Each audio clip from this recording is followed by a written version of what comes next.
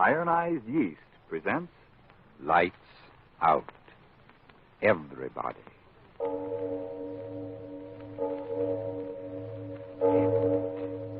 It is later than you think.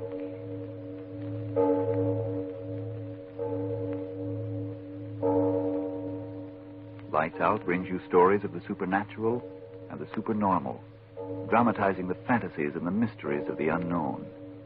We tell you this frankly, so if you wish to avoid the excitement and tension of these imaginative plays, we urge you calmly, but sincerely, to turn off your radio now.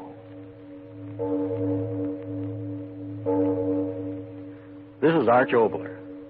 Some call it the root of all evil, and some call it the flower of all good. Ordinary people call it money. That's what our story is about tonight. Money. $3,000 worth. But first, Frank Martin. Confidentially, folks, how do you feel these wartime evenings? Too jittery, run down, and tired for any fun? Then quite possibly you simply need more vitamin B and iron than you're getting from your food. If so, try ironized yeast tablets. They're the famous two-way tonic that gives you both vitamin B and iron. Thus, when you need them, ironized yeast helps two ways to step up your pep and strength and ambition. Helps you two ways to really enjoy living. And the cost? Just a few pennies a day. Friends, remember that name. It's ironized yeast tablets. And now, lights out. Everybody.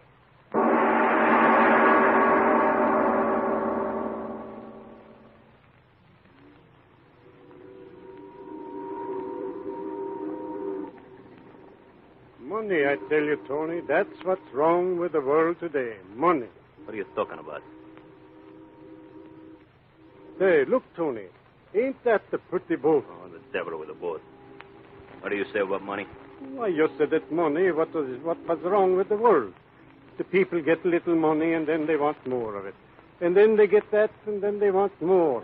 And pretty soon, that's all they think about is money, money, money. Yeah? What do you think about?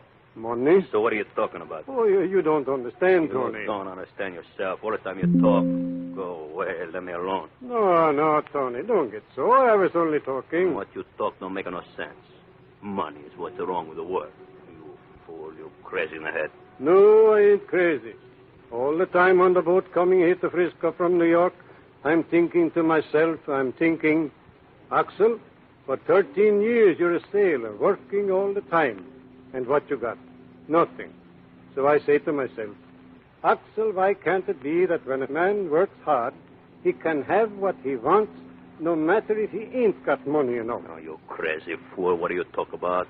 It's a dough what gets a guy what he wants. Sure. That's the way things are now. But I tell you, it ain't right. A man who works hard with his hands can't have what he wants to have. Yeah? What do you want to have, eh? A farm, Tony. A little farm. What do you say? Yeah, a little stock farm someplace. Some nice place like Wisconsin or maybe Minnesota. I say something funny, maybe. Farm. By golly, that's funny. No, it's not funny. For 13 years I work on the ship. I save my money for farm. I don't like the money. I just want a farm for my wife and my kids. And then... Yeah, I know. Then the 31 that bank she's a go bust and you back away your start there. And I tell you, Tony, it ain't right. I work so hard. No, I tell you, you dumb squarehead. All this talk about kick the money out and give a man what he worked for. I tell you, that's a bunk. Yeah, but Tony... Money, that's what a man needs. All the money he can get is a mitts on. And then he's got the world right by the neck. But I work so hard. So what? It ain't work what make a man rich. It's a break. Yeah, a break. Me, I'm best deep water diver in the whole Pacific. So what? I never get a break, so I'm still eating slop and walking the ducks. Yeah, Tony, that's what I say. All right, someday when move on. No bumming around the docks. Oh, yeah, officer, we go. That belly. What's that?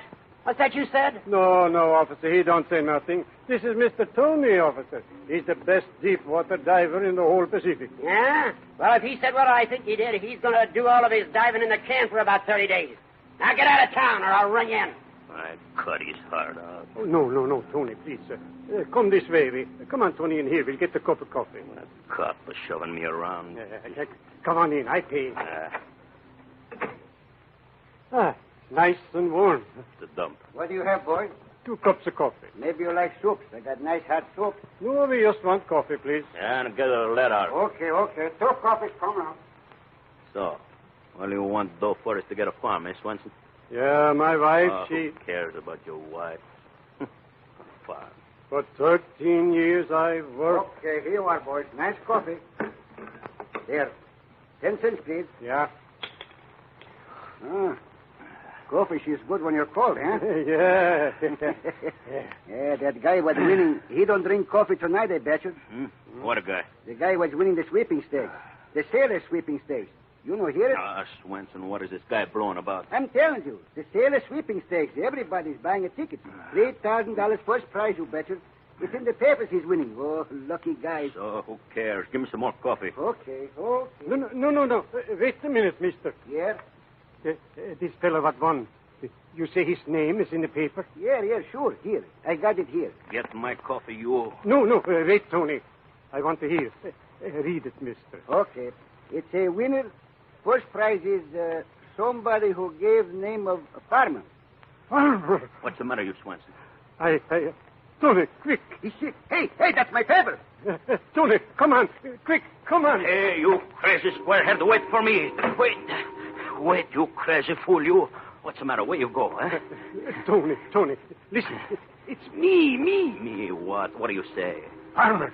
That's the name I give the man when I buy the ticket. Huh? I'm rich, Tony. I can get the farm. You? You mean you? What he said in there? You? Yeah, me, Tony. Me. I buy sweepstake tickets long time ago. I win. I win. You crazy in the head. No, I tell you, I win. Look. Huh? Farmer. That's me, Tony. Oh, my wife and my kids, they'll be so happy. No, wait. It ain't right. I mean, look, give it a number here. Ticket number 6933. You got that number? I got it here. I got it, Tony. Here, let me see, huh? No, please. 13 years. What's the matter, you? I ain't going to hurry. I just want to see. Look. Huh? 6, 9, 3. Just like it's in the paper. You did win. Yeah, Tony, I win. Me, oh, my Anna, $3,000. Oh, we wait so long. $3,000. I quit the sea. I buy a farm. Oh, Tony, my Helga, my kids and me, the happiest people in the whole world. $3,000. I buy the best farm in all Minnesota. Come on, Tony. I go get my money. No, wait. Huh? Don't go now. It's a pretty late. Oh, but my money... Oh, but they're going to be closed, yeah. Now, you come on. We'll go down on the dock and see what is the first boat. Oh? Sure. So right away tomorrow, quick, when you get to the door for that ticket, you catch a boat home to the wife and the kids, eh? That'd be good, eh? Yeah, Tony, yeah. And, that policeman. I wish you meet him now, eh, Tony? Huh? What's the matter? Why you want cop, huh? Oh, I show him we ain't no bums anymore. Oh. $3,000 this ticket is what. By Jiminy, a man is no bum. No, you're right there. No, you bet your life you ain't.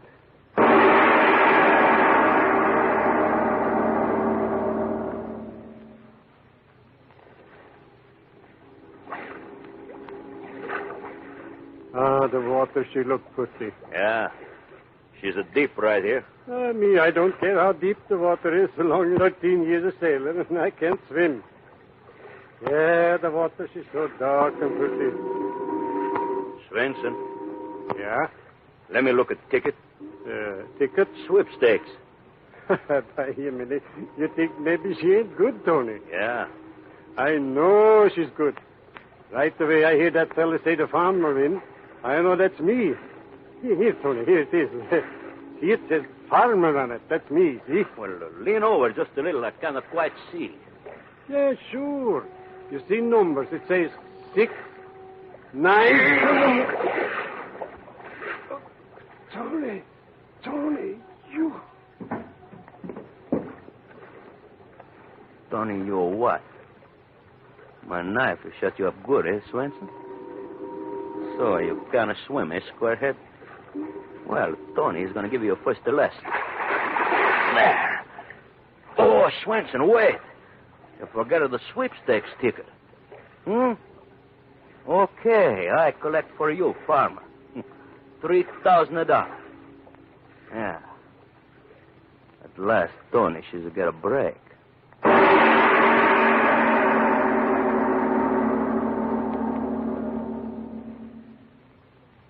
Ladies and gentlemen, I know we're all interested in this story of money, but at the same time, I'm sure we're also interested in calming down long enough to make sure that the murder took place quite a distance away from us.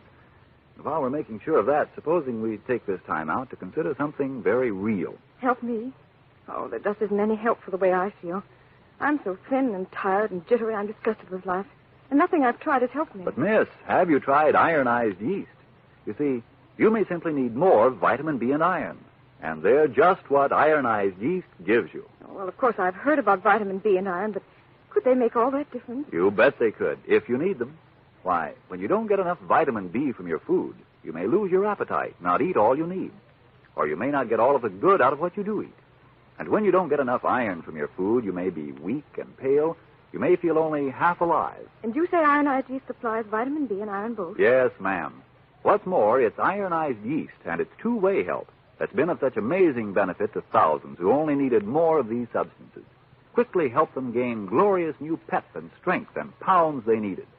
So, if you need more vitamin B and iron, get ironized yeast tablets right away. Start taking them tonight. And now back to our lights-out story of money, money, money.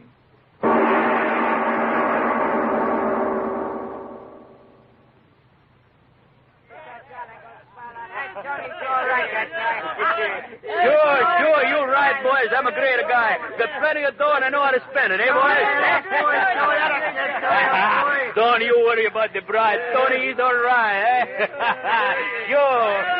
Now listen, you go home and let me go upstairs, eh? And maybe tomorrow night we'll go have some more fun, huh? Yeah. Tony's a great guy now, eh? Sure, I'm a great guy. Everybody knows Tony's a great guy.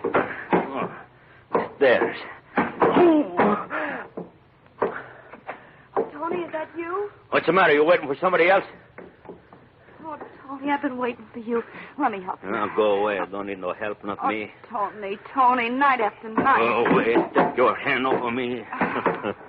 Great guy, that's me. Spending all your money on three drunken fools. Shut up, your mouth. Careful. You. I told you I don't need no help from nobody. Don't need to take what he wants. Shut the door. Yes. Now, come here and give a great guy a kiss. No. Come here, you. No, wait. Tony, listen. Don't want to listen to nothing. But, Tony, the man... Man? What man? The man that was here. He's been here a dozen times since midnight looking for you. Midnight? Who was he? What do you want? Well, he acted so funny. What? What do you mean, funny? He spoke so funny, as if... As if what? As if his mouth was full of water. You try to make a joke of Tony, eh? No, I'm not fooling. Really, I'm not. He said... He say something? Yes, that's what I'm trying to tell you. He said, tell him... Well, what? What did he say, eh? Well, I could hardly understand him. He talked so funny, but I think he said, tell him I was here, and then I think he said the farmer. No. The farmer? Yes, that was it. Oh, Tony, what's the matter? What he look like? What's the matter, Tony? What he look like? Well, he was tall, and he looked like a sailor, and I think his clothes were wet. Oh, Tony, that's him again. That's the way he knocked before. No. Oh, Tony, don't stand there staring at the door like that. You're scaring me. Don't do it. You out there, go away. You dead. What? Dead. You hear me? Dead. I killed you 6 months ago today. Oh, Tony. I throw you in the water 1,000 miles from here. You dead. Tony, Dead. Tony, no. You scare my wife, but you don't scare me, you farmer. I kill you Tony, again. No, don't you scare me. Swenson, you go in that door Tony, right don't.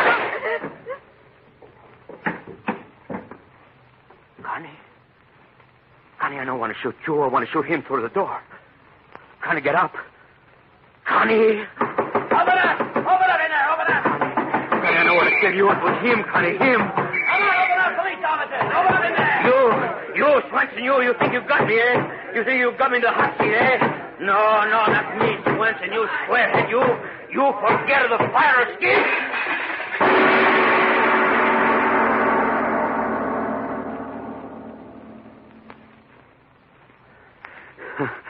Listen to me, Cap. You gotta help me. You gotta. Now, take it easy, Tony. Take it easy. You will get me out, eh? So far out, there ain't a copper in the world can get you. Listen, at midnight tonight, my ship is pulling out to go down through the canal and over the coast of Ireland to go hunting for gold. Gold? You crazy. Watch your tongue. I said gold, and gold it is. Only we're going under the sea for it. What? You heard me. Under the sea. $1 million in gold in the hold of the Tanya, sunk by a sub. The boys are going down there to dive for it. Dive? Yeah. And if you decorate the mahogany in front of me with every cent you got in your pocket, you'll be on board my ship. Ah. You hear that, Swenson? You diving for gold. $1 million. And me, I'm going to be on board. Shut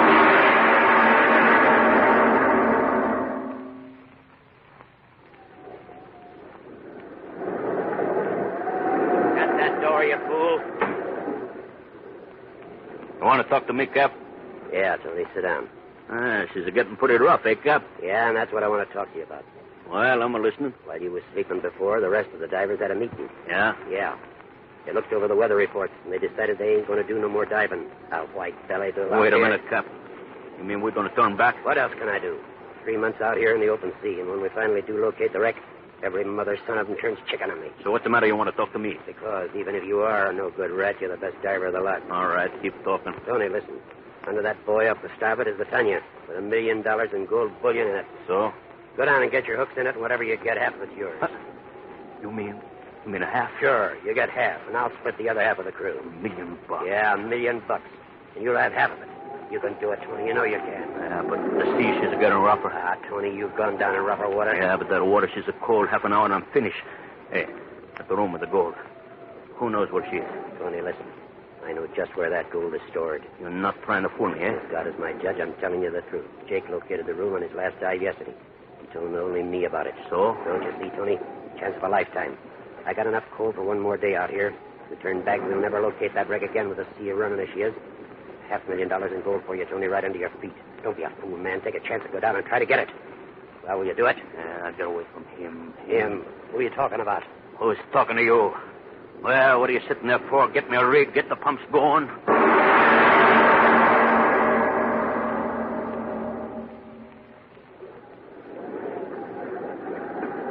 Ready, Tony?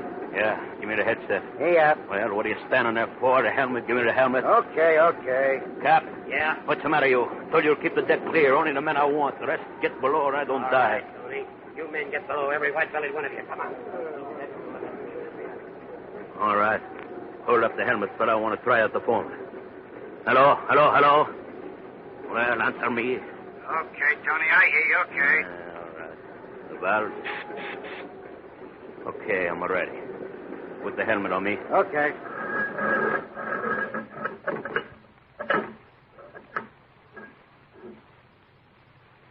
Well, hurry up, you mugs. Get them bolts tight. You think I got all day? What's that, Tony? Okay. Put me over the side and watch that pump or I come up and cut your heart out.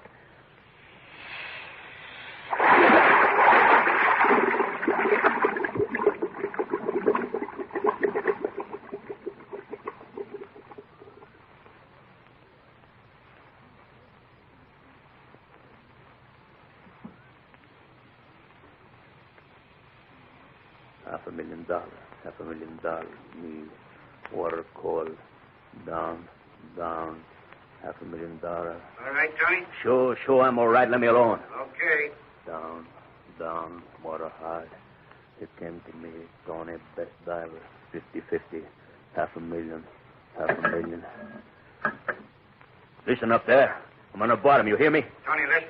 Captain says hurry up. Squall coming up. Tell the captain if he's taking me up before I give signal, I'll cut his heart out. But, Tony... Shut up and let me alone. Me, Tony, $500,000. Captain says gold was inside door, A deck. $500,000. Oh, the door, the captain said. Me and the cap, 50-50.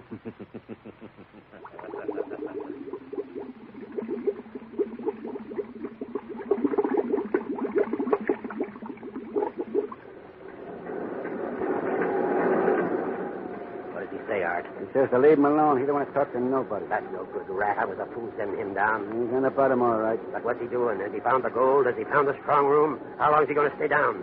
Talk to him, Art. Tell him he's just in.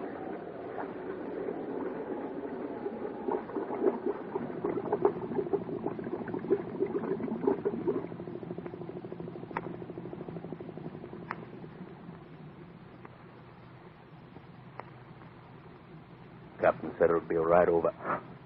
Santa Lucia, the gold. Roma full of gold. I'm rich. All the money in the world. Me, Tony, rich. Yeah, all the money you want, eh, Tony? Huh? Oh, who's it talking? Answer me, who's it talking? What's wrong, Tony? Anything wrong? You up there, I told you I don't want to talk. What's the matter? You don't listen to me. What do you mean all the money I want? What do you say that for, huh? I didn't say that, Tony. I've been standing by. Standing by. Oh, wait till I get up there. I show you standing by. Wait till I get the headset connection with my teeth. I'll fix it so you don't bother me no more. No, wait, Tony. The captain said that... So, now, talk a little while, you sour-faced me. I won't hear you. Me, I'll be alone with my gold. No, Tony. Not alone. You up there, stop talking to me. Stop, you hear? Stop. I am down here, Tony, with you. Huh? Who said that? I broke the connection. Nobody can talk to me. Nobody, you hear? Nobody can talk to me. I will talk to you, Tony. So much to talk to you. Oh, it's in my head.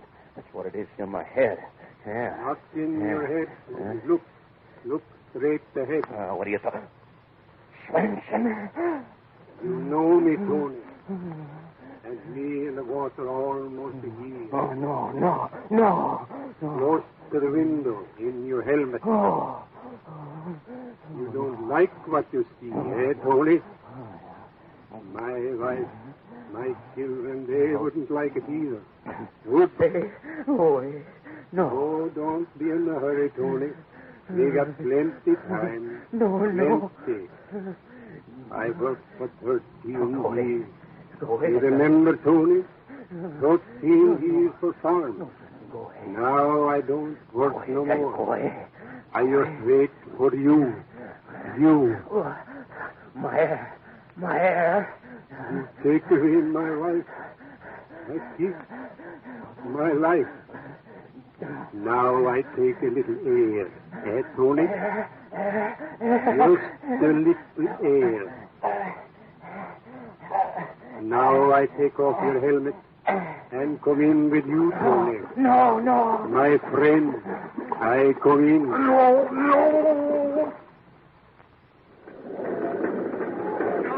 Go away, Swenson. Go away.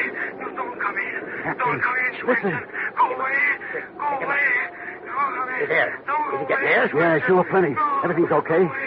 Talk to him. He don't answer, just yelling. Signal on the lifeline. He's signaling us, Captain. Says everything's okay. Wants to be taken up. He's yelling. He's still yelling. Call him in, quick. How about decompression? No. He's going to fight with that. We'll put him in the tank when we get him up here. Something must be wrong. Yelling bloody murder through the phone and signaling okay on the lifeline. Hurry up, you men. Get him up. Quick. Call him in. Here he comes. Oh, he's not there. It's not him. It's something else on his line.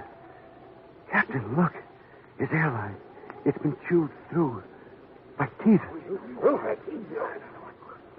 But what is it? What's tied to the lifeline where he was? It's Mother in Heaven. It's a bar of gold.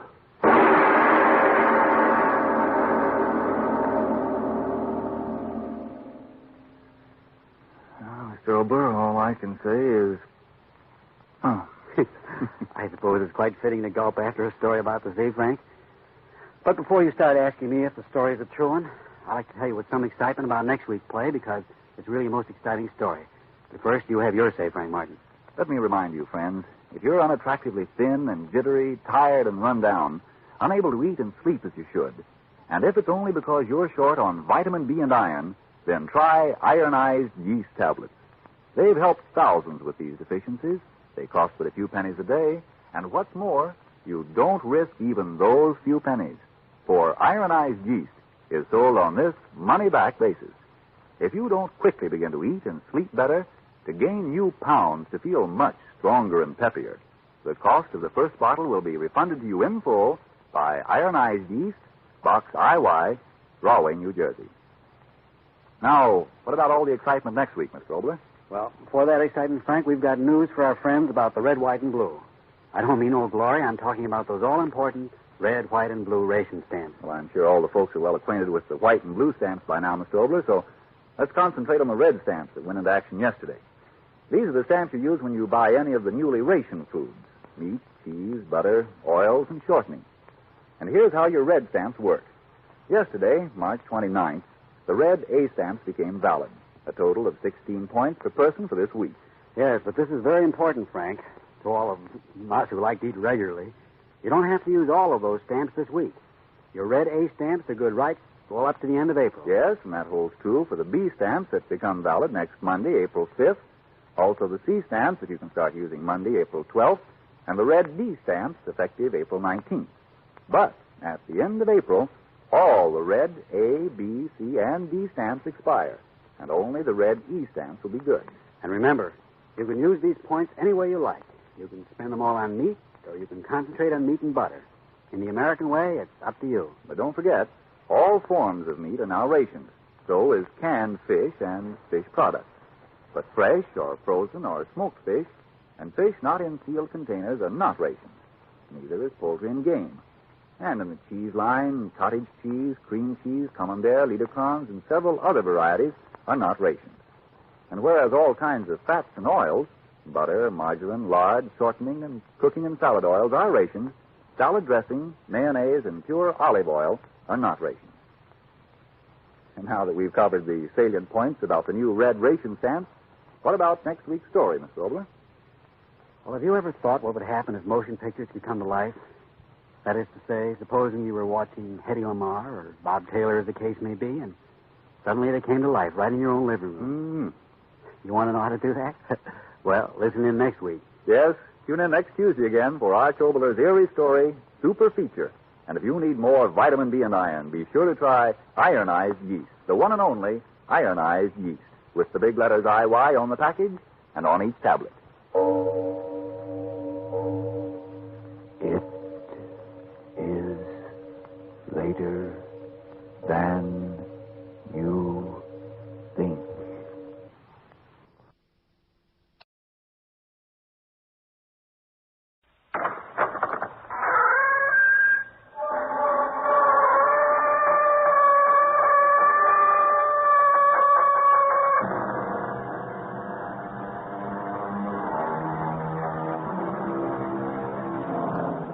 Come in. Welcome. I'm E.G. Marshall. Most of us have a healthy love of adventure. We like to do new things and visit strange places. We don't even mind taking certain risks, but within limits, of course. To wager life and limb in pursuit of adventure is only for the very few. And rarer still is that breed of person who insists on venturing forth even though the outcome is almost certain to be death. I'm telling you, it's out there, Jason. I have proof now. It's right there in front of you. I'm sorry, Ernie, but I'm not going to help you.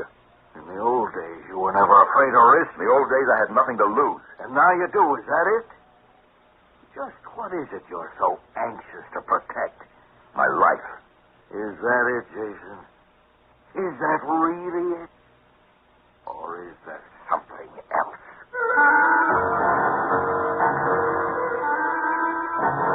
Our mystery drama, The Laughing Maiden, was written especially for the Mystery Theater by Percy Granger and stars Norman Rose. It is sponsored in part by True Value Hardware Stores and Buick Motor Division. I'll be back shortly with Act One. There are people who thrive on danger, who need to live on the cutting edge of existence, taking risks and meeting challenges which seem unnecessary to everyone but them. Financial reward is of little importance. Just to survive is their triumph. Then there are others, people call them soldiers of fortune, who willingly put their lives into the hazard in hopes of gaining such a prize they will never have to worry again, if they live.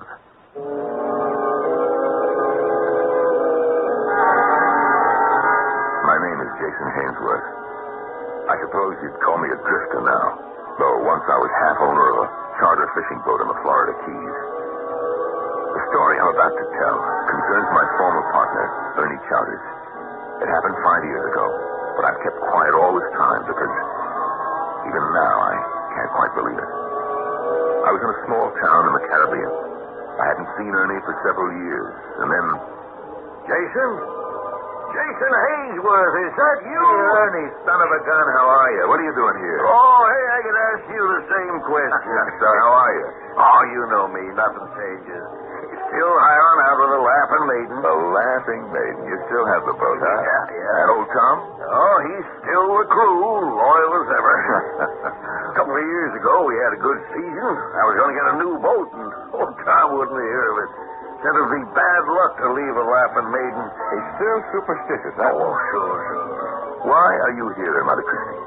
There can't be many rich fishermen coming through a little port like this. Oh, well, it's part of the Caribbean I hadn't seen before, I guess.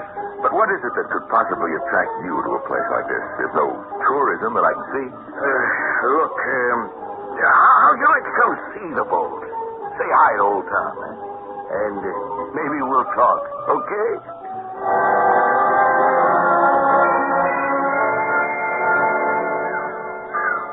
You're not in some kind of trouble, are you? No, it's not that at all. Hey, look, there she is. Yeah, a Laughing Maiden. Looks like you haven't given her a new coat of paint since I left. Come on board.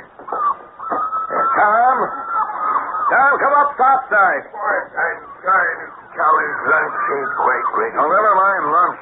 Look who I got with me. Oh, Mr. Hainsworth. How are you, Tom? Just I'm all right. Just about to fix some lunch. You gonna stay? Yeah, of course he is. Well, she's got some other business. No, nothing. I'd like to join you. Well, it's okay. Well, how's the old ship sailing, Tom? Well, it stays afloat. I'm going to walk around some and try to get my sea legs back. It's been a long time. Yeah, sure. Sure, Jason. You go ahead. Did you tell him, Mr. Chowders? No, not yet, Tom. Don't you think you ought to? I don't think it'll matter. I get the impression his luck's not been too good lately. Well, it's a fact I'd sure feel better with another person along. I hope he still carries that pistol. Here he comes. Well, I'll get down and make lunch, but you tell him, Mr. Chowders, and tell him the whole truth. He's your friend. Oh, this sea air is like a tonic. Ernie, is there something wrong with Tom? Tom? No, why? I don't know. He seems a little on edge. Oh, you know, Tom has always been a little strange.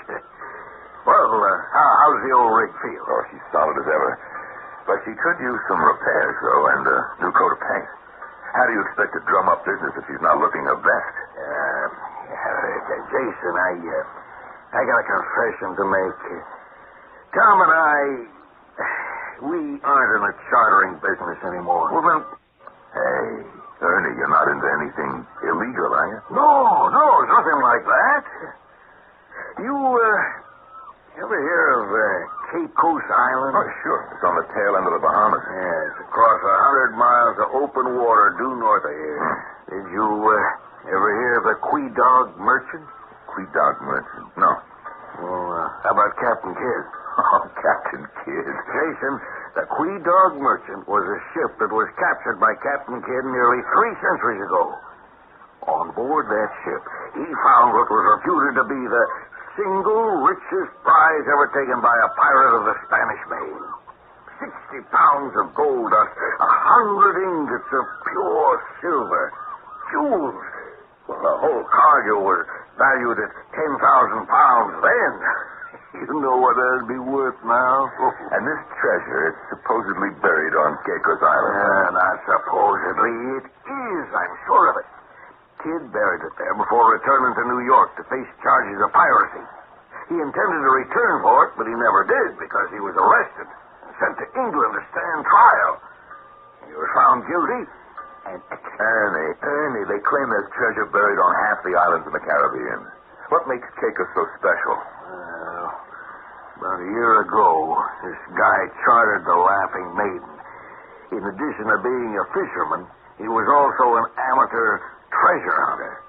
He told me the whole story, and he paid me to take him out to Caicos to nose around. So you want me to come out and help you dig up the island looking for this treasure? No. The place is too big for that. What we've got to do is find the rock. What rock? According to the story, after Kid buried the treasure, he carved the directions to it on a rock. Oh, if we can find that rock, Jason, we're rich. And this is why the Laughing Maiden needs Zuko to pay? We've been out to Caicos a dozen times. I've been making a methodical search, taking one section of shoreline at a time. Jason, today could be it. There's only one small strip of beach on the leeward side I still haven't explored. So what do you say? This isn't one of those treasures that's guarded by some pirate's ghost, is it? Oh, don't be silly. Here, let me show you something. Yeah. What is it? It's a Spanish doubloon. Pure silver. I found it on Caicos the day that amateur treasure hunter had me take him there. Look, there's bits and pieces of booty all over the place down here. You can hardly scratch the ground without... But this is from the Quedog merchant. I have proof of that. How? Look here. See the imprint? You see these numbers down at the bottom? They're a code for the place where the coin was minted. Toledo, Spain. Well, how do you know it was Toledo? Because I wrote to the National Archives in Madrid and asked for a copy of the Quedog Merchant's Manifest. And there it was. The numbers on the manifest matched this coin. Oh, no doubt. This coin came from that ship.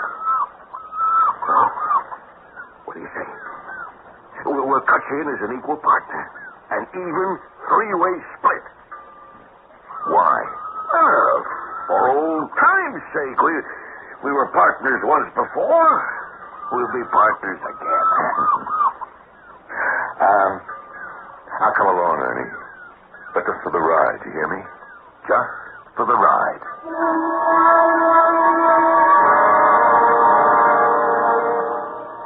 I always time it so we arrive at low tide. That way we can cover the whole beach. Well, the whole beach is solid rock. No wonder the treasure's safe. Well, we only got to cover up to that spit there. You mean to tell me that you've been all around this island? Yeah. That rock's here. I'm going to find it. What about Tom? What about him? How come he stays on the Laughing Maiden? Wouldn't it go faster if he helped you? Oh. Well, Tom's kind of a lookout. Oh, a lookout? What for? What's that? It's Tom. We got to get back to the Laughing Maiden quickly.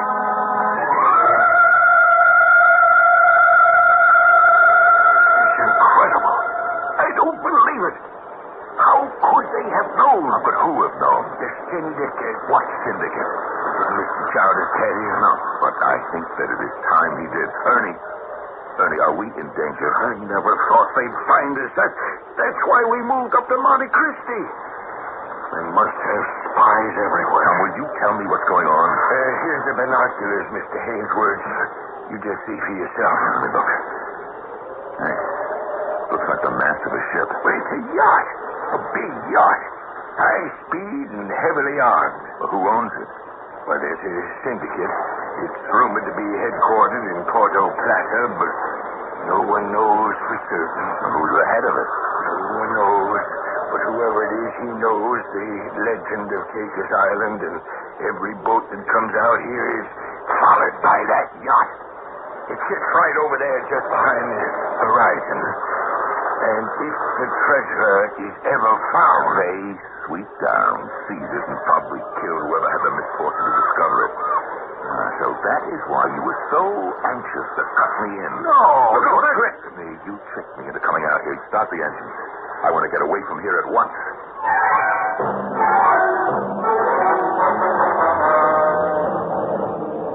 I left Monte Cristi that evening. Didn't see Ernie or Tom again for some time. And then several months later, I happened to be passing through the village again on my way back to the States. I was still upset with Ernie and had resolved not to visit the Laughing Maiden. But I did linger in the town for several days. Why I stayed, I don't know. But to this day, could I tell you if it was a mistake or a blessing in disguise? Mr. Hainsworth. Oh, Tom, how are you? When did you come into town? Well, I've been here for a while. You weren't going to come down to the Laughing Maiden? I don't think so, Tom. Well, I can't say I blame you much. Wasn't right of Mr. Chowders not to tell you the full story. We might have been killed out there. Well, I hope you haven't gone back. No. Good. That means Ernie has finally given it up, huh? Mr. Hainsworth, I wouldn't blame you if you said no. Not after what happened, but I think you better go to see Mr. Chowders. Why? I'm worried about him. Real worried. He's in a bad way. He's hardly left the boat for the past 3 months. What happened? Well, I'd rather not say here in public, but I am worried about his health, Mr. Hainsworth, and worried about his sanity. It's because of something that happened that day out at Caicos Island.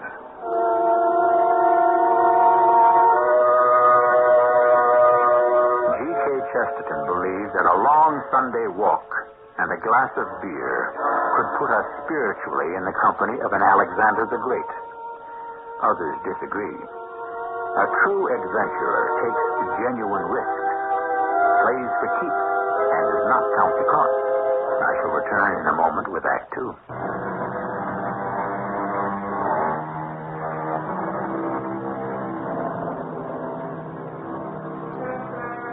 Which is larger, the universe or the mind of man? The philosopher would say the mind, because it is capable of comprehending the entire universe plus 1 inch. But man is also the only animal who will inflict pain on himself needlessly, who will torture himself with the remorseless workings of his own mind. It's a vicious circle, and given the power of the mind, sometimes a fatal one.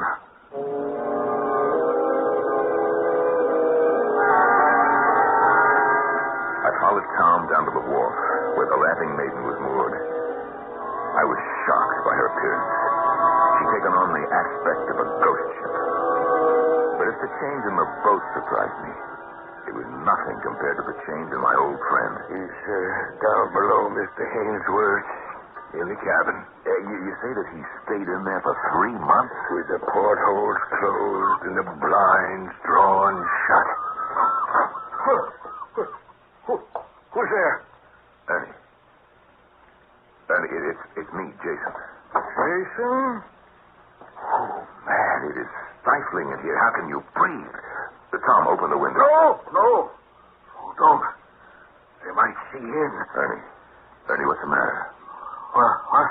Who might see in? The syndicate people, Mr. Hainsworth. He's terrified of them. But why? Have they been after him? Oh, it's because of what I've got here. What? Tom, were you followed? I don't think so, Mr. Chowders. You think the syndicate is watching you? You can't be too careful. Ernie, you made a prisoner of yourself on your own boat for 3 months. I can't ever escape. What are you talking about? You don't know where the treasure is. Oh, but you're wrong, Jason. You're wrong. Wait till you see. You remember that day on Caicos? Remember when we spotted the yacht's masthead? I started taking pictures. Look. These are the pictures that you took? Yeah. Here. This one of the sunset. Look down there in the corner. There's one of the rocks on the beach. See how the sunlight is striking it?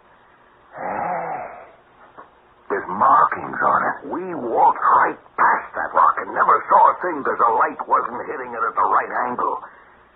But here, in the photograph with the sun just about to set, the markings show up perfectly. It's the rock Captain Kidd carved his map on. Now, all we have to do is go back, decipher the stone, and go straight to the treasure. Yeah, and what about the syndicate? Well, that's the problem, Mr. Hainsworth. There don't seem to be any way we can go back there and Mr. Chowders has been tearing himself apart from the inside out over it. We're so close to it. We're so close. There it is, Jason, in the photograph. We've found the rock. But you can't go out there, Ernie. The Laughing Maiden couldn't outrun a high-powered boat. I know. It's been like this all these months. It gnaws at him, won't give him any rest.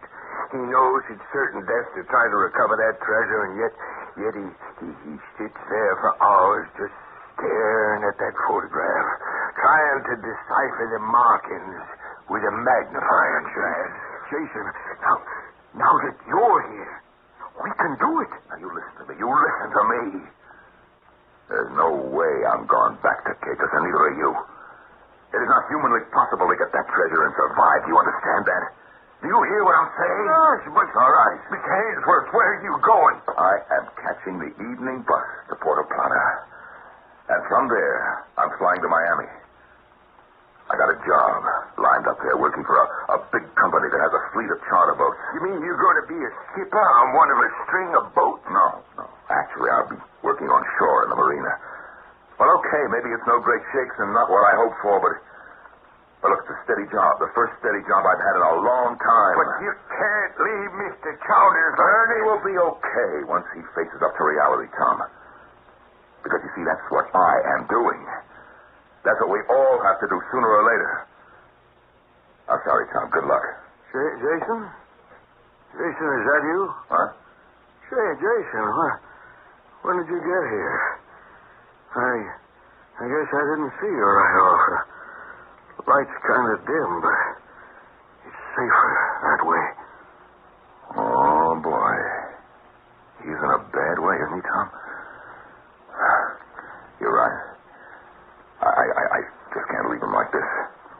But the first thing is to get him topside for some fresh air, and then ventilate this cabin. It smells like a tomb in here. Yes, sir, Mr. Hainsworth. Now, if you rustle us up something to eat, and then this evening when it's dark, well, we'll talk.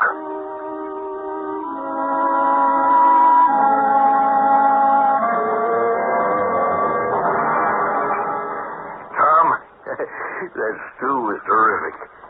Meal like the old days. I feel like a new man.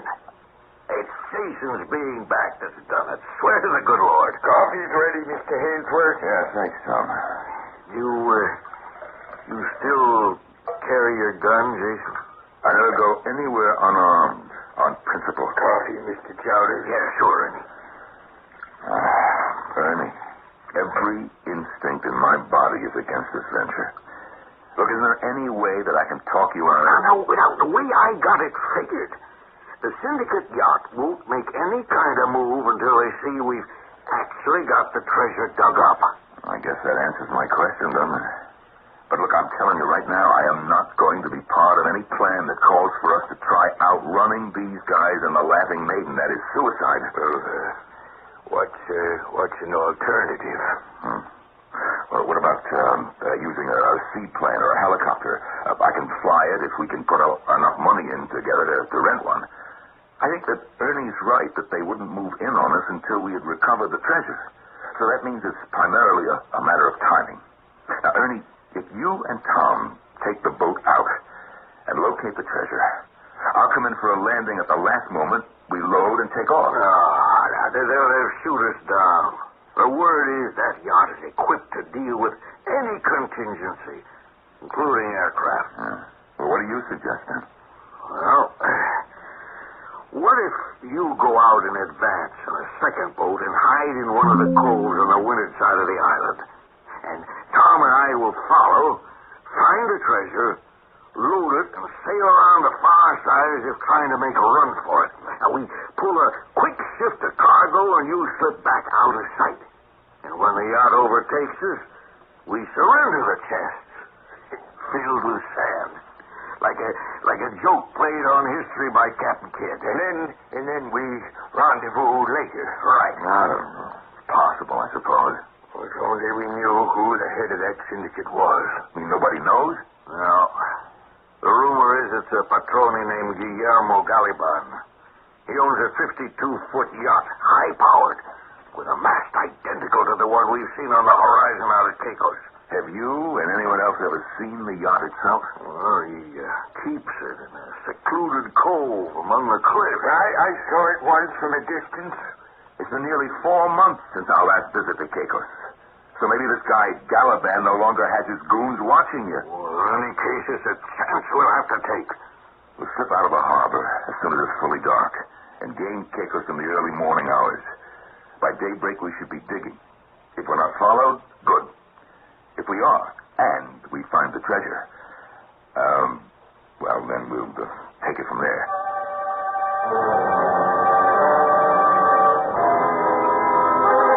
We left the harbor as soon as it was dark. Even if the syndicate didn't discover our departure until the following morning, and even if all went smoothly on Caicos, we'd still have no more than a couple hours head start on them. And of course it would be foolhardy to return to Monte Cristi. So we took extra fuel, enough to get us to Rum Key in the Bahamas. There we could refuel and press on to Florida, and we hoped safety. But the first step was finding the treasure. It was still dark when we reached Caicos. Okay, Tom. We're near the shoal. Kill the engine. So, hear anything that sounds like we're being followed? No. Are you sure we're in the right spot? Oh, I got these rocks memorized. This is where I took the picture. Yeah, sure. That's the rock. Jason, Tom, we found it. 42, 43. Veering off, keep to your left. 28, 29, 50. How was I by the compass? Due east. Right on schedule. The sun's just coming up. Well, this should be the spot. Tom, give us the shovel. Right. Now, you take up a position on that rise of ground over there. Keep an eye out for that yacht. Jason, you and I have some digging to do.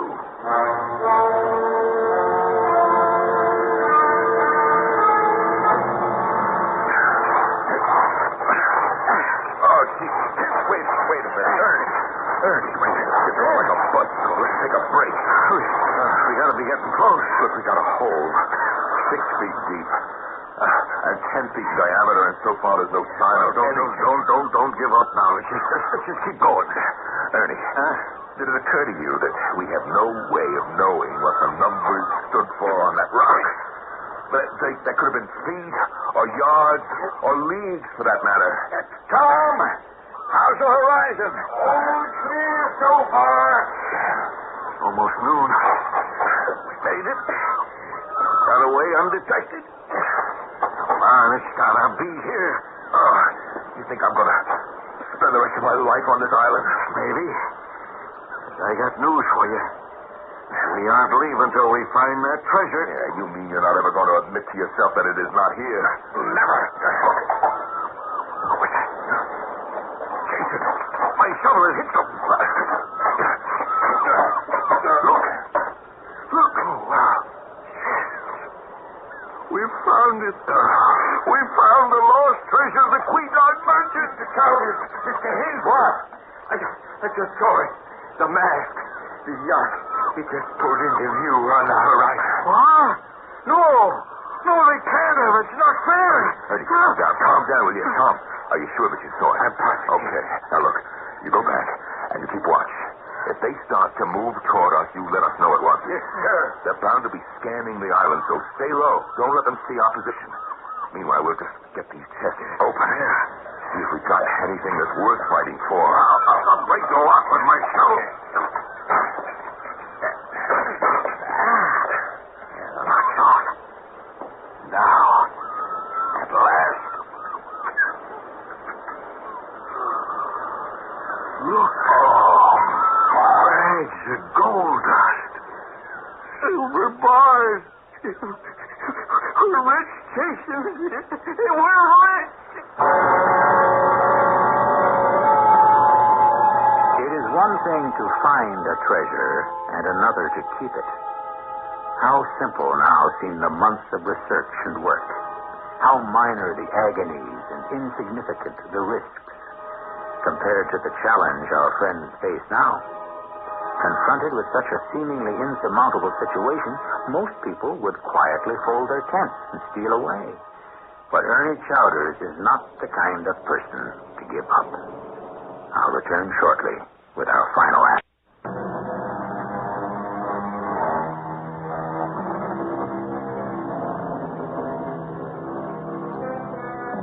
Three of the world's richest men are at this moment in a very singular situation. They are on a desert island in the middle of an ocean in the immediate proximity of their entire fortune and being held at bay by an ominous yacht reputedly owned by a powerful and very mysterious syndicate. The situation can perhaps most perfectly be described as a dilemma. As we rejoin them, we find them doing what human beings often do in dilemmas. Nothing. What are we going to do? I don't know. But we got to do something. We can't just sit here all day staring at millions of dollars in jewels. Yeah. Tom, let me have the binoculars. Yeah. It's unfair. It's just unfair. How did they know we were here? Well, once they saw the Laughing Maiden missing from the harbor this morning. If they'd showed up an hour ago, I wouldn't have minded so much. But to get here, just as we found the treasure. Looks like they're just going to sit out there all day till we make the first move. There's only one solution. What's that? I don't see anything for it but rebury the treasure. Oh, look, let's be sane about this, Ernie. What else can we do? The shoals. What? The Barracoa Bank. Where's that map? Got it. There. That's it. That's the way out of here. See? Right there. Yeah, the Barracoa Bank. Among other things I did in preparing to find this treasure was to study the surrounding waters here until I could navigate them in my sleep. Now, the Barracoa Bank is a reef system which extends from North Caicos to Providenciales Island. That's 10 miles. 10 miles of shallow water. So? Very shallow water. At least in places.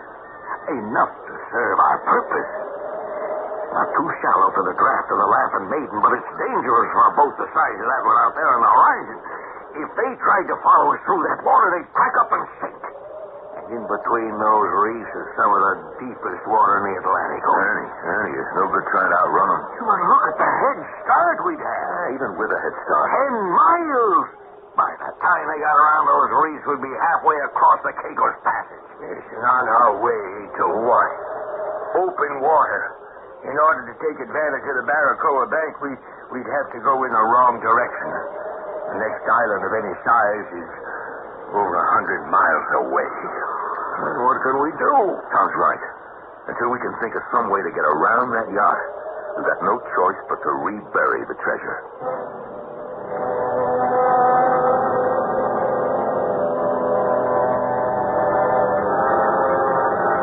We made the trip back to Monte Cristi in silence. As I look back on it now, I think that was the last shared feeling we three were ever to have together. I can't understand it. How does a syndicate know our every move? Galliband must have half the villagers in Monte Cristi working for him. Oh, I'd like to get hold of Galliband and break his neck. Let's try coming up with more practical options, Ernie. Anyway we cut it, we're back to square one. How come you're so keen on this all of a sudden? What do you mean? Yesterday you couldn't wait to get to Miami on that job. There's a couple of $1 million in treasure out there, old buddy. Hey, wait a minute. Miami, that may be the answer. Miami? Let's assume for the moment that Ernie's right. That the syndicate's information comes from spies. And that they've got the Laughing Maiden under constant surveillance. That means that there is no way we can ever approach Caicos from here or any other port along the Dominican coast. Yeah, our only chance would be to approach from the other direction.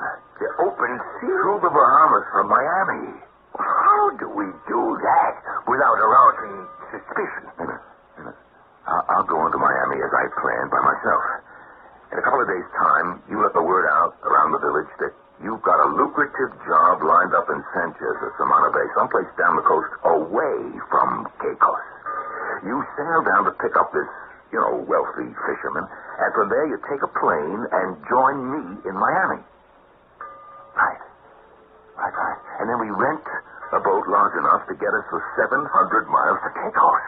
Well, that means leaving the Laughing Maiden behind. No, I don't like it. The Laughing Maiden's no good to us in this situation. It's too old and too slow. Now, I'm going to go back to my hotel now.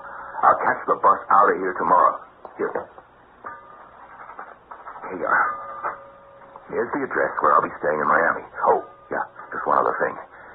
This Mr. Galaban, where did you say his place was? Just this side of Isabelica, on the road to Puerto Plata. Why? I'll expect to see you by Sunday. Yeah. Good. What do you think, Tom? I don't like the idea of abandoning the Laughing Maiden. No. I meant about Jason, Mr. Hainsworth. Yeah. Something's bothering me about him. The way he suddenly came up with that plan. I think you're imagining things. No, I don't think so. He was planning to go to Miami all along, and now he's got us going there, too. And why did he come back to Monte Cristo? Mr. Hainsworth wouldn't betray us. That's crazy. Well, he left us 4 years ago, didn't he? Oh, he's always looked out for number one. That's who he's looking out for now. Tom, I want you to follow him. Follow Mr. Hainsworth? Yeah, that's right. Until he gets on that bus tomorrow morning, I want you to see every place he goes and report back to me. When I left the Laughing Maiden that night, for the last time as it turned out, I had a strange feeling. The information I was hearing about this syndicate was leaving something out, and a new suspicion was beginning to dawn on me. There was one thing I had to check out if I could. I didn't know it at the time, but where I went that evening saved my life. We met in Miami as planned. Both Ernie and Tom were acting strangely, though. They seemed reserved and distant. I didn't pay much attention to this at the time. I just chalked it up to nerves.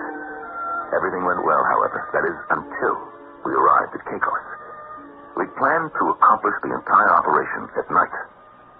Clouds aren't moving at all. I don't understand it. The Weather Bureau in Miami said clear weather for 5 days. Absolutely no possibility of cloud cover. Just a luck. It's being off the Laughing Maiden that's responsible. Oh, be quiet. Jason, I thought you had this all planned out. A full moon, clear skies, plenty of light to get the treasure and get away safely before daybreak. Now the whole night's lost. Are you sure the Bureau told you clear weather? Yeah. Hey, Tom. Is there any breeze up there at all? No, not a whisper, Mr. Hainsworth. Captain Kidd himself might as well be protecting that treasure.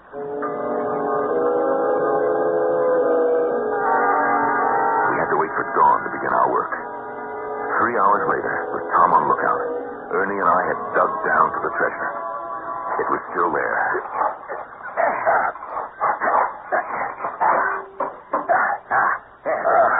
That's it. We got it. Tom, any sign of that yacht? He's waving all clear. I don't believe it. Let's get the chest down to the beach and into the lifeboat and get out of here.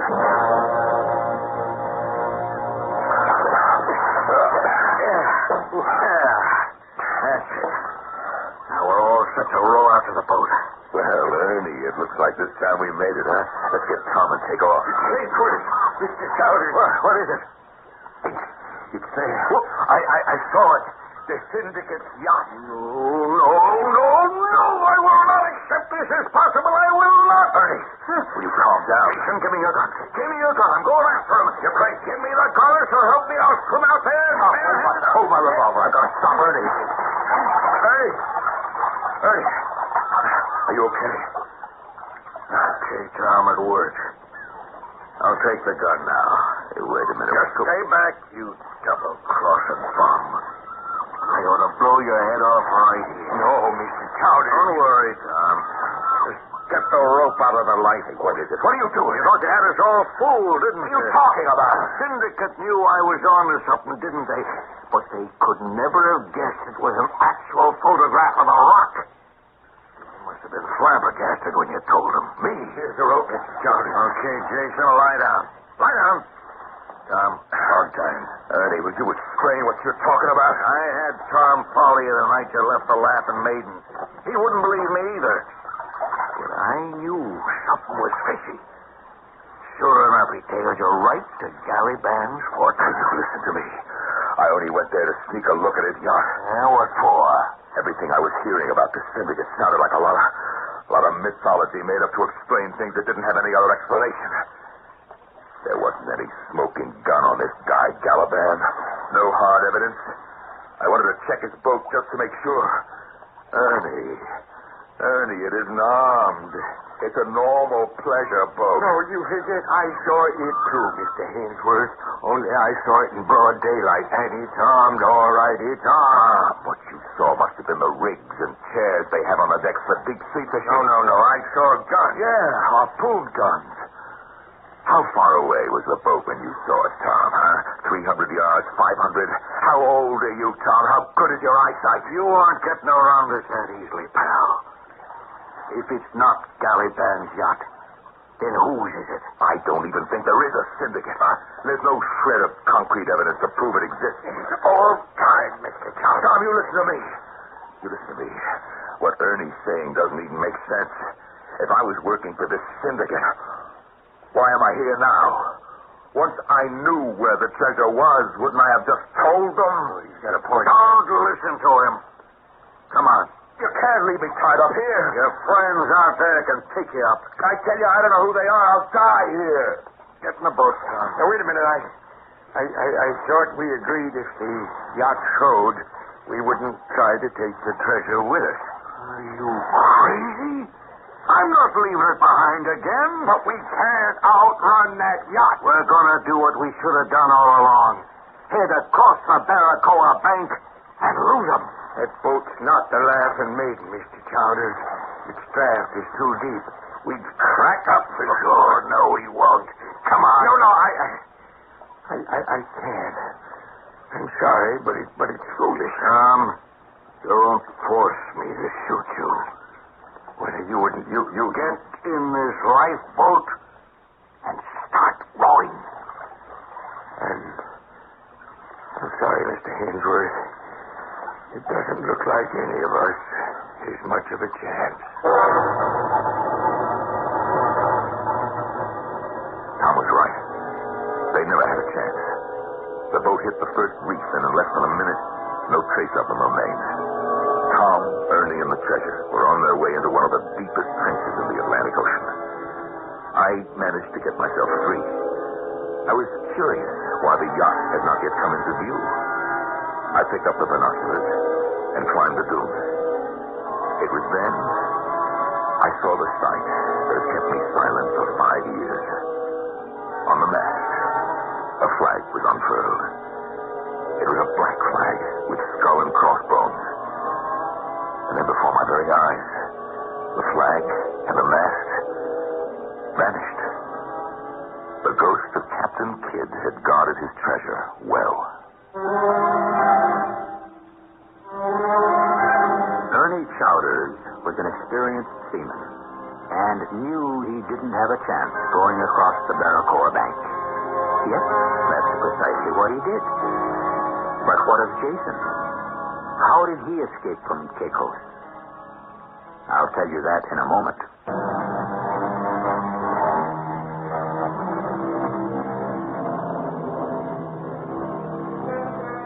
Jason Hainsworth didn't have long to wait for rescuers. Within a day, another party of would-be treasure hunters came to the island, following the eternal lure of buried treasure. A final note. Considering the fact that the syndicate yacht was an illusion, Tom was right all along. If they had stayed with the Laughing Maiden, they'd all be alive and rich today. Our cast included Norman Rose, William Griffiths, and Arnold Moss. The entire production was under the direction of Hyman Brown. This is E.G. Marshall inviting you to return to our Mystery Theater for another adventure in the macabre. Until next time, pleasant dreams.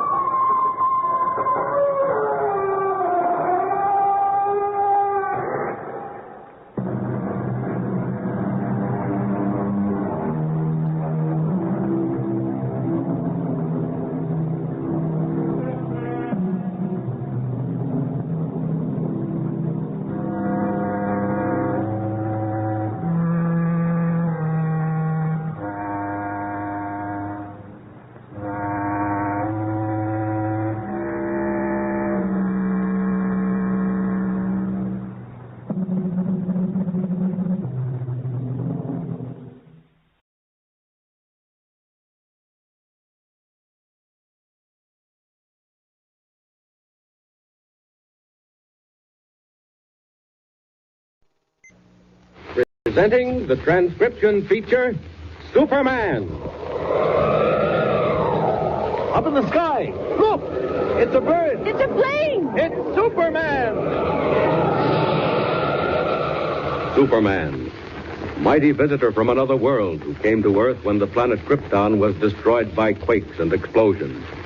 Superman, who can bend steel in his bare hands, leap tall buildings at a single bound, race a speeding bullet to its target, and who walks about among human beings as champion of the weak and the oppressed in his character of Clark Kent, news reporter. As our story opens today, Kent has returned from dealing with the Dinelli gang of racketeers, has taken up his routine duties in the office of the Daily Planet. Already a new and thrilling assignment lies just ahead. So far, Kent knows nothing about it. You find him at his desk, knocking out a story on his typewriter, while Jimmy Olsen, the Planet's copy boy, hangs around in open admiration. Hi, Mr. Kent. Anything I can do for you? Huh? Oh, no. No, thanks, Jimmy. Doing a follow-up on the Denali story? No, this is something else. Oh. Wouldn't be anything about that airplane story, would it? What was that about an airplane story? Gee, didn't you see it? All about them planes crashing down at Bridger Field out west? Boy, it's keen. Oh, guess I missed it. What's so keen about planes crashing? That's pretty serious. Oh, I didn't mean it that way. It's just that I go for anything about planes. Wow, budding pilot, eh? You said it, Mr. Kent. The minute I get old enough. Well, you've got quite a while to wait, Jim. Beat it now. Go somewhere else when I finish this story. Okay, Mr. Kent. But if I ever get a chance to fly, I'm telling you, the Daily Planet will need another copy boy. Oh, Kent. Clark Kent. Calling me, Mr. White? Yes. Come in my office a minute, will you? I got somebody here I want you to meet. Sure thing. Coming right along. Close the door and pull up a chair. Kent, this is Mr. Hamlin of the National Air Service. Flew for Uncle Sam during the war. Manages private transport service now. How do you do, Mr. Hamlin? Glad to know you, Mr. Kent. You're not handling anything important now, are you, Kent? No, sir. Now that the Dinelli gang is cleaned up. Fine. Hamlin's going back west to Bridger Field tomorrow, and you're going with him. Bridger Field? You look a little startled, Mr. Kent. You've seen the stories, Kent? Well, I've been hearing about them. 5 crashes of planes in 2 weeks. That's right, isn't it, Ed? 6. Oh, yes, 6. In the space of the past 2 weeks, Kent, one of the most remote, least known airports in the country, 6 brand new transport planes have come down in flames. What? All of them? Every single one, Mr. Kent. Oh, what's the answer? Well, that's what we'd like to find out. Mr. Hamlin's a friend of mine, and I've told him you're a little bit more than the average reporter. Not much more, but a little. Giving you quite a build-up, Mr. Kent. If there's a story out there, Kent, you get it. And if you can find out at the same time what's happening to our plane... Great Scott, Mr. Hamlin. You mean to say you don't know? Mr. Kent, we haven't the faintest idea. The thing's weird, unbelievable. But what about the pilots, the men on board? What do they say? So far, there haven't been any survivors. What? It's more than an accident, Kent. It's design. Cold and deliberate and deadly. Mr. White, what makes you say that? Go on, Ed. Tell him what you told me yesterday. Know anything about Bridger Field, Mr. Kent? No, not a thing, except that it's way out in the southwest Rockies. Right. Most desolate country in the world. Down near the border, and completely surrounded by rocks and ravines and miles of desert. If a plane comes down anywhere except on the field, well, it cracks up, that's all. But these planes, the ones you're talking about... I'm getting to that. I just wanted to explain the lay of the land first. Is the field near any town, Ed? 20 miles, more or less. Del Rio's just over the border. What's at Del Rio? Oh, the usual thing. Gambling joints, racetrack. Oh, yes, the circus. The what? Well, it's one of our amusements. It's the Lawbeck Tent Show. Ever hear of it? No, not me. Well, it's not a very big one, but it comes every year, and it saves us from dying of boredom. That is, it did until 2 weeks ago. What happened then? First of the accidents. Oh.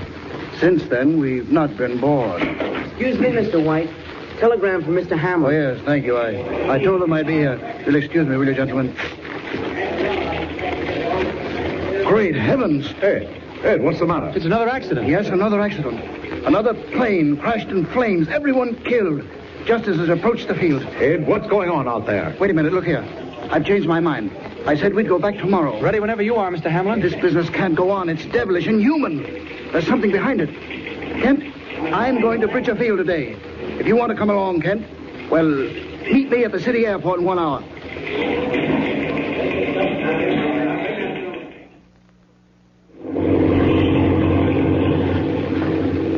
What's the time, Kent? 4 o'clock. Be daylight pretty soon now. Now you can see it getting lighter in the east already. Following wind. Another 2 hours and we're there. This ship of mine has passed. I only hope nothing else has happened in the meantime. Well, go on with what you were saying, Mr. Hamlin. Oh, yes, about the plane. Yes. I didn't tell you everything, Kent. No? No, I've been saving this for the last. I didn't want you to think I'd gone crazy, lost my mind. What is it? Well, in those 6 crashes, when we went out and examined the wreckage, there wasn't a trace of a motor. What? No, I don't expect you to believe it, but it's true.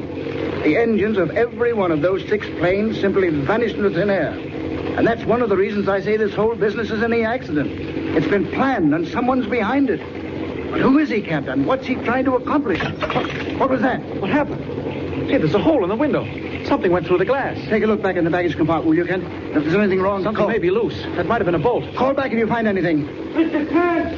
Mr. Kent! What the... Mr. Hamlin, there's someone aboard. What's that? Mr. Kent, I'm in the baggage compartment. Open Hamlin, we got a stowaway. Jimmy Oates. Don't be sore, Mr. Kent. I sneaked on board at the airport, Mr. Kent, and I just had to come. You mean to say you've been hiding in there all the way? I wouldn't have come out now, only something's happened. I had to tell you. What are you talking about? Mr. Kent, there's a plane coming up behind. Coming up fast, and they're shooting at us. What? I tell you, they are. Didn't you hear the bullet a minute ago? Look, out and back. You can see your wing lights.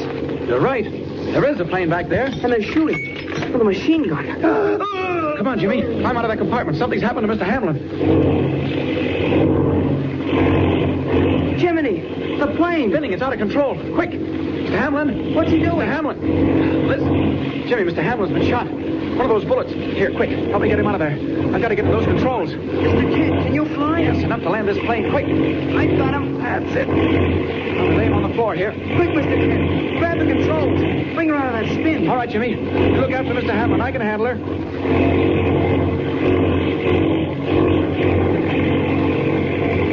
Oh, boy, that's it, Mr. Kent. You got her. What about that other plane? Where is it? Hey, Mr. Kent, they're shooting again. They're right on our tail. They're trying to get over us, Mr. Kent. What do we do? Not much we can do while I'm sitting here.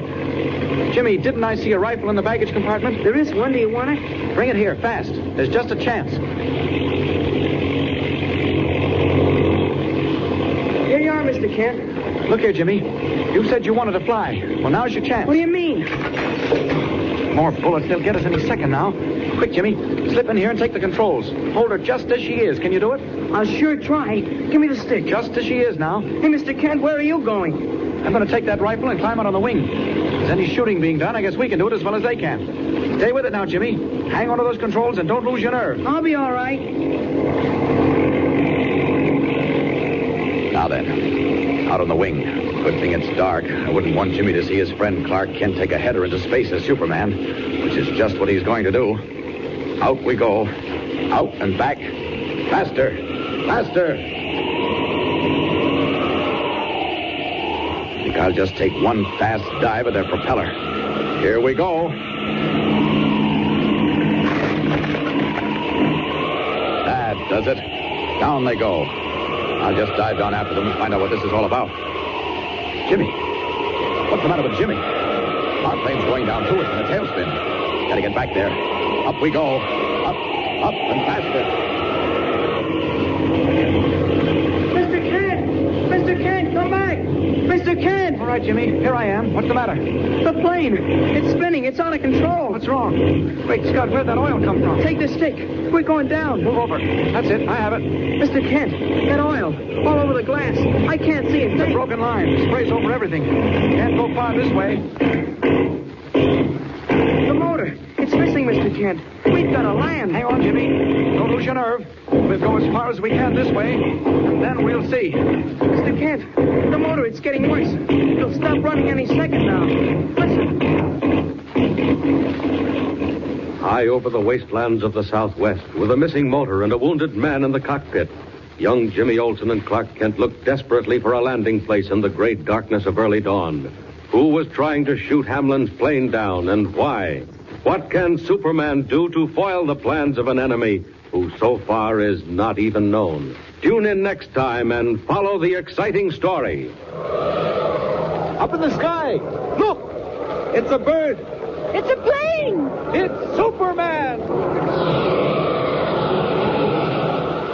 Superman is a copyrighted feature. Presenting the transcription feature, Superman.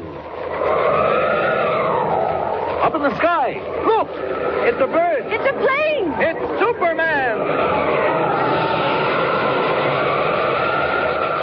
And now, Superman, champion of the weak and the oppressed, valiant fighter for truth and justice, who is faster than an airplane, stronger than a locomotive, and who walks the earth as a man among men in the character of mild Clark Kent, news reporter for the Daily Planet. When we last saw him, Superman, as Clark Kent was speeding westward in a plane with young Jimmy Olsen, office boy from the Daily Planet city room, and the badly wounded form of Ed Hamlin of the National Air Service. Another plane followed them and attempted to bring them down with machine gun bullets. With Hamlin badly hurt and young Jimmy at the controls, Superman fought off the mystery ship and returned to help Jimmy, only to find that a broken oil line had put their own plane in imminent danger of crashing. As our story continues today, the plane with its motor failing and Kent at the controls searches desperately for a landing place in the great darkness below. Listen. Mr. Kent, what about it now? How are we doing? Can't tell you, Jimmy. We're losing altitude all the time. No telling how much longer we can keep up airspeed. It's still pretty dark. How's Mr. Hamlin doing? I don't know, Mr. Kent. He's moaning a little now and then, but he's not conscious. Take another look below. See if you see anything. Not yet. Wait a minute. I do see something. Mr. Kent, it's a light. And there's a light off to the left. There's two sort of streaks out in front of it. What are you talking about? Where? Look, don't you see it? Great Scott, Jimmy, that's a railroad. What you see is the headlight of a train, and those streaks are the tracks. We're right over it, Mr. Kent. That is, we're over the tracks. The train's back a little ways, but she's coming right along. All right. I can't see much with this oil all over the window, but here goes. Stand by, Jimmy. Grab hold of something. I'm putting her down. Gee, Mr. Kent, I hope we don't crack up.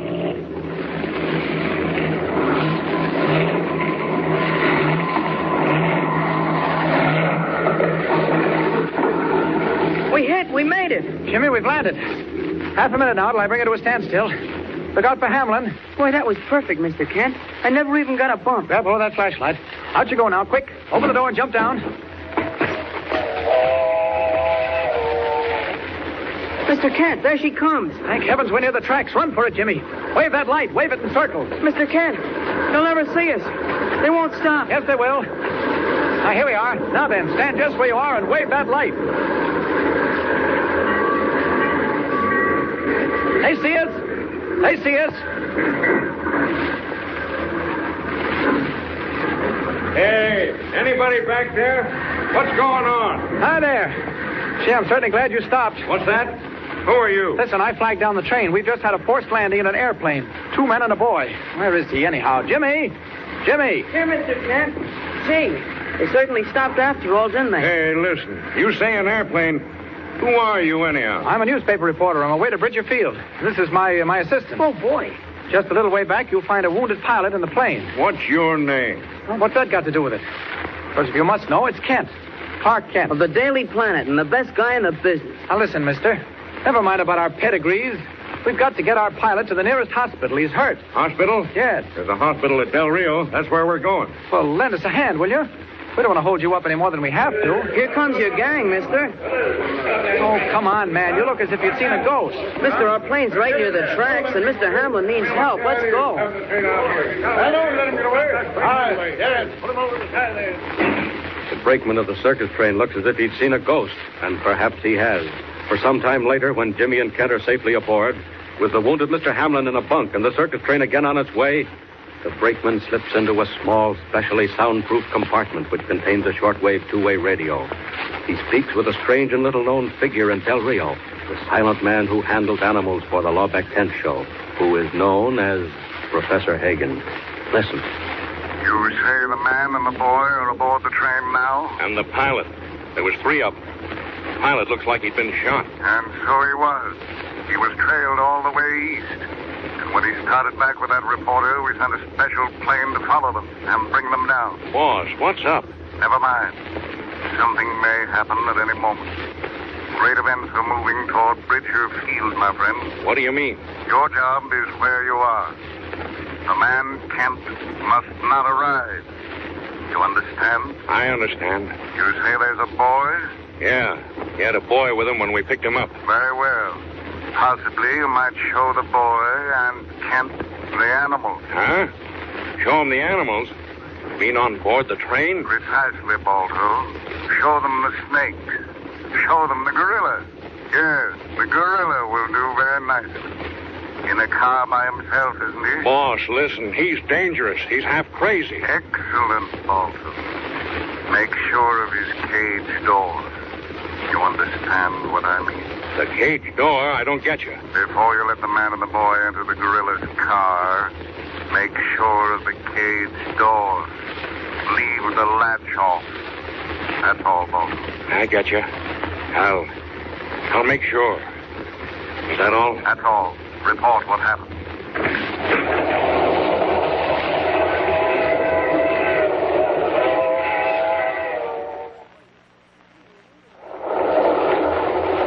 Gee, do you mean to say we can really look at the animals? Sure, why not? Gosh, isn't he a swell guy, Mr. Kent? Well, he's certainly doing the honors all right. What's your name, mister? Baldo. They call me Baldo. Watch out for the door.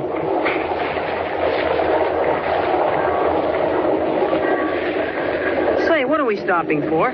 We are stopping, aren't we? Yeah, we're stopping all right. Reckon we take on water here. Gee, this open car is funny. Where's the gorilla? Just ahead. He's got a car all to himself. What's his name? Jojo. Is he very wild? Wild? Jojo? Say, mister, he's so tame he eats right out of my hand. Gee, what's that? That's Jojo. Hey, he doesn't sound tame. He's just having fun. He's lonesome. There isn't any chance of his getting out of his cage, is there? Out of his cage? Yeah. Mister, that cage is solid steel bars, 2 inches thick. Here we are. This is Jojo's car. There you are. That's Jojo. Hey, aren't you coming in? I'll be back. I got to see what's doing on the side. You're sure it's all right? Oh, sure. Jojo loves business. Stay as long as you like. Well, that's Jojo, Jimmy. He's certainly big enough. Boy, and how? All right, now, Jojo. All right, it's only us. Mr. Kent, he's getting madder all the time. You don't suppose he can get out, do you? I hope not, Jimmy. He may be as tame as that fellow said, but he might not know us for friends. Mr. Kent, the cage door. Something's going wrong. The door swung open. What do we do? He's getting ready to spring. Quiet, Jimmy. Edge back toward the door. Don't make any sudden move. He isn't doing anything so far. He's making up his mind. I'll stay where I am. Mr. Kent, the door. It won't open. It's locked. Locked? It can't be. Shake it. I tell you it is. Look out, he's coming. Jimmy, make for the window. Jump right through. I'll hold him back. Quick. Mr. Kent. Mr. Kent. Quick, I'll help you. I'll break the glass. There, out you go. Now then, come ahead, Jojo. I don't know what's back of this. That door didn't go down by chance, but we can't stop for that now. See what happens when a gorilla meets a Superman. Come ahead, Jojo. Sorry about this. I know you're just fooling, but it's mighty rough for anybody else. Don't bite. I'll have to pin your ears back. You can't do a thing to me, Jojo. This is just the beginning of what I'm going to do to you. Get back. I said back. All right, let's see how you bounce. Oh, now you're really angry, eh? All right, I've had enough. Back in your cage, Jojo. Back in your cage. I have to carry you there. Come on. I said, come on. You can't fight me, Jojo. No use. You can't do it. If you try fighting, you'll break your teeth. Here's your cage, Jojo. In you go. There. Quick now. Bolt the door back in place. There. That does it. Safe and sound in the cage. Now, where's Jimmy? Where's that brakeman? What's going on? We're moving. We've left the siding. Jimmy! Jimmy, where are you? Jimmy!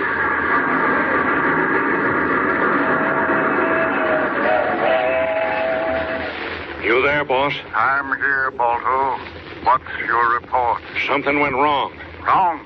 The gorilla got loose. The guy put the kid out the window, then he went to it with the gorilla. Well? Boss, he put him back in the cage. What? Balto, you're a fool. It's not possible. But never mind that. There's something far more important. Where's the man Kent now? Boss, listen. When he put the kid out the window, we was on a siding. Yes. Then we started up, and the kid got left. So the guy dropped off and went back. What? Kent's not on the train? Are you sure? I tell you, he's back in the middle of nowhere. Good. It serves just as well. Now listen, Balto. Big things will happen in the next few days. Huh? At Bridger Field? At the field. I've just heard something, which I'll tell you when I see you. Hurry back, Balto. Hurry back and forget the boy and the man Kent. If they die in the desert, so much the better. Hurry, Balto. I have news when you get to Del Rio.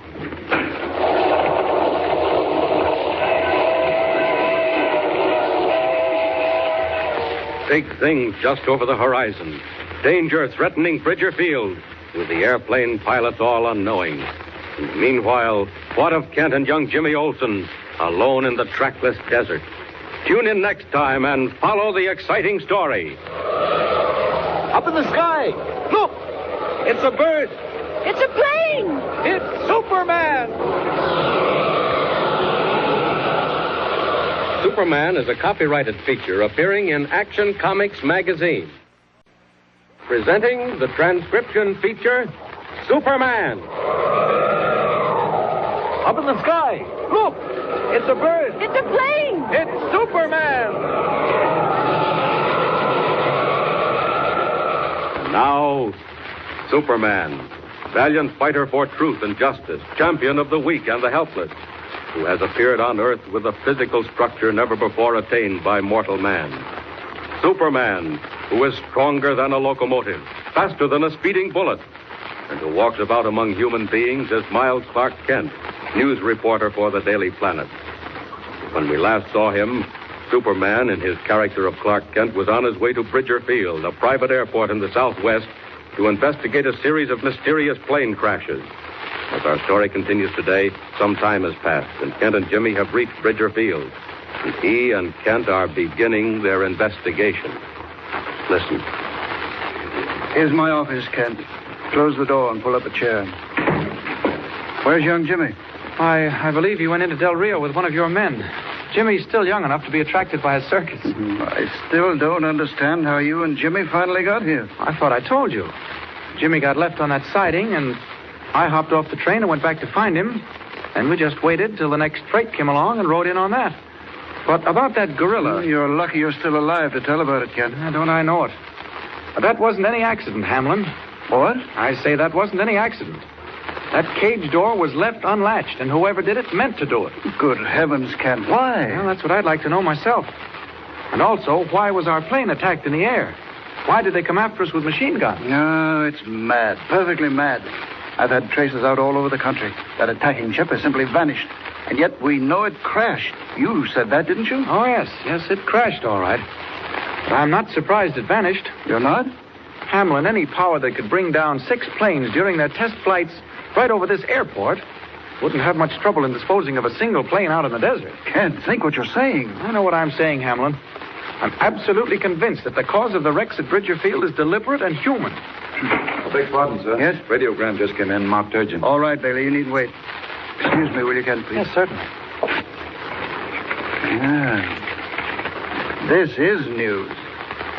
Am I allowed to ask? We're being investigated now, all right? There's trouble ahead, Kent. What do you mean? Well, this says arriving Bridger 12:30, and it's signed Fuller. Oh? Who's Fuller? Oh, just the president of the National Air Service, that's all. What? That Fuller? Yeah, the president of the lines, Kent. He does things like this all the time. Flies his own plane wherever he goes. Supposed to keep us on our toes and have the big boss drop in by himself and unannounced. Matter of fact, that is... Oh, wait a moment. What's the time now? 12:15. It's about 15 minutes more time than he usually gives us. What's that? Your clock's out of whack. No. That's the automatic radio warning. Weather report coming out of Del Rio. Oh. Switch it on, will you? Sure. Don't you get weather reports from the government? Oh, yeah, sure. We just use this as a check. Funny how often they don't check. Wait till it warms up, Norman. All right, here it comes. Mexicali Broadcasting Station, Del Rio weather forecast for northern Sonora and Chihuahua. Important. Storm coming. Planes will meet arriving gales in next or possibly few hours or minutes. They should use precaution for all are gale force. I will repeat. Weather forecast. Oh, shut it off. He's out of his mind. That's the dizziest line of talk I ever heard. Well, to be fair to the fellow, you see, he's a Mexican translating into English as he goes along. Oh. But even then, there aren't any gales coming. Oh, is he always that far off base? Oh, no. Only on his really important stuff. When he says important, you can almost bet he'll be wrong. Well, now, getting back to the trouble. Yes, there are several mighty interesting points, Hamlin. For one thing, what happened to the motors? You remember you told me in the plane just before you got hurt that in every single one of the wrecks, when you got to them, you found the motors missing? That's right. They simply vanished. How do you explain it? Kent, I can't explain it. It's fantastic. Not possible. I beg pardon, sir. Yes, what is it, Bailey? It looks like a dust storm coming up, sir. Dust storm? Where's it coming from? Over in the northeast, sir. Hey, that's sort of bad, isn't it, Hamlin? What about Mr. Fuller? Yeah, that's what I'm thinking of. If he has luck, he'll get here just about the same time the storm does. And that'll be our fault, too. Go on out to the field, Bailey. I'll be right out. We're expecting a plane. Very good, sir. Come on, Kent. There's really a dust storm coming. It's something to watch. All right.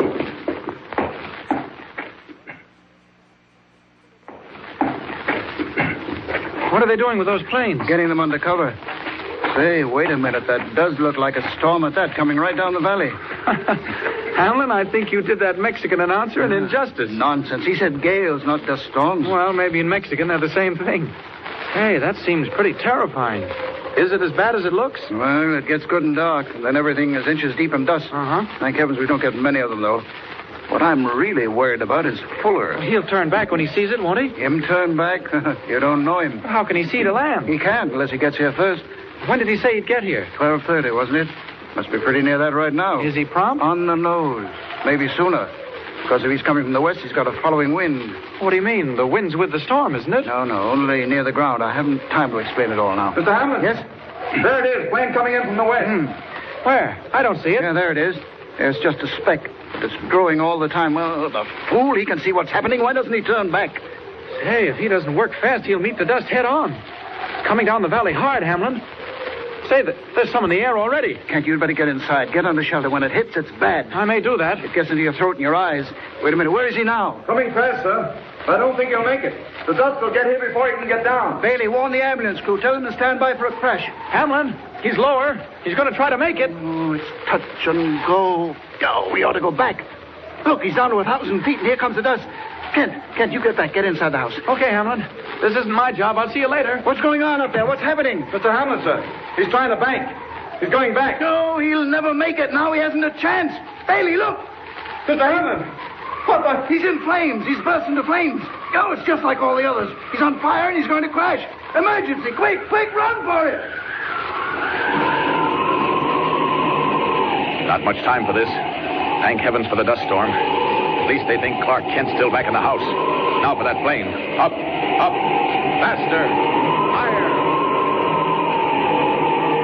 Getting there.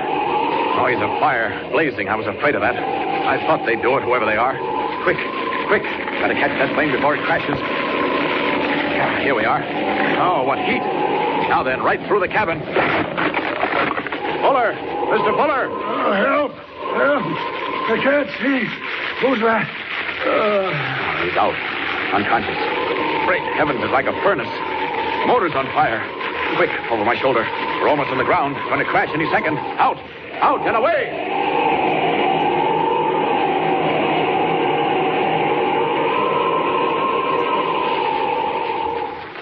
Mr. Fuller, you're sure you feel all right now? Yeah, certainly. Perfectly all right. That was a nasty crash, Mr. Fuller. I don't think I know this gentleman, Hamlin. I beg your pardon, sir. He's the fellow that pulled you out of the wreckage. We didn't even know he was there. Well, that wasn't anything. He hadn't got you when he did, well... sir, I'm obliged to you. He's Mr. Kent, sir. Clark Kent. Mr. Kent, all I can say is thank you. Thank you very much. Now then, Hamlin, I'm here for two reasons. First, to find out what's been going on. We'd like to know that ourselves, sir. Disgraceful. Absolutely disgraceful. What's it all about, eh? Mr. Fuller, sir, we don't know. We haven't any idea. If I'd known you were coming, I'd have warned you off. Warned me off, eh? Warned me off? Well, sir, you saw what happened, even to you. Precisely, and I shall stay here till the whole thing is solved. But that's not the most important thing, Hamlin. No, sir? Hamlin, this is Tuesday. Quite so. On Thursday evening, just 48 hours from now, or slightly more, this field will entertain a most distinguished visitor. What? Distinguished visitor? Coming here? Here and nowhere else. At the moment, I can't tell you who or what this visitor is. But if anything should happen here at the field... But, Mr. Fuller, sir, really, he shouldn't come. Shouldn't come? No, under the circumstances, I can't be responsible. Why must he come to Bridger? He's coming to Bridger for good and sufficient reason. I can't tell you any more than that, except that you will be responsible. Well, Mr. Fuller, if you'll allow me a word, I think Mr. Hamlin is right. Unfortunately, sir, this is a decision for ourselves. Not that I mean to be rude, you understand, Hamlin. You have 48 hours to make Bridger Field secure and prepare for our guest. That's all. I beg pardon, sir. No, not now, Bailey. Mr. Kent, sir. Yes? It's the boy, sir, young Jimmy Olsen. Well, what? Is he hurt? Has anything happened? No, sir, but he's back from Del Rio. Back from the circus, Mr. Kent. And he says he's got to see you right away. He says it's important for you to come whatever you're doing. He says he's got to see you. Events come marching thick and fast at the lonely airport of Bridger Field. Can Superman solve the mystery in 48 hours' time? Can he prevent accident to the distinguished visitor arriving on a mysterious errand? And what has young Jimmy Olsen discovered at the Lubbock Tent Show, where Professor Hagen works out his sinister plans? Tune in and follow the next exciting chapter of Superman. Up in the sky. Look! It's a bird. It's a plane. It's Superman. Superman is a copyrighted feature appearing in Action Comics magazine. Presenting the transcription feature, Superman. Up in the sky. Look! It's a bird. It's a plane. It's Superman. And now, Superman, mighty visitor from another world who came to Earth when the planet Krypton was destroyed by quakes and explosions. Superman, who can bend steel in his bare hands, leap tall buildings at a single bound, race a speeding bullet to its target, and who walks about among human beings as champion of the weak and the oppressed in his character of Clark Kent, news reporter. When we last saw him, Kent was in the Southwest with Jimmy Olsen, copy boy of the Daily Planet, to investigate a series of mysterious crashes among test planes at lonely Bridger Field.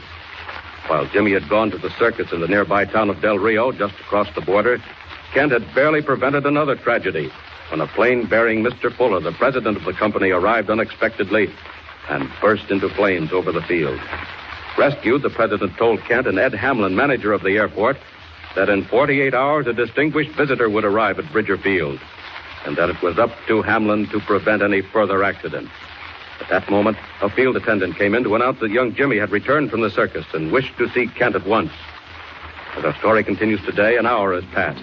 Kent and Jimmy are being driven across the border to Del Rio, and Jimmy has amazing news. Listen. All right, Mr. Kent. I'll start talking. But first, who's the important visitor Mr. Fuller said was coming to Bridger Field? Well, I'm not sure, Jimmy. Mr. Fuller wouldn't say, but you know what the National Air Service does? They make planes, don't they? Very special planes. They do a lot of experimenting. If I'm not mistaken, this visitor isn't a man at all. It's some brand new type of plane, and they're bringing it to Bridger Field because it's the most out-of-the-way place they can think of to test it. Boy, that hitches up with what I found out at the circus. What do you mean? Well, I was sort of in an alleyway there by the tents. Yeah? When all of a sudden I saw that brakeman who was on the circus train, and he tried to grab me. What did you do? Boy, I lit out. I ducked around a bunch of wagons, and he never did find out where I went. And then came the next thing. Go on. Well, Mr. Kent, I pulled up alongside a little shack, I wanted to get my wind. And yes? All of a sudden I heard a couple of guys talking inside. And they were talking about airplanes at Bridger Field. They were? Who were they? You wouldn't believe it, Mr. Kent. One of them was a circus strongman. They called him a Russian. His name was Fodor. And the other was Professor Hagen. Hagen? Who's he? He's the animal trainer. I saw him put on his act at the circus. That's how I knew. Hagen trains all the wild animals. And boy, is he good. Well, never mind that. What were they saying? You'd never believe it. I heard one of them mention Bridger Field. Yes? I think it was Hagen. Then I began to listen.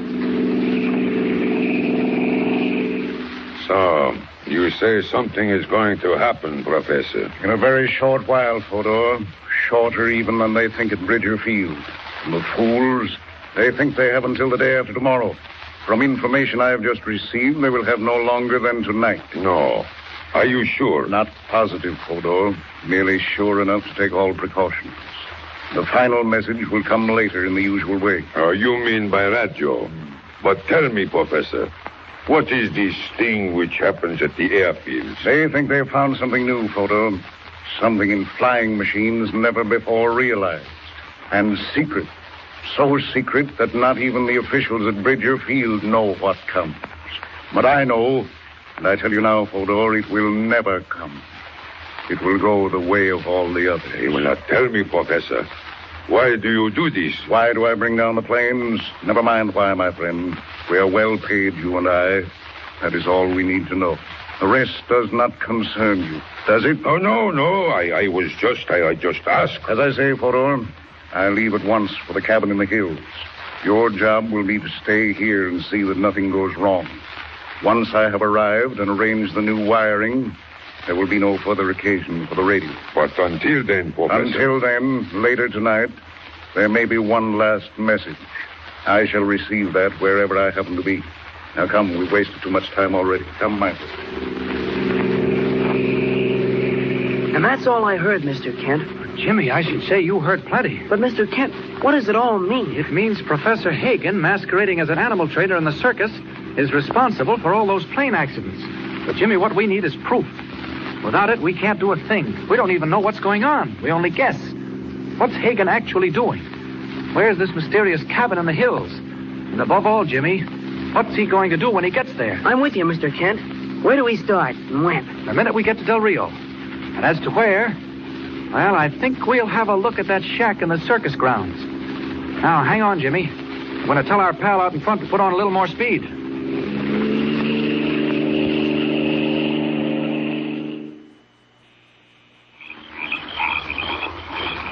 Well, it got dark in a hurry, all right. Good thing they're not giving a show tonight. They're going to move out tomorrow. Maybe that's why. Is this the shack? Yep, this is it. Quiet, Mr. Kent. Well, it sounds like a menagerie. We're right in the heart of the circus, all right, Jimmy. We were lucky finding that hole in the fence. What about the shack, Mr. Kent? I think it's empty. We'll see if the door's open. What if they catch us? We'll have to chance it. Oh, good. It's unlocked. Come on, Jimmy. Gee, you were right, Mr. Kent. It is empty. Close the door. We want to look around. Lucky I've got a flashlight. Look there, Mr. Kent. Yes, that explains the sudden disappearance of Hagen and the strongman. It's a trap door into the cellar, and it's open. Golly, who'd have thought a little shack like this would have a cellar? Hey, Mr. Kent, are you going down there? Certainly. If our scheming friends went down here, it's more than just a cellar. Why, there's a tunnel down here. Are you there, Jimmy? I'm coming, Mr. Kent. Hey, it is a tunnel. Regular flight of steps. Where do you suppose it goes? Shh, not so loud. Come on, Jimmy. Keep close behind me. Listen. That sounded like it came from down ahead. I think it did. Our friend Professor Hagen built this shack right over the entrance to an underground cave. Come on. Mr. Kent, which way do we go? Don't you see? Toward that light. Come on, Jimmy. I think it opens out into a kind of a room or chamber in the rock. What if there's somebody in there? If there is, I hope it's Hagen. If what he said was true, there's not much time for fooling around. Come on. Here's the room. Take it easy. The whole place seems to be absolutely deserted. Wonder where they all are. Gee, what's that? Quiet. Mexicali Broadcasting Station, Del Rio. It's the radio. Quiet, Jimmy. Weather course forecast for northern Sonora and Chihuahua. Give me a pencil. Quick. Attention, please. Thanks. This is final report. Important storm coming. Special precaution for planes will meet arriving range near midnight. at all master signals which say, take shelter. Must avoid wind. Not try to miss. That is all. Gee, that was the dizziest stuff I ever heard. Did he say it was a weather report? That's what he said, but I'm beginning to think... Look here, Jimmy. The men in the shack this afternoon, Hagen and Fodor. Didn't they say something about a radio? Mr. Kent, someone's coming. What? You're right. Down the stairway from the shack. We've got to get out of here quick. No, it's too late. We can't make it, Jimmy. They'd see us if we tried it now. Back. Listen, what if they come right into this room? Quiet. Got to chance that quick. I'll stay out in the open and risk it. Get in that closet. No, I'll stay with you. Don't argue, Jimmy. Slide in that closet. Keep the door closed. Okay. Remember, whatever happens, keep that door closed. Looks as though there might be something doing pretty soon. If there is, I don't want Jimmy around when Superman does his stuff. Whoever it is, he's coming this way. Right into this room. Who is in there? If anyone is in the room of Professor Hagen... what you do here? Oh, nothing. Just looking around. What you do down here? How you get in? Same way you did. Down the stairs. You know who I am. I am Fodor, strongman. Well, that's very interesting. You down here where you do not belong. You thief. Very well. I show you what we do with thief. Careful, Fodor. Don't get too close. I been crowbar in naked hands. Maybe I show you how, yes? Look out. I bend strongmen. I'm warning you, Fodor. This is what we do to thief. Stop. Easy. You'll hurt your hand. And I pick you up. I throw you through wall. Oh, no. Not today, Fodor. On the other hand... Hey, now, what you do? Hey, I catch you. Wait. I hit you with table. Sorry, Fodor. Now it's my turn. And as I said, I bend strongmen. Double them up like jackknives. How's this for a starter? And now you're in the way. I think you said something about throwing me against the wall. Well, see how you like this. I think that takes care of Fodor. Now, back to Jimmy as Clark Kent. All right, Jimmy. You can come out. Gee, Mr. Kent, what happened? I heard terrible crashes. Oh, just a little argument with your friend Fodor, the strong man. He's over there in the corner. Gosh, Mr. Kent, don't tell me you licked the strong man. Well, didn't exactly lick him, Jimmy. He more or less tripped. Fell on his neck. That was the crash you heard. Golly, he's out like a light. Hey, what are you doing? Jimmy, there's no time to lose. If anybody heard that row, they'll be after us. And if we expect to find anything here, we better start looking now. No, not over there. Jimmy, we'll start looking right here. Mr. Kent, what do you mean? Jimmy, this piece of paper. I took down what that Mexican announcer said over the radio. You did? What for? Because maybe it's only a hunch. I can't be sure. No, it's not a hunch. I was right. Jimmy, look here. Look. Look at what? What has Clark Kent found in the dimness of Professor Hagen's hideout far underground? What is he staring at so fixedly? And what can he do to save the mysterious airplane due to arrive so soon at Bridger Field? Tune in next time and follow the story. Up in the sky! Look! It's a bird! It's a plane! It's Superman! Superman is a copyrighted feature appearing in Action Comics magazine. Presenting the transcription feature, Superman. Up in the sky! Look! It's a bird! It's a plane! It's Superman! Now, Superman, strange visitor from another world, champion of the weak and the oppressed, who walks the earth as a man among men in the character of mild Clark Kent, news reporter for the Daily Planet. When we last saw him, Kent was still investigating the cause of mysterious airplane crashes at lonely Bridger Field in the Southwest. With young Jimmy Olsen, copy boy on the Daily Planet, he had gone to the grounds of the Lawbeck Circus at Del Rio in the hope of finding the connection between the accidents and the strange figure of Professor Hagen, apparently a simple animal trainer. In reality, an inventor of terrible and deadly machines. In Professor Hagen's underground hideout, they had been surprised by Fodor, strong man of the tent show. But Fodor was no match for Superman. As our story continues today, Jimmy has emerged from his hiding place in a closet and is gazing with awe at the unconscious figure of the strong man crumpled on the floor in a corner. Suddenly, an exclamation from Superman, now back in his character of Clark Kent, brings him to the table which holds Professor Hagen's radio. Listen. Jimmy, if I'm not mistaken, this piece of paper here on the table is just what we're looking for. What do you mean? What's on the paper, Mr. Kent? It's that weather report we heard on the radio when we came in. What of it? Look here. Read it, Jimmy. Read it out loud. Listen, Mr. Kent, no fooling. We haven't got time for that stuff. I think we have. Read it. Important storm coming. Special precaution for planes. Will meet arriving rains near midnight. Set all master signals which say take shelter. Must avoid wind. Not try to miss. That is all. What's it all about, anyway? Make much sense? I don't know. I suppose it's an ordinary weather report, all right. I wonder. Now, listen to this. It's another report, one I heard at the airport just before the dust storm. And before Mr. Fuller's plane came in and went up in flames. Listen, Jimmy. Mr. Kent, what about Fodor? He's beginning to move. Look. He won't move far. Get this, Jimmy, and see if it means anything. Now, listen. Storm coming. Planes will meet arriving gales in next or possibly few hours or minutes. They should use precautions, for all are gale force. Now, what do you make out of that? Not much, Mr. Kent. It sounds a lot like the other one. Yes, doesn't it? And the funny part of it is that there haven't been any gales or rains or anything at all, except a dust storm, which he didn't even mention. So what? So these weather reports either aren't much good or they aren't weather reports at all. There's something else. Mr. Kent, what do you mean? I think it's a code, Jimmy. Now, let's see. Try crossing out every other word. Special? No, that doesn't help. What about every third word? Jimmy, I believe that's it. Look. Mr. Kent, you got it. Gee whiz. Take the first message here, the one I heard at the airport. If you take every third word, it reads, planes arriving next few minutes. Use all force. Great Scott. Gee, that's it, all right. Almost at once, President Fuller's plane did come in. But it's his plane. Oh, that's all right. They'd understand. Now for the other message, the one we just heard. Quick. Look, Mr. Kent, this is a code, too. Special planes arriving midnight.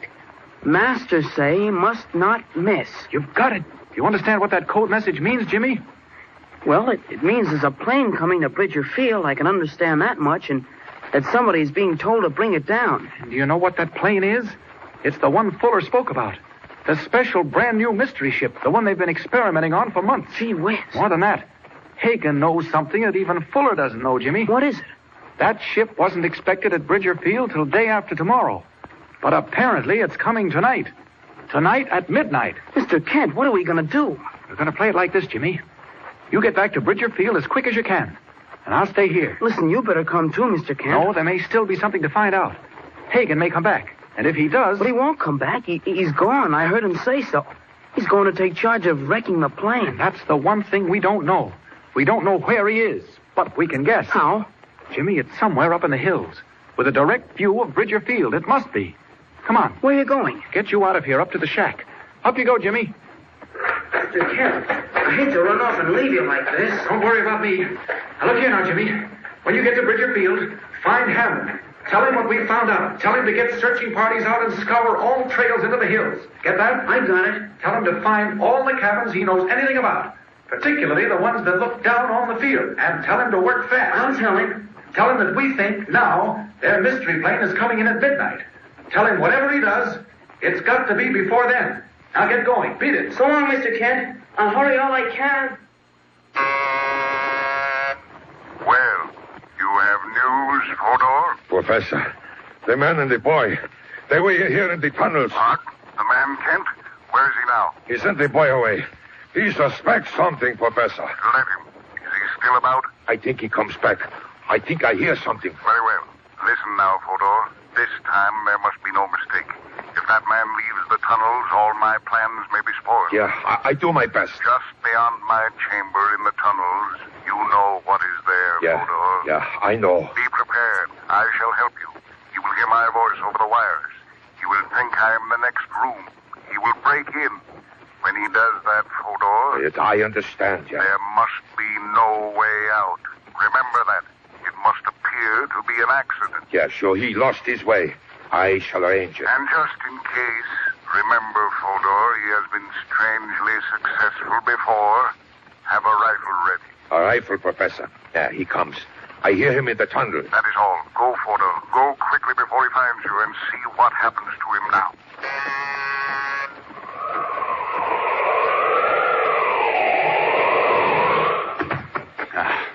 I get my hands on the professor. Or if I don't, my friend Fodor will do. What the... Where is he? I left him right there in the corner. Fodor, where are you? No use hiding. Fodor! Fodor is no longer where you can reach him, my friend. Who's that? Who are you? Where's that voice coming from? I am the one whose plans you would like to know. I am Hagen, Mr. Kent. Loudspeaker, that's what it is. Must be somewhere right nearby. Well, if I find him... I'm not far off. Merely in the next room. Next room. And we'll just see how strong the walls are. I'm through the walls. Where are you, Hagen? Great Scott, it's a regular cabin. What the... Tigers. Bengal tigers. Going to spring, eh? All right, spring. Got you. One of these hands. Don't try to claw me. You can't be done. All right. You want to get rough? See how you like this. And this. And this. There now. Put along home. Go on, scat. What? No, it's bullets, eh? Tigers don't work. Why, it's my old friend Fodor. Well, no use, Fodor. Bullets just bounce. Someday I may tell you why, but meantime I want to talk with you.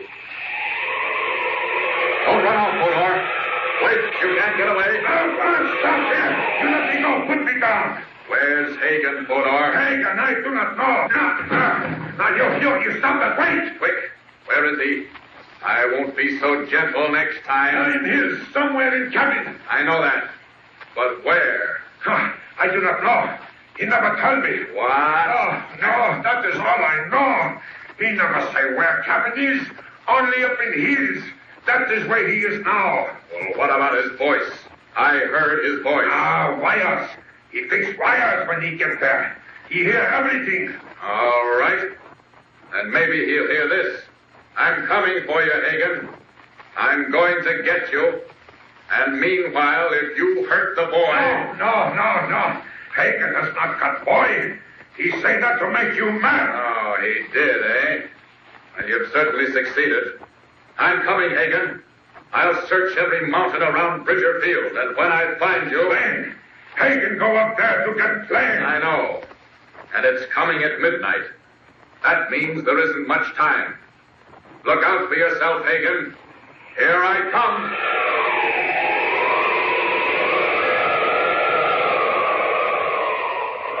Superman is on his way, but not even he knows just where to go. Somewhere high up in the hills is the cabin from which Professor Hagen plans swift and deadly destruction of the airplanes at Bridger Field. Can Superman get there in time to prevent tragedy? And what of Jimmy, already racing back to give warning? Climax is at hand. Tune in and follow the story. Up in the sky. Look, it's a bird. It's a plane. It's Superman. Superman is a copyrighted feature appearing in Action Comics magazine. Presenting the transcription feature, Superman. Up in the sky. Look, it's a bird. It's a plane. It's Superman. And now, Superman, valiant fighter for truth and justice, champion of the weak and the helpless, who has appeared on Earth with a physical structure never before attained by mortal men. Superman, who is stronger than a locomotive, faster than a speeding bullet, and who walks about among human beings as mild Clark Kent, news reporter for the Daily Planet. When we last saw him, Kent was in the Southwest at lonely Bridger Field with young Jimmy Olsen, copy boy on the Planet, investigating the connection between the man known as Professor Hagen, animal trainer in Lawbeck Circus, and the series of mysterious crashes among test planes of the privately owned National Air Service. Finding evidence of Hagen's plans in the caverns below the circus grounds, Superman had taken off in a last desperate attempt to save a brand new mystery plane, last word in aviation science, due to reach Bridger Field at midnight. As our story continues today, not much time is left. Moonlight shines down on the slopes of the Rockies and on the search party headed by young Jimmy and Ed Hamlin of the airport, making their way up the narrow trail by muleback. And also on the tiny cabin in which Hagen makes his deadly machine ready. Listen. Ah, so it works well. Most instructive, eh, Carl? What is it, Professor? What exactly does it do? If the capable Pedro were here, he could show you to the Queen's State. Why did you send him back to Del Rio? Back to Del Rio? By no means, Carl. Merely down the trail to operate the signal devices. You think there is someone coming? I'm quite sure of it. Thanks to that interfering newspaper man, Mr. Clark Kent. What will you do? I believe he sent out a party to scour the trails above Bridger Field by muleback. Professor, if they do that, they'll find the cabin. Here? Rest easy, Carl. Much will happen before they reach here. Now, see? Watch what occurs when I focus the machine. I see nothing at all. Professor. Yes? What does the teleflame do? That is my secret, Carl. It stretches out into the dark, silently, invisibly, till it meets the metal of the plane's engine. Then what? Then heat. Terrific heat. 10 times hotter than the electric arc. The metal is made white hot, then incandescent. Then it gives way and disappears in the form of gas. It is gone, Carl. Completely gone. That's why they found the no motors in the wrecks. Just so. And it is also why they will find no trace of this mystery ship at all. It will vanish completely, Carl, like a puff of smoke in the wind. In something less than 9 minutes. Now, stand by again while I make another adjustment. But be careful, my friend. Be careful to keep well out of range. Now.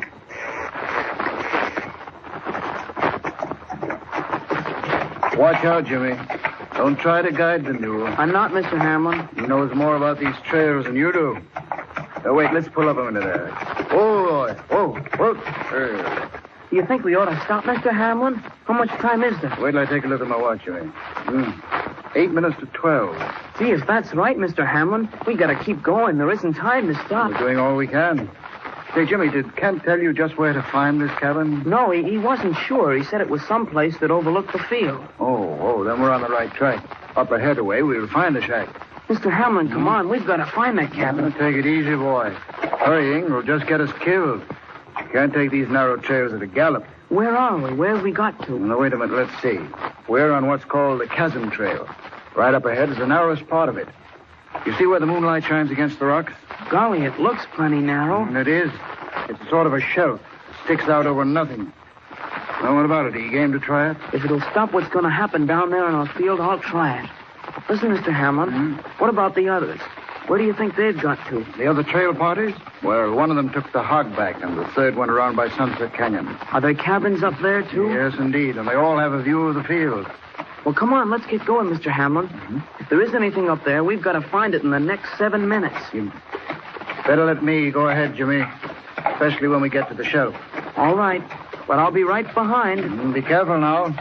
If your mule loses his footing, throw yourself against the rocks on the inside of the trail. Is he apt to do that? Well, no, but then you never can tell.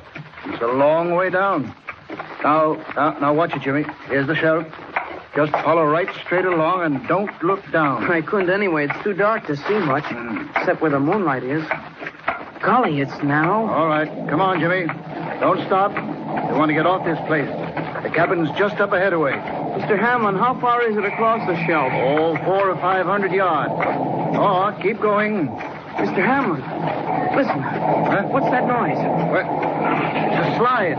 There's a rock slide up on the mountain. Get going, Jimmy. From the sound, it might be coming right down here. But where we go, Mr. Hamlin? Right on ahead. It's quicker than going back. No, we can't do it. Look, something just came down right on the trail. Boulders, big ones. Get back against the rock. Mr. Hamlin, it's coming straight for us. Get off that mule. Quick, Jimmy. Now duck behind him. That's the way. That's it. Now quick. Crawl right against the rock. Hurry up, quick. It's coming.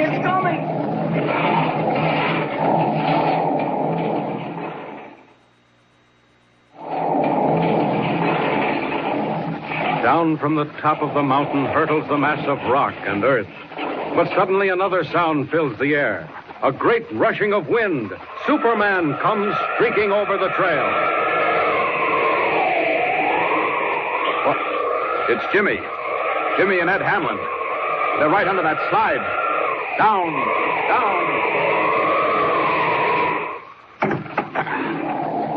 Here she comes. If I can divide that slide right here, it'll jump the shelf and never touch them. Now! Here she is. Right in the middle. Oh. It's working. It's dividing. They're going to be all right. Going right over their heads.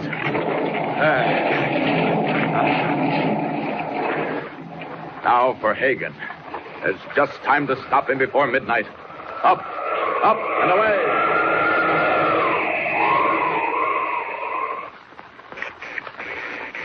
Almost ready now. What's the clock say, Carl? 2 minutes to 12. 2 minutes to go. 2 minutes more, my Carl, and we are now paid. Professor, is there any sign yet of the plane? Oh, not yet. Will it be on time, do you think? I think so. If what I've heard is true, it flies to the split second. Machine. Yes? Is it ready? Quite ready, Carl. When the plane appears, I start the teleflame in operation. Once started, it will do its work wherever it is pointed. But mind, my friend, keep out of its way. Professor. Yes? Look. Up there in the west. Lights. Wing lights of a plane, Carl. That's it. It's coming. Just a few seconds more now till it gets above the field. It's coming like a lightning bolt. Professor Hagen, what speed? Look. And when it hits the Hagen teleflame, it will be even more like a lightning bolt, Carl. It will burst into flames like a meteor. Now I start the teleflame. I hear it. I hear it flying. No, don't be ridiculous. You can't hear it this far off. You hear the teleflame. No, it's not the teleflame. It's something else. Right over our heads. Professor, look. Now then, the plane is above the field. Good thing the moon is up so we can see. Now watch, Carl. Watch. Professor, there's a man. A man in the sky right over us. Here he comes. Drop that machine. Shut it off. Who's that? Carl, stop him. Get him. I said stop that machine. Professor, look out. Quick. Too late, my friend. Now. No, it's not too late.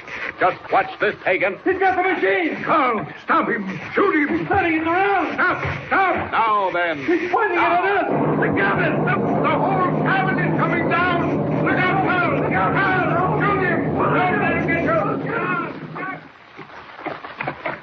Oh, stop, Jimmy. Pull up. Oh, boy, that was a narrow escape. Gosh, that rock slide almost got us, Mr. Hamlin. What about the cabin? Where is it? Never mind the cabin. Look down the valley. Toward the field, Jimmy. Look. The plane. I see its lights. The plane. And look. She's circling for a landing. She's coming down. Mr. Hamlin, what if she goes up now? What if she catches fire? The cabin. Make for the cabin. No. It's too late for that. She's got a chance at it. Wait a minute. Look. Jimmy, look. Look, they're down. They've made it. They've landed, and they're safe, Jimmy. They're safe. Hi there. Did I hear voices? Kent. Mr. Kent.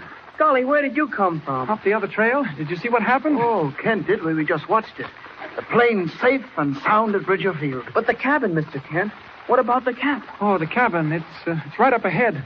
I've just come from there. You have? Well, what about Professor Hagen? Was he there? Did he have a machine? Oh, yes. Yes, he was there, all right. And he had his machine. All right. Then what happened? Hamlin, I don't know. Something must have gone wrong. Instead of hitting the plane, Hagen's machine hit Hagen and then destroyed the cabin. Whatever it was, it's gone now. Hagen and his machine are finished forever. Kent, are you sure of that? Absolutely positive. It's a promise. And now what do you say we get back down there and see what this mystery ship looks like, eh? Jimmy and I have a swell story to file for our paper back east. Oh, boy, I'll say we have. Let's go, Mr. Kent. Just in the nick of time, Superman saves the day. The mystery plane, last word in man's conquest of the air, rests safely at Bridger Field. And Clark Kent scores a tremendous scoop. But there's another assignment on the way. Even as he speeds eastward again with Jimmy, a strange and unbelievable mystery takes form ahead of him. Tune in next time and follow the story of Superman. Up in the sky. Look! It's a bird. It's a plane! It's Superman! Superman is a copyrighted feature appearing in Action Comics magazine. Lux presents Hollywood.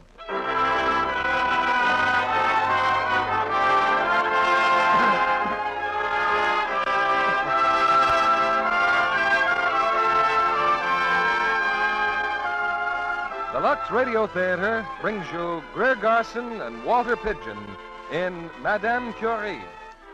Ladies and gentlemen, your producer, Mr. William Keighley.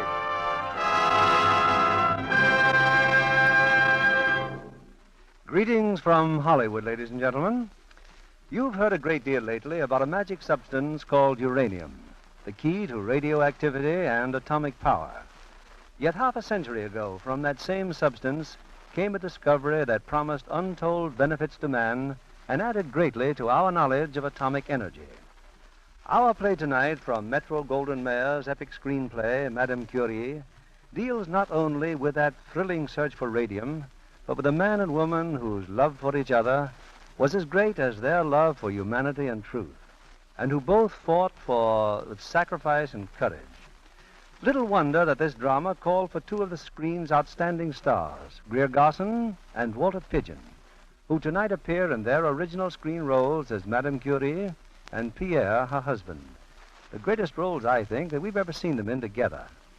In a sense, the story of Madame Curie is a never-ending one, the eternal quest for new and better things to serve mankind. Certainly that quest is deeply rooted in our North American way of life, whether it applies to rockets pointed at the moon, to music, books, motion pictures, or to a simple luxury like Lux toilet soap. We're sticklers for perfection. And the millions of women who depend on Lux soap for their beauty care are testimony of that urge to settle only for the very best. I know their insistence on Lux soap is well rewarded. On with our play and the first act of Madame Curie, starring Greer Garson in the title role and Walter Pidgeon as Pierre. As our theater lights are lowered, the curtain rises.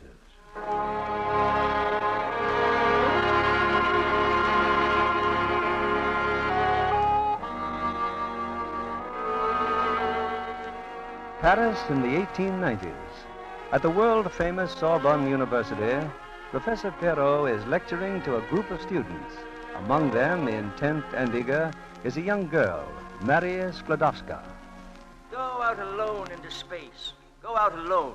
Learn to be alone with nature, with a ray of light, a drop of rain, and a piece of earth. Then you'll learn to think alone as they did. Men like Newton and Galileo. Probably it will not be your good fortune to reach so high, to catch a star on your fingertips, but the rewards of investigation, of exploration. To catch a star on your fingertips.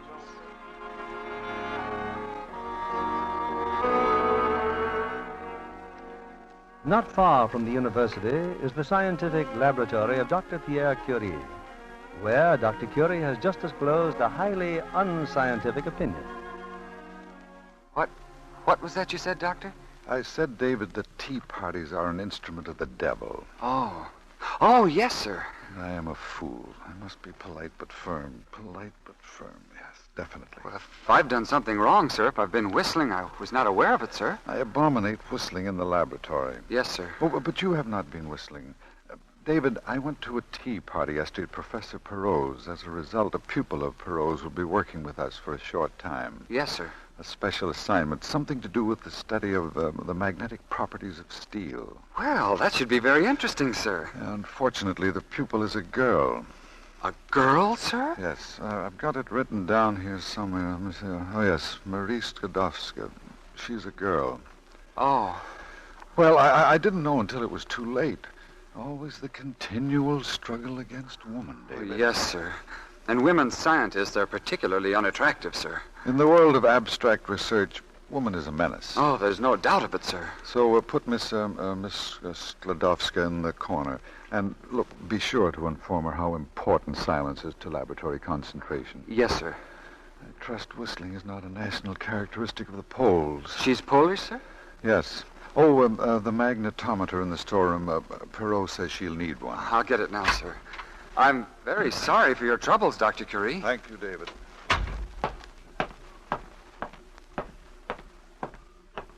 I beg your pardon. Oh, I'm looking for Dr. Curie's laboratory. Oh, you're looking for... But you're not. I mean, you can't be. Well, I'm Dr. Curie's assistant. Oh, then perhaps you'll direct me, please. Well, I certainly will. I certainly will. Well, what do you think of that? You know, Dr. Curie has asked me to look out for you. Oh? Oh, indeed. Well, here we are. Here she is, Dr. Curie. Ran straight into her the first thing. Good morning, mademoiselle. Good morning, Dr. Curie. Well, I'm sure David will see that you are properly installed, mademoiselle. I'm quite absorbed with my work here, as you can see. Dr. Curie, I appreciate this chance more than I can say. Oh, not at all, not at all. And I do hope you'll be quite comfortable.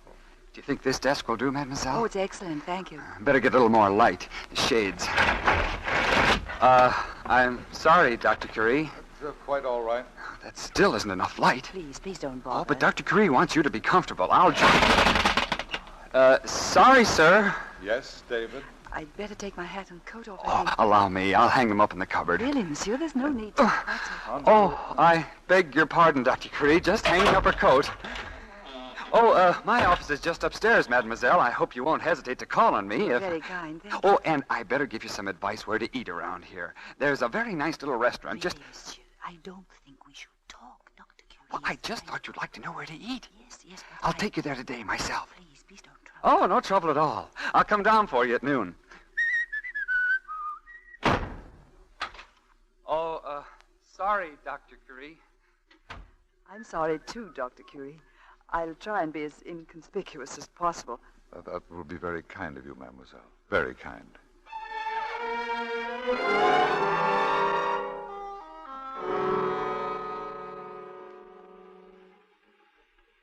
Oh, mademoiselle.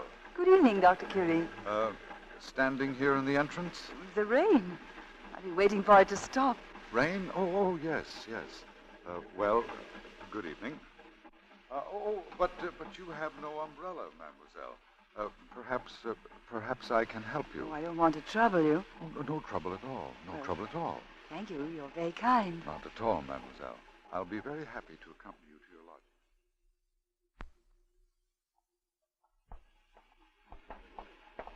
lodging. May I ask another question, Dr. Curie? It's a simple matter, but I find it very puzzling. Yes?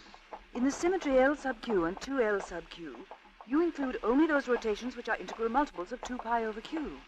But 2 pi times k over q excludes the identity transformation if k is not an integer. Yes, for the finite k, that applies. Well? But in the limit L sub infinity, a difficulty seems to arise. I don't see why. Well, if you consider the matter rigorously, I think you might... Oh, this is where I live. Yes. I think I see what you mean, mademoiselle. Well, I'll have to look into this. Goodbye, Dr. Curie. Of course. And thank you. Of course, yeah. Oh, mademoiselle, may I say your conversation is very scintillating? Thank you.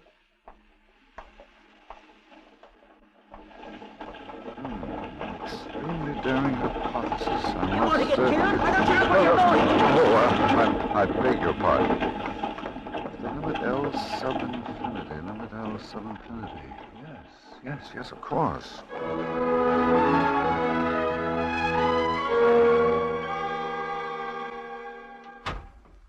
Good morning, mademoiselle. Good morning, Dr. Curie. I've just been to my publishers.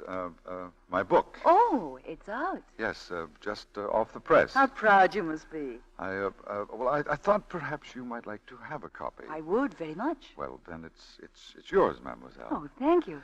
Not at all. Well, I'd better get down to work. Oh, the book, mademoiselle. Yes? I inscribed the book to you, mademoiselle, on the flyleaf. Oh, to Mademoiselle Sklodowska, With respect and friendship of the author. I believe that's the usual procedure. I'm very flattered, Dr. Curie. Oh, not at all, not at all.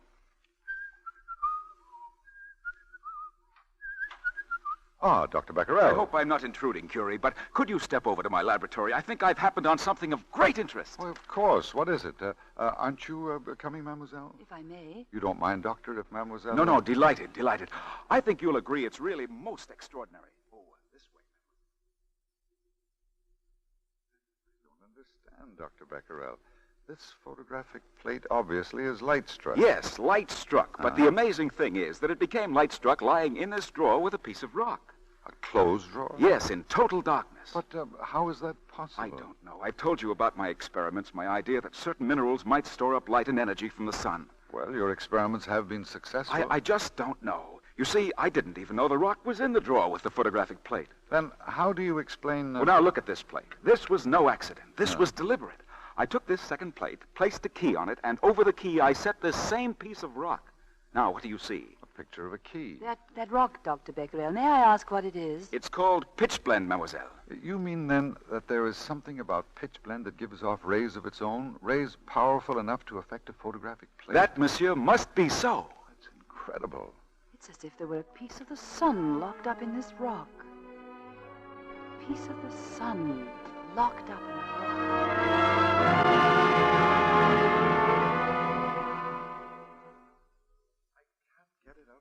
Head.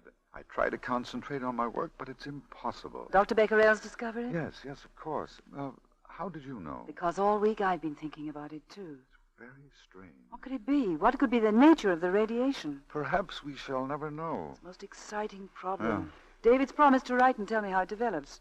Write to you? Why? Because my work here is done, Doctor, and I'll be studying. My examinations come up in less than 2 weeks. So soon? Well, I hadn't realized. It's the middle of June. The term's nearly over. The middle of June. You know, I always used to look forward to my summers in the country. My parents have a small place at Sioux, and I used to take long walks through the woods there. Soon I shall be walking in the country. My father loves to walk. Your father? Here in Paris? Oh, no, Doctor. In Warsaw. Warsaw? But you're not thinking of going to Warsaw. Well, had you forgotten that if I pass my examinations, I'm going back to Poland to teach? But I knew that was your idea, but, everything is changed now. You're making experiments of your own. I know, and I shall miss Paris. Oh, I hadn't planned on this at all. How can you abandon science when you're making such progress? You have talent, a definite talent, and it's your duty to use it. Oh, mademoiselle, I beg you to reconsider. That's very kind of you, Dr. Curie. I'm really flattered. But I'm afraid I can't give up the entire plan that I've had for so long. I thought, of course, that you knew. I do not understand how anyone with a scientific mind can entertain the thought of abandoning science. Dr. Curie, I had meant to ask you. I suppose you wouldn't care to attend my graduation. Well, I should enjoy very much seeing you get your degree, but, I have a... There's always such a crowd. Oh, I understand. I feel exactly the same way myself. Yeah. Well, I shall be coming in again, of course, to see to a few things. Goodbye, Dr. Curie. Goodbye, mademoiselle.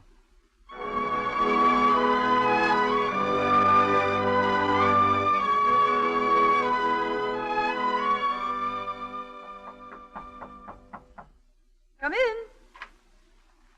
Dr. Curie. How do you do? Oh, please come in. Thank you.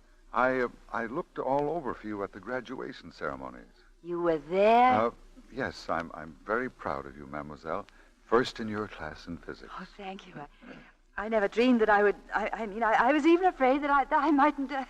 I am so glad that you were able to be there. You've been packing? Yes, I'm leaving for Poland on Tuesday. Then you haven't reconsidered. I'm afraid not. Yes, I see. Well, then I presume there'd be no time for something I had in mind. That is, I thought it might be nice for you to take away with you something of the Paris countryside. I thought, that you might like to spend the weekend with my parents.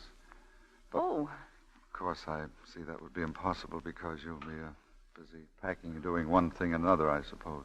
Yes, the idea is quite preposterous. The idea is not preposterous at all. I should like to come.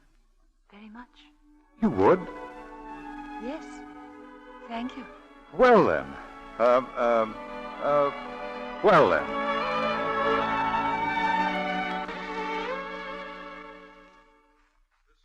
Jack's room when he was home. My brother's. Oh, it's charming. I hope you rest well, my dear. All I ever seem to say to the Curies is thank you. Please let me say it again. Thank you for the lovely day. I've been very happy. Really, you should stay, mademoiselle. We'd love to have you with us for a time. I'd like very much to stay. But my father's expecting me. It's no use, Mother. She's determined to go to Poland, and apparently, as far as she's concerned, science can be forgotten. I did try to explain to you. I thought you understood. I do understand. I'm sorry. Well, good night, my dear. Good night, Madame Curie. Good night, mademoiselle. Good night. Pierre, you shouldn't have spoken to her like that. She's a very obstinate girl, Mother. Well, after all, Poland's her home. What's that? What are you talking about? Still up, Father? Who's obstinate? Me? No, Mademoiselle Stradowska. Saw that the first moment I clapped eyes on her. Won't listen to reason. Closes her mind like a clam. And she's so intelligent about other things. Well, good night, Mother. Father. Good night, Good night. Pierre. Good night. Good night. Blind as a bat. Who?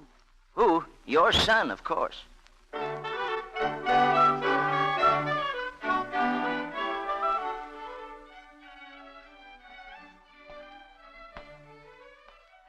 Eugene, what's that? Someone's walking about. That's your brilliant son. He's been pacing up and down in there for an hour. But maybe he's ill. Go to sleep, Mama. He's thinking. Thinking? What about? What about? Does he ever think of anything but science? Oh, yes. I guess you're right. I'll never have a grandchild.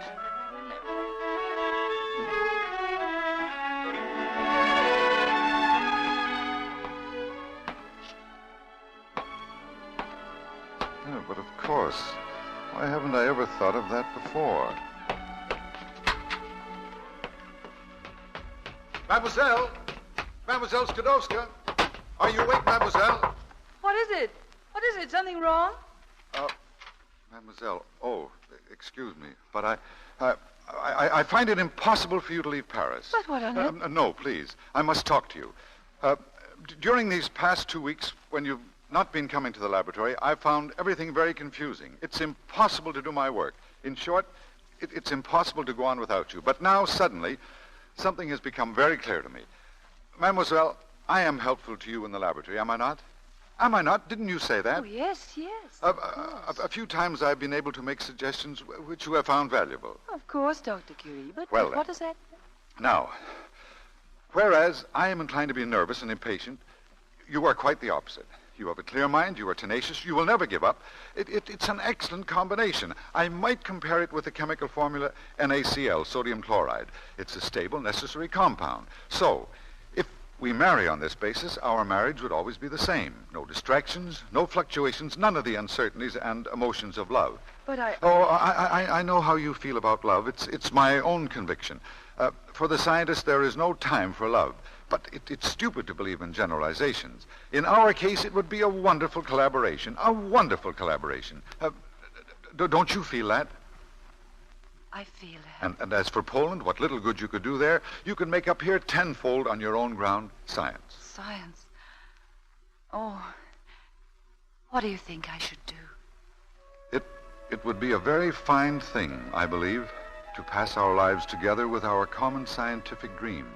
To work together constantly in our search, and any discovery that we should make, no matter how small, it would deepen the friendship we already have for each other and increase the respect we mutually feel.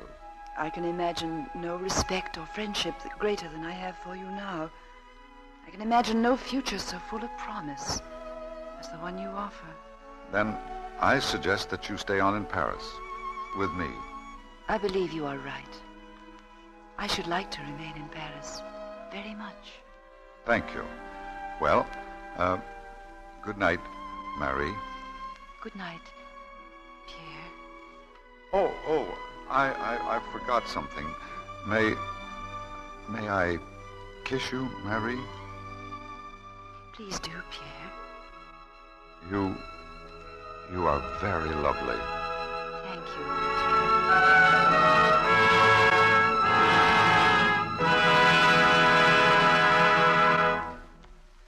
In just a moment, we'll bring you the second act of Madame Curie, starring Greer Garson and Walter Pidgeon. Hollywood is a magic city where success stories are frequent and numerous. Here's one, however, that is really unusual. A young actress in a minor role in a great musical production plays it so beautifully that the director of her picture has a special scene written in for her. Let me introduce the talented Metro-Goldwyn-Mayer starlet, Miss Helene Stanley. Oh, it was so exciting to have a part in Holiday in Mexico, Mr. Keeley. And I had a special reason to be thrilled playing that extra scene. What was that, Helene? You see, I'm a 17-year-old girl who imagines herself in love with Walter Pidgeon, who plays the role of an American ambassador. It wasn't hard to play that scene because I've always been mad about it. You and countless other feminine fans. Seriously, Helene, I understand you have special qualifications to be in a picture that stars such noted musicians as Xavier Cugat and Jose Iturbe. Aren't you quite musical yourself? Well, I play the piano and I've studied singing, too. And that's why it was particularly fascinating to be in the same picture with the lovely young singing star, Jane Powell. I'd say Miss Stanley had other qualifications that contribute to the success of Holiday in Mexico. The picture is in Technicolor, and Helene's auburn hair and creamy complexion. Well, I heard an envious young lady say just the other night, Helene, that you have the loveliest complexion she'd ever seen. Like magnolia petals. Those were the words she used. Thank you, Mr. Keeley, for passing on that very nice compliment. You might tell the young lady that my complexion care is very simple. I'm sure it would work for her, too. I told her that. Said I was sure you're a Lux girl. Yes, that I am, Mr. Kennedy. Lux toilet soap is my daily beauty standby. Alona Massey, one of the stars of my picture, tells me she always uses Lux soap. And she's really glamorous. Thanks, Miss Stanley. I'm sure your own beauty and talent will bring you even greater success. Lovely women everywhere find that Hollywood's own beauty soap agrees with delicate skin. That's why 9 out of 10 famous screen stars depend on it for daily complexion care. If you haven't tried this gentle white soap, why not get some tomorrow? Use it for a luxurious bath soap, too. It's thrifty. We pause now for station identification. This is CBS, the Columbia Broadcasting System.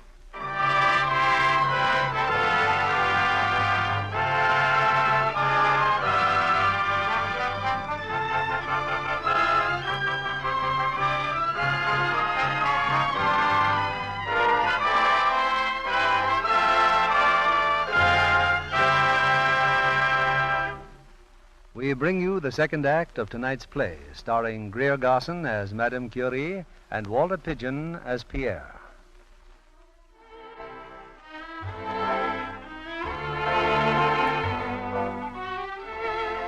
It's a month later. On a peaceful summer evening, Marie and Pierre Curie sit on the deck of a small river steamer that bears them back to Paris from their honeymoon. The music is lovely, isn't it? Lovely, yes. Pierre, when we get back to Paris, what shall I work on? Isn't there anything that particularly interests you? Oh, I thought a number of things interested me. But now somehow... Yeah? Well, I can't seem to get it out of my mind. What Dr. Becquerel showed us, the pitch blende. What about it? Pitch blende gives off rays. Yes, but what is this energy? Where does it come from? I suppose I'm being very foolish. Some of the greatest achievements of science have come through that same sort of challenging foolishness. But I wouldn't know how to start, Pierre. I wouldn't know what to do. Maybe I'll be able to help you. I'm so very glad we're married to each other, Pierre. So am I, darling.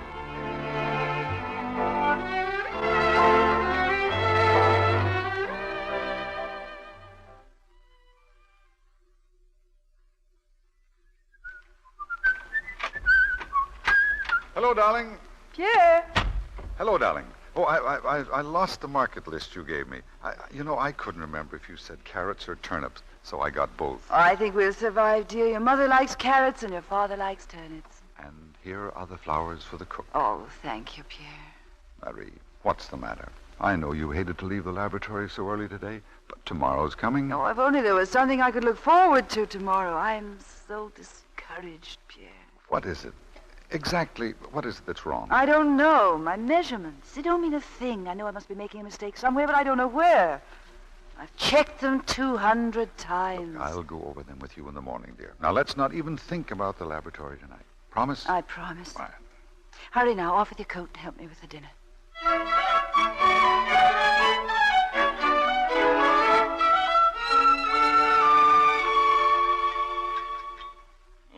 Marie, if you ate some of those turnips instead of just staring at them, you wouldn't look so peaked. Just ignore him, my dear, or you look lovely. She's too thin. Pierre isn't treating her right. I know I'm not, Father. Between the house and the laboratory, well, it's too much. Women don't belong in laboratories. Women should stay home and have children. Oh, dear, he's off again. A woman without a child is a parasite, a bloodsucker. Marie, are you listening to me? Of course, Father. A woman without a child is a bloodsucker. But he didn't mean you, my dear. She's just the one I did mean. But I am going to have a child. Marie? When, my dear, when? Soon, I hope. Marie. Well, the prospective father's going to say something at last. Marie, the electrometer. Are you sure the insulation was dry? Yes, Pierre. He's getting quite chatty lately, isn't he? Did you check the ground connection? Why, no, I thought you gave it to me in good condition. Well, sometimes it works loose. Pierre, that could be possible, couldn't it? In that case, my measurements may be correct. Yes. Oh, Pierre, that must be it. That must be it. We could only get to the laboratory right now. We could... Oh. All right. Go ahead and check it. Father, it's just that, well, Maria's had so many setbacks in her work and... Don't stop to explain. Leave your guests and go. Oh, please forgive us for running off like this. It's just that I've been waiting for so many months. Of course, dear. You and Pierre run along. I'll just be a second. Pierre, my coat, quick. Oh, why didn't I think of that ground connection weeks ago? You know, Mama, sometimes I think that son of yours is slightly demented. It was awfully nice having dinner with you, Father. And nice having dinner with you, too. Happens every time. Every time.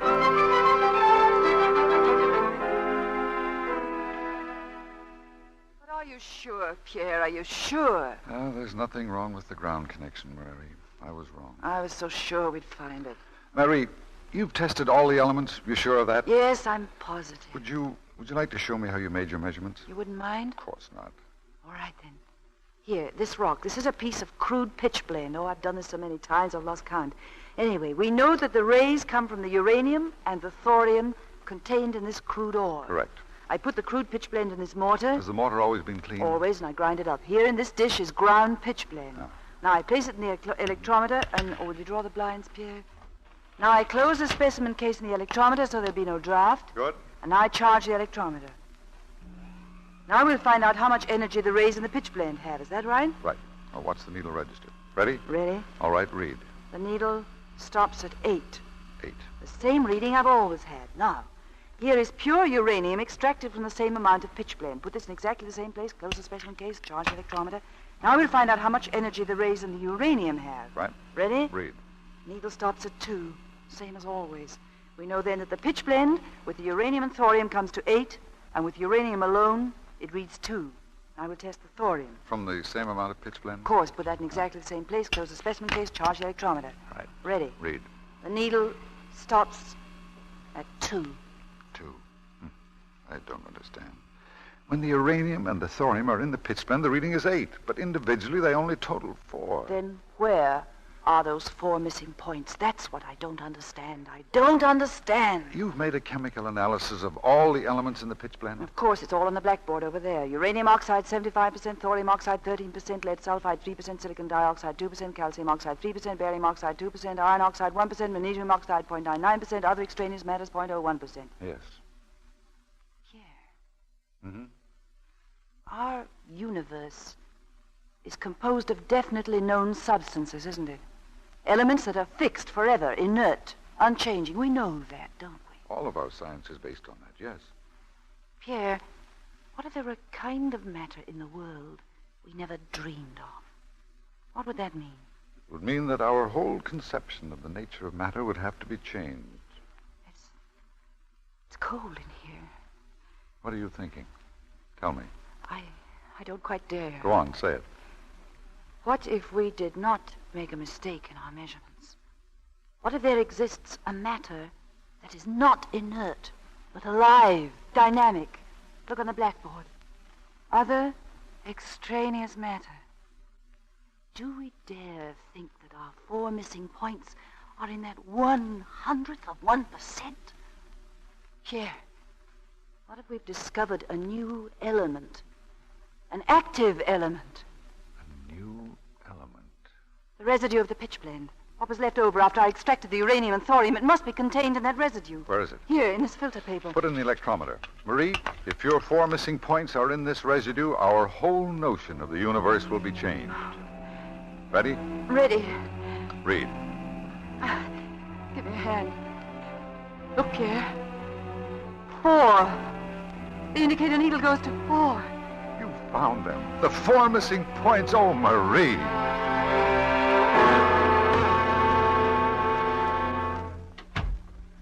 Marie, it's all been arranged. We're to see the directors of the university tomorrow. Just think, after all these months. Oh, they will give us a laboratory, Pierre. They will. Of course they will.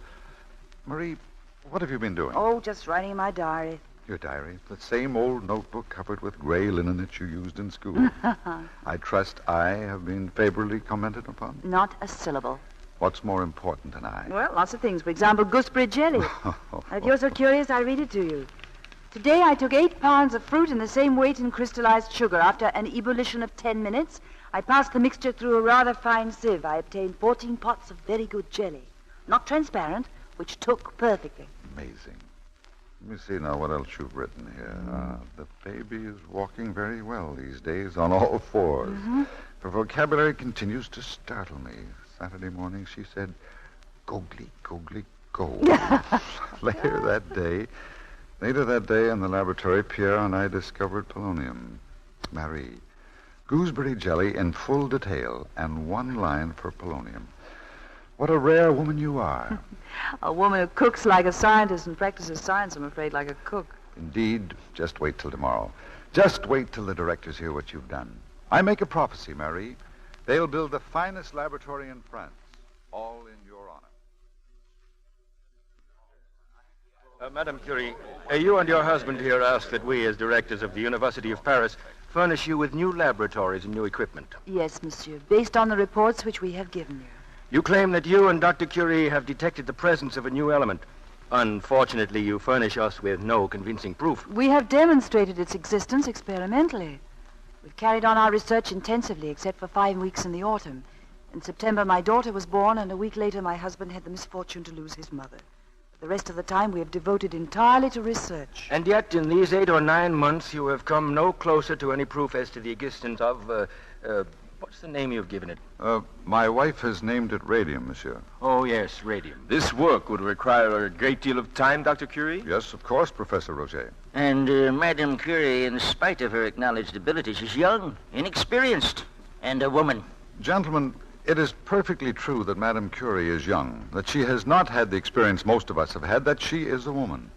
But let me impress upon you, she is a most unusual woman.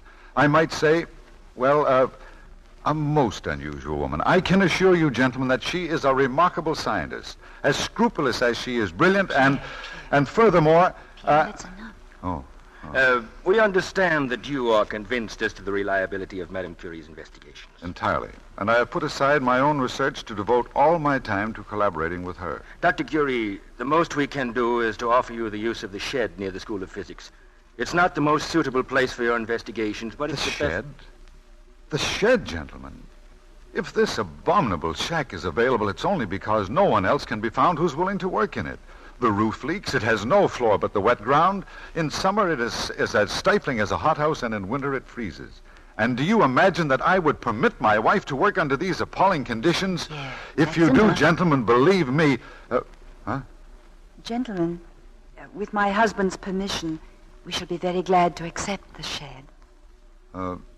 We shall be very grateful to have the shed, gentlemen.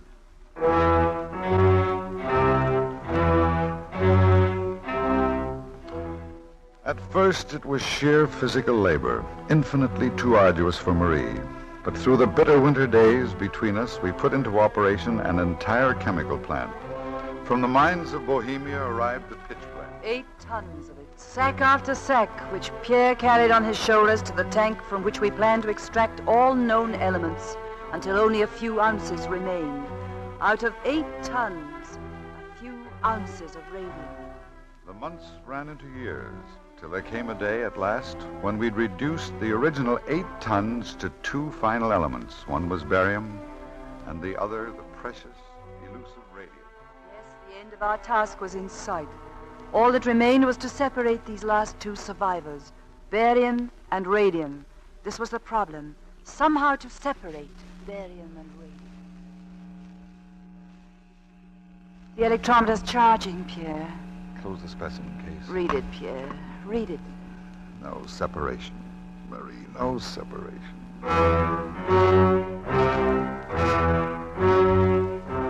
No separation. No separation. No separation.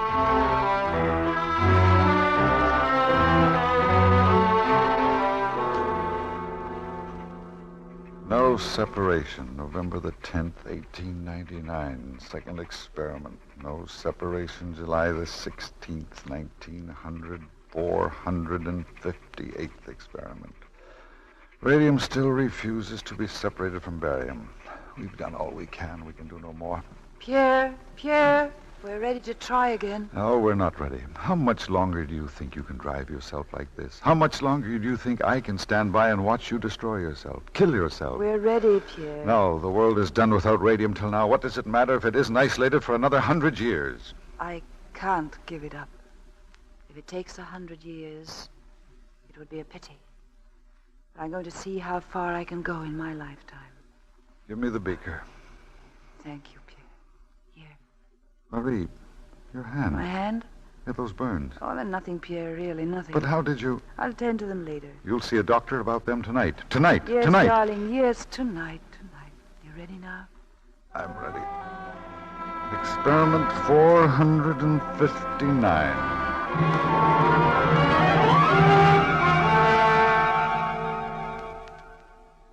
About these burns, Madame Curie. You say they haven't given you any pain much? Only a little irritation, Doctor, at times. I don't want to alarm you, Madame Curie, but it's possible that these burns might develop malignantly if you continue to expose them to these experiments. Malignantly?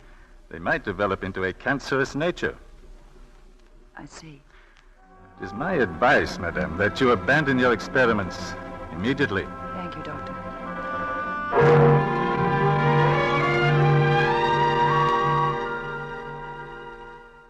But cancer. Oh, my darling. Your hands. Your poor fingers. He only said the burns might develop. Might develop into cancer. No. He said they might possibly develop into a cancerous nature, but only if exposed to our radium. So if we're careful, there's nothing to be frightened about. I won't allow you to take such risks. I won't permit it. Pierre, listen to me, please. There's something I must say to you, and then you shall decide as you wish. Very well. Since I left the doctor's, I've been thinking. If radium has power enough to affect healthy tissue like mine, power enough to destroy tissue, Pierre, if it has this power, why hasn't it also the power to destroy unhealthy tissue? Do you realize what this might mean? It could heal, Pierre. All manner of diseases, maybe. Like cancer, even? Yes, Pierre, it might even do that. But, Marie... Oh, Pierre, can't you see how unimportant little things like this are compared with what it might mean? It might prevent great sicknesses, even deaths, Pierre. We can't stop now. We can't. Promise me, Marie. Promise me you won't do I promise to take care of myself, darling. I promise to use every possible precaution. We'll try again, Marie. Oh, thank you, darling. Thank you.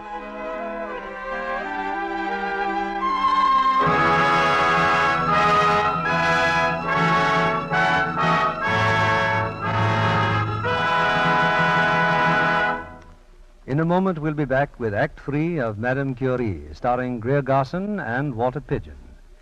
Ladies and gentlemen, a high honor is to be awarded this evening to the employees of Lever Brothers Company, our sponsor. 3,000 miles away in a New York studio are the president of the National Safety Council, Mr. Ned H. Dearborn, and the president of Lever Brothers Company, Mr. Charles Luckman. Come in, Mr. Dearborn. Thank you, Mr. Keeley, and good evening, ladies and gentlemen. Our story is a thrilling one, Mr. Keeley, because it deals with saving human lives. Since its founding in 1913, the National Safety Council has worked to convince people that accidents cause suffering, cost money, and cost lives. Although accidents still happen, we have accomplished much, because well over 300,000 lives have already been saved by organized safety work. The member companies in our organization are constantly eliminating accidents, not only through safety devices on machines, but by training everyone in their employ to safe habits. It costs the companies behind this organization a great deal of money and time and patience to accomplish results. Their hearts have to be in it, I'm very happy that Mr. Charles Luckman, the president of Lever Brothers Company, is one of our most vigorous crusaders for safety. And now, Mr. Luckman, it gives me the greatest pleasure to present you, as president of Lever Brothers Company, this certificate, the Award of Honor for Distinguished Service to Safety. And with it, I present also the National Safety Council's S pennant. The white star on it indicates that your company has won the Council's highest award twice, a truly notable achievement. Thank you, Mr. Dearborn, and thanks also to the National Safety Council. You're so very right in what you've said. The story you have to tell of saving human lives is thrilling. And in order to succeed in reducing accidents as close as possible to the vanishing point, everyone must have his heart in it. I am with you and the National Safety Council completely and without reservation. I'm accepting this award with great happiness on behalf of all the members of the vast Lever family throughout the United States. This is so very definitely a family enterprise. No single person in the business can make it succeed all by himself.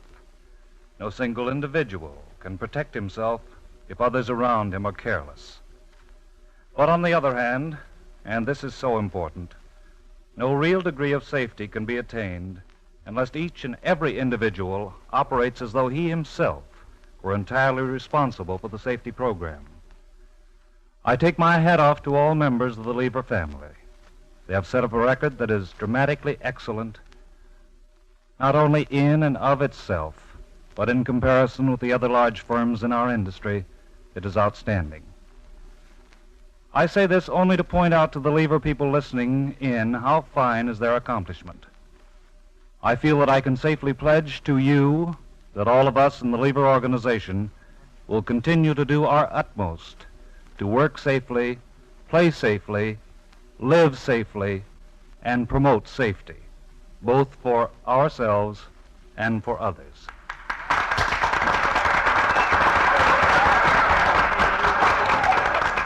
Thank you, Mr. Luckman, and all our heartiest congratulations.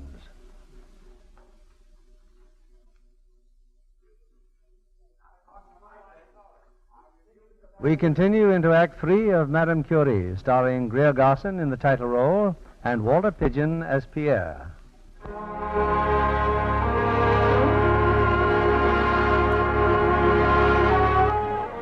Mary's fingers healed, and though they didn't find a way to separate radium from barium in a single process, they did discover a method of removing barium little by little in infinitesimal amounts.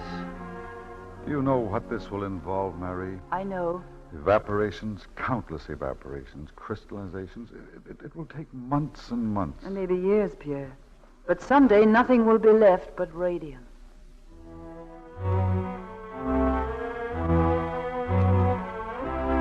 So they began the thousands of separate operations, crystallizing and recrystallizing, until what was once 8 tons of pitch blende was now contained in a solitary bowl, half filled with a colorless liquid.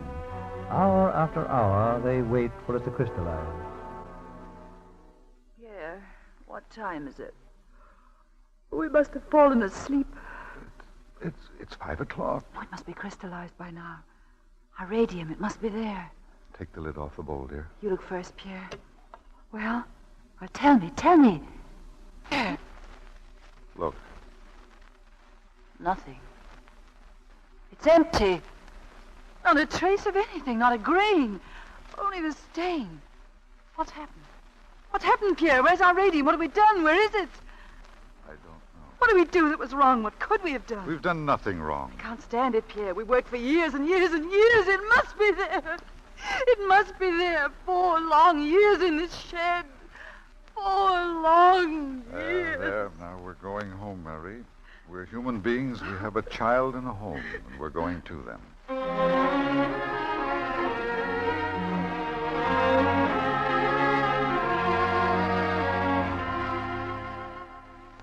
What's the matter with Mommy, Daddy?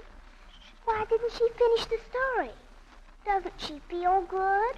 She's tired, darling. So tired her eyes couldn't stay open any longer. Would you tell me a story? Yes, darling, if you'll close your eyes. Talk quietly, Daddy, so we don't wake up Mommy. What's the story about? Well, It's about a strange and wonderful treasure that was locked up in an enchanted stone. Isn't there a princess in it? Yes, a beautiful princess with golden hair. She looked very much like your mother. And a prince, too? No, only a man who lived all alone until the princess found him. Did they love each other? Very much. My eyes are closed, Daddy. Well, one day the princess told the man about this wonderful treasure. So they decided to search for it together. The princess knew that if they could get it out of the stone, it might let people see the wonderful things that they had never been able to see before. So they worked very hard for a long, long time to try to rescue the treasure from the stone. But they grew very tired, and at last they knew they would never be able to free the treasure from the enchantment of the stone. But they weren't sad about it, because they knew that no matter how many disappointments they had, they would always go on together, having the courage to take the many disappointments because they were together. And they lived happily ever after.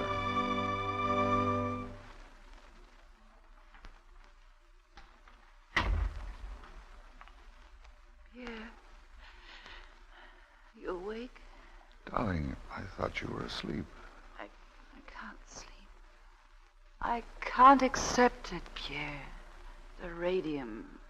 Sometimes there are things you just must accept. If only I knew why we failed. Months and months ago, we knew we'd found the right process. Now, at the very end, why should it fail? I don't know. I do not know. Pierre, that stain on the bowl. Stain? What we were expecting to find was a definite amount of radium, wasn't it? Mm-hmm. Something we could see and feel, about as much as a pinch of salt, you said. Yes. Pierre, what if it's merely a question of amount? What if there's so little radium in proportion to the amount of material that even now we couldn't see it? What if that stain, even if it were the merest breath... Go on. Pierre, could it be that stain is radium? I'm getting up. I'm going to the laboratory right now.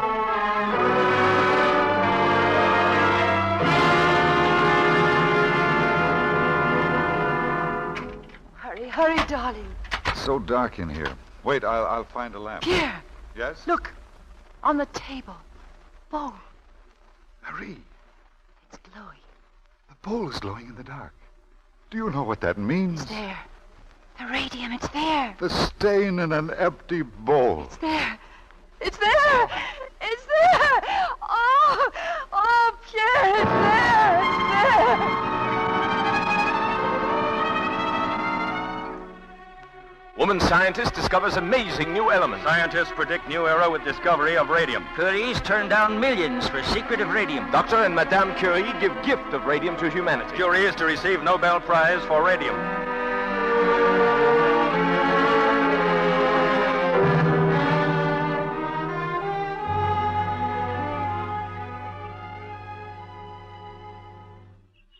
Marie?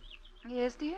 I thought you were dozing. Know what I'm doing? You're sitting in a chair in a beautiful garden far from Paris, and you're having the first rest you've had for years. You know what else I'm doing? I'm walking through the new laboratory the university is giving us. Oh, it'll be wonderful to get back to work again. We've lost so much time. Oh, Pierre, the time we spent down here hasn't been lost. We've got our strength back again. Yes, that's true. We were ill, both of us, more than we knew. You know, when we first came here, I used to have some fantastically morbid thoughts. How do you mean? Well, I had a feeling I didn't have much time to lose, that my days were, that I mustn't waste them. What a horrible thought. Marie, why, it's just because I was so ill. Oh, now, come, darling, don't take it so seriously. Oh, it frightens me. Sorry I mentioned it. It was nothing. Pierre, if one of us should ever go, the other couldn't go on alone. It couldn't be expected of us, could it? You're wrong, dear. If one should go, the other must work on just the same. But I, for one, have no intention of going anywhere except to our wonderful new laboratory. Just think of it. After all this indolence, only one more week to wait. Pierre. Yes, dear. There's something I want to tell you, darling. Well? Somehow I just can't find the words. Pierre, are you proud of me at all? Marie. Because I'm so proud of you. I'm so proud that sometimes I think I'll burst. You're a very great man, Pierre.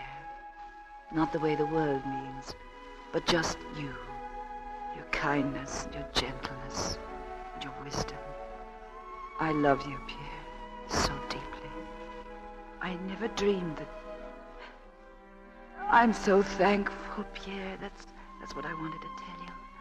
That's what I hope you've always known.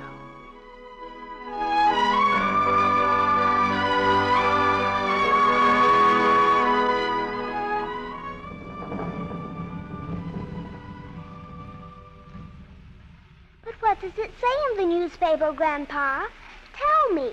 Tell me. Well, give me a chance. France has seen fit to bestow upon this famous scientific couple a truly great honor in return for their services to science and mankind. Well, young lady, you duly impressed? Mm-hmm. The president and faculty of the University of Paris will present Pierre and Madame Curie with a fully equipped laboratory and staff, with which to carry on the many experiments they have opened the gateway to. There will be a formal presentation of the laboratory at 6:30 tonight, at which the world-famous couple will appear. Well, not bad, huh? Not bad. It's terrible.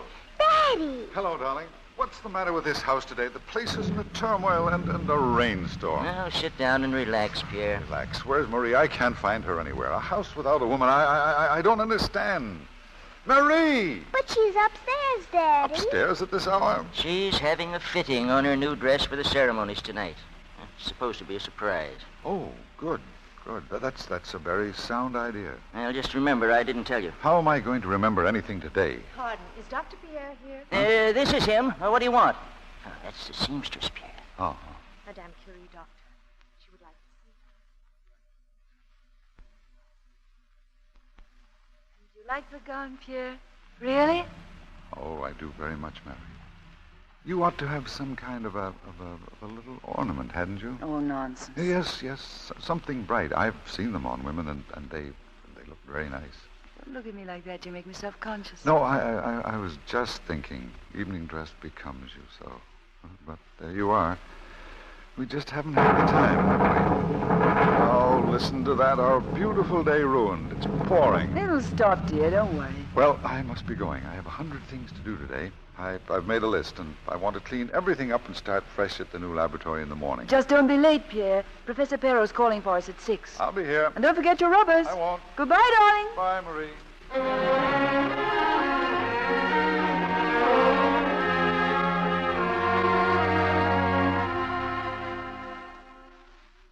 Have anything else you could show me? Earrings, perhaps? Oh, yes, monsieur. These, for example. Very lovely.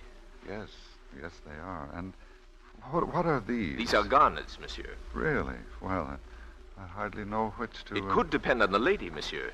Is she blonde or... Oh, blonde, definitely. Not too blonde.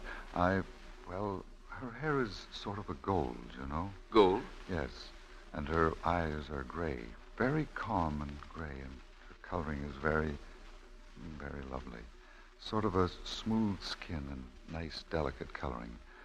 And, well, I don't know whether it would be of any help to you, but I believe the lady is quite beautiful. Oh, yes, monsieur. I would say the garnets, by all means. Well, here are the earrings, Doctor, all wrapped up. It's been such an honor, Dr. Curie. I didn't know at first it was you. Thank you for your help. She liked the earrings, I'm sure. Good day, monsieur.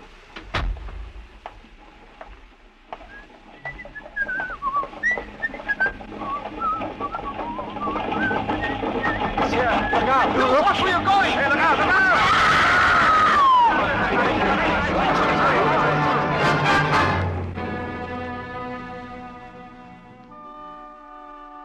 And it's my painful duty to tell you, Madame Curie, that your husband has been the victim of a street accident. He was instantly killed. He could have suffered no pain.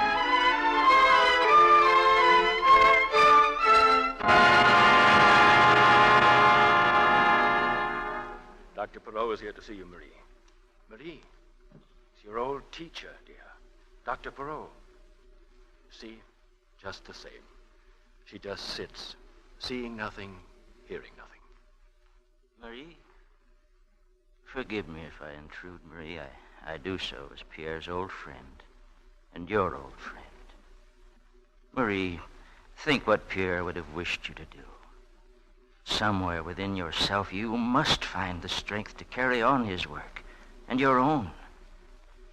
Marie, 10 years ago, you told me so often you were impressed by something I said when you were in my class.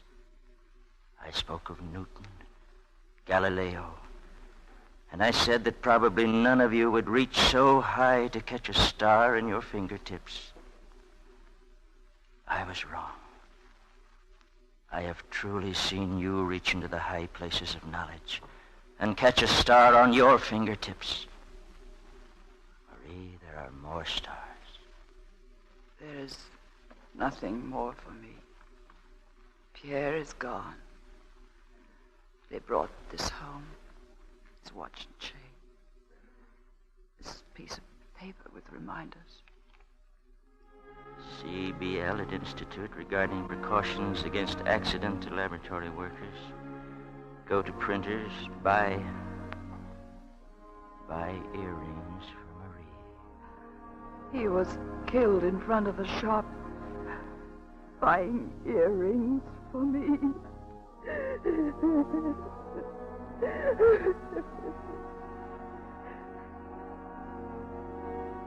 She faltered for a moment, yes, but then took up again the work for which she was born.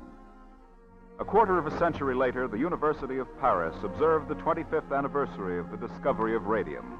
On that occasion, frail but still bright-eyed and eager, was the wife of Pierre Curie.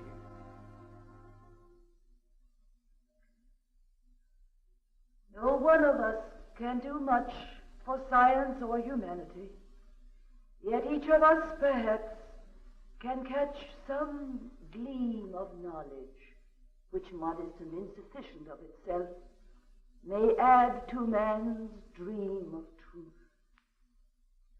It is by these small candles in our darkness that we see before us, little by little, the dim outlines of that great plan that shapes the universe. And I am among those who think that for this reason, science has great beauty, and with its great spiritual strength, will in time cleanse this world of its evils, its ignorance, its poverty, its diseases, wars, and heartaches. Many years ago, an obscure poet of my native land set forth a creed which I have never forgotten. May I repeat his words to you now? Look for the clear light of truth. Look for unknown, new roads. Even when man's sight is keener far than now, divine wonder will never fail him. Leave then the dreams of yesterday and build the temples of the future.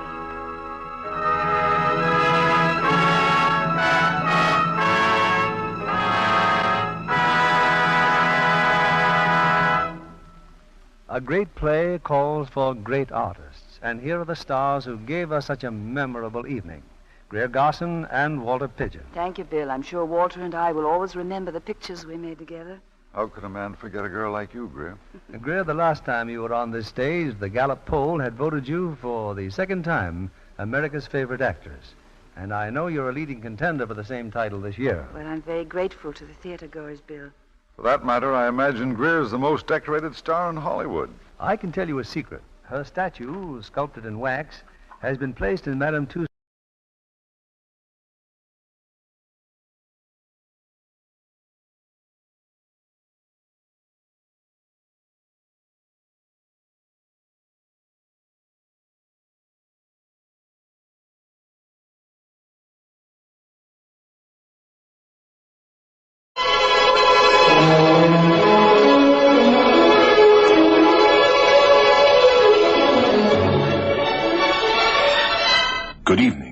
is Peter Tobin introducing Lux Radio Theatre. Tonight and every Monday night at this time, Lux Radio Theatre presents for your entertainment the finest in radio drama. Tonight, Detectives Are Not Always Right, an outstanding new mystery drama by George Batson. On the Hudson River, not far from New York, stands a century-old mansion, once the home of wealthy landowners and the scene of gay parties. Now, the setting for murder.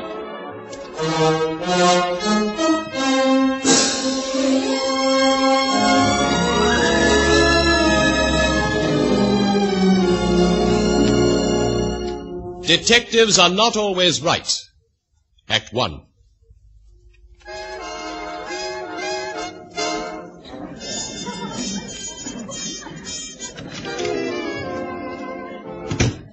Why, Louisa, missing the last dance? Oh, Martha, I simply had to steer away. My feet, my dear. All those dances with David's future father-in-law. I laughed at all his jokes and spent the entire evening talking nothing but tobacco. I'm sure he loved that, especially since he's in textiles. Oh, well, does it matter? They're both so southern. Celia has handled the evening magnificently, don't you think? She always does. She adores to entertain, to play queen of our little set. The decaying Dutch aristocrats of the Hudson. Martha, you don't think it could be a question of Mr. Kilburn's financial status? This engagement, I mean. You know, it must be so difficult for dear Celia, the carrying on of this enormous old house. Oh, here you are.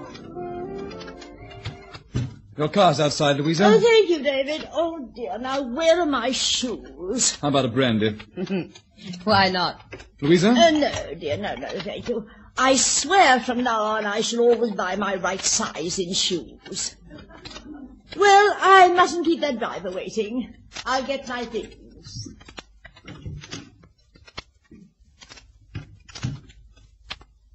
David, is anything wrong? Wrong? No, I'm just on edge. Well, I'd better get my wrap. And as host, shouldn't you be helping your mother with any straggling guests? Suppose I should. But they're all so dreary. Come along, dear. I'm sorry, Aunt Martha, I've no patience with them.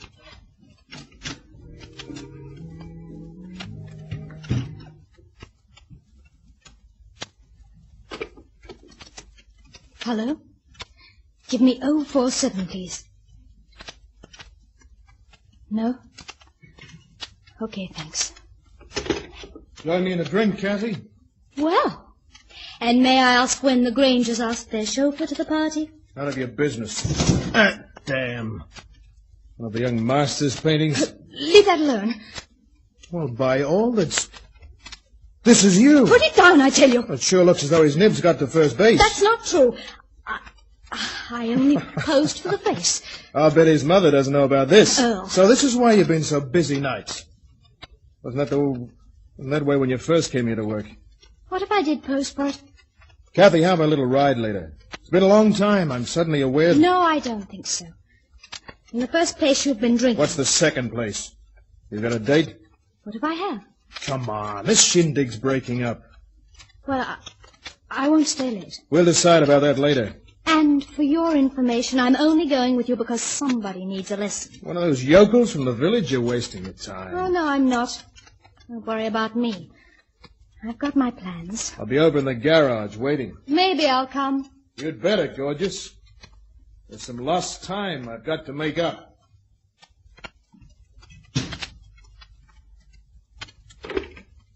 Hello?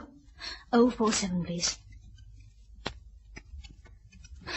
Okay, thanks. You'll learn. Oh, Mr. David. Hello, Kathy. Did you enjoy your party, Mr. David? The Spencers and Mrs. Cortland and the Pettigrew's?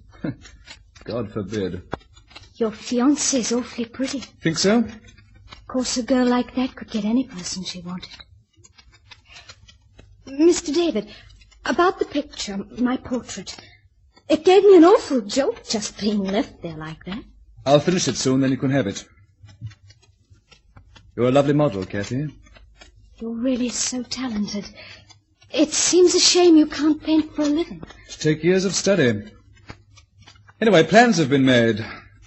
I'm going to be a big textile merchant down where the mint juleps grow. You don't have many young friends, do you? Don't forget I've had to take things easy because of my health. At least Mother thought so. My young friends have drifted away. It takes young people to understand each other. Kathy, how about going out with me later? But I need to talk to someone. Just as you said, someone young. Pardon me, David. Oh, yes, Aunt Martha. My evening bag. Oh, yes, here it is. I keep leaving it everywhere. Suppose she heard? Doesn't matter if she did, no, Aunt Martha. But if your mother... Please meet me later, Kathy. Let's say in half an hour. I'll meet you in the garage. Oh, no. No, not the garage. Suppose you pick me up just on the other side of the gate. I'll see your headlights. Thank you, Kathy. Thanks so much. Kathy? Yes, Mrs. Granger? Will you see where Mrs. Hampton is? She's not in the kitchen. I've rung her room. Yes, Mrs. Granger. Right away. David, don't you feel well? Oh, just another of those sudden headaches. Oh, you haven't had one for so long. Dr. Peters thought you looked so well tonight. It isn't too bad, Celia. I think I might go out for some fresh air. Well, too much excitement, that's what it is. But I think it's been a most successful evening. Oh, I must say I'm glad I won't be seeing too much of Mr. Kilburn. That pleasure's reserved for me. Well, dear, you would go and fall in love with his daughter. Celia, I'd like to talk about that. I'm finally ready to go. Oh, David, I'm thrilled about your engagement. But the thought just struck me. When you go off to the south, poor Celia will be all alone in this great barn of a house. Can you imagine Mother anywhere else? No. Oh, why should I? It's her home. And the memories. Celia, tonight it was like the old days. I kept remembering your engagement party. Watching David tonight, I had to convince myself that it wasn't years ago and he wasn't but. He is so like his father, isn't he? Yes, Louisa, very much like him. And to think that the poor boy wasn't much older than David when he was... when he died. Is Louisa being morbid? Oh, I mustn't be, must I, on such a joyous occasion. And I mustn't keep my driver waiting any longer. Martha, dear, would you like a lift? No, thanks. I have my car. Very well. Thank you, Celia. David, don't bother to show me out. I'll see you again soon, darling. Ah, good. Now, David, Louisa's all right. She's a museum piece like them all. Oh, Aunt Martha, this archaic little circle. And Celia's become as buried as the rest of them. Oh, David, dear, not tonight. I'm so awfully tired. How can this place, these people, mean so much to you? How can you stay in this mausoleum year after year? I like these people. They're my people. I love it here where I was so happy with your father. Perhaps you're not so much like him after all. Or you'd understand. You know what I think, Celia? Because this place was Bart's life, you've taken a stand like the last of the Mohicans. My girl, you've got the darndest skill complex. Well, at least this analysis is free. Well, maybe it's the brandy. But when I think of the gay, alive Celia Brunswick, just look at her now. Content with a garden, her Dresdens, and her memories. Every night climbing up on a ladder to Bart's portrait and polishing his invisible halo. Yes, dear. It's the brandy. I remember when we made our debut together. But she was always the glamorous one, David. Then there's one thing I beat her at. I've had 3 husbands and got rid of a lot. Although why you never married again, Celia, Because I've never met another man like Bart. Oh, well, it's time for me to go. It's very black out, Martha. You know your eyesight. You ought to stop being vain and wear glasses. Oh, don't be silly. I read somewhere that short-sightedness gives you sex appeal.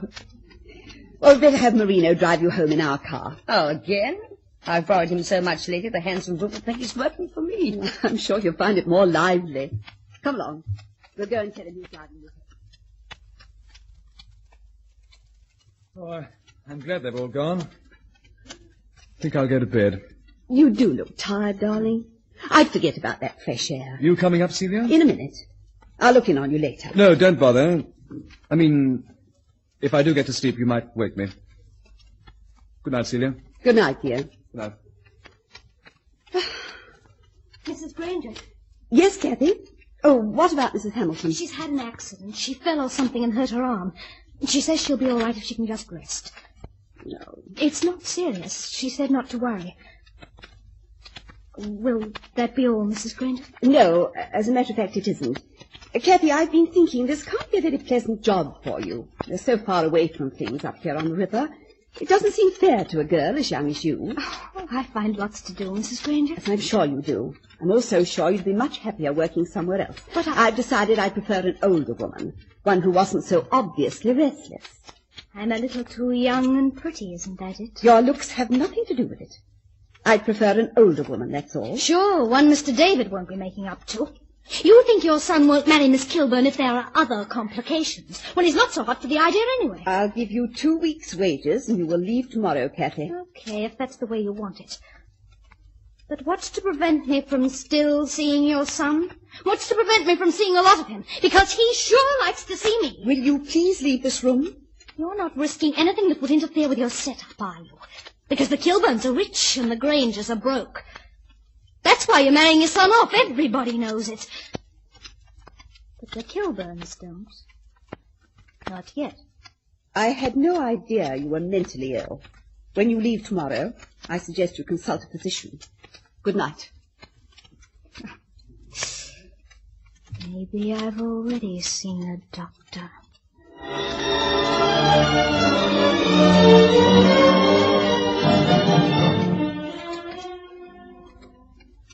Oh, thank heaven you've got over here at last. The detective's been at me.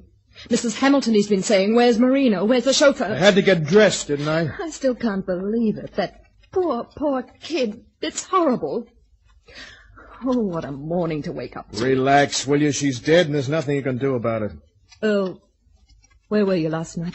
Wherever it was, don't you wish you'd been along? What are you crying about? You didn't like Kathy. I could hear you rowing clear over to the garage last night. It wasn't a row. I scolded her for not drying the glasses properly, that's all. Last night was your night for picking fights, wasn't it? You've got a sore arm to show for it. You shouldn't have done it, Earl. You almost broke my wrist. Well, you should know better than to pick on me when I'm drinking. Anyone would think we were married. Earl, you don't know anything about it. What do you mean? No, she'd tell me how you pestered her. She said you kept after her all the time. She didn't tell you I pestered her last night, did she? No, Then remember that if the cops ask you. Do you think for 1 minute I'd do anything to hurt you? In spite of the way you've treated me since she's been here. What's the detective like? Oh, he seems all right. Not the kind you see in the movies, I mean. Doesn't keep his hat on, he doesn't smoke cigars. I don't wear a hat, Mrs. Hamilton, and I smoke cigarettes. But only when I'm bothered about something. You're Marino. That's right. I'm Carlton, County Homicide. Mrs. Granger will be down shortly, Mrs. Hamilton? Yes, sir, she said right away. She said she'd call Mr. Granger. It was you that Mr. McWatters awoke, wasn't it, Mrs. Hamilton? Isn't that what you told me earlier? Yes, when he was delivering the milk about 5:30. I heard him banging on the door. He said she was lying in a heap down by the gate, all smashed. I went to Mrs. Granger's room. She wasn't asleep, so I just knocked lightly. How did you know she wasn't asleep? Her light was on. I could see it under the door. You heard nothing at all during the night? Well... Go on. About 11:30, I did hear a car going out of the garage. That was me. Did you hear a car come back, Mrs. Hamilton? No. When I got to sleep, I slept soundly. Did yes, Miss Moore. Did she have many friends? In particular, men friends? I don't think so. I don't think any particular one. Nobody in the village? Well, she did a few times with someone, but she didn't tell me who he was. Any idea where he lived or where he worked? No. And if ever she telephoned him or anybody else and I was around, she'd come in here and use this phone. Even though Mrs. Granger wouldn't have liked it. Once I picked up the extension by mistake and heard her talking real sweet to someone. But you didn't hear any name? No, I hung up right away. But I knew she was talking to a man. Well, that'll be all for now, Mrs. Hamilton. Thank you, sir. You went out about 11:30, Marino. Yes, I drove Mrs. Brand home. She was afraid of that fog. And you came back here? No. You see, I ran out of liquor. I know of a place in Kingsville where I can get it. We'll have to know where you were. What time did you get back? Oh, I'd say about 4. You didn't see Miss Moore? No, but I wouldn't have. It was pitch black. Had you ever gone out with Miss Moore? No, never. You see, I got a girl in the village. And you were with her last night? Yeah, sure. What's her name? Rose Coonan. 68 Mill Street. All right, Marino. That's all for now. Thanks. Don't leave the place for a while. Don't leave. Okay. A photograph. Celia Granger. Good morning. Oh, good morning, Mrs. Granger. I'm Dan Carlin, County Homicide. This has been a dreadful shock. You're sure it was murder? Sure. I thought perhaps a hit-and-run driver. She was inside the gate, and her head had been struck with a rock. She also had this scarf wrapped round her throat. Mrs. Hamilton said it had been yours. Yes. I gave it to Kathy. You don't remember me, do you, Mrs. Granger? Remember? No, I'm afraid I don't. No, of course you wouldn't. It goes back many years. Back to the days when you were living in the old house on King's Point. You used to borrow my bicycle. Then you were... Yes, I was the grocer's delivery boy after school. Why, yes, I do recall, but I saw you very seldom. I got a better job with a tailor. I don't know why I'm bringing this up. Let's get back to business. You were looking at my photograph when I came in, weren't you? Yes, yes, I was. Celia? Oh, come in, dear. David, this is Mr. Carlin. He's from the police. My son, David. Oh. How do you do? I need a shot of brandy. Don't get the idea I start every day this way. Well, this is an unusual day, I'm sure, for all of us. Mr. Granger, did you know about any plans Miss Moore might have had for last night, for after the party? I? No. What makes you ask that? I thought possibly she might have said something. She never confided in me about her dates. I did come in here while she was tidying up. That was all. Now, that was the last you saw of her? Yes. Very well. Now, I must be getting back to the village. I want to check the coroner's report. I'm afraid I'll be a bit of a nuisance around here for the next few days, but there's nothing I can do about it. I regret the circumstances, but I have been glad to see you again. Thank you, Mrs. Granger. Goodbye, Mr. Granger. Goodbye. He's hardly what you'd expect a hit detective to be. But there were moments when he was still the grocer's boy. The what? When I was a little girl, I used to get anonymous valentines, all lace and hearts. And now, after all these years, I think I know who sent them. You mean... I wonder if he's still sentimental. Seems so quixotic in a detective. Oh, David, I take it easy. Brandy isn't the best thing for your heart. I've got to get through this day somehow. Oh, you can't let this upset you so. It's frightful, of course, but... Oh, thank heavens it wasn't one of us. Don't you mean, thank heaven it's Kathy? David, you'd never gone out with her. No. Why? You did say you might go out for some air. You could have seen her accidentally. I didn't go out. No, Celia, I wasn't carrying on with Kathy. Of course, she did pose for this portrait. Oh, David. She only posed for the head. You see, it's a copy of a Renoir nude. Has anybody else seen it? Eunice saw it last night. And Eunice believed Kathy had posed only for the head. Why not? It's the truth. Darling, you're about to marry an exceedingly trusting girl. Let's forget about it. Nobody else has seen it, so how can it possibly matter? Since nobody else has seen it, it won't matter. Now, let's attend to the newspaper men. They're waiting outside. Will you go and show them in? Yes, of course. No. Nobody will ever see it. Never, never, never. How fortunate that it's winter. Burns quite quickly.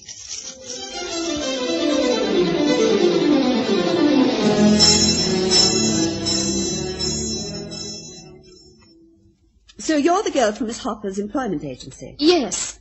Nora Taylor's my name. I have the introduction here. I can't understand, Miss Harper. I told her I wanted an older woman. I have some excellent references. Oh, it isn't that. I don't believe you'd like it here. You're young, you're pretty. You'd find it much too quiet. All the others have. But I like the quiet. You don't know the trouble of breaking in a girl and then having her leave. But I won't leave. Just because your last Did girl Miss left... Harper tell you about the last girl? No. The last girl was found murdered 2 days ago, just inside the front gate. The murderer hasn't been caught. There's a great deal of uneasiness in the village. Those things don't happen twice, Mrs. Granger. Anyway, I'm not afraid. You don't seem the servant type, Miss Taylor. Won't you at least see my references? I'm sure they're excellent, but... no. Marino will drive you back to the station. There's a train soon. Naturally, I shall insist upon paying for your ticket. Oh, David, this is Miss Taylor. Oh? She was sent by Miss Harper. That was quick. How do you do? This is my son. How do you do, Mr. Granger? Then if you've decided, Mrs. Granger, I'd better go back to the station. Go back? I've explained to Miss Taylor that I want someone older. Why do we have to have someone older? Because the young girls never stay. How do you feel, Miss Taylor? Think you'd like it here? I feel certain I would, Mr. Granger. Oh. Shouldn't we let her find out for herself? She's come quite a distance. If only you'd give me a trial, Mrs. Granger. Oh, it's not right appealing to your sympathy, but I do need a job so badly. There's a storm coming. We can't send you back in that. What do you say, Celia, eh? Any reason why we shouldn't give her a trial? But, David, After all, we do need someone. Very well, Nora. We'll give you a trial. For a few days, anyway. I'll ring for Mrs. Hamilton, have her show you to your room. She'll explain your duties. Oh, thank you so much. Thank you, Mr. Granger. You're very welcome. Yes, Mrs. Granger? Oh, Mrs. Hamilton, Nora is staying for the time being. Will you show her to her room? Yes. Yes, certainly, Mrs. Granger. Just follow me. Thank you.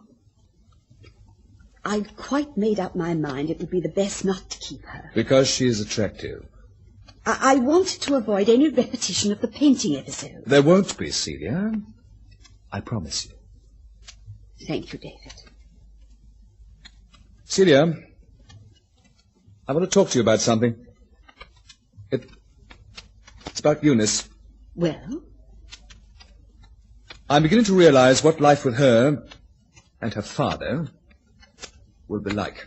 Awfully comfortable and secure. Mother, you might as well know.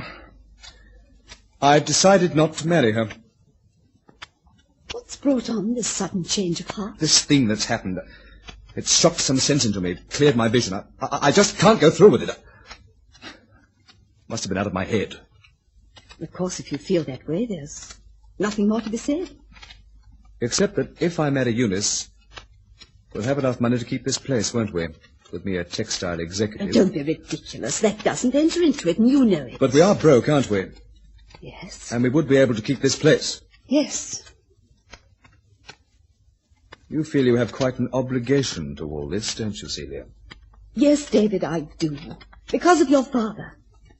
This house represents him, his tradition. To me, it's a trust. That's why I've struggled so to keep it. And since his death, my first obligation has been to you. That's how I've justified everything I've done. Your happiness, your well-being come first. Am I wrong or strange wanting that? No, you're right, Celia. This is just nerves. Of course I want to marry Eunice. Besides, who else is there to marry? She loves you, David, and you're not strong. She'll look after you. You'll be set for the rest of your life. I wish I could be allowed to look after myself, and I wish I could plan my own life, and I wish that I could... Sorry, Celia. These nerves again. Well, I'll go and write to her. Oh, by the way, have you seen that painting of Kathy? Yes, I have. I destroyed it. Oh. You do understand. Because of its implications, Colin might have thought... That Kathy and I were having an affair, and for some reason I killed her? David, did you know Kathy was expecting a child? No. Colin told me. They found out when they performed the autopsy. So I think it's just as well, dear, that I did destroy the painting. Yes, Celia, you're right. You usually are.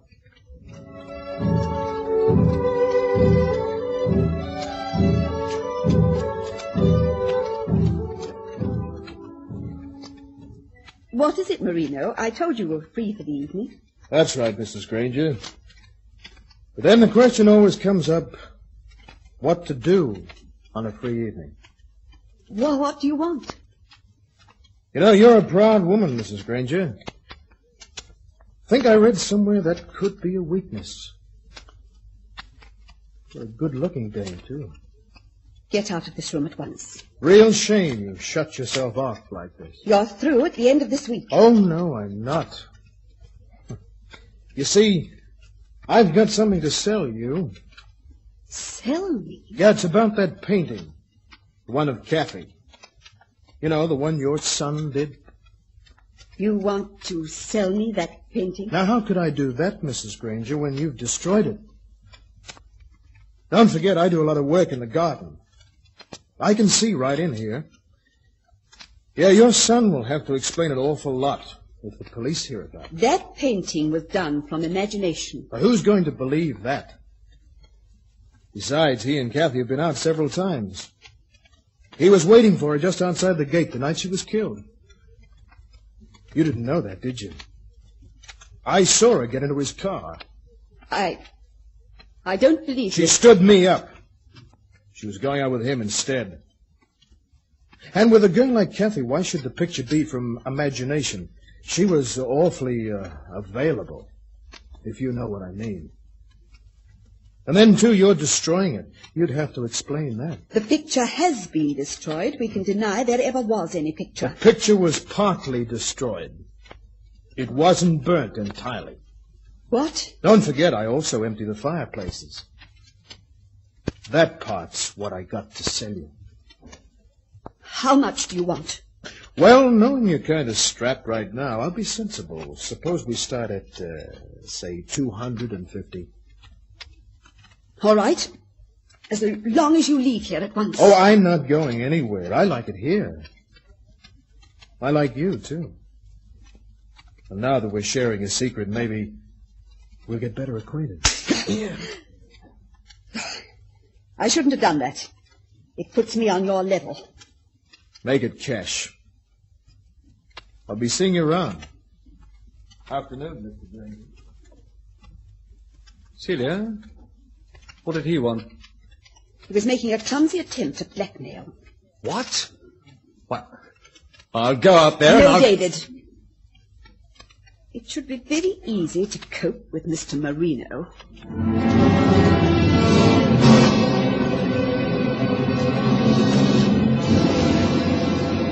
Detectives are not always right. Act 2.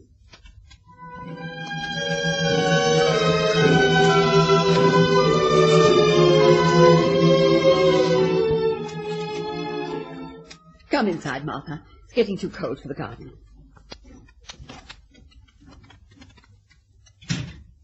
Well, now you can put those evil-looking things down. What? There she is. Celia, that new maid of yours, you think that's wise? Nora? She's awfully pretty, isn't she, bait for the killer? I feel certain the killer has picked up his tent and moved away. I saw David with her as I arrived today. Really? Incidentally, your mail hadn't been picked up from the post office. Oh, thank you. Reno should have gone in for it. I'll glance through it if you don't mind. Mm-hmm. That Carlin man came around this afternoon. I suspected you had something to tell me. Well, the questions he asked, I didn't like it. Seemed to be prying. I tried to get angry, but he is so unreasonably attractive. And it is his job, asking questions. Except that some of them had no bearing on the crime. I mean, what business is it of his whether or not there have been any men in your life since birth? Oh. You know, the poor devil has a most awful crush on you. What else did he ask? Why do you leave this quiet life? Why do people so seldom see you? I said you were still brooding over Bart's death, still in love with him for all I knew. I also said that you blame yourself for his death, and since he was so full of worship for his ancestors in this house, you felt you making it up to him. And he knew about your singing in that club. I should have told him the only reason you were doing that was because the Granger Castle was toppling down around your heads, and that your husband was too proud to go to work. Bart had no preparation.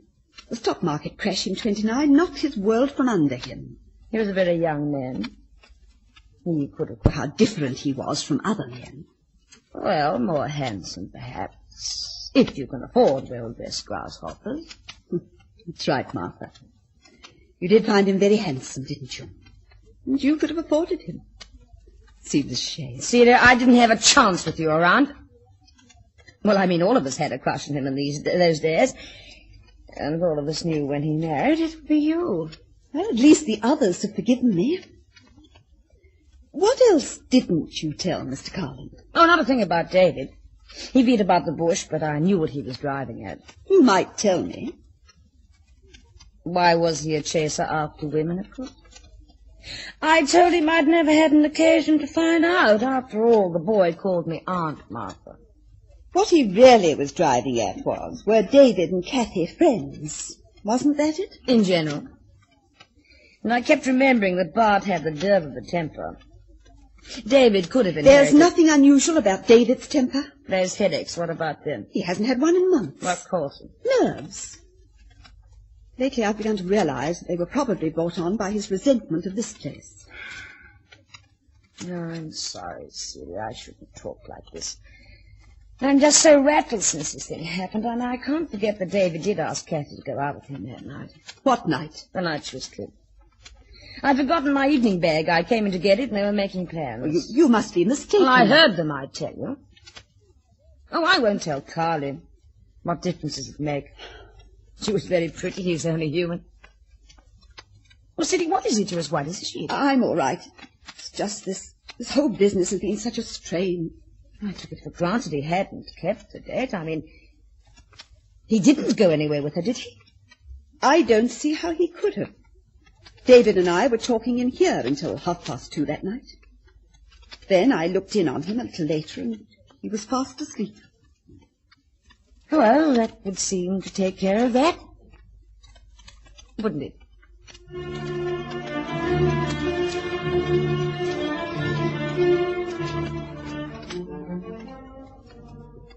I told you the truth about that night, about Kathy. You said you didn't leave the house that night. I didn't. Nor do I have to repeat and repeat. If Colin thinks I did it, why doesn't he come right out and arrest me? Oh, it's suddenly very cold in here. Celia, you don't think I killed Kathy, do you? Why, how extraordinary. This letter, I can't make it out. Oh, what is it? It's from the Harper Employment Agency. It says, they regret being unable to find a suitable servant immediately, but will notify me as soon as they do. What? Oh, I don't get it. Laura said they'd sent her. Didn't she have a slip from them? As a matter of fact, she didn't show me anything. Yes, she said she had the introduction someplace, and I told her not to trouble. David, who do you think did send her? Don't you think maybe your friend Carlin? A girl like that? The police? Of course a girl like that. Complete with sob story to throw us off the track. I'm going to call her in here and demand the truth. No, perhaps that wouldn't be wise. Especially if you're right. Things have got to go on as if we didn't know. She's got to see that we have nothing to hide. At least until we do find out why she's here. Again, you're right, Celia. I won't let on. Oh, here's Mr. Carlin.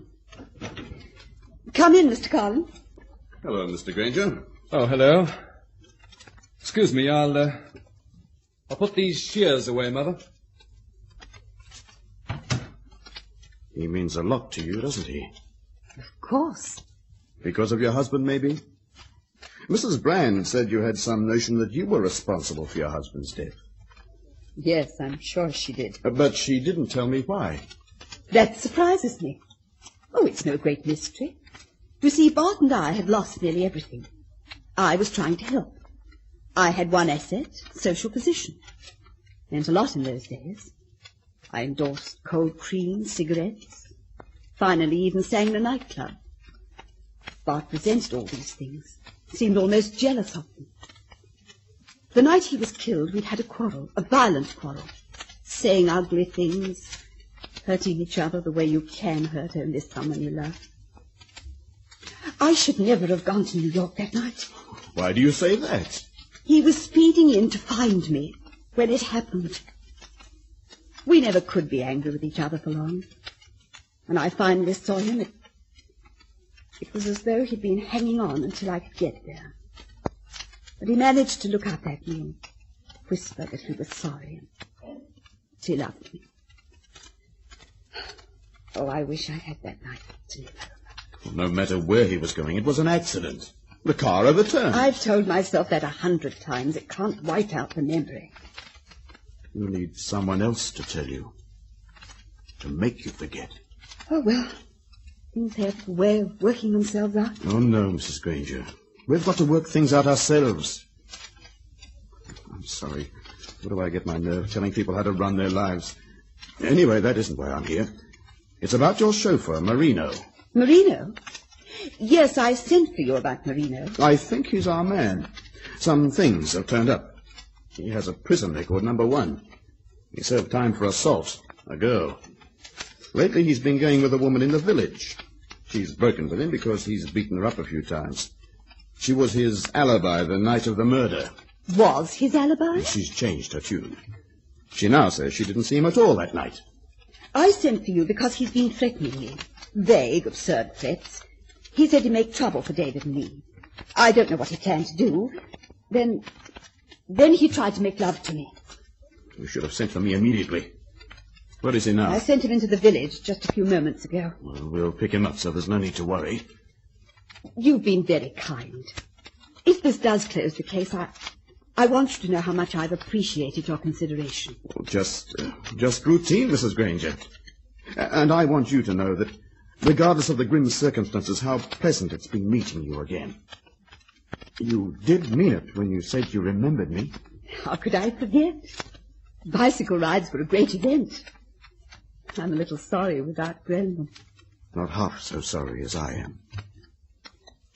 It's not fair. I get the impression you know so much about me, and I know nothing at all about you. Me? I'm just the guy from the other side of the tracks, 30 years later. There's more to you than that, Mr. Dan Carlin. Maybe it's my determination to cross those tracks, the quickest way. Oh, no comfortable in-between spot will do. I want the heights. Up here with people like you. All or nothing. I've got a wall to knock down. A wall? There's always been a wall between me and the things I've wanted. Mr. Carlin, you've never married. No. Don't women fit into this plan of yours? Oh, there have been women, but not the woman. You see, I've got my eye on the heights there, too. Well, I'd better be running along. Goodbye, then. It's funny how things turn out. Years ago, I used to think of you as the princess in the tower, and I was your knight, hell-bent on saving you from wicked old King John. Oh, damn it, I suppose you've got to be told, sooner or later. I used to send you valentines. Goodbye. Goodbye, Dan Carlin. Pardon me, Mrs. Granger.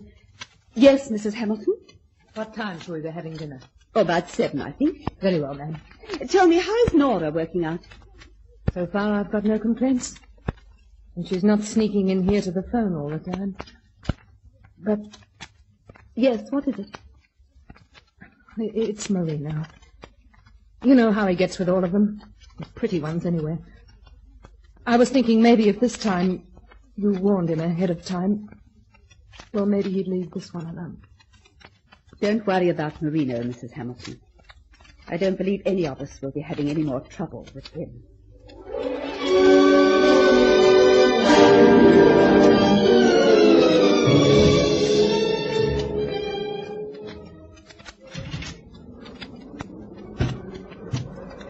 Who is it?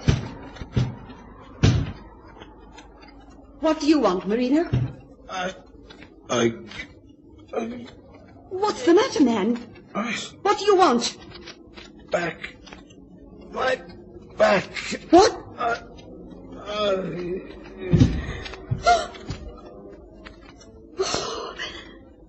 Oh, the shears! In his back! The shears!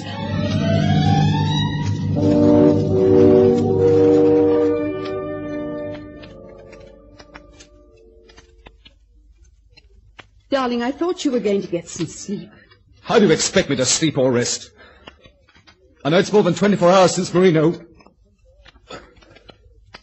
Have you seen what the papers are saying about us tonight? Poor Dan Carlin. According to them, I've either bought him up or bewildered him with my particular sorcery. It's a good thing nobody knows Marino was trying to blackmail us. Carlin does. I told him yesterday afternoon. Why did you do that? I had to. He was going to arrest Marino. I knew he'd talk. I had to protect you. That's all you ever think of, protecting me. Celia, there's something I'm going to tell you. Is there, David? Kathy and I did go out that night. I realized what a mistake it was to marry Eunice. I had to talk to someone who was sympathetic, who'd listen and understand. That's where I let you down, isn't it? It isn't your fault, Celia. You don't have to tell this at the inquest. Nobody saw you. Marino said he did, but he can't do any harm. Somebody did see us. Someone else. David! It was almost 3 when Kathy and I got back. Before we came to the gate, my lights picked up the outline of a car, parked on the other side of the road. I couldn't make out anything but the outline in the fog. But Kathy knew who it was. Did she tell you? No, she just said, "Oh, so he came after all." And when I asked if she wanted to get out and talk to him, she said no. But he had to be taught he couldn't treat her like dirt. That he could stay there all night for all she cared. But, well, I've been afraid to tell anyone. Oh, that could be my fault. I'm to blame for so much, trying to force a way of living upon you. I thought it was the right one. Now I see that it hasn't been right, not even for me. It's useless living for the dead when there's so much else. You once asked for your life to live, David. Well, finally, it's yours. And you agree that tomorrow I must tell about that night? Of course you must. In the meantime, your mother shall be playing detective. David, look at this scribbling on the telephone pad and this number here. Does it mean anything to you? Why, no. What's it all about, Celia? It's a number Kathy wrote on the pad. I don't know what it's about, but I'm going to find out. But how... Darling, Mrs. Hamilton wants to go into the village. Would you run her in, please? Yes, all right, Celia. Now. Hello?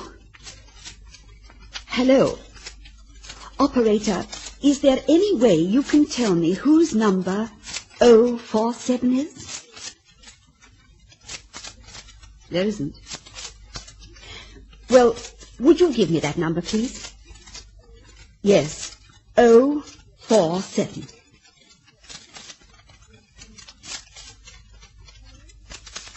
Hello? Is Mrs. Johnson there? Why, what number is this, please? Hello? Hello? Oh, no. No.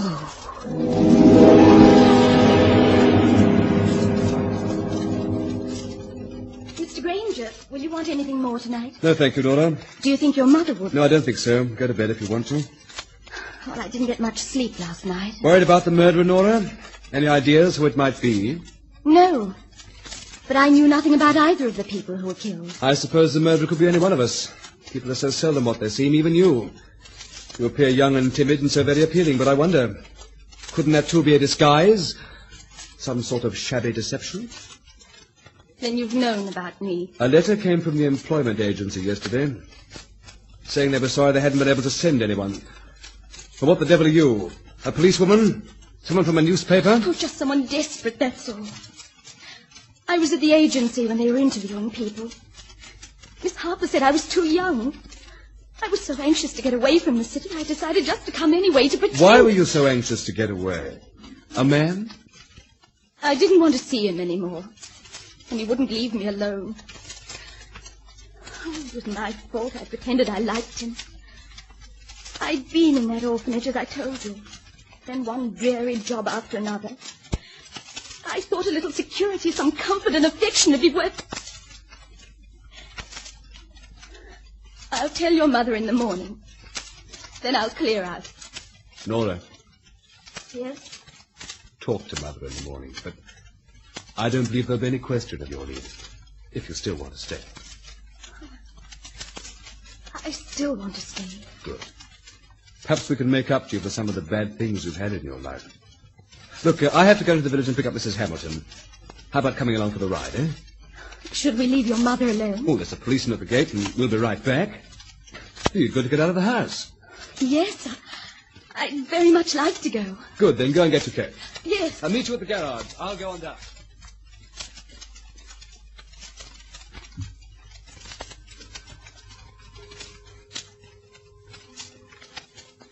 David? David? Oh. David, is that you? No, it's me. I thought I heard a car. Well, not mine. I parked it down the road a bit. I wanted to walk, look around the grounds. You're looking very lovely tonight. Thank you. The crowd's been bothering you today? There were people down by the gate. They only went when it got dark. I could sense their hostility. I've become a witch in a castle. You don't think I did it. Well, next time your chauffeur gets murdered, see that you're a few miles away from the crime, not just a few feet. Not very lucky in our murders, are we? How extraordinary that Kathy left no address book, no letter. There was nothing. I went through her room myself. Kathy did leave something. Oh? She'd known someone in the village. Someone in particular. So far, he hasn't volunteered to identify himself. That's why I think he's guilty. He has a telephone. Kathy called him often. But how can we trace her call? Very simple. You see, I had the number. She had a habit of scribbling while she used the phone in here. Among her scribbling, there was a number repeated. Could be just the grocery store. No, besides, in addition to the number, she wrote a name. That makes it easier. Yes, I guess you do have something, Mrs. Granger. May I see the scribbling? Here's the pad. Thank you. You should have looked at it before you threw it on the fire. I know what it said. I lied. There was no name. It wouldn't have mattered, as long as the number was there. I figured something was up when you phoned earlier. I recognized your voice. Why did you do it? Kathy tried to latch onto me. She wanted security, respectability, and I was to be the fall guy. She knew I was ambitious and thought she'd go along for the ride. She told me about the baby. Said if she had to, she could prove it was mine if I didn't marry her. Killing her. I wasn't going through a life with her tied on my neck.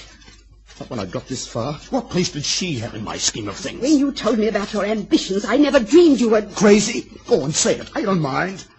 Because I'm not crazy. There's one straight line I'm following, right up out of the gutter.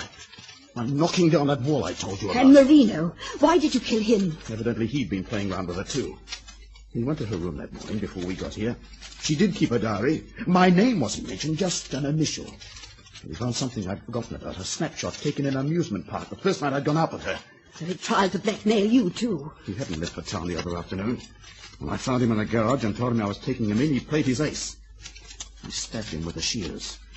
They deserved what they got, both of them. How could you possibly expect to get away with this? You knew something would turn up, something that would destroy you, your ambition. It hasn't destroyed me. Nothing can. How can you avoid it? By doing what I don't want to do. What has to be done? Don't be ridiculous. Oh, if only things had worked out with us. David! David! Your son's not here. Nora! The maid's not here either. She went out a while ago with your son. That was the car you heard. I was outside, waiting. We're all alone. The policeman at the gate. He knows you're here. No, he doesn't. I came by the path of the cliff. No, you don't. There was a place for you in my scheme of things. It could have been so right, you and me. I needed you. I've always needed you. But you're not the one listening. You don't care anything about me. Celia, I've always loved you. Another stepping stone. Oh, don't you see? You've been part of the dream. Dream? Yes, I've been in a dream, too. But I'm facing reality now, thanks to you. You had me fooled as you fooled everyone else. The self-made man with his rugged charm, his simple honesty, his strength. So different from any man I'd ever known. Yes, Mr. Carlin, I think you should know. I was beginning to find you very attractive. I love you. You've got to believe If that. you do, prove it. Go away. Give yourself up. No, I'll never do that. I can't now. I am strong with the strength to see this through. I'm playing at the same. All or nothing. Like it's always been. I tell you, your luck's run out. Don't be a fool. You'll never get away with it. I can't stop now. I've gone too far to stop. Don't scream, please. Don't scream. It won't take long. If you love me, how can you do this? Because now you're just like them. You're in my way. Celia! Celia! Are you all right? David! You see, it is too late. All right, Carly, all right. You better go quietly. Your policeman's all set to take you. No, thanks. I'm going another way. Carlin, stay where you are. Don't run upstairs. It won't help. Here. All or nothing. Steady, Norma. Oh, that window above the cliff. Celia. Celia, are you all right? Yes, David. I'm all right. All or nothing.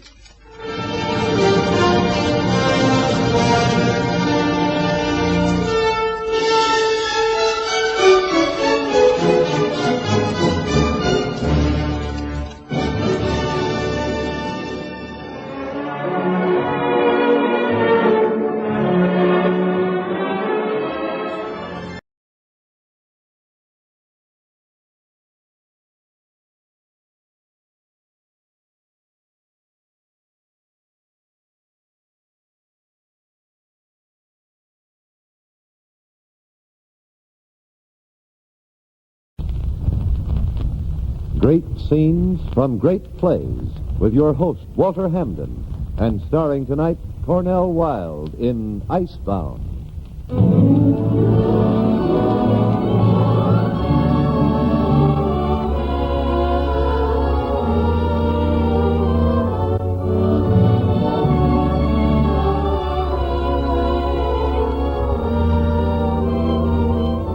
On behalf of the families of the Protestant Episcopal Church in your own community and the Episcopal Actors Guild, we welcome you to another half hour of great scenes from great plays, transcribed by famous artists of stage, screen, and radio. Now, your host, the distinguished actor-manager, Mr. Walter Hamden.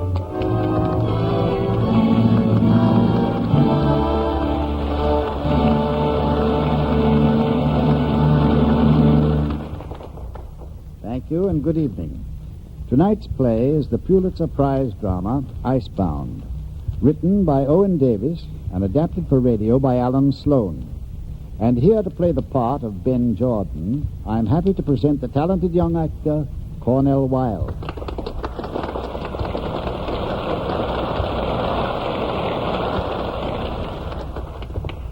Our play is set in the chill atmosphere of way down east in the state of Maine.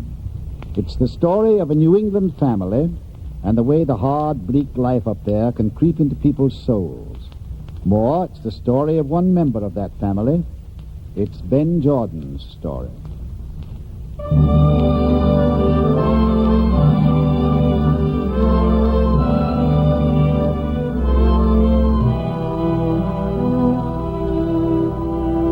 Coming down the road towards the Jordan house seemed like I'd never been away, like I still belonged.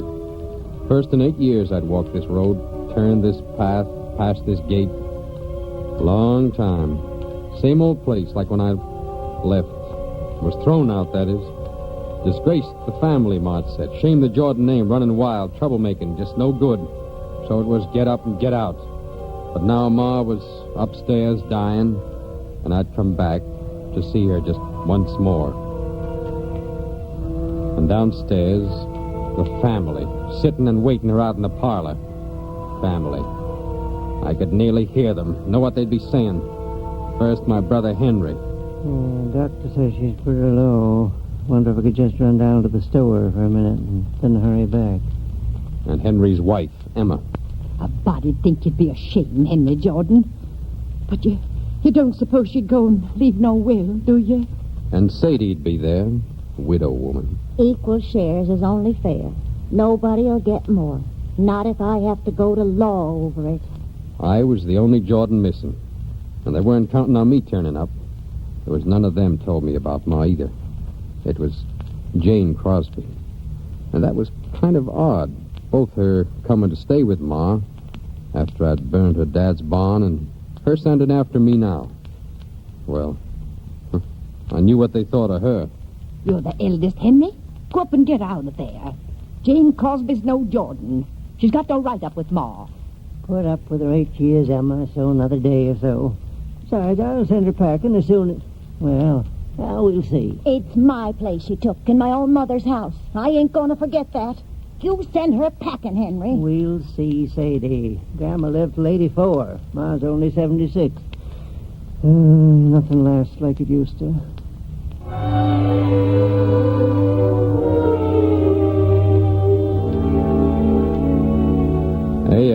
They were waiting, but not for me to turn up. Oh, no. I knew what they thought of me. Ben. Only Jordan ever disgraced the name in more than 100 years. Drunken devilman. Why, if he hadn't run away like the criminal he was, carrying on and burning barns, he'd be in state prison today. Don't talk Ben to me. After he broke my ma's heart. Yeah, and hurt my credit.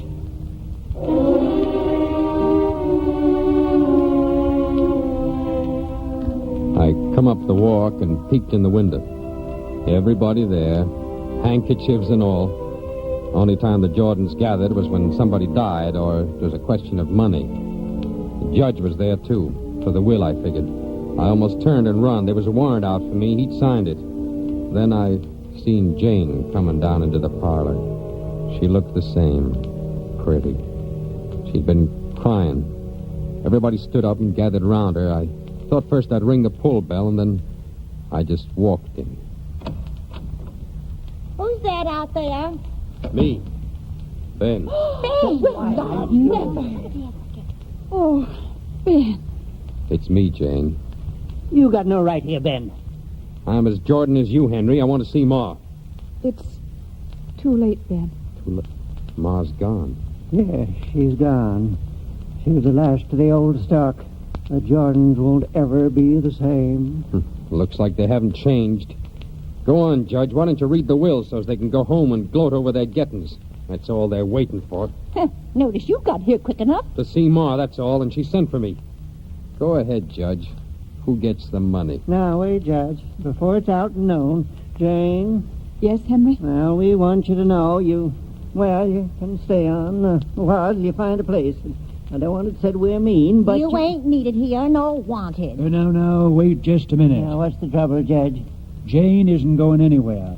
How's that now? Of course she's going. She don't belong in this house. Yes, she does. Because the house is hers and the whole place. What? You were worried if there was a will. Well, there was. That's it. Everything goes to Jane.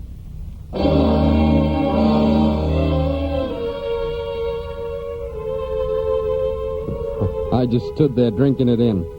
It was like they'd all been hit with their own tombstones. They opened their mouths and shut them again, and then they just left. The judge, too. Except for Ma lying upstairs, I'd have busted laughing. Well, there was no place for me there, so I decided to go. Ben, where are you going? Back away again before the judge gets arresting ideas. Oh, stay here, Ben. Stay. I go to jail? Besides, it's your place. I don't belong. Oh, Ben. That's gone. That's 8 years gone. You don't want me. You've got to stay. How got to? I fixed it with the judge. When I knew I'd get the place, I fixed it to go your bail. What for? I wanted you to stay. As what? How stay? Why, you'll work the farm. I can't alone. I wondered why you sent for me. I thought it was so I could see Ma before she went. You just wanted a hired hand. I have to stay, huh? Have to or go to jail. That isn't it, Ben. It wasn't even your mother sent for you. It was me. Why? I thought she'd be happier seeing you. I hated to think of her there in the churchyard, hungry for you. Sounds nice. But I don't believe you. I believe you want to be back just for one thing. Ben. Oh, Ben. Just one thing. I was the Jordan burned your dad's barn. I was the Jordan ruined the Crosbys. So you had to go out for a servant and in my house. And now you got it fixed, so I'll be your hired man, your slave. What do you think I've been for 8 years? The only Jordan you can get square with, that's all. I'm going up to Ma, but listen, I'll stay, I'll work, but only because I'm staying with you. I'll stay because it ain't as bad as going to jail.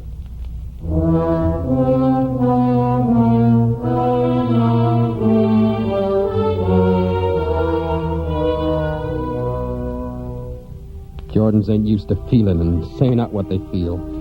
Ma dead, and everything turned topsy-turvy. I hurt and I couldn't say it. So it took off on Jane. And I didn't mean it, but I couldn't say it. Would have been different if she'd looked different, but she was just the same, so slim and pretty like the willow trees down by the river. But say those things out, not to Jordans. Yeah, I stayed and I worked. Right on through the winter, I worked.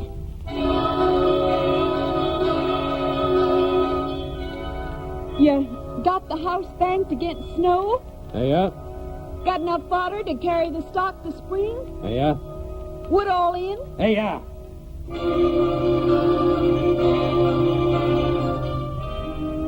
I wasn't liking it, taking orders, much less from a woman and lesser from her. And that I showed. I kept on working, though. Got so I could read that Jane Crosby's mind. And all it spelled out was W-O-R-K. That's all. Nope, I didn't like it. But I got used to it, that I'll say. And once I got the hang of the work, it wasn't like I was taking orders. It got to be a little like I was home, belonging. I had my old room, and the food was good. And Jane Crosby wasn't too bad to talk to. But mostly I liked working with the stock in the barn. The way it smelled, warm, felt like I was a sprout again, before all the trouble.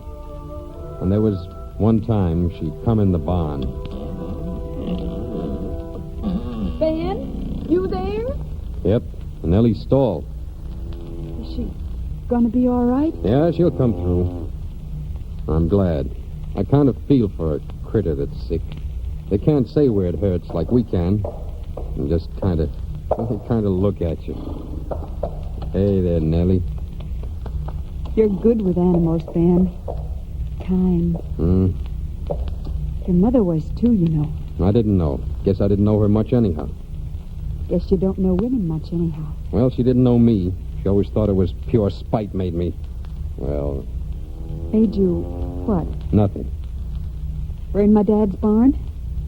Do you think I hold that against you? I don't, Ben. Believe me. Well, it was my fault you had to go for a servant. You're wrong. I didn't ask to come here. Your ma sent for me. Oh, I didn't hear that either. And not in a charity way, if you were thinking that. It was just because she was lonely for you. Never showed it by word nor writing. Pride. Yeah. And you're like her. Did she ever know what the fight was about between me and your dad? No. Did you? Me, I guess. Nope. Well, he was always against us marrying, so that night I put it right up to him, asked him what was wrong with it. Nothing, he said, except you're a Jordan. What was wrong with being a Jordan, I wanted to know. He laughed at me and said Jordan meant being hard, caring more for money than for men, getting and grasping. I got so mad, him being older, I couldn't hit him, but... You burned the barn. Well, I was drunk and furious, but in a way I was standing up for the family. Ma never knew that. She died thinking I disgraced her. You kind of care about that, Ben? I kind of do. Her passing without knowing I was standing up for Jordans. Why didn't you write and tell her? Pride? Well, You don't ever tell much. You don't let anything out. nope. Even how you've been thinking these months you've been here. Then, what do you think of when you're working? About when I was with the Army in France. And they got little bitty farms there. I got to one after I was wounded. Nicest folks ever. They laugh over there. They laugh and sing right at the table. Gave me lumps in my throat looking at them and remembering us, the Jordans. Guess there wasn't much laughing at the Jordan's table. No time for it summers with the work.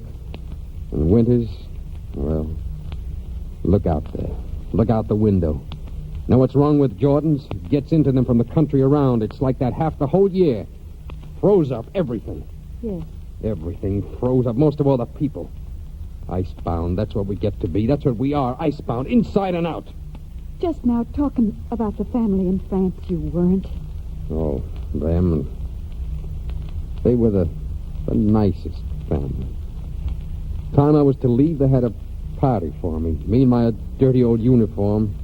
And them all dressed up best they could. And a girl in a blue dress. A girl in a blue dress? Yeah. Pretty as a willow tree by the river. Oh. I never did see her again. Never did see anything like her till... you don't see blue dresses here. No, they got 3 colors for dresses here. Black, black, and black. Black for weekdays, blacker for Sundays, and blackest for funerals. Dan, there's more than one blue dress in the world. Huh? If I was to dress different, would you like me more? Oh, I like you, Jane. You don't show much. I didn't think you wanted much shown. I figured the way you're working me and working the place, I thought you were getting to be pure Jordan yourself. Oh, no. Ben, listen. Come have supper with me inside. Nellie'll be all right. She said so. Come in and have supper with me, and we'll talk more. All right? Well, sure. Been good. Family's coming for a while, but when they're gone... Family? Henry and Emma and Sadie. They got something to talk to me about, but it won't take long. And then we'll talk.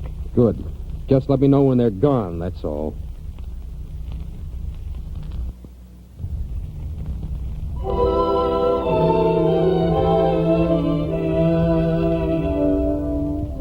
When Jane Crosby left the barn, the darndest thing happened. I heard myself singing. Of course, it was only a hymn, but it was still singing. I tried to figure what the Jordans was after, but I was feeling so good, why, I put unpleasant things out of my mind. And then Sadie's little boy, Orrin, come in the barn. What you doing, Uncle Ben? Oh, just working, son. Got old Nellie all cured. Is it fun working here? Well, I never looked for fun working, but, well, yeah, there's pleasure to it. Why'd you ask? 'Cause everybody says you're just Jane Crosby's slave.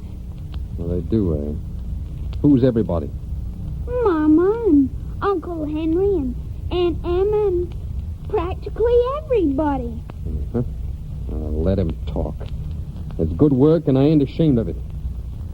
What kind of work you going to do, son? I'm going to have a store like my Uncle Henry. Store work? Well, that's no work. You want to get next to the crops and the critters. That's work for a man. I don't want to dig in the dirt. Dirt? Well, dirt's what they got in the town and the streets. Nothing grows in dirt. I'm talking earth, Arn, boy. You see, Arn, earth's what you plant a crop in, and she gives it right back to you if you work it right.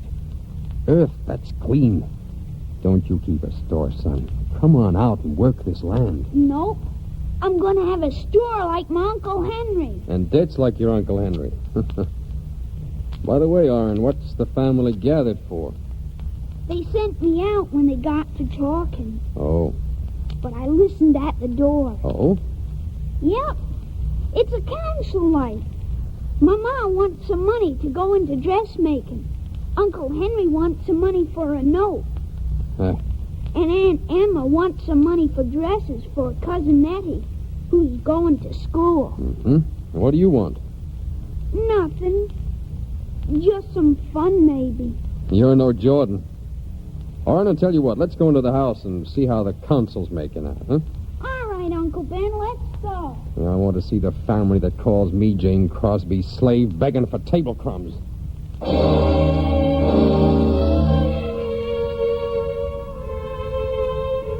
Really wanted to see it, too. I didn't feel like a Jordan anymore. And funny, I felt like I belonged to the Jordan place all the more. I guess it was because I'd put a man's work into it. And all of a sudden, I wanted to see Jane Crosby again. I wanted to stand next to her when she shamed the family by giving them what they asked. But when I walked in on them all... No, Henry, I'm sorry. I can't do it. But we need it, Jane. We need help bad, and it's only money. You've got the whole property. All we're asking is just a little money. I said no, Henry, and it's no. It's hard to make out, Jane. We were expecting more from Ma. And it ain't like you was a Jordan, Jane, and had it coming. You got a duty to help us. I said no, and it's no. Oh, Jane, you can't. Come on, Henry. Don't beg. Jordans don't beg. You are, and you stop scratching. Come on. And the next time we come to this house, Jane Crosby, you'll have to send for us. I heard all that, and I got all cold and tight inside all over again. I kept hearing Emma saying, "You're no Jordan, Jane." But she was wrong. All of Jane's soft talk in the barn, I knew what it was for, just to keep me a slave to her. Well, I packed. I walked into the kitchen, and I said, "Jane, I'm going." What do you mean, Ben? Well, what do you mean you're going? Just that. You said I could, and I am. So goodbye now. Why, Ben? Why? Because you're a Jordan. What? You're pure Jordan. You've turned Jordan. Maybe having this place done it, maybe having someone to boss over done it. Maybe it's the country's got into you and bound you up in ice. But you're Jordan through and through. I don't know why you're saying all that, Ben. I heard you telling the family no. I know they're a pack of begging bodies, but they are Jordans, and this was Jordan property. I don't know why Ma left the place to you and not to them. Maybe it was because she knew you'd turn out to be more Jordan than any of them. Talk about holding the place together. You sure did fine. Yeah, got one Jordan a slave for you so you could refuse the other Jordans where they come needing. Well, this Jordan is gone. Where, Ben? Where? I don't know, but if I did, I wouldn't tell you. Because if I did, you'd call the judge and have him haul me back.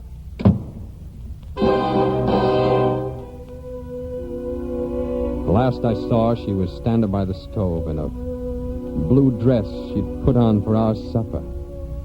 I was mad pure through, but just the same, my heart almost turned me back. She looked so small-like and all alone. Well, let her be alone then. I started off, down the path, through the gate, up the road,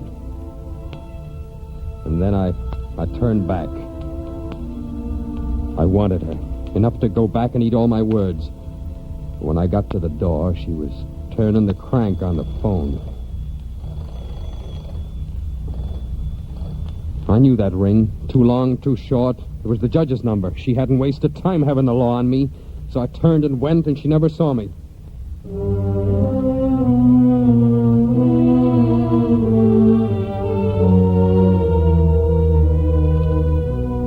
I walked the road, clear to town. I knew where I was going and what I was going to do if I met the judge on the way. But he never did come along the road, so I knew she hadn't reached him. I went straight into town and straight into his office and walked right in on him. And 5 minutes later, we went back to her together. Judge and me, both. Oh, Judge, I've been calling you to... Ben! Yep, it's me. Can we come in? Why... She means come in, Judge. Good evening, Miss Jane. Good evening, Judge. Ben Jordan? Now, wait a minute. I got 2 questions, Jane. I was too hasty before to be fair and ask you the first one. Why'd you turn the Jordans down? Because. Now, there's a woman for you. Why, Jane? Same reason I made you work. To make them get up and do something for themselves. That ain't all, Miss Jane. No. Now, what more? Because your ma said to keep the Jordan property together. For you. She said that? Yes. Well, it's worked out, Jane. That is, if You got the right answer to my second question. Oh, Ben. Now, wait up, both of you. Miss Jane, before Ben asks you and before you say what you look like you're fair dying to get said, I want to tell you that Ben came I don't care. I don't care if he goes to jail. I called to tell you he was gone so you'd arrest him. And we could have all that behind us, so now I'm glad you arrested him. That's just it, Jane. I didn't. Then I don't understand how... How come we're here together? Well, 'cause he come into the office and give up. 'Cause he came in hollering for a trial right now. He did? Well, ask him. Oh, Ben. I did and I still do. I want to get my trial and win or lose. I want to marry you and... Well, What's the matter? Well, I was going to ask you nice, Jane. I didn't mean to holler it out like that. Well... Huh? Well, ask me. Well, I'm asking. Ask me nicer, Ben. Oh. Well, Jane, even if I go to trial in jail, will you marry me? Even if everything, Ben, I will. Hey, Judge, you're going to be awful busy. First trying me, then marrying me. It'll be a pleasure. You're wrong, Ben. First marry, then trial. Well, why so? Because I want to marry you before and stand by you during your trial so folks will know I'm doing it out of pride. And that's good pride, Ben. Proud of me? Oh, I am. Why? Well, don't you know? Well, Look, you two don't need me yet. So, goodbye now. Now tell me why. How can you be proud of me, and why? 'Cause you learn to work. 'Cause you learn to put yourself into work. 'Cause I love you. Took a long time for you to say so. And you've never even said so. Well, I do. You still haven't said so. Well, just the same, I do. You do what? I love you. Oh, Jane, I love you. Jane. Mm-hmm. Look. Look out the window. Winter's near over. It's coming on spring soon. Snow's pulling back from the ground. There'll be little blue flowers. Like your dress. Blue. The things will thaw out. Hey, yeah. Everything will thaw out fine.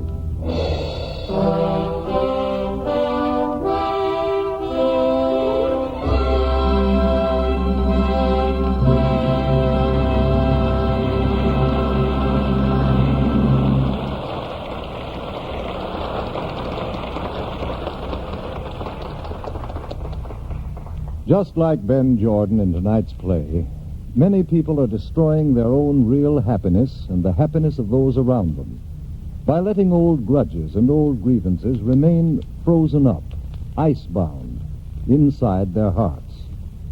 Like Ben Jordan, too, most of these unhappy men and women can't thaw out their icy inner burdens without the help of God's grace.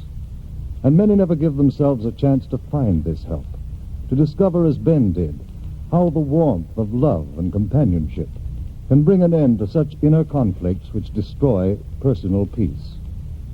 The Church, from its beginnings, has offered this help, has recognized how vital it is that men and women find the way to rid themselves of harbored grudges and grievances. Its religion calls men to self-examination, to the spirit of contrition, to real humility. The beautiful service of Holy Communion emphasizes the necessity to be in love and charity with your neighbors. And it is this blessed spirit of Christian love and charity that has enabled millions to find in the Church and through the sympathetic guidance of an experienced clergyman a way to a full and happy life. If you're already a member of some church, you know how much the Church and a clergyman can do to help you live in happiness. If you're not a member of any church, you owe it to yourself and to your family to find out how much richer and more rewarding church membership may help you to make your life, too. You're always welcome at your nearest Episcopal church, and you will find its clergyman ready to meet you and talk with you, ready to tell you what the Episcopal Church stands for and how it offers you a faith to live by. Why not decide right now, you and your family together, to visit your nearest Episcopal church at morning service next Sunday?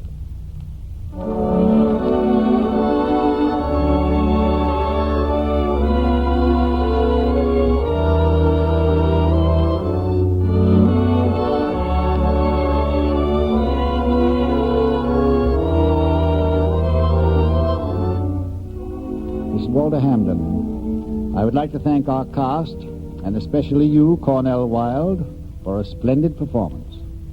Next week, ladies and gentlemen, the families of the Protestant Episcopal Church in your own community and the Episcopal Actors Guild will present a charming play that has remained a staunch favorite for many years. It was first produced on Broadway in January 1924, and a year later as a movie, it endeared itself to families all over the country. It's The Goose Hangs High by Lewis Beach. Our guest will be the popular star of stage and screen, Mr. Walter Abel. I hope you will join us. Cornell Wilde's appearance was through the courtesy of 20th Century Fox, producers of The Snake Pit, starring Olivia de Havilland. Music on tonight's program was composed and conducted by Nathan Kroll. Now an invitation from the church.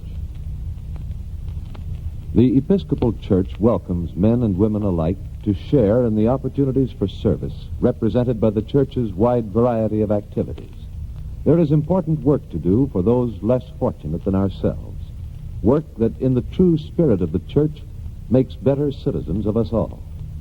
So after services this Sunday, why not have a talk with your rector about it? He'll be happy and grateful to let you know how you can help.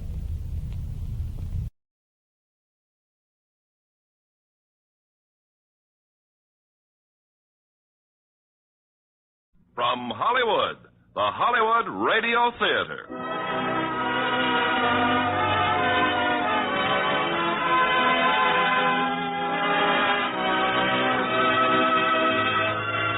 Starring Jane Wyman and Will Rogers, Jr.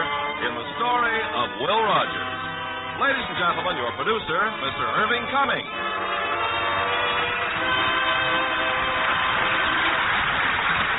Greetings from Hollywood, ladies and gentlemen. If a vote were taken for the most popular American of all time outside of public office, I'm sure Will Rogers' name would head the list. His keen perception, gentle humor, and simplicity made him one of the most beloved men of our time. Tonight, playing his original role in the story of Will Rogers, we have the perfect choice, Will Rogers, Jr. And as his co-star in this humorous drama from the Warner Brothers studio, their glamorous Academy Award winner, Jane Wyman, in her original role of Mrs. Rogers. Now, the story of Will Rogers, starring Jane Wyman as Betty Rogers and Will Rogers, Jr. in the title role.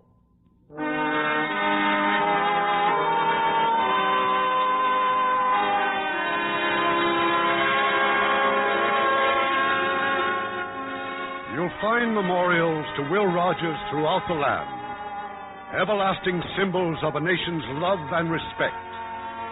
Yet he did none of the things for which men are usually honored. He wasn't a soldier, a statesman, or a scientist. He invented nothing. He explored no new worlds. Why, then, is this man one of the great folk heroes of America? Maybe the answer is just as plain and simple as the man himself. And who could tell about him better than the woman who married him?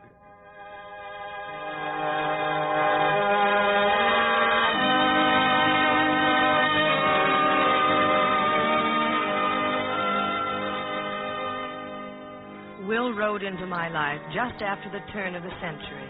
Oklahoma was still Indian territory, and Oologah one of the few cow towns that boasted a railroad.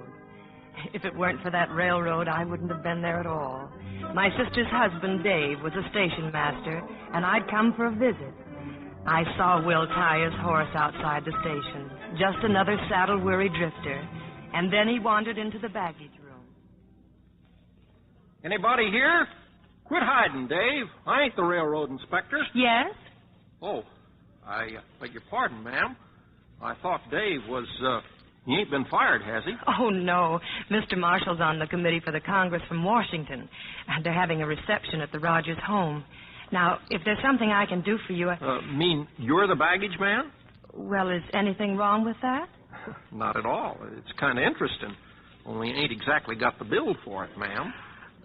May I have your check, please? Thank you. Is it a trunk or a valise?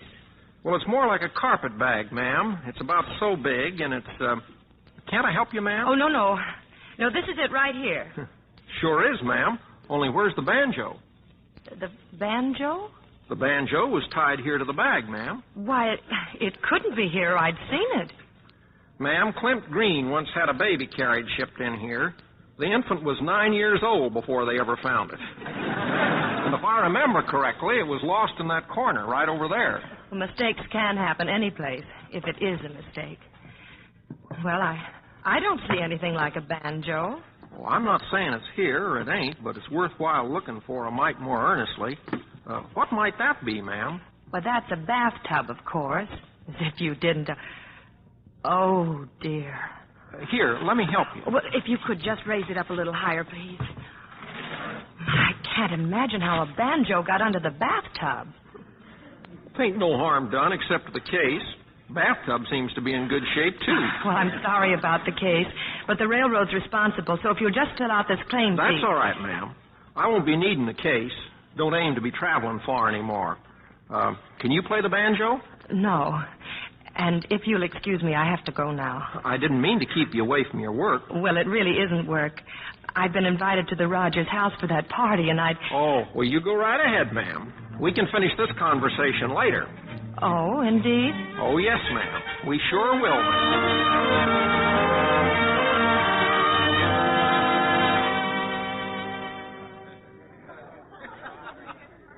Sorry I'm late, Sally. And after promising to help with the refreshments and everything... Oh, you're not late for anything, Betty. Papa and the congressman just this minute wound up their powwow. But can't I help? You just get in the parlor.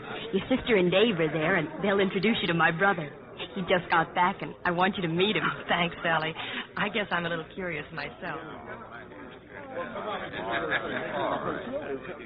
Willie, how'd you get here, son? You ought to know, Pa. You sent me the money to come home. Oh, that's right. I did, didn't I? Well, it's good to see you, son. Now, if you'll excuse me, I got some news for the folks here. Ladies and gentlemen, as Senator of the Cherokee Nation, it gives me great pleasure to tell you that we've just smoked a pipe of peace with these congressmen from Washington, and in the not-too-distant future, Oklahoma shall become the 46th state of the Union.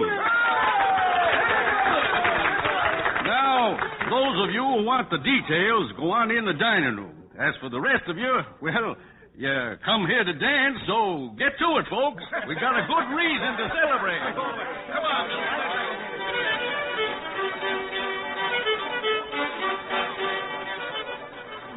Sister, Will. Betty Blake. Betty, this is Will Rogers. Hello again, ma'am. Again? How do you do? Mr. Rogers, I think it was mean of you not to tell me who you were down at the station. Well, say, a name don't change anybody, ma'am. I don't want you to be fooled by my name. I may be Clem Rogers' son, but the similarity stops right there. Now, for instance, you see how good Pa cuts a caper? Well... You come dance with me, and I'll show you the difference. I may not be able to put one foot in front of the other, but I try awful hard. Will you? Well, thank you. I think I'd like to.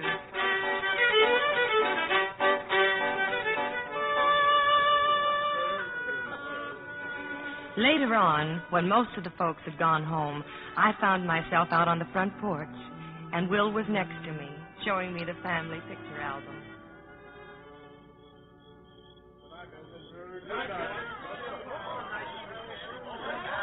And this one here, that's Ma and Pa when they were married. Ma died when I was 10. She was part Cherokee, too, so I get it from both sides. And, who's this little boy? Well, that's me. All of these are me. Each one was taken when I started a new school. You must have run out of schools early. No, ma'am. Those schools, they kept cropping up like mushrooms. Became a case of Pa and me out stubborning each other. This one here is Pa's last fling, Kemper Military Academy. I was there for 2 years, one in the guardhouse and one in the 4th grade.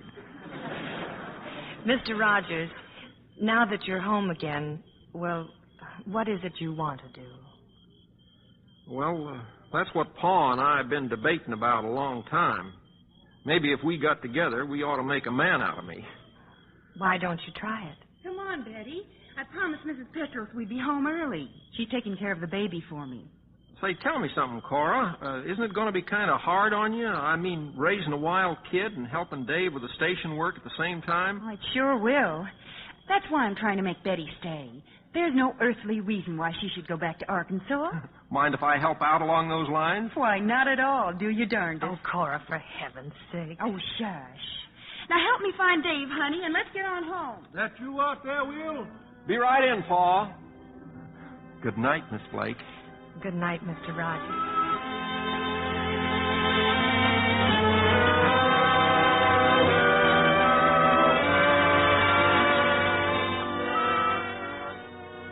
Sit down, Willie. Glad to have you back, son. And I hope your foolish days are over. But, Pa, ain't you kind of tired with all this to-doing? Certainly not. I found it very stimulating. Well, you've been gone for 2 years. I'm interested to learn what you've accomplished. Well, I worked a lot of ranches, Pa. Met a lot of fine people. Gotten some practice with my rope. I even had an offer to go with a big roundup. If that's your ambition, that aimless drift in life, there's no use my even talking to you. You sent me $100, Pa. Don't seem like you're getting your money's worth out of this conversation. I ain't with a roundup. I'm here. But are you any different than when you left? Pa, you and me have been making this same mistake for 20 years. You wanted me to be Clem Rogers' boy, and I've just stampeded away from it. I might do better as just plain Will Rogers. Why not give it a try? Things are happening around here. Big things. We'll need young, new leaders. Pa, the folks around here are on to me. Why, I couldn't lead them to a water trough. I'm trying to be patient, Willie, but I'm blamed if I understand you. It's time you face some responsibility. I can't argue that, Pa. Well, I'm opening a bank in Claremore. Between that and our coming statehood, I'll have little time for this ranch. Well, I'm turning it over to you. Run it your own way, but remember, ranching's a business, and the minute anything goes wrong... Are you threatening me or hiring me? I'm hiring you, son. Thank you, Pa. I'm obliged.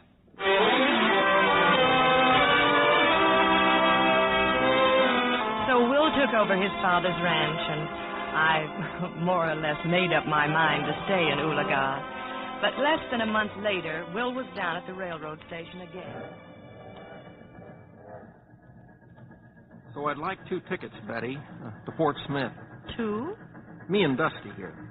Howdy, miss. Dusty. 2 round trips will be $9.80. One way will do. Will. Yeah, it's me and Pa again. Anyways, from Fort Smith, me and Dusty are heading down Texas way. So you're just going to run away again, hmm? Well, if you had any gumption, you'd stay here and face up to things and take your rightful place in this community. Like doing what, Betty? Well, after all, Will, you're a... Clem Rogers' son. Yeah, everybody keeps reminding me. I kind of got it figured out that I ain't. I'm myself. It wouldn't take much gumption to stick around here. It'd be the easiest thing in the world now that you've decided to stay. Then why don't you? I can't. Maybe there's no explaining it, but I just got to get out of here. Well, here are your tickets. Here's your change, and there's your train. Thanks. Be seeing you, Betty.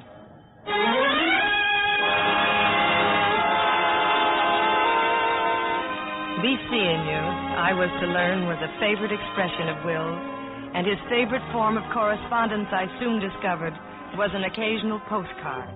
They came from Texas and New Orleans, and as the months dragged by from all over the world, South America, Africa, Australia, Will and his friend Dusty were traveling with the Wild West show, and then at long last, he was back in the United States. Well, where is he now? He says here that he and Dusty have just landed in San Francisco. Another postcard. But look what he says, Cora. Heading for the fair in St. Louis. Getting closer to home anyways. The St. Louis Fair? Well? But that's where Sally and Tom are going. Will's own sister on their honeymoon. Oh, I know. But you could go with them. Well, at least you could meet them there, and then you could... I know I could. And I'm going to.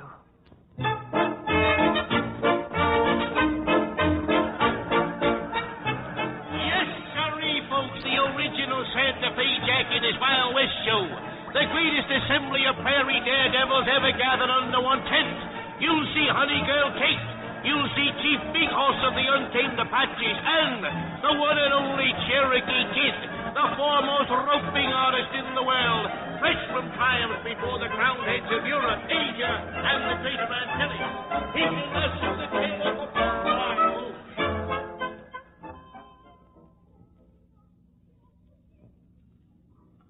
Yes, Will Rogers was now the Cherokee Kid. I couldn't help laughing. Oh, but the people didn't laugh when they saw Will perform. They thought he was wonderful. And I did, too. Or maybe I was just so glad to see him again. Surprising me like this? Why, when I saw you and Sally and Tom sitting there in the stands, I like to went through the floor of that arena.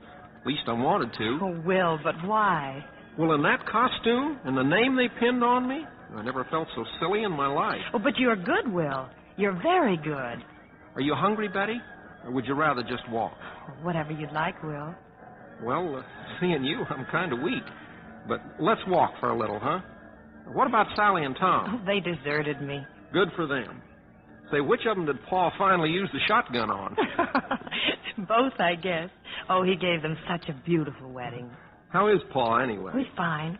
He used to come down to the station, Will, just to read your postcards.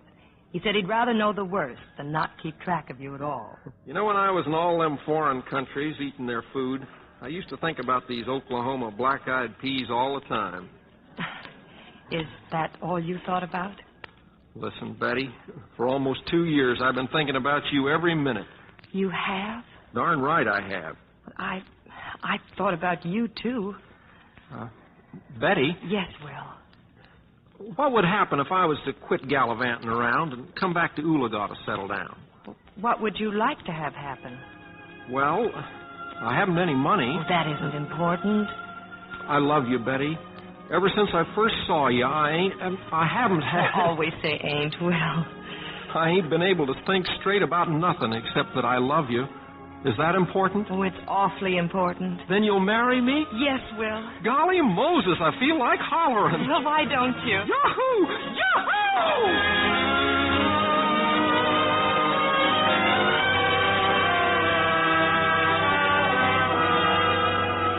We were married not long after, and another dream came true. We were on a train bound for a honeymoon in Niagara Falls. You know, Will, I don't feel the least bit married. Well, it's all right, honey. It's legal, even if it ain't logical. You still haven't told me, Will. Told you what? Where's it all coming from? The money for this honeymoon at Niagara Falls. It must be very expensive. Well, now, honey, this ain't no time for a business conference. If you'll excuse me, I think I'll go for a smoke. Why, I didn't know you smoked. Well, once in every man's life, there comes a time when he goes for a smoke.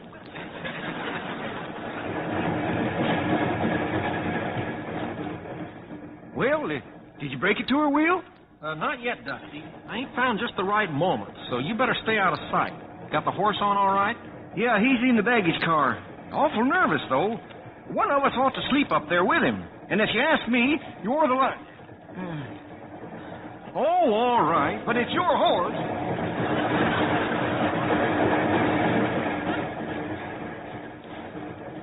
Sorry it took so long, honey. Somebody must have sewed up the sleeves of this nightshirt. Somebody like Dusty? Now, how in the world could Dusty be on this here train? Oh, I just saw him in the corridor. You saw him? Will, for heaven's sakes, what is it? Well, he's coming with us, honey, to look after the horse. The horse? What horse? Well, the horse I'm going to use in the act. You see, that's how I aim to make the money we've been talking about. I'm booked with a big traveling show. It's kind of a circus, I guess. We open in Buffalo. Well, that's right near Niagara Falls. But what about Oologah? You said we were going home.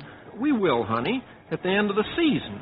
When we've saved up enough money to do it in style, we finish in New York, Madison Square Garden. But why didn't you tell me, Will? Well, I was kind of waiting for the right minute, like now. I'm telling you now. Of course, if you don't want me to... Oh, I should have told you, honey, but I just couldn't go creeping home to Pa broke again. But it's all right, Will. Everything's all right. But you mustn't ever be afraid to tell me anything. I'm your wife. And wherever you think you have to go, then I'll follow. Even if I'm following the train seals? Even then. Thanks, honey.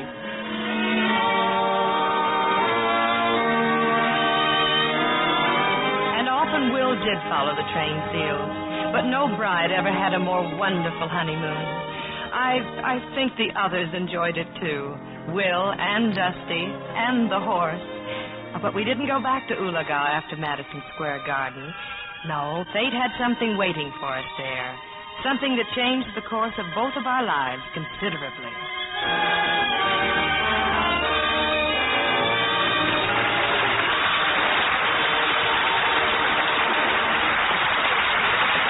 We'll continue with this week's production of the Hollywood Radio Theater in just a moment. Make a friend, and you make an ally. There's a thought for you to keep in mind, as many another American has. G.J. Watamool, a naturalized United States citizen, has done much to bring the fruits of democracy to his native country, India. As one of Hawaii's most successful merchants, Watamool, with his American wife, established the Watamool Foundation over 15 years ago to bring Indian students to America. The first year, they offered 14 fellowships, paid for the students' passage to the United States and their tuition at a university of the candidate's choice, and gave them $150 a month for 2 years' living expenses. Since the foundation was begun, industries all over America have offered their services to the Watamools in helping Indians learn modern techniques in pediatrics, the control of epidemics, food canning, and the building of machinery. Through the years, the Watamools have expanded their program to sponsor and exchange goodwill ambassadors between the United States and India. We should be especially proud of G.J. Watamool, who, as an American citizen, has proven to peoples of two nations that by helping others, you help your country. Now, our producer, Mr. Cummings. Act 2 of the story of Will Rogers, starring Will Rogers, Jr. in the title role and Jane Wyman as Betty Rogers.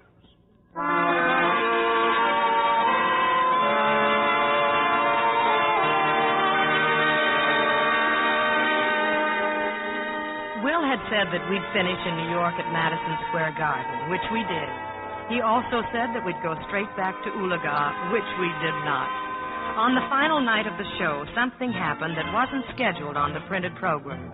A steer went wild. He broke out of the chute, charged across the ring, and lunged for the crowd. But in a matter of seconds, Will had galloped after him, roped and dragged the animal back to the ring. Later, while we were walking back home to the boarding house. You know, I don't know just how to figure things. Here I've been roping night after night. I rope 6 horses all in a bunch, and nobody pays any attention to me. I rope one scared old steer, and everybody gets all excited. Everybody else just stood around watching. You were brave and resourceful, and, well, my goodness, those newspaper reporters didn't interview you for doing nothing, you know. Well, honey, it was a good way to finish, I guess. Hard to believe it's all over, isn't it? I've loved every minute of it, darling. We've been together, and we've made enough money to buy us a nice piece of land back home. Yeah, but I'd like to have made enough to stock it, honey, you know, so we could be independent when we get back there. Well, all you have to do is collect the money you've been loaning to all your friends, and they'll pay it back, honey, just as soon as they can. You feel like eating before we get back to the rooming house? Oh, we might as well go straight home, Will.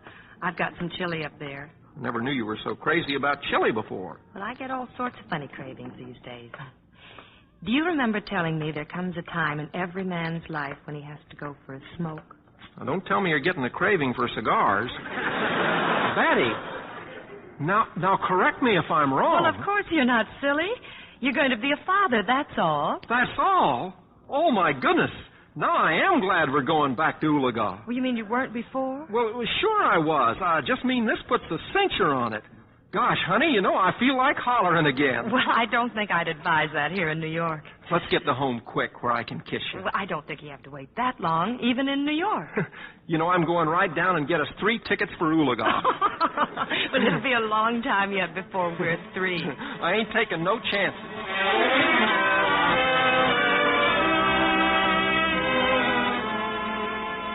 The next morning, the newspapers were full of it. No, not about the baby, but all about Will and how he'd stopped a panic when he roped that loco steer.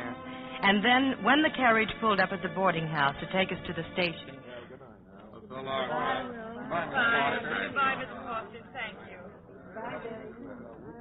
Been waiting for you, Mr. Rogers. I sure want to talk to you. Now, Will, not 1 cent. When it comes to complete strangers asking for... I'm Bert Lynn, Mr. Rogers, Lynn Theatrical Agency. We handle important attractions. I'm sorry, Mr. Lynn, but we have a train to catch, you know. But that stunt at the garden last night made him a big attraction. This is a legitimate offer. 10 straight weeks at $125 per. Well, that's a pretty fair offer, Mr. Lynn. Pennsylvania station driver. No, you can't. You open at Hammerstein's Victoria on Monday night. Mr. Lynn, we're not interested in vaudeville. We're going home. Anybody can go home. This is Hammerstein's Victoria. I guess you didn't understand my wife. We want to go back to the ranch. Will. You say something, honey? Well, I was just thinking, dear. Maybe if we postponed it for a while, you'll make that extra money you were talking about. Huh? Oh. So take the baggage out of the carriage, dear. And, Mr. Lynn, will you pay the man? Don't change them sheets, Mrs. Foster. We're coming back.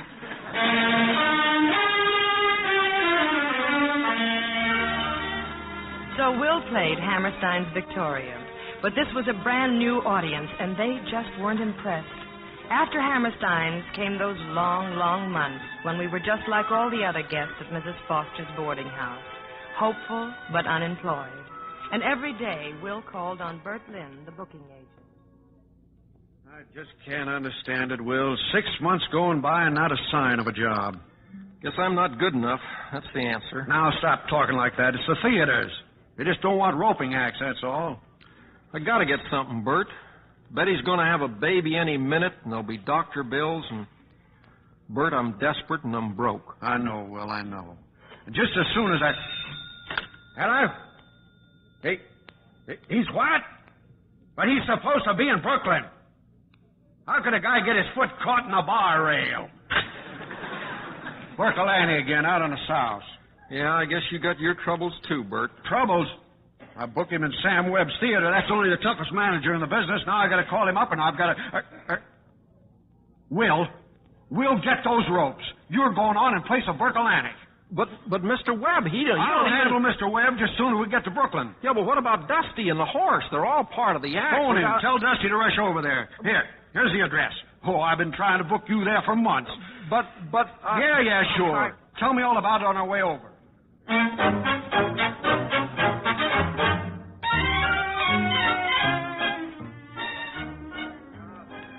I can't do it, Bert. I just can't. I telephoned the boarding house. It's Betty. Well, they've sent for the doctor. But will you go on in 3 minutes? Besides, what could you do at the boarding house? Nothing, maybe. But I just can't let her be there alone. Look, I'll call him back. I'll stay right here on the telephone. I'll let you know the minute something happens. I can't do it, Bert. Besides, there's Dusty and the horse and no sign of him here then yet. Just go out there and give him 6 minutes with your ropes. Think of your room rent. Think of your doctor bills. Go on, you can do it. Well, don't leave that phone. Yeah. Now, pick up your ropes and get out.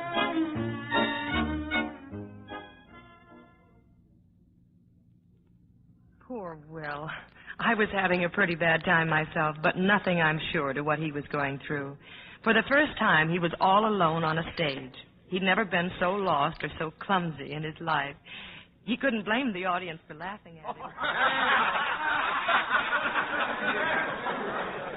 Mighty nice of you to laugh at me.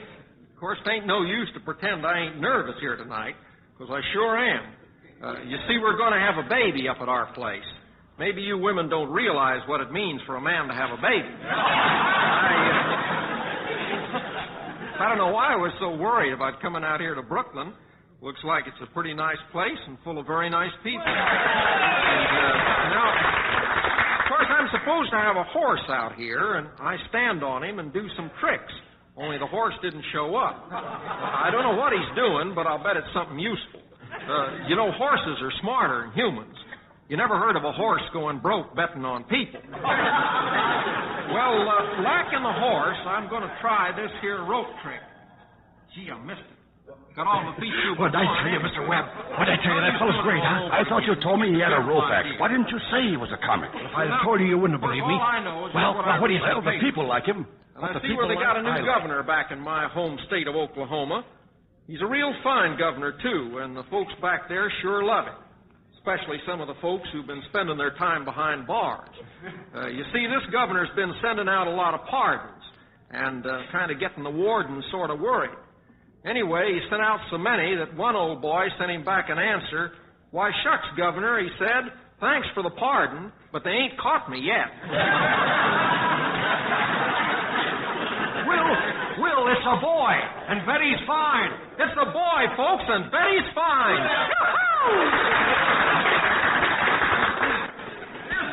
You got here, Mr. Lynn? Me and the horse, we just got here. He don't need the horse, Dusty. Will don't need nothing. He just talked himself into a brand new career.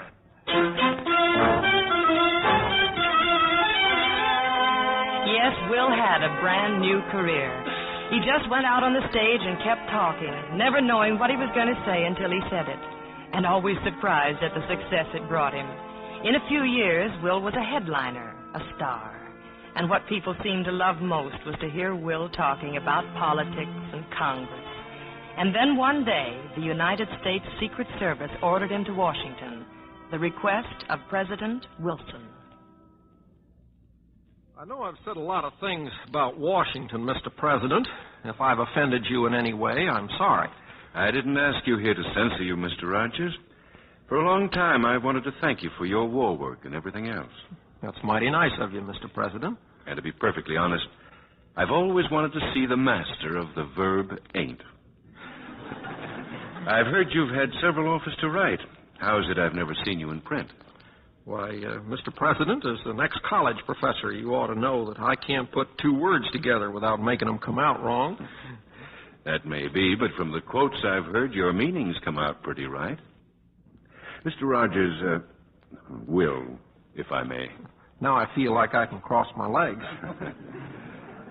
You say for people the things they'd like to say but can't quite express. And in helping them think things through, you're also making them laugh. That's a rare gift. That's why I think you should write as well as speak.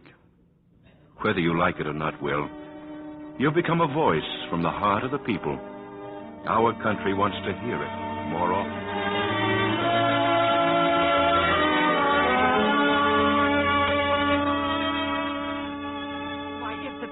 Of the United States had said all those things to me, I'd simply burst.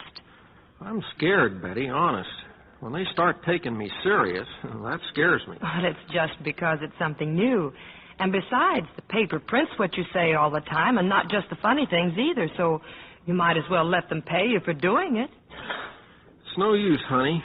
Well, I couldn't sleep nights for worrying but what some poor soul might take me up on something and get himself into a peck of trouble. Oh, you're nervous, that's all. Just like you are on every opening night. But I'm not in the least bit nervous. But you just said you were scared. See how a fellow's words get twisted? Even you do it. But I don't notice that your words are being twisted at all. If you're so afraid of getting into trouble, then why do you say the things you do about people and governments and things? I didn't say I was afraid of getting into trouble. I said some poor fellow might take me serious and he'd get himself into trouble. It seems to me, Will, that you're just afraid to take the responsibility. Take my rightful place in the community? This is what you told me years ago. Is that still it? Oh, Will, I'm sorry. I didn't mean that. I understood when you left Ulaga, and I understand now. Only a wife likes to see her husband get the best that he deserves. And give the best that she knows is in him. Look out now. You're beginning to spoil it again. It's a closed subject, I promise. I know something else that's going to be closed, too. My big mouth.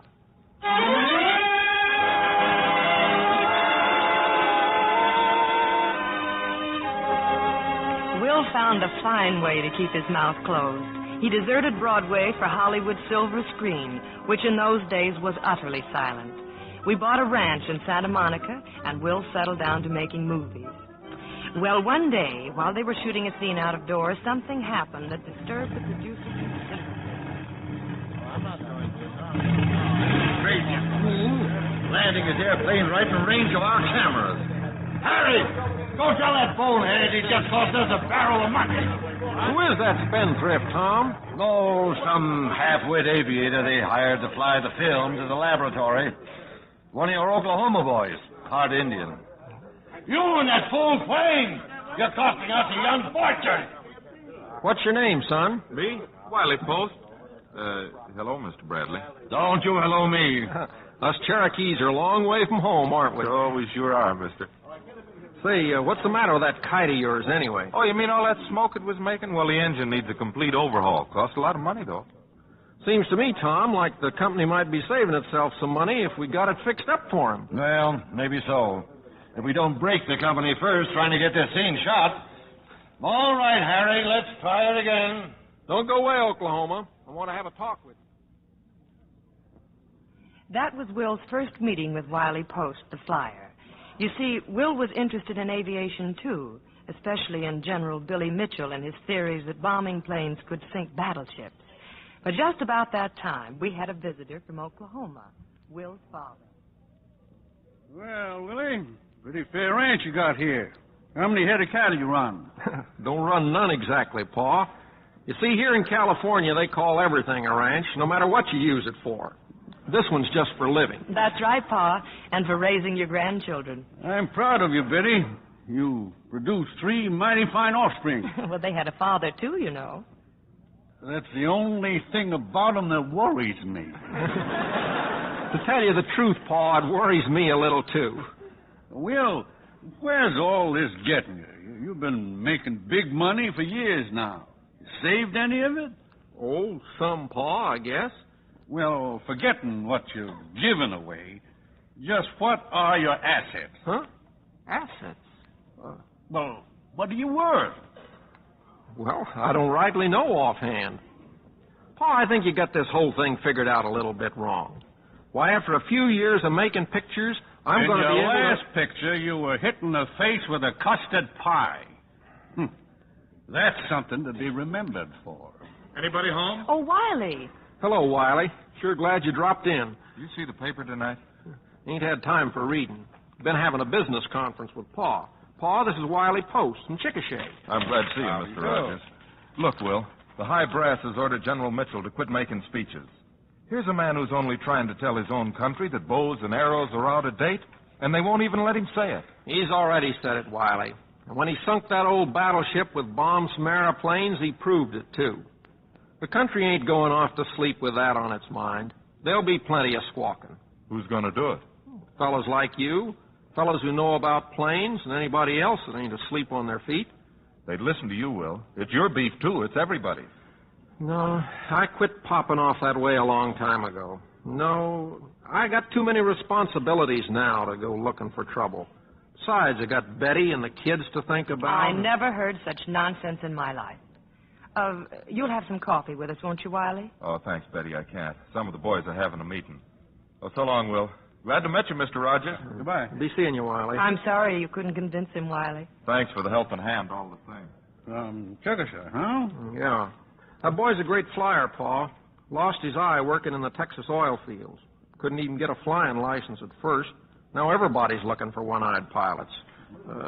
What's nonsense about it? Everything. You're a good, kind man, darling, and you have a God-given talent. Now, if you haven't the courage to use it, that's up to you. But don't blame it on me and the children. Willie, you remind me of a fella. There's one in every little town. The fellow who stands on the curb in front of the barber shop and makes fun of the parade going past. Yeah, I know. You want me to join it? Join it nothing. Your mother and I always figured you'd lead it. Well, Betty, I guess I got to get down off that curb. Yes, dear. I thought you would.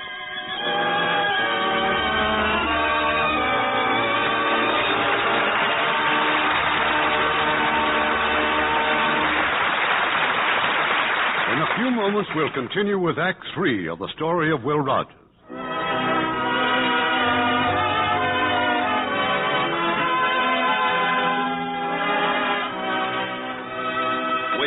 Pause now for station identification.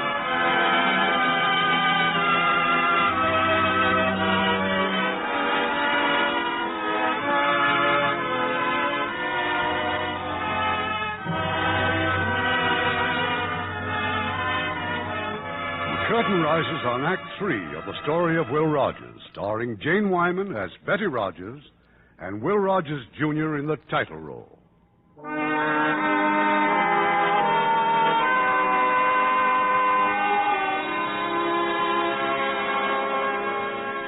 And so Will started his campaign to help wake up America. In days when disarmament was the popular theme, Will spoke for defense and for aviation. Being a wife, I never reminded him that at last he was doing what President Wilson wanted, making people laugh and think at the same time. And somehow, he also found time to start writing his column for the newspapers. Then in 1927, Warner Brothers made a picture called The Jazz Singer, which revolutionized the film industry. The screen could talk, and talking pictures made Will its biggest star. But it wasn't long before Will was on his way again, this time overseas. He talked to prime ministers and shopkeepers up and down the continent. I'll have to stay in Europe a long time to find some country that don't blame America for everything that's happened to them in the last 15 years. Here in Germany, they got a fella named Hitler. He began in a beer hall, and he'll give the whole world a hangover before he's through. The whole thing, as I see it, all over the world, is that the little nations has just got no business being little.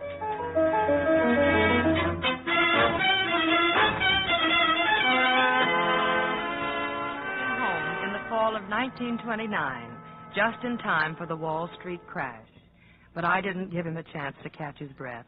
I brought him back to Ulaga. I was being selfish, I know, but Will was tired, and I wanted to keep him with us as long as I could.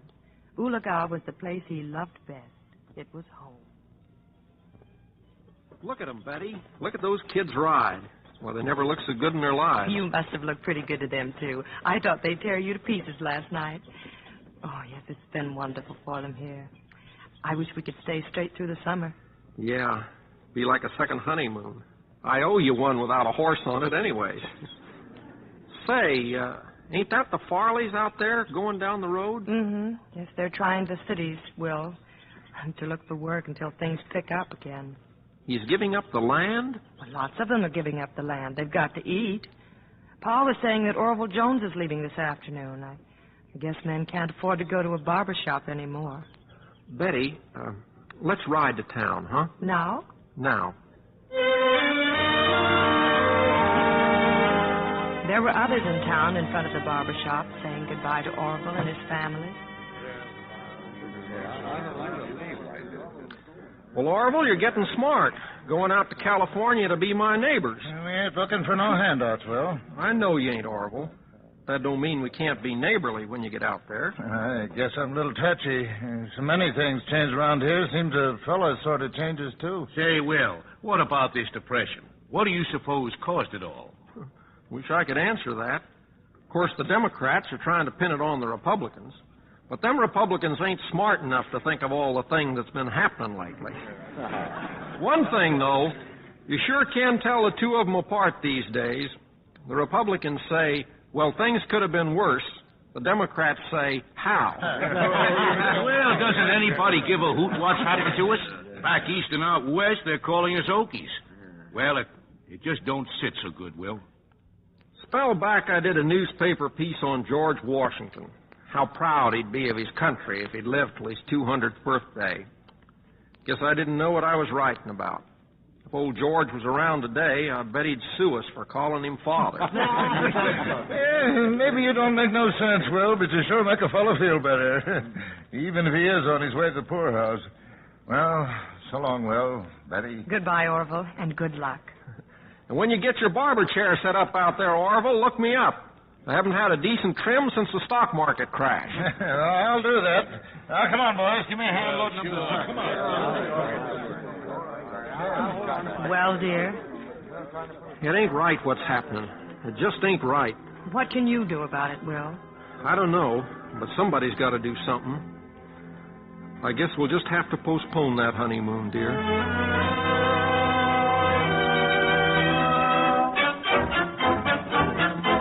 Will left Ulaga, and some weeks later, the first of several huge benefit shows was produced at the Ziegfeld Theater in New York.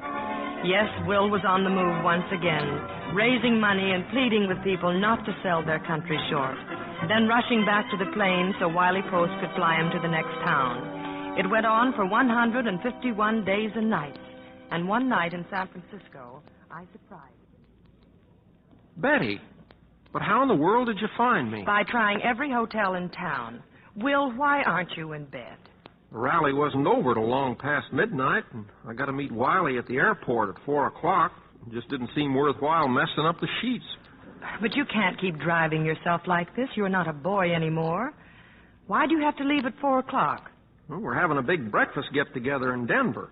All the big moguls going to be there. Say, what are you doing, honey? You're going to bed.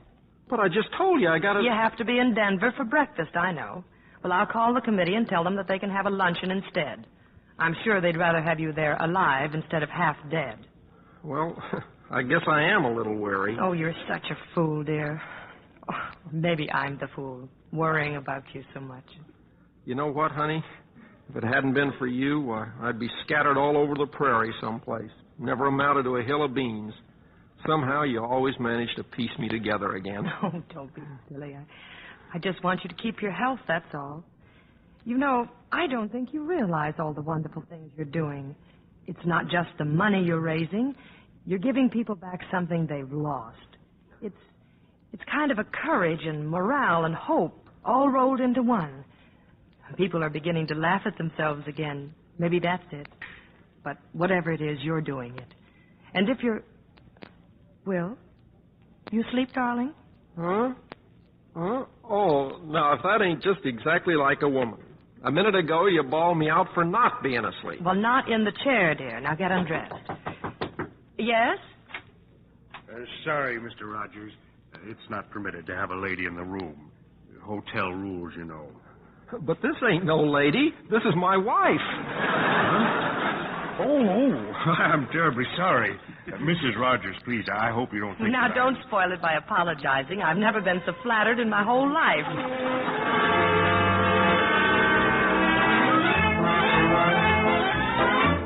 Well, there's something else that some of you may remember.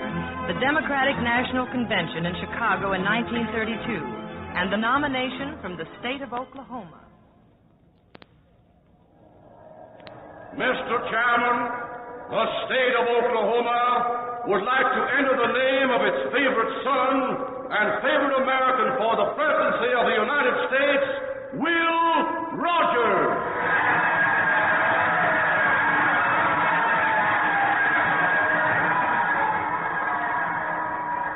For once in my life, I'm kind of stuck for something to say.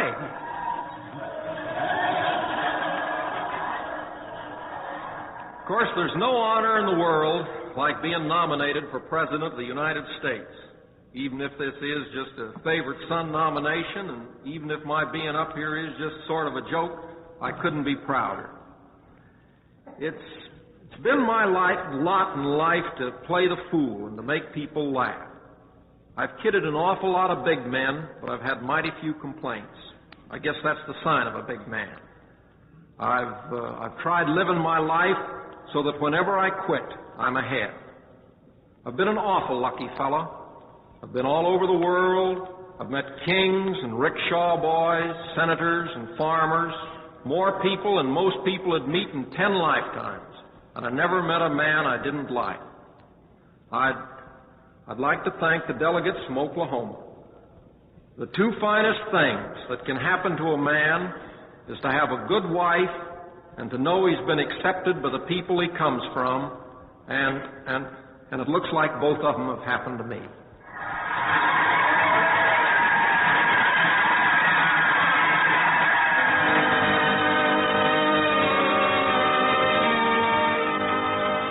Not long after that, Will was back home, back to the ranch in California. You You know, honey, I used to regret that we didn't live 30 or 40 years earlier in the old Indian territory where we met, but now I know it ain't true.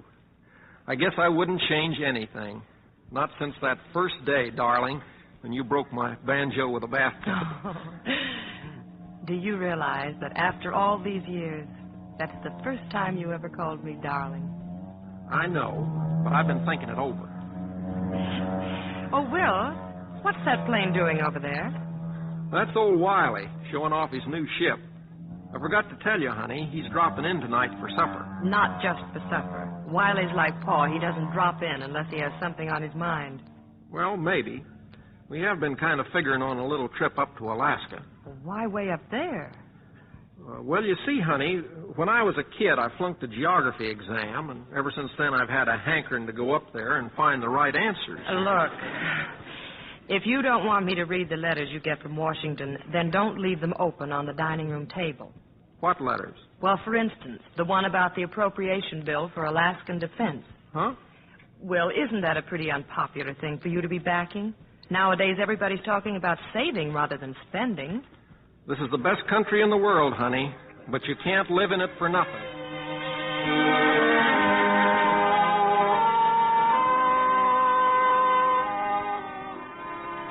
And so Will and Wiley Post went to Alaska. How many times had I said goodbye to him? And yet, as we stood there at the airport, somehow never before did we seem so close. I had the feeling our whole life together was being summed up in this moment of parting. I think Will must have felt it, too, as though a premonition. Because after they took off, they came back over the field again to wave one more goodbye, as if reluctant to end something that I know now can never be ended.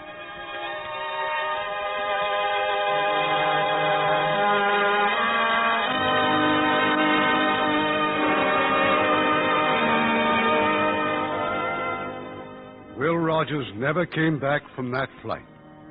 And yet, in a sense, he never left us. There's a statue of Will Rogers at the Memorial Museum in Claremore, Oklahoma. It says, Will Rogers, 1879, 1935. And the simple legend, I never met a man I didn't like.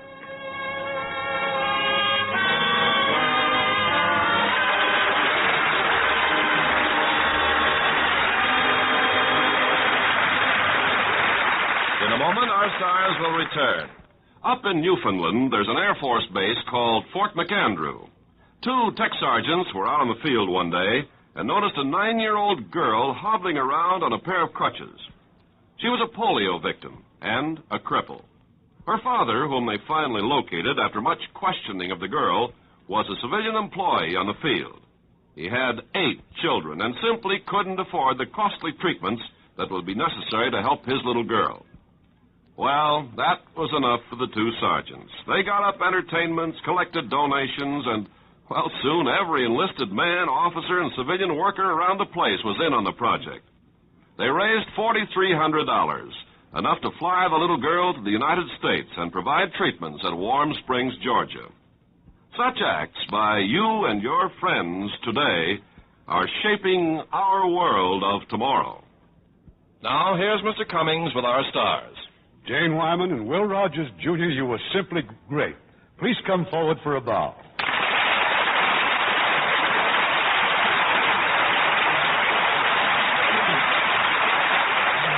Well, I never dreamed when your father and I were at the Fox Studios years ago that you and I would appear together on a radio program.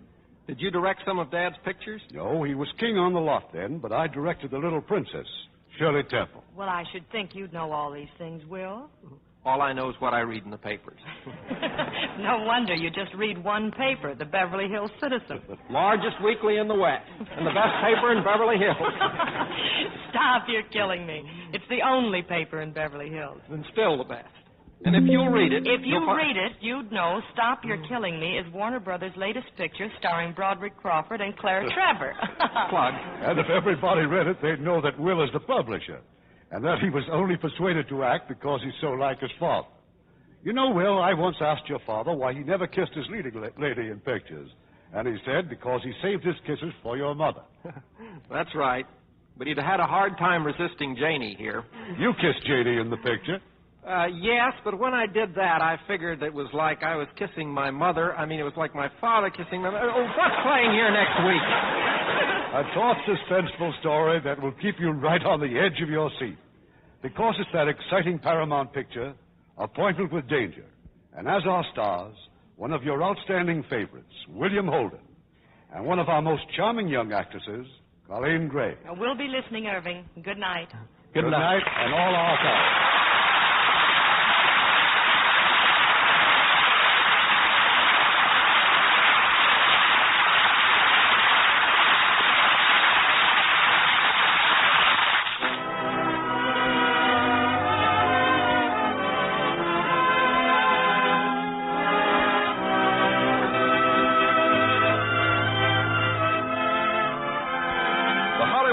Theater is produced by Mr. Irving Cummings. Our orchestra is under the direction of Rudy Schrager. This is Ken Carpenter inviting you to join us next week at this same time for another presentation of the Hollywood Radio Theater.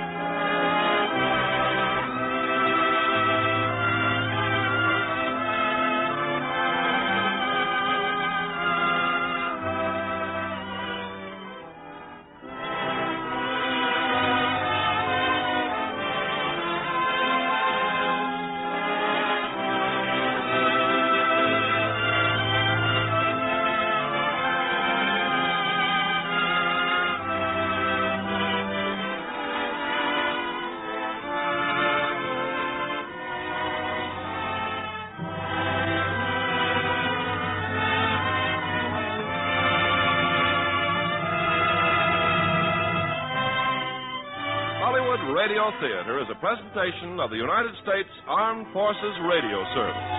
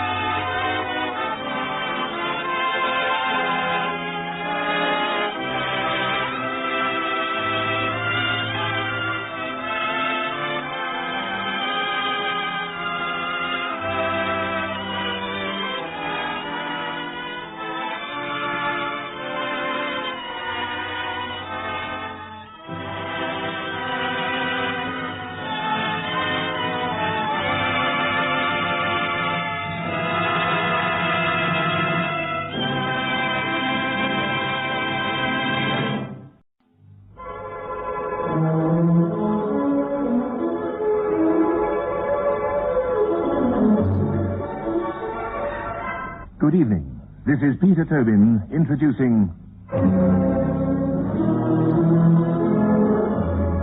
Lux Radio Theater. Tonight and every Monday night at this time, Lux Radio Theater presents for your entertainment the finest in radio drama. Tonight we bring you The Mailing Affair by R.F. Delverfield, based on a true life romance whose mysterious ending has intrigued the world ever since. Set in 1889, this is the story of Prince Rudolf of Austria-Hungary, an unhappy man pulled in many different directions by love and duty. Heir to the Habsburg throne, but beset by political intrigues. Married to a jealous, nagging wife, but in love with a beautiful young girl, Mary Vetsera. Forced by the Emperor to return to his wife, Rudolf meets Mary for the last time at his hunting lodge at Mayerling. What happened there became front-page news and a sensational climax to the story of a great love. Listen in a few moments to the story of The Mayerling Affair by R.F. Deltafield, produced for Lux Radio Theatre by Anne Freed and directed by Henry Diffenthorpe.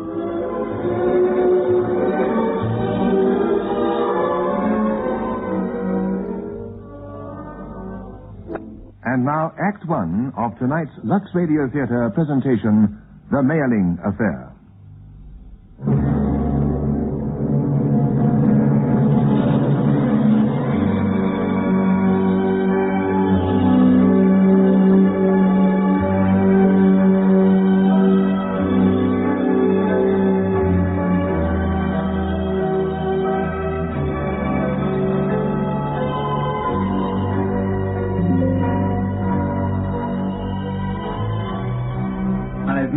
Coffee, Herr Sheps. Thank you, Loshek. Tell me, is the Crown Prince usually as late as this? When he spends the night in the lower town, yes, sir. Won't he wish to go straight to bed and sleep it off when he returns? No, sir, I think not. His Imperial Highness is not sleeping well at present. Has he seen a doctor? Loshek, you can speak to me about it, you know. You do trust me, don't you? I know that you enjoy His Imperial Highness's complete confidence, Herr Sheps. Otherwise, I wouldn't be here at 7 on a chilly morning in his private apartments behind locked doors. Is that it? His Imperial Highness sees his doctor at least once a week, sir. You still don't believe I have the best of reasons for wishing him well, do you? Loshek, you owe it to all of us to use your influence to dissuade the prince from completely wrecking his health. I am a valet, Herr Sheps. But you are also a friend to the Crown Prince. Listen to me, Loshek. We need your help desperately. What is it you require of me, sir? I'm right in assuming you are with us, in spirit. No, you are quite wrong, sir. I have no interest in politics, and I do not believe that the Crown Prince, heir to the throne of Austria-Hungary, should involve himself in the schemes of newspaper editors like yourself and your associates. Don't you want to see a better future for this empire of ours? No, sir. My concern is for His Imperial Highness. You are encouraging him to attack the very institutions that maintain him. There are other ways of destroying a man than by permitting him to wreck his health, Herr Sheps. Good heavens, man. Do you imagine I will destroy him? What else can happen to a man pulled in a dozen different directions by the self-appointed keepers of his conscience, Herr Sheps? But, Loshek, suppose that Someone's trying the door. I can't be found here at this hour. Where shall I go? There is no occasion to go anywhere, sir. The lady outside is not here to probe His Imperial Highness's political background. Lady? His wife, sir. The Crown Princess Stephanie. I must admit her. I issued orders that this door was not to be locked. With great respect, Your Highness. The order was countermanded by His Imperial Highness. He instructed you to lock the door against me? Not against you, Your Imperial Highness. Many of his private papers have been recently transferred here from the master safe in the great study. Where is the Crown Prince? He is out, Your Highness. Your Imperial Highness. Your Imperial Highness. And who is this man, and what is he doing here at this hour? May it please, Do not address a member of the ruling house unless directly addressed. His name is Maurice Sheps. He is an editor, Your Imperial Highness. I understand he has professional business with His Imperial Highness. What are those papers in his hand? Give them to me. Le Chef. Those papers are mine. May I have them, please? Thank you. You may leave us, Le Chef. Oh, no, not you, Maurice. I wish to see Your Imperial Highness alone. And at once. Conduct Herr Sheps to the great study, Le Chef. He is to return when I ring. Yes, Your Highness.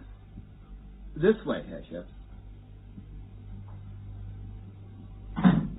Loschek should bring you something to eat. I breakfasted well, madame, at least an hour before you forced your way into my room. I haven't seen you for 3 days. That would appear to be of your choosing. When I'm here, my door is open all day. Yours is locked against me all night. Rudolph, we can't go on like this. Your health, it cannot support such a strain. The whole family is concerned, and that's why I went to see Papa yesterday. Papa? You had no appointment to see the Emperor yesterday? I was sufficiently anxious to go to him without an appointment. Oh, madame, I salute you. The Order of the Golden Fleece has been awarded for far lesser hazard. Will you learn nothing? 7 years married to a Habsburg, yet you commit a breach that will make us both subject to subdued guffaws from here to Budapest. Rudolph, I feel... My health has nothing whatever to do with the matter. Your visit to the Emperor was prompted by the same prying spite that accounts for your presence in this room at this moment. That woman has been here. I know it. I have accurate information. We have arrived at it at last. Thank you, my dear. We can now dispose with the critical state of my health and proceed straight to the point. Oh, by the way, did you look under the bed and in the closet? The numerous uniforms in the closet might conceal an entire harem. Why do you humiliate me like this, Rudy? You humiliate yourself, Stephanie. Do you imagine that your hysterical appeals for sympathy from everyone to the Emperor down to your hairdresser provoke anything but contempt? You hate me. You all hate me.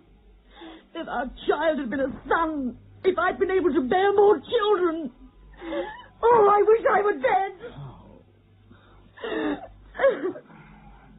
Nobody hates you, Stephanie. Nobody. You understand? Not even me. Oh, Stephanie, why do you act like this? What good can it do either of us? How is a wife supposed to behave when the entire city is sniggering over her husband's entanglement with a parvenu adventuress? Adventuress? Well, what else is she? Baroness Mary Vetsera. It's not just another affair. It's common talk that the Crown Prince is madly in love.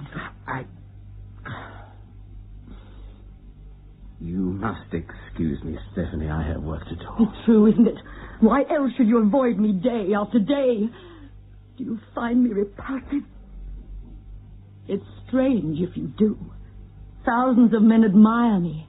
My hair. It's true that you have a luxuriant head of hair, and equally true that you delight in creating hysterical scenes at every opportunity. It is also true that you can never produce an heir to the throne of Austria-Hungary.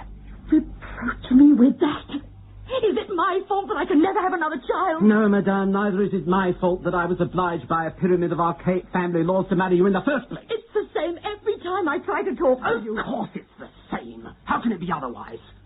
Ours is not a case of a man and a woman being mutually attracted to one another. I was led into the matrimonial ring like a prize bull, and a pitifully small ring it was. A fat Matilda of Saxony, a yellow-faced Infanta of Spain, and you. What have we in common, now that the sole purpose of our association can never be achieved? Oh, you're intolerable! Intolerable! Intolerable! You rang for Herr Schetz, Your Highness. He is here. Come in, Maurice.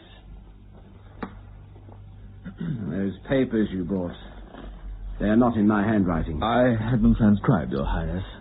I felt it would be unwise to enter the Hofburg carrying an article of that sort in Your Highness's writing. Are you being watched? No more than usual, Your Highness. Oh, well, it's of no consequence. We shall not use this article after all. Not use it? It is too trivial. When the heart of an empire beats as turgidly as ours, it requires an explosion, not a pinprick. I have the explosives to hand. To what does Your Highness refer? The Hungarian opposition. We must support them openly, Maurice. Support them? You mean openly advocate Hungarian independence? In your name? Yes. Oh, come, Maurice. It's time I made my position clear. Time to throw off the old regime and march forward into a new age, a new conception of monarchy. No. Rudy, this is not you talking. But this is what you wanted and dreamed of. I want a free empire, Rudy. But I'm concerned with progress, not revolution. Maurice, listen to me. I'm 30 now. And what is my life? His Imperial Highness will represent the Emperor at a German embassy dinner. His Imperial Highness will take exercise in the Prater at noon. Oh, it's time I shook off the shackles. Others have, why not I? Because you're the heir to the throne. Rudy, I'm your friend. We've done good work in the past, and we can continue to do better in the future. But not this way. For heaven's sake, don't pay attention to the disgruntled hotheads. Have patience. Rudy, you're tired. You're ill. I'll come back when you're rested. Of course I'm ill, Maurice. I'm tossed from cage to cage on the tide of neat brandy. But you are privileged, Maurice. You know that brandy is no longer sufficient to maintain the requisite imperial composure. You know that I now need more... Stop it, Rudy. We've talked enough for today. I will leave you now. Very well. But go by the emergency stairs, Maurice, and out through the iron door. You won't be searched if you go that way. Goodbye, Rudy. Take some rest. Do nothing until we speak again. Rest and obey court protocol. Is there nothing more in life than that? The Countess Marie Lariche, Your Highness. Is the Baroness Sarah with her? No, sir. The Countess is alone. I'll show her in. Good morning, cousin. Good morning, Marie. Where is Mary? Packing. We leave for Mentone this afternoon. But you didn't intend leaving Vienna until tomorrow, and then... My plans have changed. Carl and I leave today, and Mary has agreed to come with us. Mary? To Mentone? I told her you would be joining us there. But you know that is impossible. Of course. But it was the only way I could persuade her to come. But why have you done this? Why are you taking Mary away from Vienna? Rudy, this affair must stop. I've come to tell you that I cannot continue to play false chaperone to Mary any longer. You can't do this. Mary's your friend. Because she trusts me that it must stop. Stop before it ruins her and ruins me.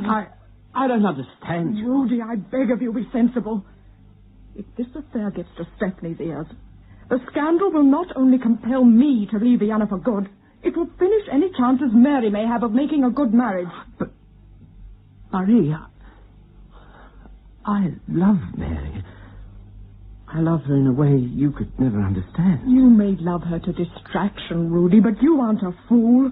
You can see the future for Mary as well or better than I can. I tell you, as long as I'm here... Rudy, what security can you offer a girl deeply in love? Soon the whisper will run beyond the court circle and the Emperor will be forced to take action. If you were big enough, Rudy, if you had a real following instead of a few despised journalists and cranks, you might be able to direct the course of events. But you aren't big enough, Rudy. You'll go down under the storm. Mary will be ruined. I shall be ostracized, and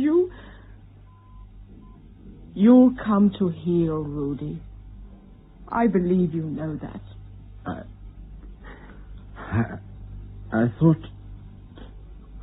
I thought with Mary I might achieve something. No, Rudy, you must let her go. You won't regret it, I promise you that. Would you like to write to her? No. That would be too conventional, and Mary doesn't appreciate the conventions. You can say goodbye on my behalf. And you can say Rudy, that I've come. Mary. Oh, Mary, my darling. I'm sorry. No, Rudy. I won't have a demonstrative farewell in front of Marie. It embarrasses her. Farewell? To the devil with farewell. Let me take your coat. How did you get here, Mary? By using my wits, Marie, darling. I guessed where you'd gone. I knew I couldn't get in by the main gate. I had no pass. So I went round to the little iron door. It was locked, of course, but I knew that sooner or later one of Rudy's mysterious strangers would come out. Oh, now tell me, how long will it be before you join us, Rudy? What's the matter? Why are you both looking at me like that? It might be some time, Mary. It's possible You aren't coming. I see it now. Marie lied to me. It was a trick to get me away. Mary, please try to control You wouldn't yourself. let her do that, Rudy. You wouldn't voluntarily let us be separated. It's only for a time, Mary. It's better that way. You coward. You weak, terrible coward. You let her persuade you after she tried and tried to persuade me. I held out against all of them. But you didn't. We are so weak, Rudy. How could anyone do anything but despise Mary, dear, listen. Do you think I shall consent to go with Marie to the Riviera if you break your promise about coming? He gave no such promise, Mary. You mean You made it up. You persuaded me to go, and all the time... You can't know what is involved, or if you do, you're just blinding yourself to it. I'm not blinding myself to anything, Marie. Not unless I'm imagining Rudy's love isn't as strong and real and all-important as mine.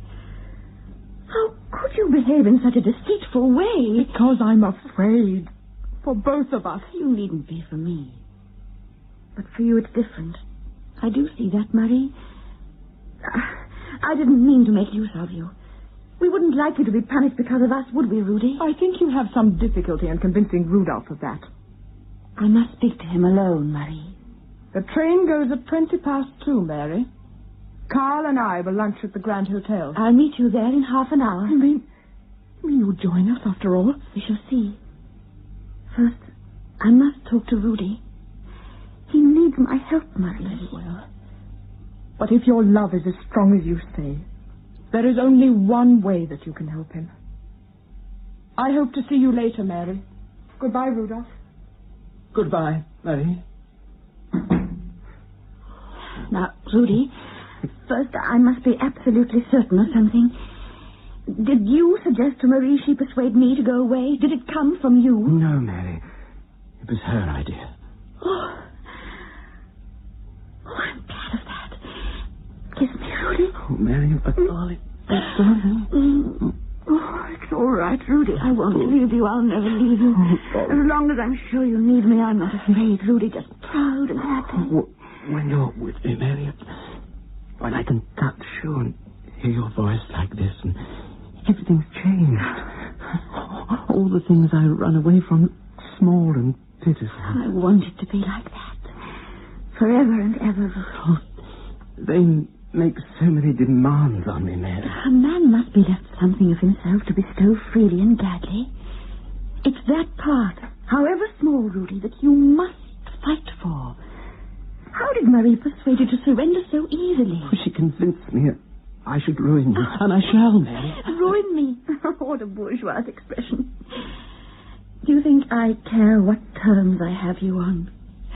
Do you imagine I give a shrug of the shoulders for boulevard gossip, for social position, for anything at all that stands between us? Do you think I'd be here like this if I did? Oh, Mary, if I had your courage, there's nothing we couldn't do. Nothing. I've enough for both of us, Rudy. I'll prove that to you, if you let me. Will Your Highness be requiring the carriage again today? Yes. Notify Prince Philip of Coburg that I shall not require his attendance at Meiring tomorrow as arranged. I'm driving up there today. The Baroness will leave by the iron door as soon as it is dark. You will escort her to the usual place, and you will accompany us to the hunting lodge, Lachec. Very good, Your Highness.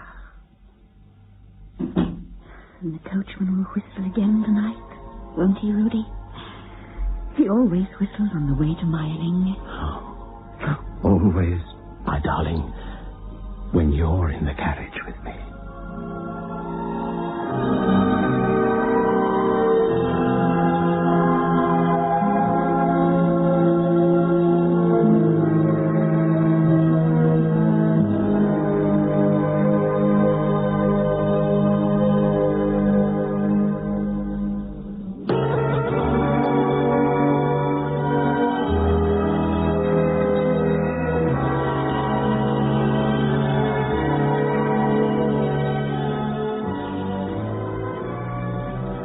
What time is it, Mary? 7:30. Alice brought the coffee 5 minutes ago. Alice? How does she get on with Lachec? Oh, they bicker, I think. Who shall bring our coffee? Who shall bring our breakfast tray? Alice doesn't like me staying here in the palace in your apartments. She's afraid the Crown Princess will find out. The Crown Princess is not in Vienna. Oh, I know, Rudy. But Lachec has told Alice that we're being watched. Apparently there's an old man in the courtyard pretending to sweep snow. Poor Kaltenbrunner. He must be wretched merely to pretend to work in a temperature well below zero. Oh, you know him? Oh, why, bless you, of course I do. He's one of Uncle Albrecht's permanent staff. It was time he was pensioned off. I'd recognize the old fellow under an orange beard and imperial side whiskers. Oh, Rudy, it's wonderful to hear you laugh and see you looking so well and happy. Have I had anything to do with it? Oh, my darling, I don't think you need any reassurance on that score. Come, I need coffee. Plenty of good, strong coffee to fortify me for the wretched review. Well, here you are.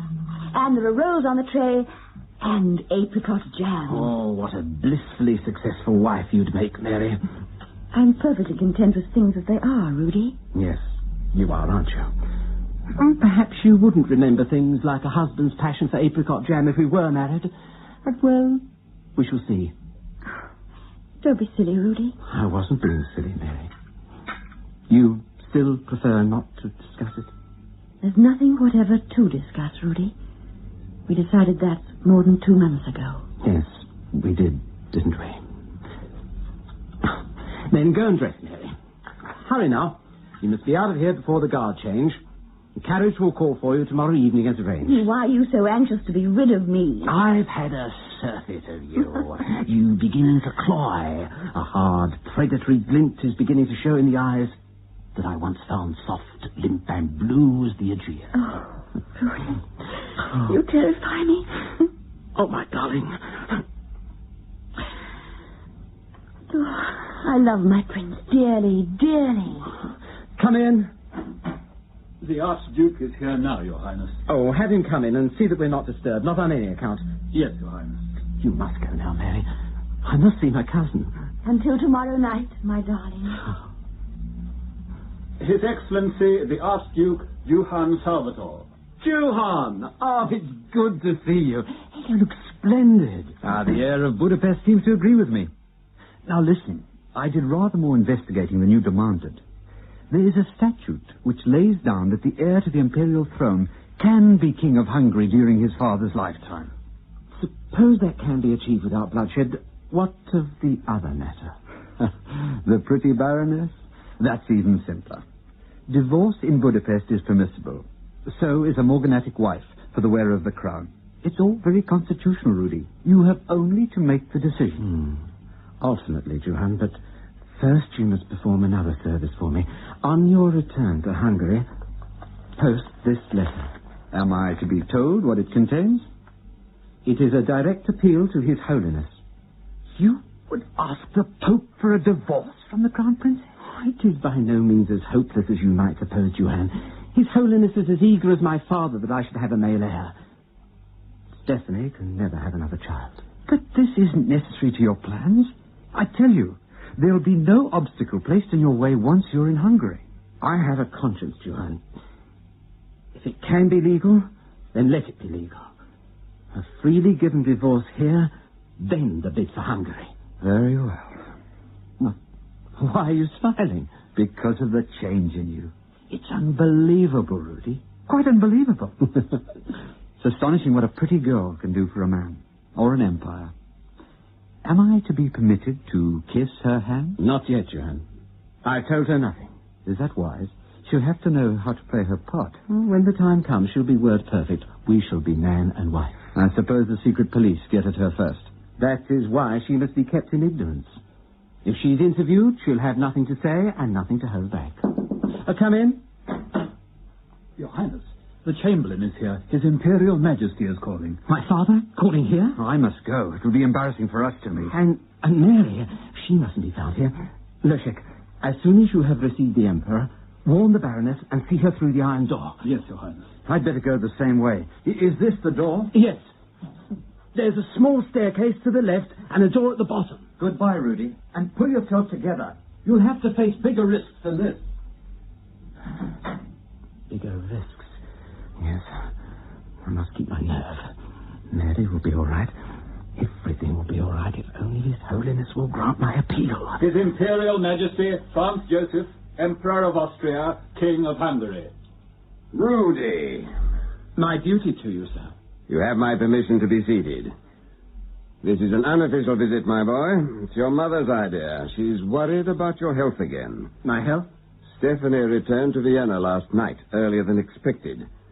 and was informed on endeavoring to gain access to your suite that you were indisposed. I must accept responsibility for that misunderstanding, sir. I have an arduous day ahead of me and desired to retire early. I gave Loshek instructions to that effect. Quite right, quite right. Strictly speaking, as man to man, I have a certain sympathy with you. Your wife is hysterical, tactless, and deliberately obstructive. She has had the temerity to pay me 2 uninvited calls within the last 3 months. Nobody will ever teach Stephanie the obligations of her position at court, sir. She will have to learn, but that is neither here nor there. She is complaining of neglect, and that is the purpose of my visit. Is it true that you have not seen one another in private for a period of 8 weeks? That is quite true, Papa. Confound it, Rudy. It's not for me to point out your obligations to the woman you married. But I won't be pestered like this. I won't have my work constantly interrupted by a sordid domestic dispute inside my own family. You must patch it up, you understand? With deep respect, sir, that is no longer possible, sir. Not possible? Why not? I am in love with the Baroness Vetsera, Your Majesty. Good heavens! You dare to be defiant about that? I hope I'm not defiant, sir. I respect you more than you imagine, but I am deeply in love, sir. It does happen, even to a crown prince. Oh, yes, it has happened before and it will happen again. But it is not as important as you imagine it to be. The only important things are work, responsibility, and dignity. You must send her away. I am sure she would steadfastly refuse to go, sir. Nonsense. I don't expect her to sacrifice you without adequate compensation. What compensation would there be in this case, Papa? Oh, listen, my boy. I've occupied a throne since I was 18, and my eyes haven't always been glued to dispatch boxes. There's an international heart balm available in these cases. We call it social elevation. We'll make her a countess, and later on, when she's enjoying it, we'll arrange a highly advantageous marriage. Papa... Not another word, my boy. It's as good as done. Not before time, either. Touch the bell, Rudy. Thank you. And now to work of genuine importance. You have a review, and I have an audience with the German ambassador. It's done us both good to have this talk, Rudy. I shall be watching you at the saluting base, my boy. Keep a good, even pace from first to last. And remember my eagle eye for dressing. Dressing and general importance. Marie, how good of you to come. The police demanded to know the purpose of my visit. Are you under some sort of arrest? No. Certain unauthorized persons have been found in the corridors. More fussiness on the part of the security police. What did you tell them? I had your letter. It's as well that you worded it discreetly. Well, now, tell me, what has happened to Mary? Why is she unable to keep her appointments? What has happened? Mary is not allowed out, with or without a chaperone, and her home is under day and night observation. But you are a close friend of the family. No one would deny you the right of entry. I haven't put that to the test, Rudy. I dare not. I've sought advice. From your husband? No. I went to a friend of yours, the editor of the Wiener Tageblatt. Maurice Sheps? Yes. And he expressed an earnest wish to accompany me here. You brought Maurice Sheps here, openly here to the palace? He had no trouble in getting in. He produced proofs of a consultation with you on the compilation of the National Encyclopedia. Well, excuse me, I must ring for Loshek. You haven't asked me why I sought his advice. I hope that will emerge, Marie. I told you weeks ago, in this very room, that my part in this mad obsession of yours must end, Rudy. Yet in spite of that, you write begging me to embroil myself anew in your affairs. I wrote to a friend asking for news of a mutual friend. It would appear I overestimated the strength of your regard for Mary as well as for myself. You rang, Your Highness? Herr Sheps is here. Please ask him to join us at once. Yes, Your Highness. It's because I'm your friend and Mary's that I'm here now. It is because of that I went to Sheps' office in the first place. One can excuse Mary. She believes herself to be deeply in love. But I cannot believe you will continue to blind yourself to the dangers this open association is leading you into. Isn't it enough that it has already come to a police watch on her home? Herr Sheps, Your Highness. Well, Maurice, it is some time since you called on me via the front door. Well, sometimes it is safer to do so, Your Highness. Oh, you may dispense with the formal address, Maurice. My cousin, the Countess here, can no longer be described as a third person. I suppose it is inevitable that she has infected you with her disapproval of my private life. It's not your private life that concerns me just now, Rudy. No? What do you mean? He has something rather more important to discuss with you. This telegram. When did you receive this? Less than an hour ago. Who did it come from? My Rome correspondent. It came in code. Disclosing my appeal to His Holiness.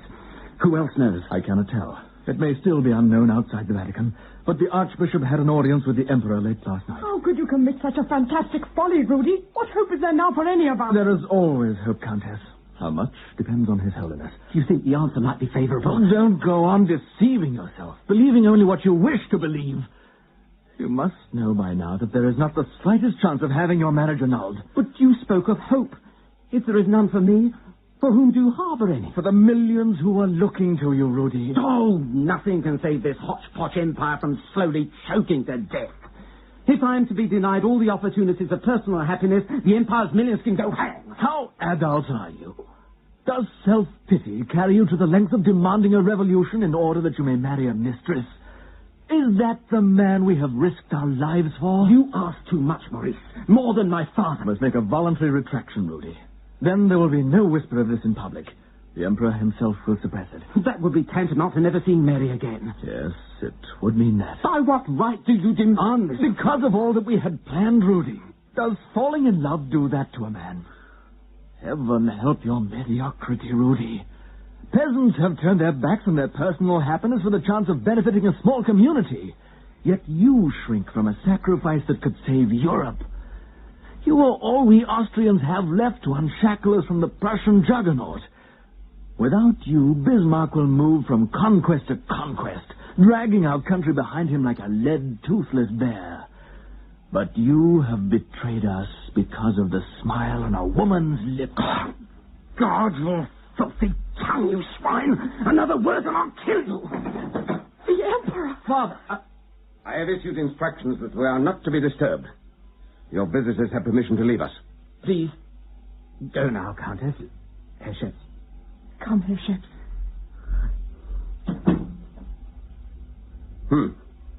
I see from this telegram that you are well served by your private news service, Rudolph. But perhaps you are not quite abreast of developments. I have come here to remedy any deficiency. I, too, carry written information. Strangely enough, mine is also from Rome. Come over here, you bungling, moonstruck fool. Read it. A reply from His Holiness. It was handed to me last night by the Archbishop. Yes, Your Majesty. So you could break faith with wife, family, church, emperor, and empire at a single stroke of the pen. And yet you gave me your pledge to finish with this woman. I gave no such pledge. It would be profitless to argue that. You refuse even now? I know that I should never have the strength to honor such a pledge, Your Majesty. I think we shall find you the necessary strength, Rudolph. It is here, in these papers. A speech in the Hungarian Parliament, claiming a crown prince as the champion of Hungarian autonomy. Your Majesty, you cannot blackmail me with the utterances of an irresponsible politician. Look closely, Rudy. Letters with your signature. Enough to convict even a crown prince of high treason. You think I would hesitate to bring my own son to trial? Well, you're right, Rudy. I couldn't, much as you deserve it. But the others... Others? Sheps and all your other fine, studious friends. Oh, no. They had no hand in this, not one. My agents have proof, Rudy. They could be punished severely. And so, of course, could the lady who seems to have driven you to madness. It would be more just to accept my renunciation of the succession here and now. If I abdicate... Abdicate? You cannot abdicate, Rudy. You are a Habsburg and an only son of a reigning monarch. The throne will be waiting for you when this baroness is a memory. Come, my boy. Own yourself beaten. What will happen to Mary? Oh, what becomes of all young women when they descend from their turret in the clouds? A suitable husband will be found for her. And all the men who trusted me? I admire loyalty, Rudy. Nothing shall be said or done about any of them. Is it agreed, then? Perhaps. But if there is to be the long night ahead, is it not possible that you could give me something to occupy my mind? Could I not begin to train as your successor? Oh, what am I but a high-grade civil servant, For you, there is always more important work, Rudy. For you, there is the reorganization of the army. Just ring for Loshek, please, my boy. Thank you. We have no need of these papers now. There. They can be burnt later.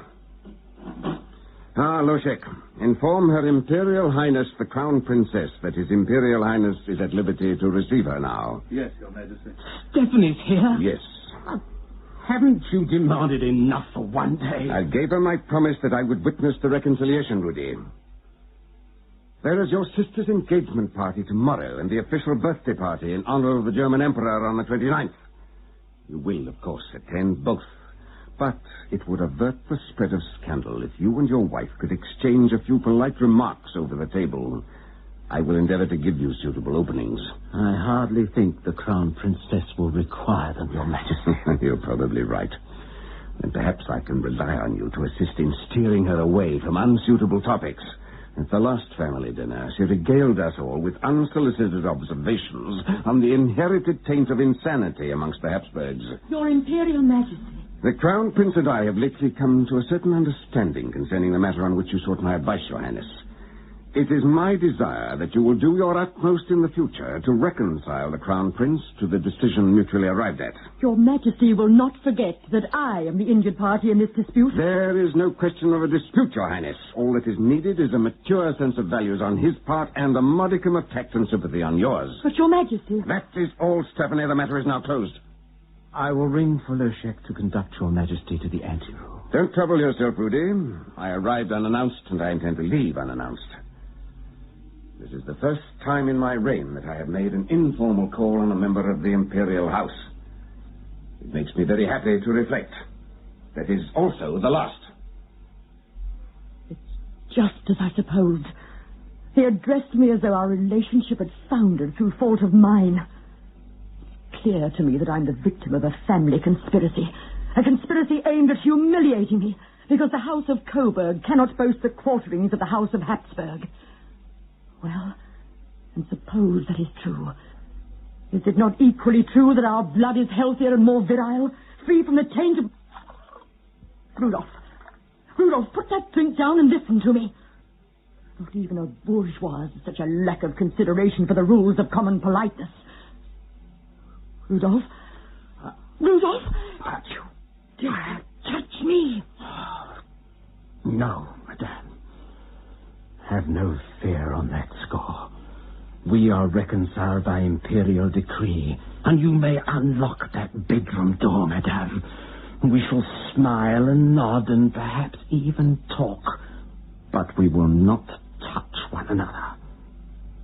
The Crown Princess does not like to be touched, not even by the Crown Prince. How dare you?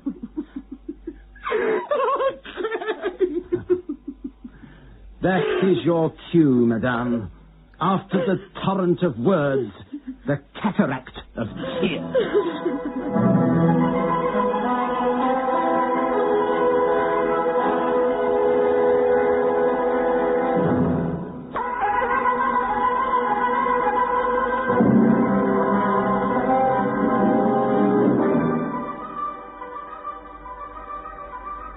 Well, Loshek, I expected you back from Vienna an hour ago. I had great difficulty in getting here from the station, Your Highness. The road surface up here to Meierling is very treacherous. Oh, come by the fire and warm yourself. You look half frozen. Did you deliver the letter to the Baroness personally? It was impossible, Your Highness. The Baroness is not in Vienna. What nonsense is this? It's quite true. She has been missing since early this afternoon. It would appear that she left her home with the Countess Marie Lariche to go shopping about midday. The ladies left their carriage outside Rudex in the Kohlmarkt, and whilst they were making purchases, the Baroness made an excuse to return to the carriage. Go on. When the Countess Lariche went out, the Baroness was not there. The coachman stated that he'd not seen her. This is fantastic. What do they imagine happened to her? Oh, come now, Loshek. You must tell me everything, you know, everything. You understand? The Baroness's mother and uncles suspect Your Highness of abduction. Are they mad enough to suppose I'd kidnap her against her will? They have reported the circumstances to the police. I understand they actually named Your Highness as a possible abductor. Hello, Sheikh. I may have to go on a journey alone. In the event of my not returning, there are certain services I wish you to perform for me. Now, listen to me carefully. As soon as it is light, I want you to return to Vienna and find my coachman. He is to go... He is already here, Your Highness. Here? Admiring? I saw him rubbing the horses down outside the stables. He was whistling. Whistling? No, Loshet, no. Was he alone? His carriage was empty, Your Highness. Possibly a guest... Your Highness doesn't imagine that the Baroness... Well, who knows? I'm surrounded by enemies on every side. If it can be demonstrated to the Emperor that I've broken my word within 24 hours of giving it, they would exterminate the whole family. But, Your Highness... The coachman could have been bribed to kidnap the Baroness and drive her here to discredit my pledge. Send him to me at once. Wait, see. The coachman brought me here because I asked him to. You may go, Loshet. Yes, Your Highness. I wasn't expecting you, Mary. That much is very apparent, Rudy. You better take off your cape and boots and warm your feet by the fire. Later you must go back to Vienna. No, I will not go back. Mary, it is more than a week since we met, and so much has happened that you do not know about. I think I know all that is necessary for me to know, Rudy. That is not possible, Mary. I wrote you a long letter. I sent Loshet with it, but he wasn't able to find you. My mother and I received a personal visit from the secretary of the Archbishop. He gave us certain advice. He told us that as a family we would find the climate of the Riviera milder than Vienna. For me, there were more immediate proposals. A marriage? To be made public within 24 hours. I have given the Emperor my word, Mary, never to see you again. I surrendered only because there was no possible alternative. I want you to understand that quite clearly. No possible alternative. There were too many people involved, quite innocent people.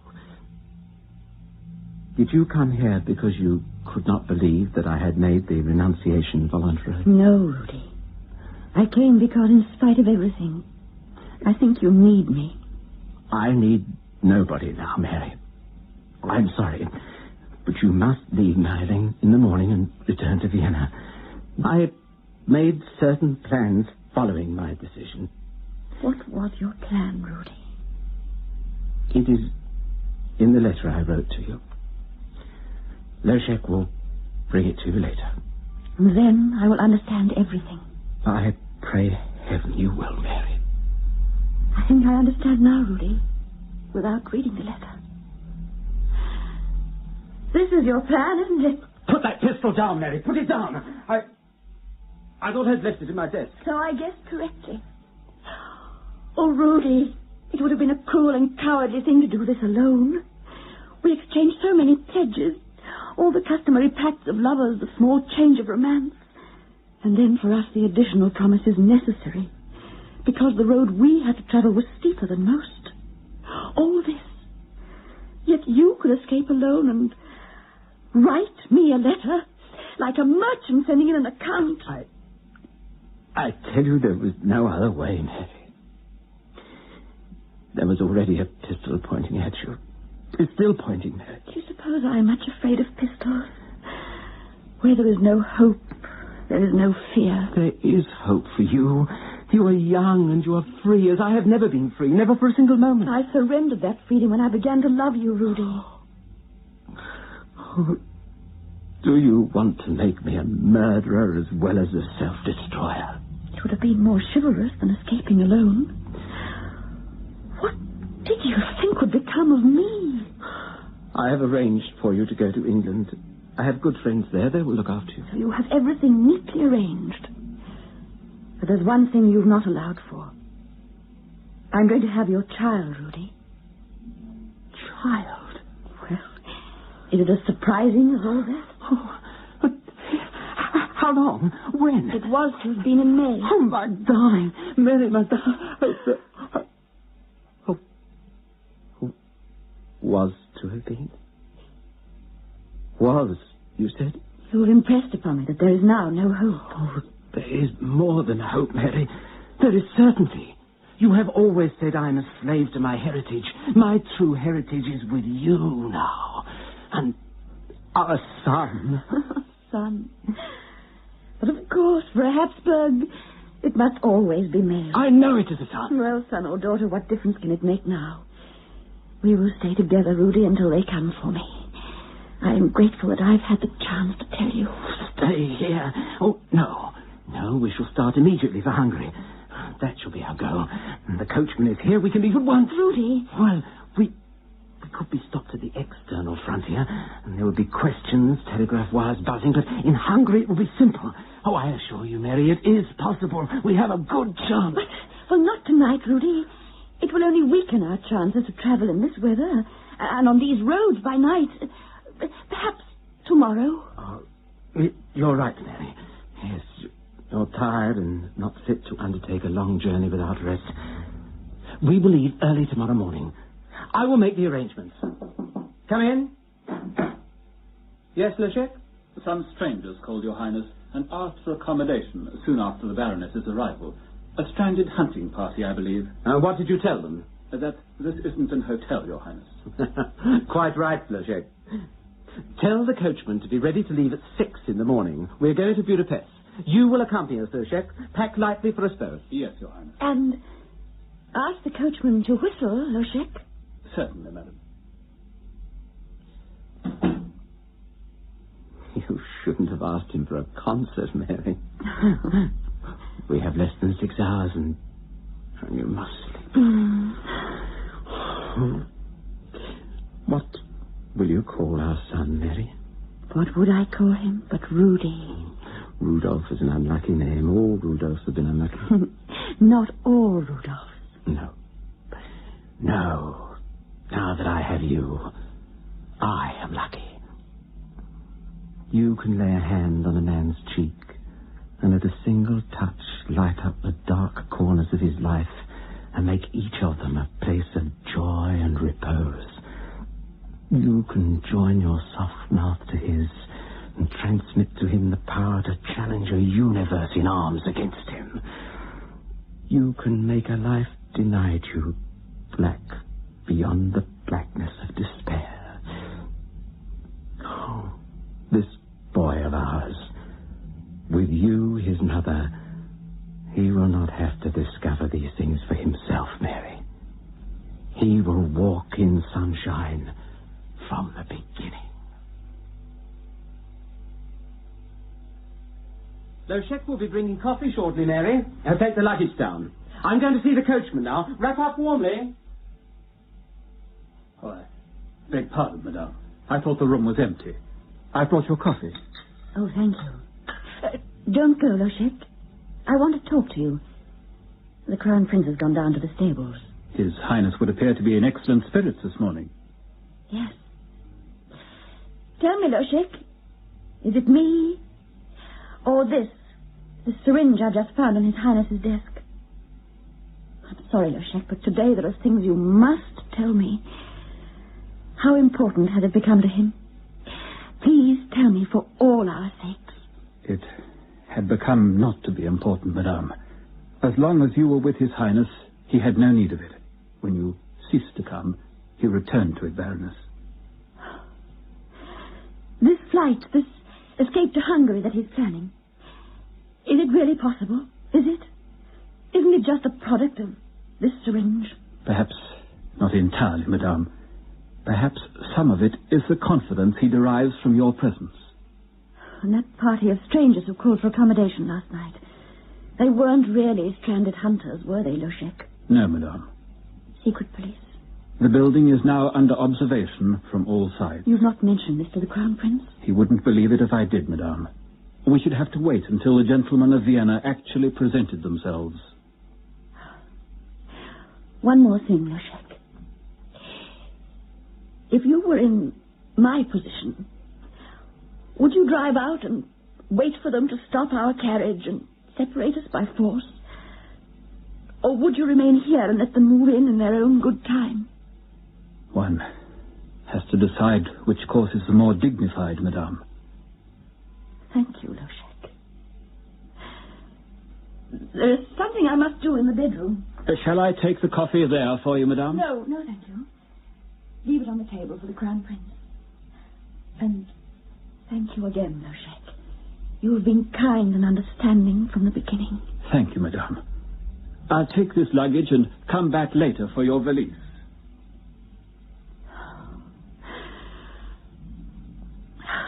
Now, where did Rudy leave it? Ah, yes. Yes, here it is.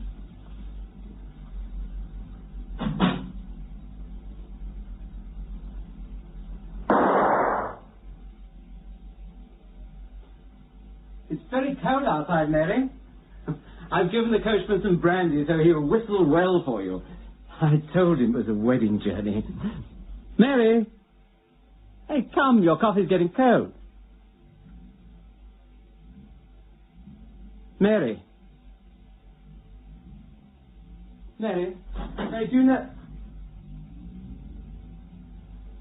Mary.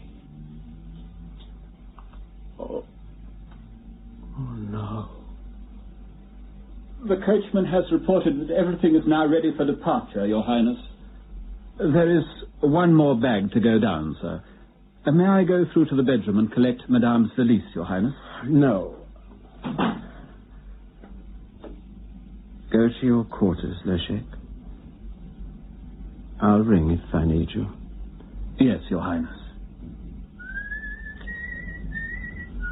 The coachman is whistling.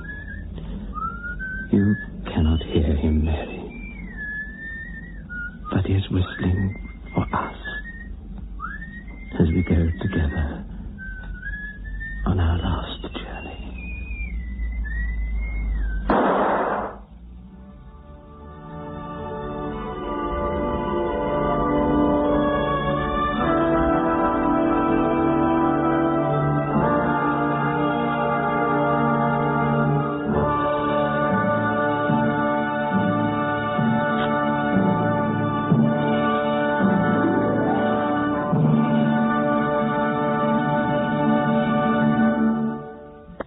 In tonight's presentation of The Mailing Affair, you heard the parts of Prince Rudolph and Mary, played by Dennis Folbig and Valerie Miller.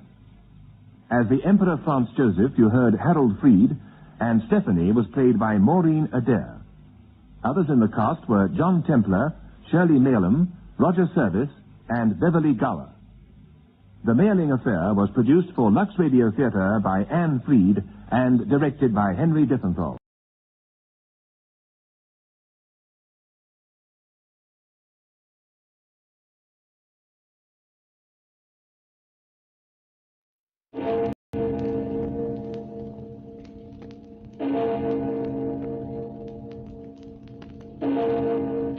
Murder at midnight. You fool! You idiot! I'll fix you. I'll take you back there and... A razor! No, don't! I told you not to touch me.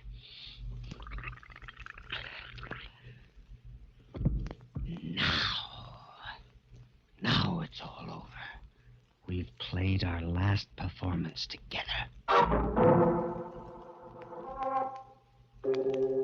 Midnight, the witching hour when the night is darkest, our fears the strongest, our strength at its lowest ebb. Midnight, when the graves gape open and death strikes. How? You'll learn the answer in just a minute in The Secret of XR3.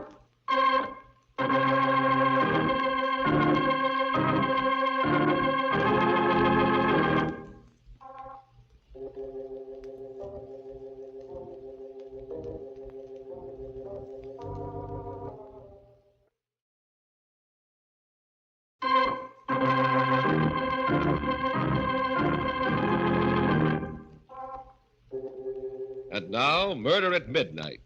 Tales of mystery and terror by radio's masters of the macabre. Our story by Max Ehrlich is The Secret of XR3. The death house. A man sits in a tiny cell, his head bowed, waiting for the moment when he will pass from light to eternal shadow. The clock ticks on, but the time is not quite yet. Then footsteps sound in the corridor. The door opens. It's almost time, my son. Yes, Father, I know. Is there anything I can do? No. Still, I'm glad you've come. Father, look at me. Look at me closely. Yes? I frighten you, don't I? I terrify you. No. No, my son. Nothing frightens me except the evil in men's hearts. And am I evil? I don't know, my son. Father, sit down. Let me tell you my story, and then when I've finished, perhaps you can tell me.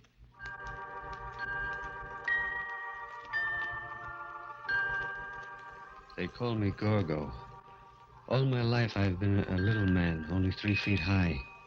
Perfectly normal in every way, you see, except for my height. Perhaps you saw me down at the Century Theater not so long ago, the vaudeville team of Petrov and Gorgo, acrobats supreme. Petrov was a huge, ape-like man who tossed me through the air like a rubber ball. And the audience liked the act. The contrast between the big Petrov and the little Gorgo intrigued and amused them. And on the stage, I laughed and smiled and went through my tricks like a happy little fellow. But in the dressing room, it was different. I did not like your performance tonight, Gorgo. But what was wrong with it, Petrov? You were slow. You landed too heavily. You did not smile enough. Yeah, but they liked us, Petrov. You heard them. We got 3 curtain calls. We should have gotten 5. Petrov, I did my best, my very best. Believe me. Your best was not good enough, little one. Perhaps you will do better tomorrow if I lock you in your room tonight without supper.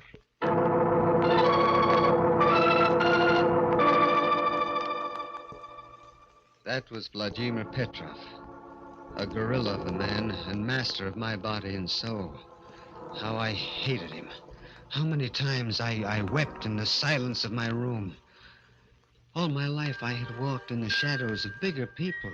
See, all my life I had looked up instead of straight ahead, endured the stares of the curious and sensed the pity that was in their hearts.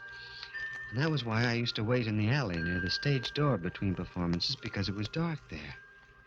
I loved the dark. It protected me and hid me from those who stared and mocked. One night... I beg your pardon. You a Gorgo? Yes? My name is Dr. Meade. I saw your performance earlier tonight. I was just coming in to see you. Yes? What about? Oh, I happen to be an expert in glandular work, particularly in the function of the pituitary or growth gland. I think the results of my recent experiments will interest you. I don't understand, Dr. Meade. Did you ever hear of XR3? XR3? No. Well, it's an extract, a synthetic, I discovered about 2 years ago. In my experiments to date, whenever I injected it into stunted or dwarfed animals, they grew. They grew? Yes. You mean to normal size? Well, by using controlled doses, yes. You mean if you could do this with animals, then you could... I don't know, Gorgo. I think the time has come to try. Except for your size, you were perfectly formed, just what I've been looking for. I came to ask you if you'd volunteer. Yes. You understand, I can't guarantee a thing. I understand, and that doesn't matter. Dr. Meade, you don't know what it means, even the chance. A chance to grow to normal size. Why, One thing, though, I must have your written permission. My permission? Yes, Dr. Meade, I'll give it to you gladly. I'll do anything. You speak a little hastily, do you not, Gorgo? Petrov. Yes, little one. I'm sorry, Dr. Meade. I'm afraid you will have to find someone else for your experiments. Someone else? My little friend cannot act as your guinea pig without my consent. You see, I am Gorgo's legal guardian, and I have the papers to prove it. No, Petrov, no, you've got to give me this chance. Silence, little fool. As I said, I'm sorry, Doctor, but... But, my dear sir, if I can make Gorgo grow to normal size... If you did, what would become of our act? It would be worthless. The people come to see Big Petrov and Little Gorgo. Do you mean to say, Mr. Petrov, that you would let your vaudeville act stand in the way? Yes. I spent years building the team of Petrov and Gorgo. Do you think I am going to let you ruin my investment now? Petrov, please, please, please let him do it. You've got to. Shut up, you little fool, and get inside. Petrov! As for you, Doctor, I wouldn't advise you to come around here again. This was a blow I could not stand. Dr. Meade had opened a prison door for me, and Petrov had slammed it shut again. I resolved then that come what may, I would have my chance. The very idea of the XR3, of becoming a man like other men, made me drunk and gave me daring. One morning, while Petrov was away, I paid a visit to Dr. Meade at his office and begged him to try the experiment without Petrov's permission. I'm sorry, Gorgo, but I cannot. The experiment would be very delicate. If anything should happen without your guardian's legal permission... No, I'll run the risk, Dr. Meade. I'll be glad to. I'm sorry, but it can't be done. I see. Dr. Meade. Yes? Just what does this XR3 look like? Well, I made it up in capsule form. Here, I've a whole bottle of the capsules in my desk drawer. As you see, they're green in color. So those are the magic capsules. Thank you for letting me see them, Doctor. Thank you very much.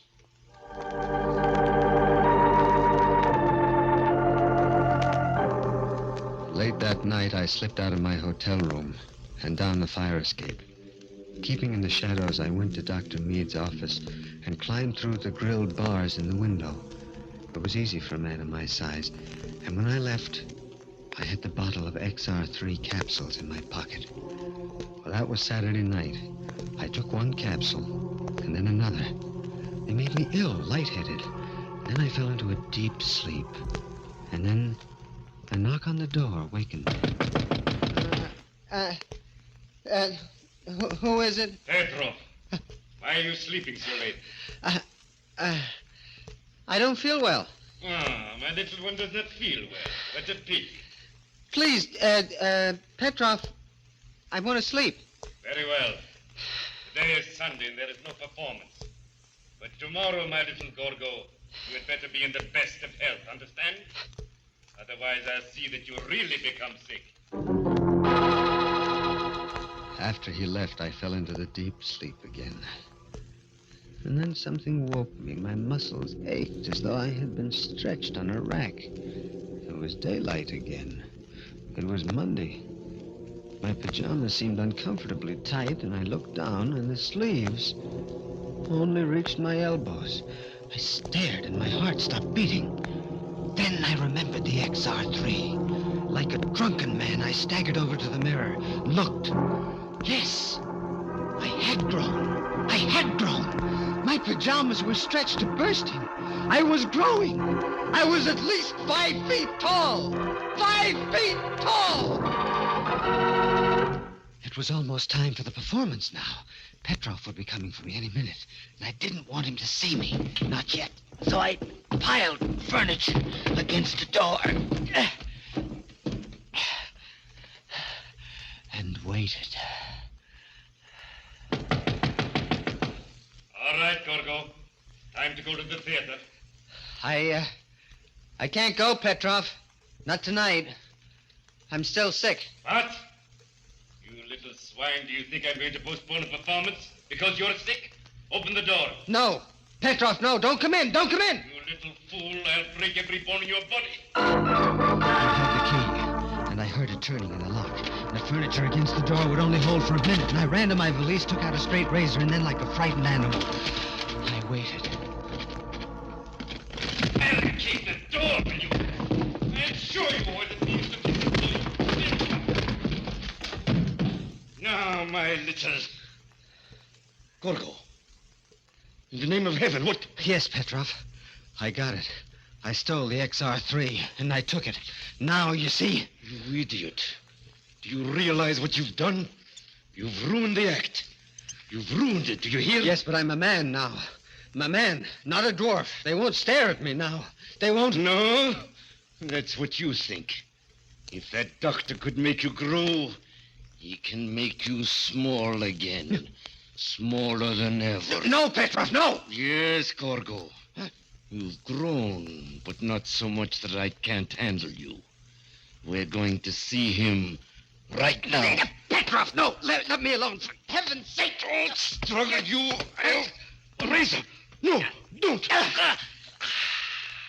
I told you to leave me alone. I told you. And now it's all over. We've played our last performance together, Petrov. A doomed man, sitting in the death house, pauses in his story, recalling the first time the clock struck 12 for...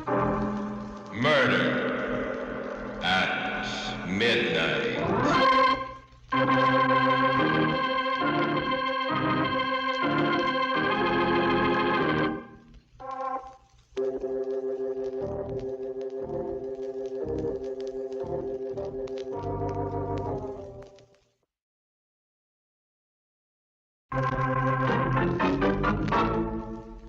And now here is Gorgo again, continuing his story to the priest in the death house.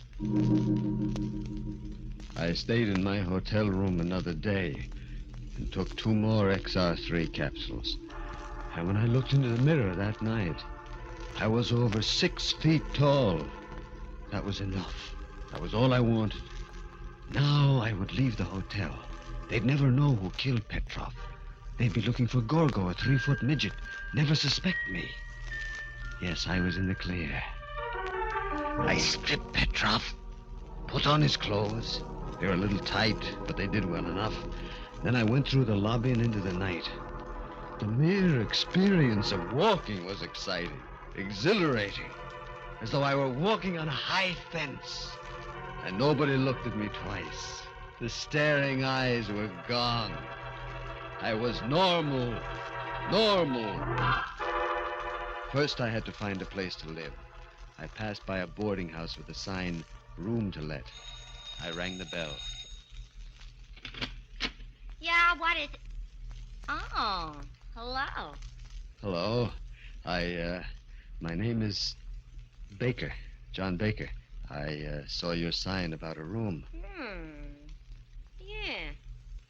Well, would you like to see it, big boy? If you don't mind. I don't mind a bit. Come in. Come in. It's a lovely room. We got a nice class of people. I'm sure you'll like it. I'm sure I will. But first, Miss... Devlin. Rhoda Devlin. Yeah, Miss Devlin, I just wanted to say I've been living in hotels all my life, and I can't give you any references. Forget it. My mother owns the place, and, well, we're not exactly formal. Besides, you look good to me. I do? Yeah. I always did go for big men. Big? Yeah. Oh. And I've always liked pretty girls.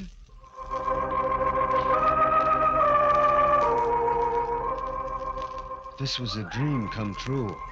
I was a normal man, and a normal girl was attracted to me. She was blonde and blue-eyed, and her head came up to my shoulder. A week passed. A week that was beyond my wildest dreams. I took Rhoda out, and we went everywhere. I fell in love with her. Madly in love. She was so small, so delicate. I wanted to protect her always. She had opened up a new and magic world to me, a world of light and love and laughter. And then, one night it happened. I was taking Rhoda home from the movies, and we were passing a billiard parlor, and there were several idlers in front of the place. They began saying things. Hey, look at the giant! Yeah. How's the weather up there, big boy? Hey, girlie, what do you got there, Pike's Peak? You wait here, Rhoda. I'll shut their mouths for them. All right. I crack the skull of the next man who opens his mouth. Please, Johnny, don't bother with them. Yeah, but they're saying... I know, but don't mind them. Let's keep walking. No, I won't. Please. Yeah. All right. Well, what do you know? The big baboon trying to throw his weight around.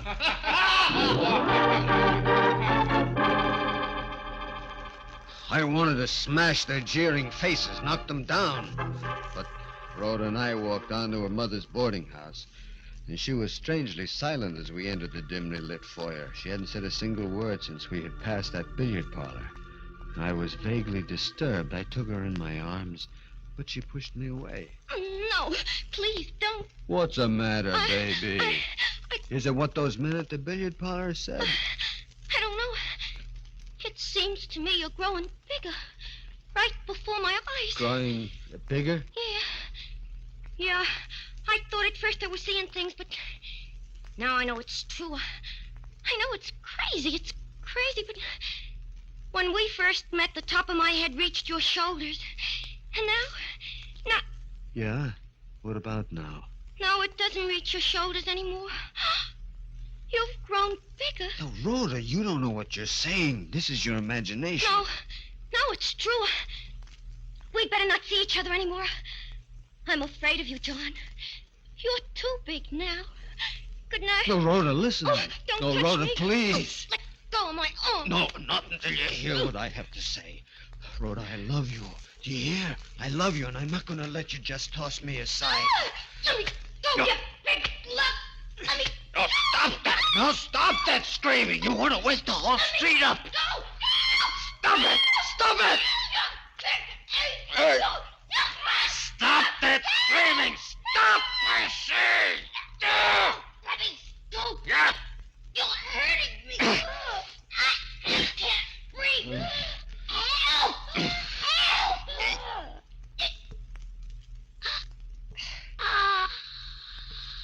Hey, Rhoda. Rhoda! Rhoda! No.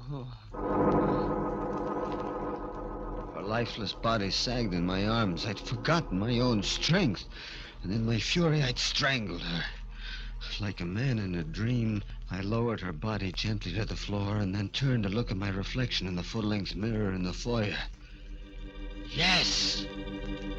Yes, it was true. The pitiless mirror reflected a giant. I'd grown at least 6 inches. The XR3 had continued its work, was making me grow even now. Now I was a freak again. They stared at me again and pitied me. The beautiful, normal world I had so briefly enjoyed came crashing down over my ears. I ran out of the house like a wild man and into the street. Dr. Meade. Yes, I had to see him. At once, I ran to his office, avoiding the well-lit streets, and the light was on. And I prayed that he was in. I knocked on the door. Yes, what? Good Lord. Hello, Dr. Meade. You remember me? Why, no, I can't say that I do. Look up into my face, Doctor. The features are the same you looked down upon not so long ago. Gogo the midget. No, Dr. Meade. It's Gogo the giant now. So it was you who stole the bottle of XR3 capsules from my desk. Yes. And this is the result. This and Petrov's murder. He deserved to die. It does not alter the fact that it still was murder. Dr. Meade! I'm not here to argue law with you. I want you to save me. You've got to stop this growing process. But how? What can I do? An antidote. You must have an antidote. I'm sorry, but I haven't. There just isn't any. What? No antidote?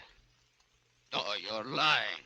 I assure you I'm telling the truth, Gogo. I was interested in making things grow, not making them smaller. Yeah. Then I'm lost. There's no way out. I'm sorry. All my life I was a little man. I wanted to know what it was like to be a big man. Now I am big.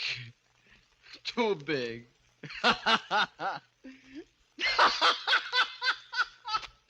Isn't that amusing, Doctor? Too little and then too big. Like the swing of a pendulum.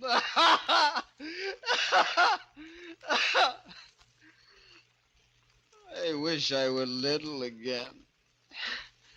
As I knew what to expect, and I was used to that. Now they'll stare at me again. They'll laugh and jeer at me. Gorgo the giant! Gorgo the giant! I think we'd better call the police, Gorgo.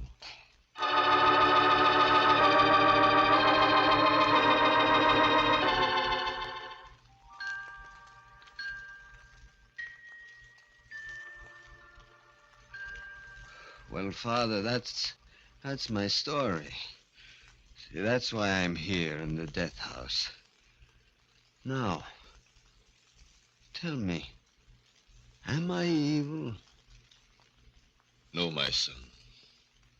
You have been unfortunate, but not evil. You have sinned, yes. But you have been sinned against, too, and they're coming for you, Gorgo. I hear. And I'm glad. Glad? Yes, glad. I don't mind dying now. This world, Father, what has it ever meant to me?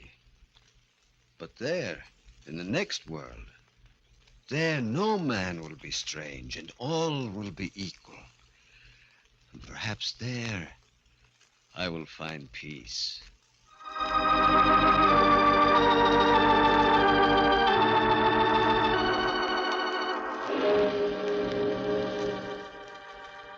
With firm and measured tread, the man who was first too small and then too big walks down the corridor.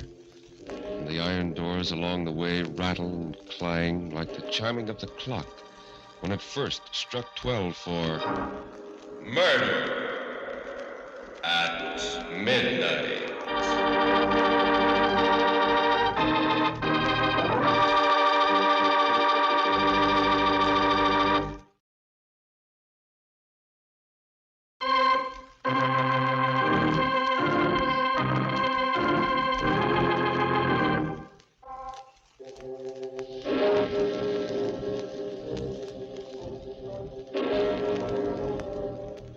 Remember to be with us again when death walks through the darkness with giant strides and the clocks strike 12 for Murder at midnight.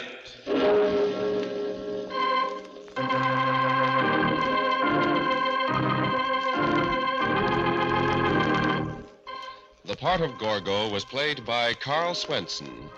With music by Charles Paul, Murder at Midnight was directed by Anton M. Leader.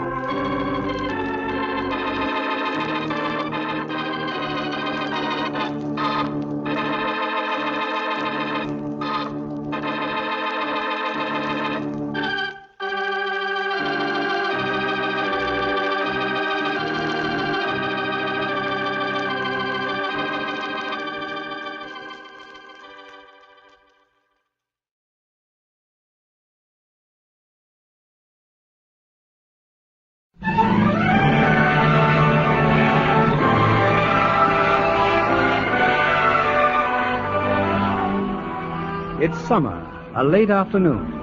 At a wharf on Cape Cod, a young man in a small cabin cruiser is about to cast off for an island several miles offshore. I beg your pardon. I beg your pardon, but are you going to the island tonight? I missed the steamer. Well, that'll teach you not to be late. Besides, you don't take passengers. This is a government boat. Oh, I'd be very indebted to you. My cousin's expecting me. I promise I won't be any trouble. Can't you see I'm full up with supplies? Well, I'm not very large. Well, all right, come on. Oh, thank you.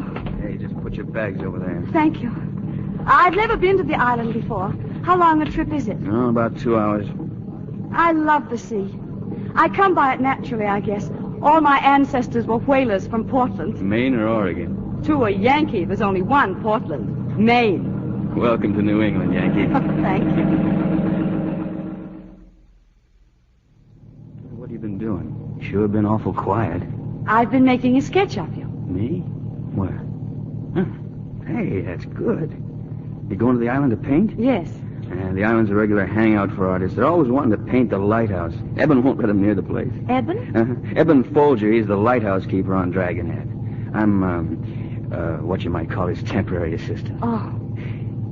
Well, there's the island. Have you ashore in 10 minutes. I hope your cousin's still there. Am I glad to see you? Oh, you certainly gave me a scare, Kate. Steamer came in and not a sign of you. Oh, I'm sorry, Freddie. I missed it by 1 minute. Well, car's down here. Oh, incidentally, who's that who brought you across? His name's Bill. Oh? Pat arrived yet? Yes. Freddie, where's Dragonhead? Dragonhead? Well, it's a lighthouse about a mile offshore. Why'd you ask that? The Dragonhead launch brought me over. Do you know the keeper? His name's Folger. No, dear, I'm sure I don't. Now, tell me what you'd like to do tomorrow, Kate. You can paint. Does he come to the mainland every day? He? Who are you talking about? The lighthouse keeper. Well, of course he does. Oh, I don't know. How do I know what he does? Now, come on, Katie. Come on. Hello? Hello, Mr. Folger? Doggone it, ain't you got no ears? No visitors, I said. This here's government property. No visitors. If you'd let me explain, Mr. Folger. You get back in your sailboat and get out of here. But there's something in this package that may interest you. Huh?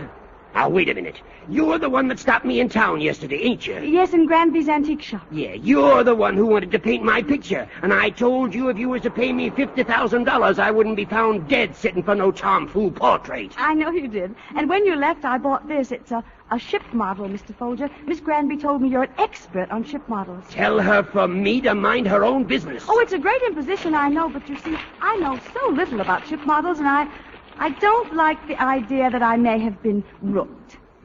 Won't you look at it, Mr. Folger? Maybe. Hey, Evan, do you want me to... Well, hello. Why, hello. Say, you the one he brung over in the launch from the mainland? Yes. Now, about that model. Oh, you're pretty smart for a woman. You knowed I wanted this ship model, didn't you? I want to strike a bargain with you. Watch out, Evan. She's a Yankee. You found out I tried to buy this here model. That old lady Granby. $150, she said. By Godfrey, that's highway robbery. You can have it for nothing if you'll pose for me. No. Only an hour a day for 2 weeks. No. You set the time yourself. He who hesitates is lost, Evan. You're getting too big for your britches, son. All right. You be here each day at 4, but no Sundays. Sundays, too. Oh, Sundays then, doggone it. He's a tough customer. You're pretty slippery yourself. I know. Well, I guess I better go. You must be busy. Yes, I have a little work to do here. Well, I'll see you tomorrow. Goodbye, Bill. Goodbye, Kate. What's happened to Eben? He's gone into the lighthouse. And you let him? He says he can't pose if there's a fog, and he can't control the axe of God. Oh, I haven't any complaints. We've had such wonderful weather all week. Well, let me see the painting. Oh, my, that looks fine, Katie. Oh, thank you. Hey, that fog's rolling in fast. You're not going to try to sail back in it, are you? Well, you better stay here for a while. Oh, I'd like that, but... Well, Mr. Folger's never been very hospitable. Oh, that's nonsense. He's got a heart as big as a house. Come on. I've never been at the top of a lighthouse before. Does the fog frighten you? A little. There's something so terribly lonely about it. I don't mind being alone, but I don't like to feel lonely. There's a difference, isn't there? You know, I don't mind being alone either. Fact is, I deliberately took this job to get away from people. I can understand that. But you know, you wouldn't be afraid of that fog if you went right out into it. Come on, let's go down. I'll show you what I mean. I'll take you to a favorite cove of mine. It's like the end of the world. It could end like this. I don't think I'd be frightened, even if it were. Or lonely either. No. You know, I knew you'd get over it out here. I wonder what people would do if the world should end like this. Then they'd have time to say all the things they'd always wanted to say. Then they'd have the courage to say them. For instance? Honest things. Such as? Such as telling you that I didn't particularly want to paint Eben's portrait. Then why have you gone to all this trouble? Because I wanted to see you again. Lonely people want friends, but they have to search very hard for them. It's difficult for them to find... Other lonely people. Yes. The fog's lifting. It wasn't the end of the world after all. You're the first person I ever brought here. And you know, the one time that I wish I could paint is when I'm here. Katie, do you suppose that you could catch all this? Oh, no. No, I'm not nearly a good enough painter. Oh, Bill, you were made for all this. Was I? You know, I went to a class reunion this spring. Some of the fellas, they were ribbing me about being stuck way off down here. One of them even offered me a job. Guess he felt kind of sorry for me. Oh, if you only knew how I felt for him. You found your place in the world. I envy you. You know, you're the first person that's understood that. Don't ever give it up. I don't ever want to. I'm through at Dragonhead for a while, Katie. You're going away? Yes, I have to go up to Boston tomorrow to see the superintendent. Oh. Well, it's been lots of fun these past few days. I know I've had a wonderful time. I'll miss you, Bill. Oh, Katie. Oh, Bill. Come on, I'll take you over to the island in the speedboat. Thanks for bringing me across, Bill. I can go the rest of the way myself. No, but I'd like to walk you home. Oh, no, it's late, and I have a lot of things to do. What's the matter? What's the matter? You ashamed of me? Oh, no. Huh? No, it isn't that at all. You wouldn't be holding out on me now. You haven't got a husband or anything like that, huh? Oh, of course huh? not. What an idea. Well, good night, Bill. I'll sail your boat back in the morning. Thanks. We could have lunch, maybe, huh? If you'd like. I'll pick you up at the wharf at 12 o'clock. And, oh, Katie, when I go away, it won't be for long. I'm glad, Bill. Good night. Good night, Katie. Hello, sis. Pat. I thought I'd wait up for you, Katie. We haven't had a talk for a long time. I've been busy, Pat.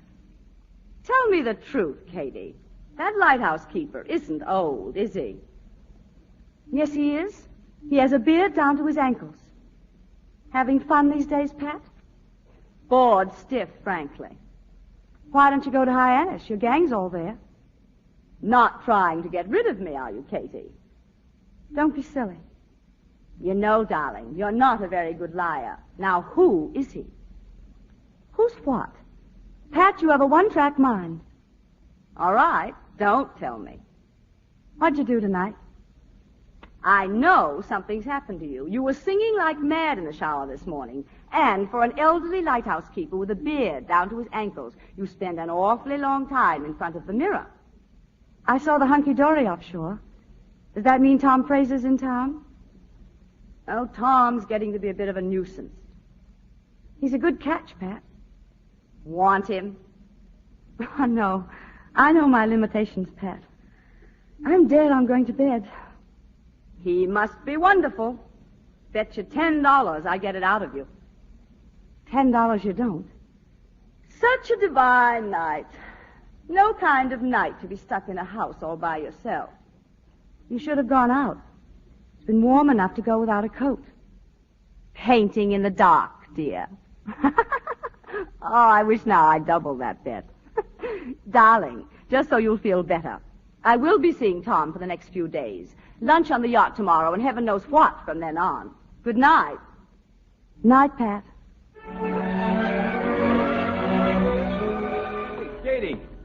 going? Hey, Katie. Well, good morning. Hey, what's the matter? Didn't you see me? Huh? I couldn't have looked very closely, could I? For a second there, I thought you'd forgotten all about our luncheon date. Oh, no. No, I didn't forget. You were walking right past me. Oh, how could you think I'd forget? I'll be right back. I want to speak to that sailor at the end of the wharf. Oh, sure. Sure, go ahead. Morning, Phil. Morning, Miss Pat. Phil, will you please tell Mr. Fraser I can't possibly come out for lunch today? Yes, Miss Pat, I'll tell him. Thank you. Tell him I'm dreadfully sorry. You really dolled yourself up today. I always doll myself up when I have a luncheon engagement. I have a wonderful idea. Let's go to the cottage for lunch. Oh, now, wait a minute. You know how you've been about keeping me away from there. It's a woman's privilege to change her mind. Well, that's just fine. Good. More coffee? No, thanks, Katie. I'm just right. It was a divine night last night, wasn't it? Yes, it was. Unusual to have it warm enough to go without a coat. That's right. Oh, Katie, you got me going around in circles. I don't know if I can quite explain it. But look, you're a swell person. I always knew that. But, well, it just seems that there was something lacking. Now, maybe I can explain it this way. It's like you were a cake. A cake? Uh-huh. Yeah, a cake without any frosting, and I guess most guys are kind of like the frosting, you know what I mean? And today you think I'm well frosted. I'll say. No, I was never more fooled in my life. Katie, I guess you know that I think you're something special. I'm afraid I think you're something special, too. Well, what I really want to say is... Well, what was it you wanted to... Oh, hello, Katie. You're not seeing things, Bill. It's true. Well, I'll be. Hello, Bill. I see you did keep our date for lunch. Well, I thought I did. Look at him, Katie. Bill, if you could only see your face. That's very clever. Which one of you think these things up? I'm always the one. Katie, I swear I was going to confess, but you came home just a second too soon. Oh, it's lucky for you she did. You were just about to be kissed by a perfect stranger. As you can see, it's very easy to confuse us. Yes. Katie, your sister here is a very dangerous woman. Well, I better be on my way. I have to catch the 4:00 boat. Will you walk to the gate with me, Katie? Going away? Yes, I'm going to Boston overnight on business. Oh, thanks for the lunch. Patricia. Patricia. Bill, Pat's apt to do crazy things. Oh, that's all right, Katie. Oh, the Lippincott's are giving an old-fashioned barn dance tomorrow night, and I'll be back in time. Would you like to go with me? I'd love to. All right, I'll pick you up at 8:00. I'll be ready. So long, Katie. So long, Bill. Have a good trip. I'd like to buy a paper bill, but I don't seem to have any change. Well, hello. Hello. Which one is it? You know. Yes, I know. How'd you get here, Pat? Flew over. Lots of people have to go to Boston, you know. Yeah, I guess I do. I haven't done a square dance, Bill, since I was a kid. Hope you don't mind if I step all over your feet. Oh, we'll step on each other's feet, Katie. If you are Katie. I swear by my honor it's Kate. I just wanted to make sure. Well, here we go. Bill, there's Pat. Huh? Well, so it is. I wonder how she knew about this. Maybe the Lippincotts invited her. But she doesn't know the Lippincotts. Well, maybe I mentioned it to her in Boston. Boston? Yes, I didn't you know that Pat went to Boston yesterday? No, I didn't. Well, good evening, Kate, dear. Hello, Freddie. Freddie, this is Bill Emerson, my cousin, Mr. Lindley. Well, how do you do, Mr. Emerson? Pat come with you, Freddie? Yes, she did. She asked me to bring her. This sudden passion for the bucolic life. Hardly her type of thing, is it? Well, Bill, aren't you going to ask me to dance? Well, sure, Pat, sure. I'll be right back, Katie. Well, that was quick work. Katie, let's you and I have a nice cool drink of Applejack, shall we? No, thanks, Freddie. Katie, tell me something. Just where does Pat fit into this jigsaw puzzle? It's a long story, Freddie, and I don't feel like telling it. Excuse me, I think I'll go out and have a cigarette. Katie, Freddie, don't bother about me. Hey, would you like to take a drive, Katie, huh? It's a fine night. Can I get you some coffee, then? You can drink it out here. Oh, for heaven's sake, say something. Katie, if that Bill Emerson means so much to you, fight for him. I can't. Why must you always let that sister of yours get ahead of you? Freddie, take me home. Why, Katie, I thought you'd be asleep. We missed you. Bill looked everywhere for you. Pat, you know I've never been very good at mincing words. What does Bill mean to you? I might as well admit it, Katie. I'm mad about him. And he feels the same way. I'm sorry. Don't be sorry. It isn't anybody's fault. Bill's so fond of you, Katie. Over and over he said what a swell person you are and what fun you'd had together. Oh, skip it. Pat, do you know Bill? Do you understand the kind of things he likes? The kind of life he likes? You've never known anybody like him before. When Bill's kind fall in love, they mean it. I know the kind of person Bill is, Katie, and I am mad about him. You must believe me. I believe you. And I wish you all the happiness in the world. You said yourself a minute ago that it wasn't anyone's fault. Go to bed, Pat. Go on before I make a fool of myself. Please.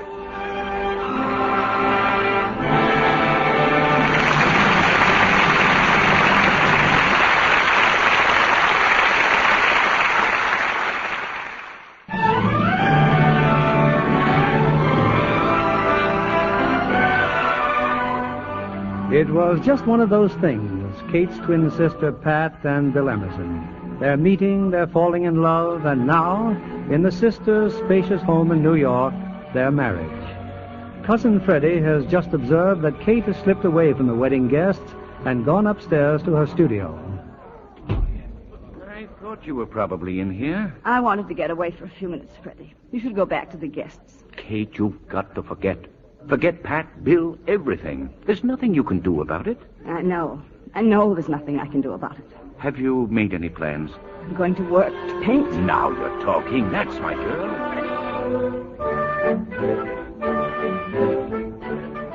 Hello, hello. Long distance. I was talking... Hello, Kate. Are you still there? Yes, we were cut off, Freddie. But you were saying something about an exhibition. Yes, the Gruen Gallery on Madison Avenue. My oils and watercolors.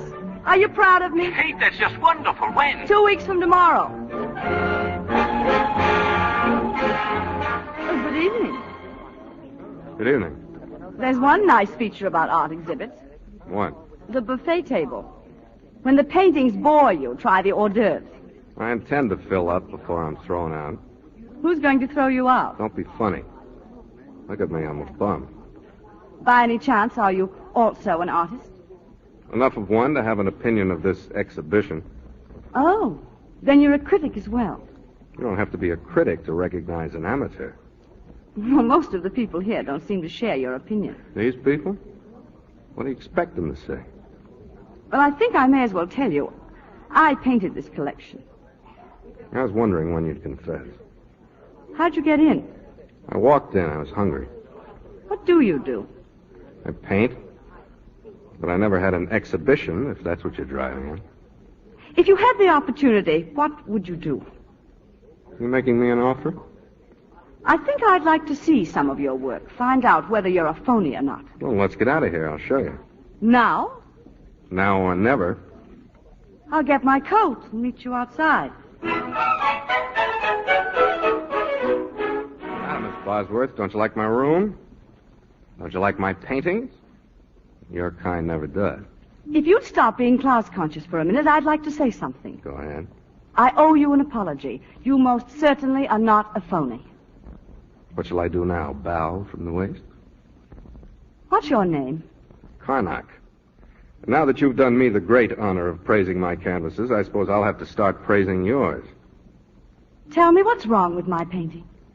Everything. Chiefly because you're what you are, stiff, ingrown, afraid. I bet you're not even a woman. I know your kind, a checkbook in one hand and a paintbrush in the other, while someone like me can't even afford a decent pad of drawing paper or a tube of paint. What What did you mean? I'm not even a woman. Yeah, that always gets him. You can criticize a woman's work, but when you suggest she's not a ball of fire, oh, boy. What are you talking about? Come here, I'll show you. I think I'd better be going. Okay, go.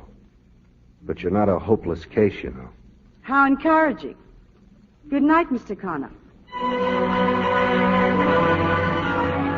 All right, Connor. What happened this time? Why did Deirdre quit? She's the best model we've Because had. I happen to speak my mind about you and about the way you paint. Connor, I think it's time we settled a few things. You're most welcome to use this studio, you know that. But not if you continually upset everything and everybody in my home. First the servants, now Deirdre. Okay, go on with your smug little life if you want to, but you can count me out. Oh, stop being such a pig-headed bore. I'm perfectly willing to allow you to humiliate me as regards my work. I want it that way, but not as a person. Nor will I allow you to humiliate anybody else as long as you're in this house. Oh, go soak your head. Come on, let's get to work. Go and get your things. Hello, yes? Oh, Bill.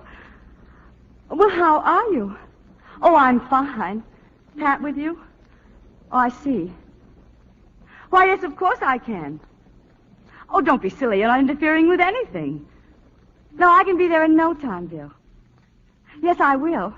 Goodbye, Bill. You can be where in no time? McCall's department store. I thought we were going to work. Tomorrow, Connor. Tomorrow.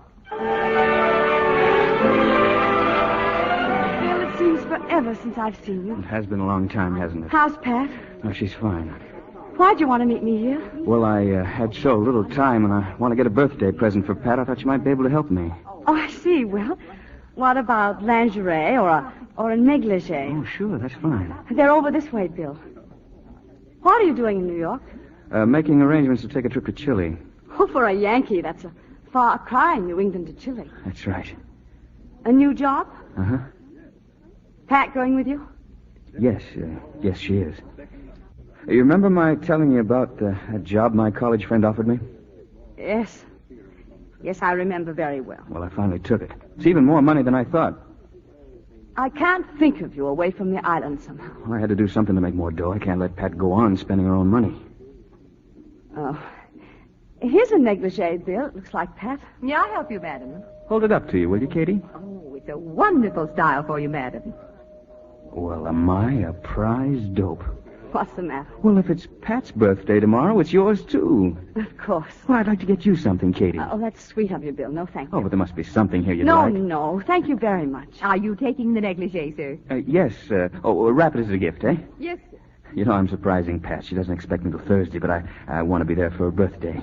Oh, Bill, how stupid of me. I completely forgot I have an engagement. I must run along. Wouldn't you have time for a drink before I catch the train? Oh, I'm terribly sorry. I really haven't. Well, it's been wonderful seeing you again, Katie. Wonderful to see you. And thanks a lot for helping me out. Oh, it was fun.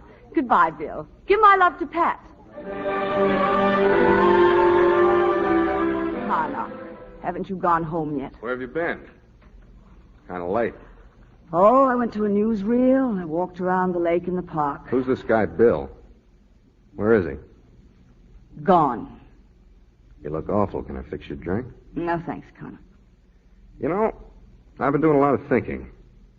All this art stuff's been a substitute for something, hasn't it? You'll be glad to know, Connor, I've come to a decision. Hmm? I'm a third-rate artist. I always will be. So you won't have to bother with me anymore. What are you going to do? I don't know. I haven't decided. Always running away. No wonder you lost him. We won't discuss it, Connor. You'll never land a guy all closed up inside like this. But I wasn't always like this. People change. Remember what I said when I first met you? I most certainly do. You kind of went for me then, only you got cold feet. Connor, your conceit really amazes me at times. Man needs woman. Woman needs man. That's basic. Everything else starts from that. Art, music, the whole works. Only women like you want to make something important out of it. You want a guy to stifle himself for you, the grand passion, all of that baloney. Yes, we do.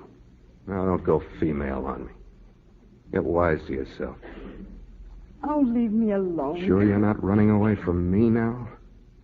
Really? That's better. What's the matter?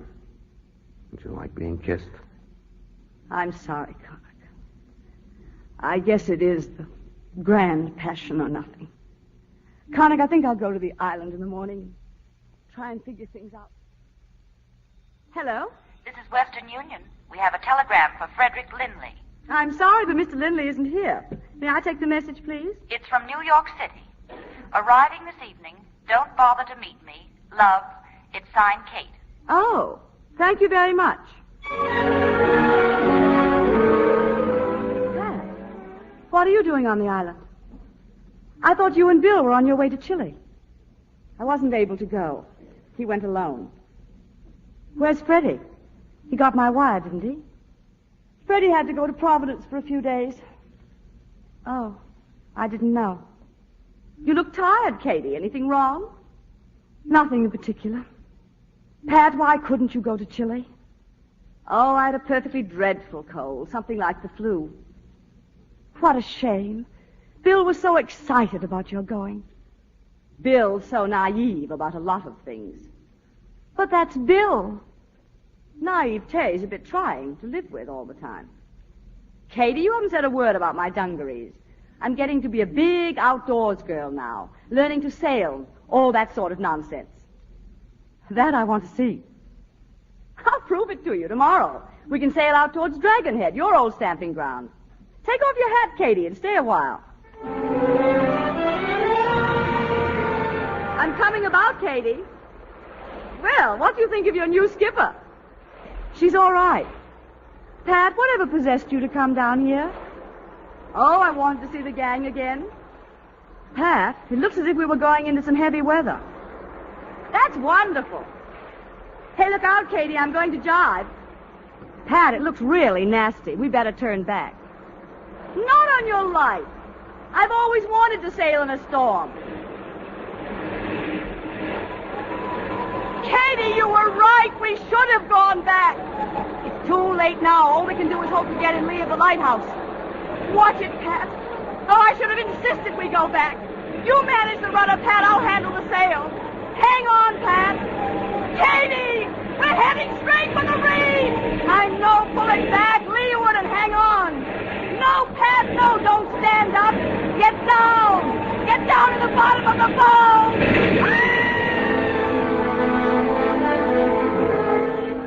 Hello. Hello, police headquarters. This is Evan Folger, Dragonhead Lighthouse. Better get over here as soon as you can. There's been a drowning. A girl named Kate Bosworth. I pulled her sister out. The other is a goner. Yeah, and bring a doctor with me.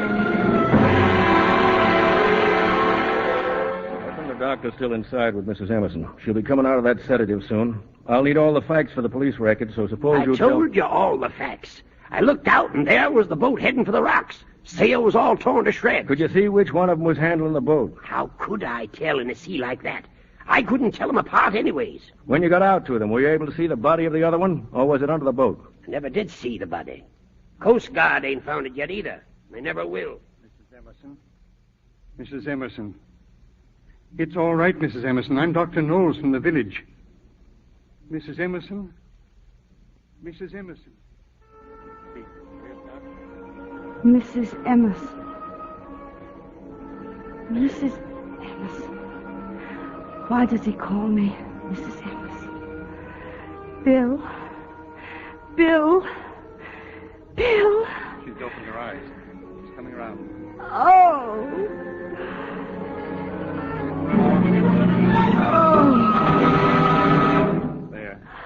There, Mrs. Emerson. Everything's all right. We just want you to keep very warm and quiet. I tried to pull her back. I tried. We know, Mrs. Emerson. Evans saw you.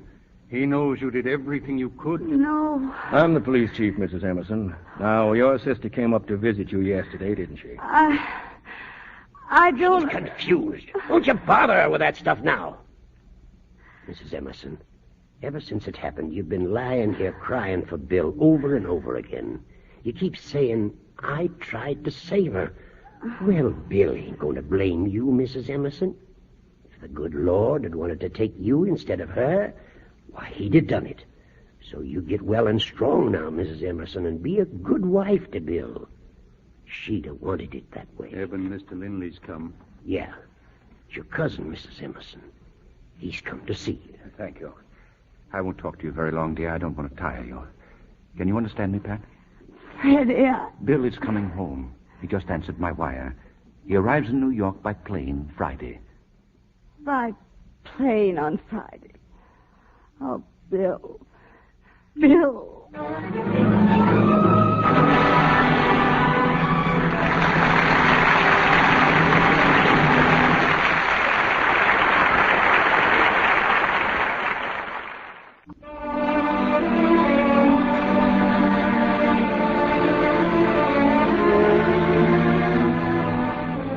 3 days ago, Patricia Emerson was drowned off Dragon Head Lighthouse, and her body never recovered. But as far as the world is concerned, the girl lost in the storm was Kate.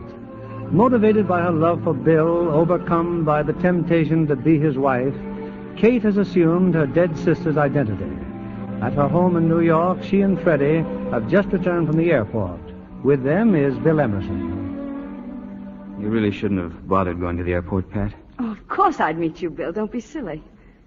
You know, you've hardly said a word. Well, there's not much to say. I'm terribly sorry about Kate.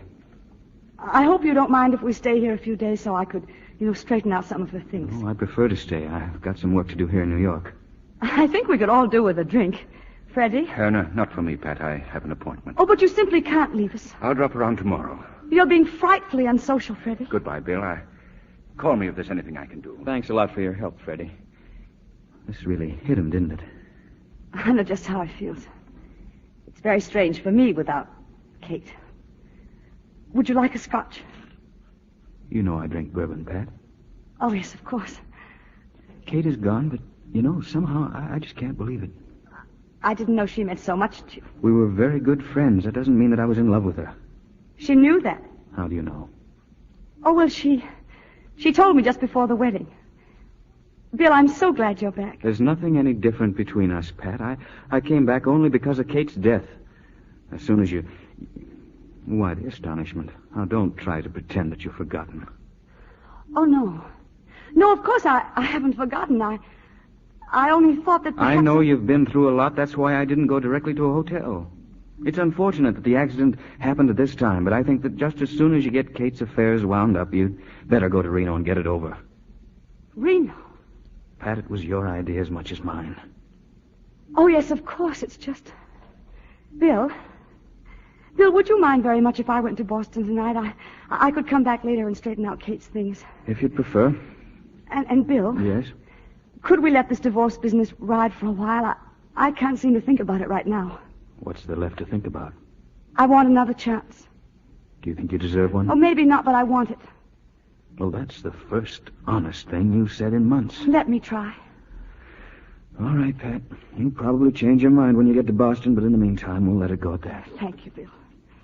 How long will you stay in New York? Oh, I don't know. 2-3 days. Be sure and wire me when you're coming. I'd like to have everything ready for you. Yes. Yes, I'll wire you. What? Your ticket, miss. Oh, I'm sorry. Thank you. Tickets, please. Tickets. Boston. I'm going to Boston. To Pat's home. How will I know? Little things, what rooms there are. What Pat used to do. And the servants. I don't even know their names. I must be out of my mind. And for what? Bill's going to leave me. What did Pat do to me? What did she do? Hello? Is that you, Mrs. Emerson? Yes, who is this, please? Why, Lucy, ma'am.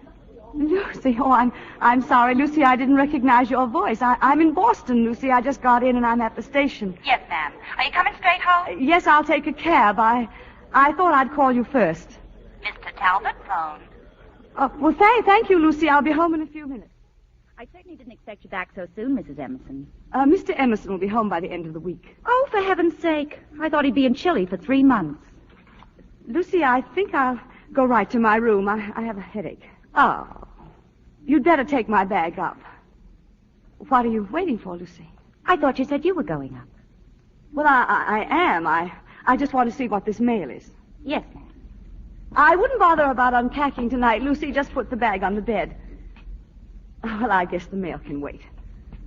Mr. and Mrs. Devereaux called. Oh? They're leaving tomorrow. Well, I'll call them later. You're looking things over, aren't you, Mrs. Emerson? I'm sure glad I kept everything dusted. The house looks very nice, Lucy. Those roses on your dressing table. I thought you might like them there. Mr. Talbot sent them. Thank you, Lucy. He's been calling every day. I didn't think you'd mind if I told him you were coming home. That'll be all, Lucy. Don't you want me to call him? What? Mr. Talbot. He said he'd be there all evening. Well, I'll attend to it later. But he's moved. He said to tell you he finally found an apartment. The Empire House. Apartment 326. Thank you. What about Alma? I better let Alma know you're home. Well, couldn't that wait, too? Well, it can if you want, Mrs. Emerson. But if you knew my cooking as well as I do, you'd tell Alma to be here first thing tomorrow morning. Of course, tell her to be here. Yes, ma'am. Good night, Mrs. Emerson. Good night, Lucy. Oh, Bill. Bill. Who is this Talbot? Is that what Pat did to me?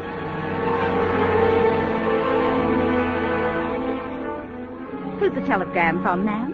Mr. Talbot? I just figured since you won't talk to him on the phone, maybe Wyatt. Lucy, Mr. Emerson will be home this afternoon.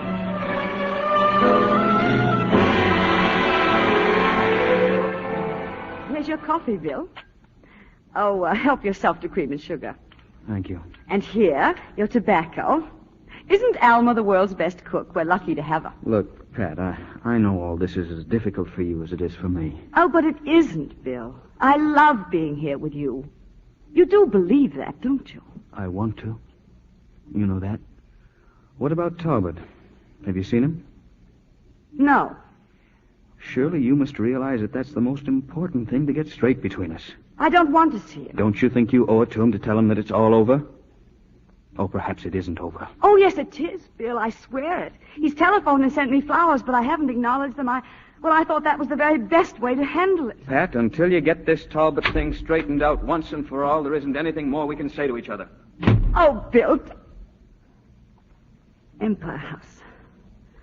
Apartment 326.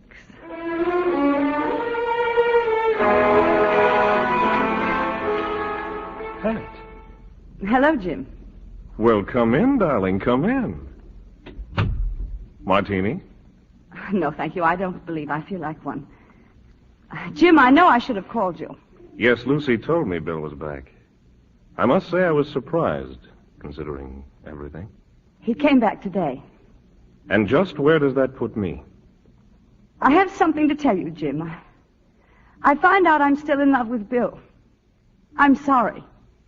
That's perfect. You mess up my life and you say you're sorry. I happen to have arranged to divorce my wife for your sake. I suppose it never occurred to you that someone could say a thing and mean it. There's something behind all this, Pat. What is it? No, there isn't. You must believe that. I'm in love with Bill. I always will be. But you can't mean this after all we've meant to each other.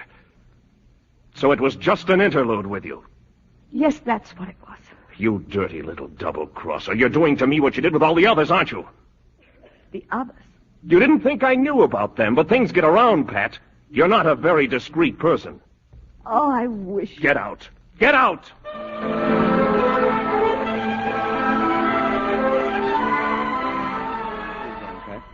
Why the suitcase? I'm leaving, Bill. May I ask why? You were right. It wouldn't have worked out. I should have known it wouldn't. You've seen Talbot. And you're still in love with him, is that it? Oh, no, it isn't. Well, if you're not still in love with him, then why are you leaving? Bill, you can't want me to stay, can you? Not after... You said the only thing to be straightened out between us was the Talbot business. But what about the others, much worse? Surely you knew about them. If you didn't, you were a fool. Don't you know you've been the laughingstock of this whole town? I don't understand. I don't understand.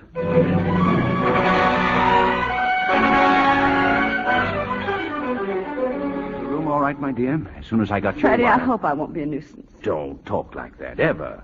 Now, sit down. While you were unpacking, I made some tea. You look as if you needed it. Freddie, I don't know what to say. I had so many things to tell you. You see, I've left Bill. Oh, that isn't what I wanted to say at all. Freddie, if I were to tell you... Wait a minute. I think I know what you want to tell me, Kate. How long have you known? Well, I suspected just after the accident, but I tried to put such thoughts out of my mind. And then when you called and said you were coming here to the island, of course I knew. It's absolutely unbelievable that you would do such a thing. But it seemed my only chance for happiness. But you were never a liar, Kate. How could you think you could live a lie? I didn't think. I just let it happen. Oh, it was so simple at first. It wasn't going to hurt anybody.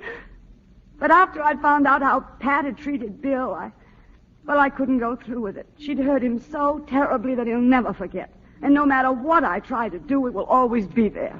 What are you going to do? I don't know. I want to do what will hurt Bill the least. To a man like Bill, the truth is the only way. Freddie, would you forgive me if I went out for a walk? Certainly. You see, Freddie, Bill never loved me.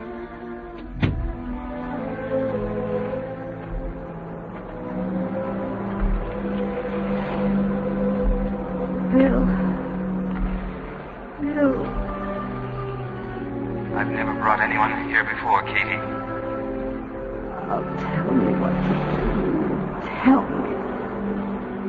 The one time that I wish I could paint is when I'm here. Oh, Katie, do you suppose that you could catch this? What should I do? What should I do?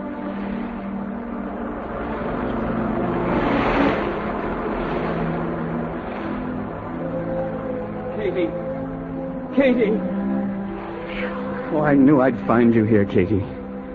Bill, and you know. Yes, I know. I can't even ask you to forgive me. I don't want you to ask me anything. I don't want you to tell me anything. Oh, Bill. Bill. I'm the one who needs forgiveness, Katie. Oh, yes, I fell in love with Pat, but it was never right. Not the way we were always right for each other. I've known that for so long. Oh, but all that's happened. We'll forget it, Katie. We'll forget everything that happened as though we never left the island. Can you do that? Yes. Oh, Katie, I love you so. I love you so much.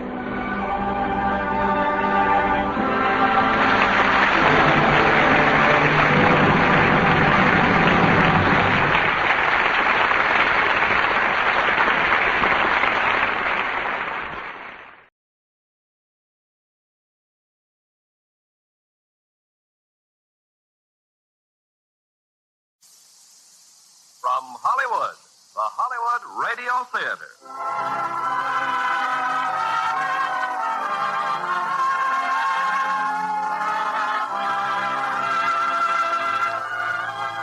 Starring Joan Fontaine and Mel Ferrer in Undercurrent.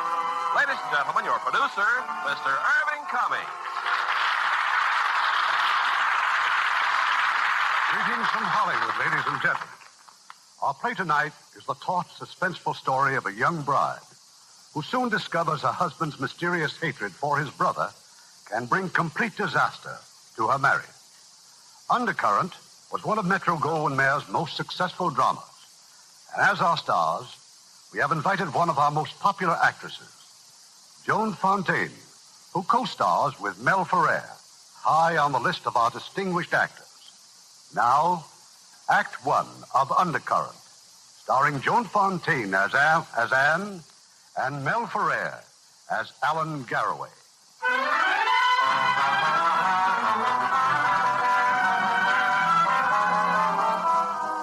It was a marriage no one would have predicted. Anne Hamilton, reserved, unaspiring, and Alan Garraway, the wealthy, celebrated inventor of the Garraway Distance Control. Garraway brought his bride to Washington. Their first night there, he displayed her before a large, select group of friends. When the friends had departed... Anne, darling, what is it? I thought they'd never go, Alan. Oh, you shouldn't have. What, darling? I shouldn't have what? You shouldn't have married me.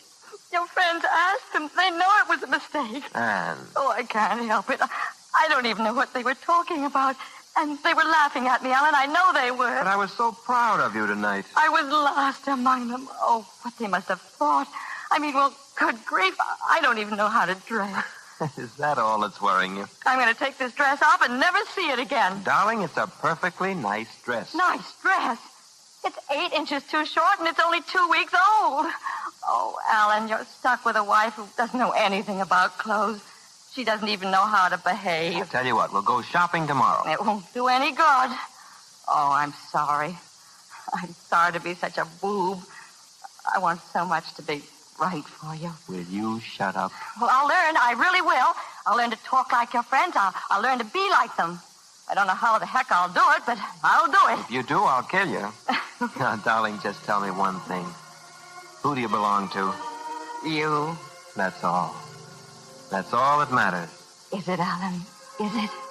And if you ever forget that, you'll be very sorry.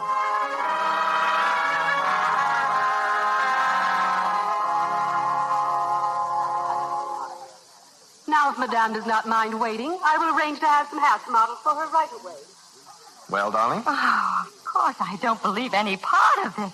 A mink coat, a beaver jacket, 14 gowns, 12 pairs of shoes. Now, relax. If I relax, I'll drop dead.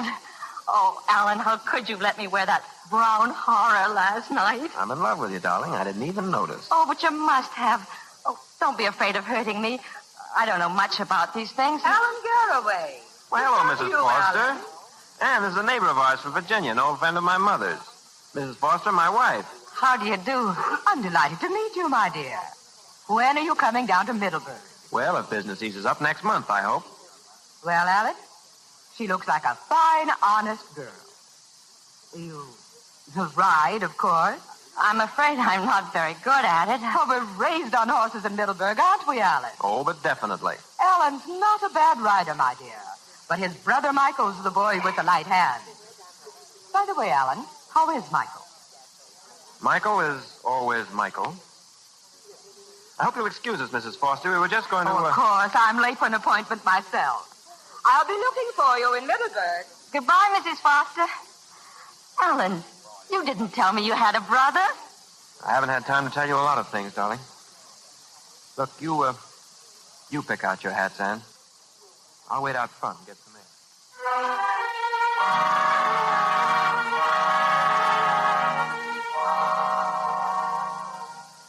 Alan, what's wrong, darling?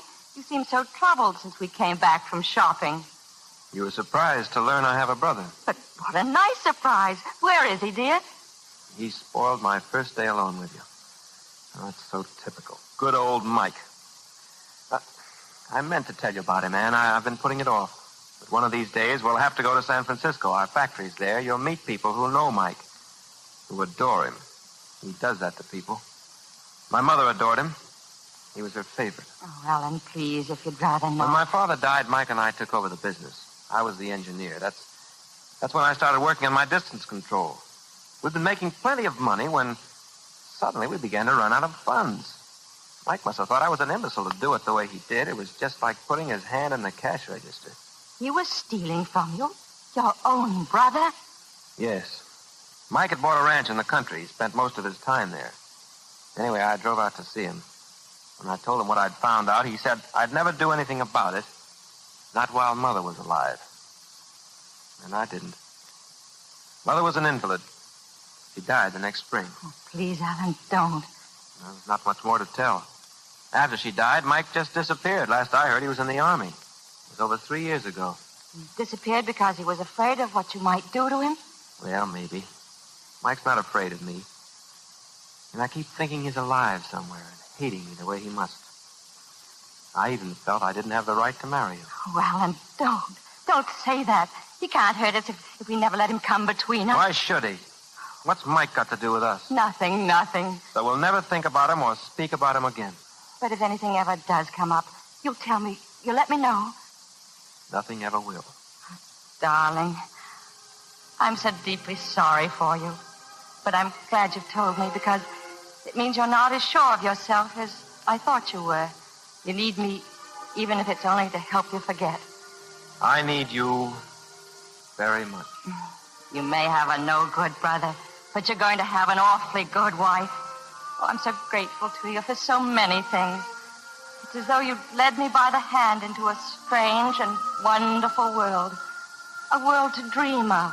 Why dream? You're here, Anne, and you're mine, and I love you.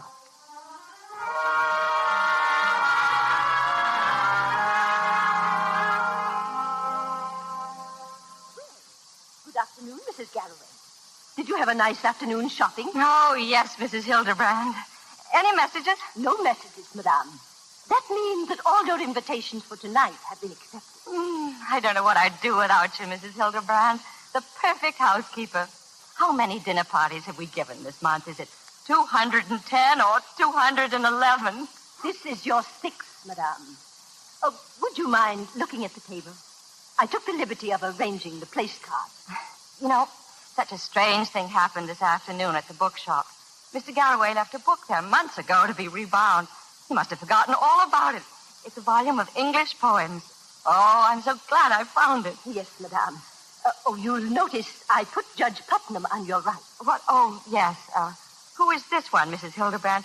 Who is Mr. Henry Gilson? A new congressman from the Midwest, madame. I wondered why you placed him in the doorway. He's no one important.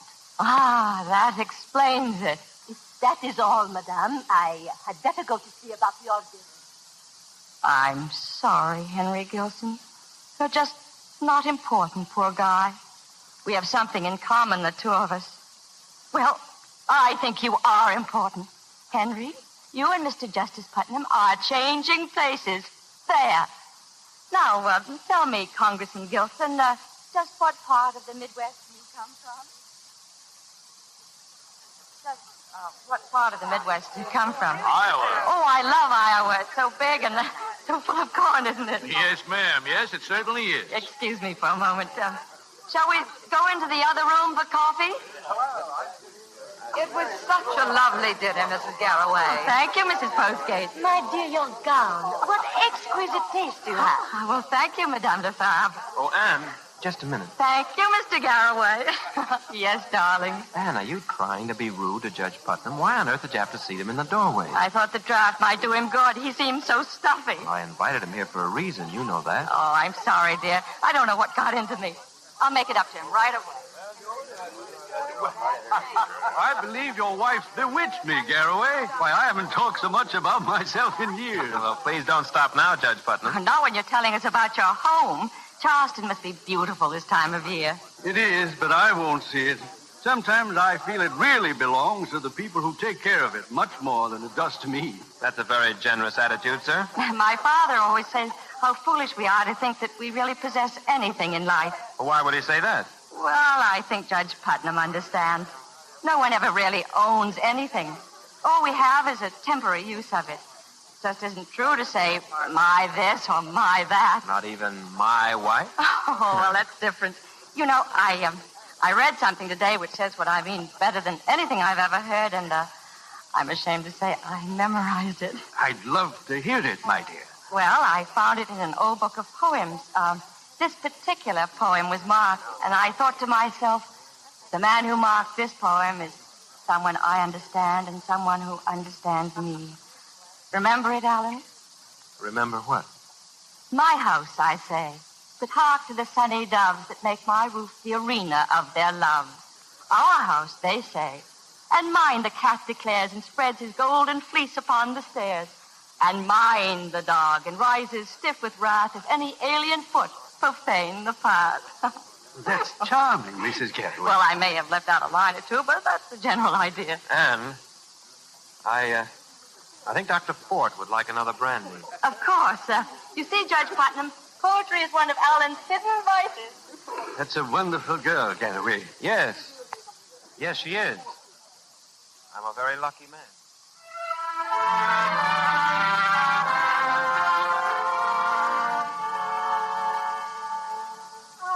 It was a nice party, wasn't it? Yes, it went beautifully. Say, Anne, how about driving down to Middleburg tomorrow for a few days? Oh, Alan, could we? The house where you were born, the house where you grew up. We can get an early start. Probably Alan, be there by... here. Here's your book.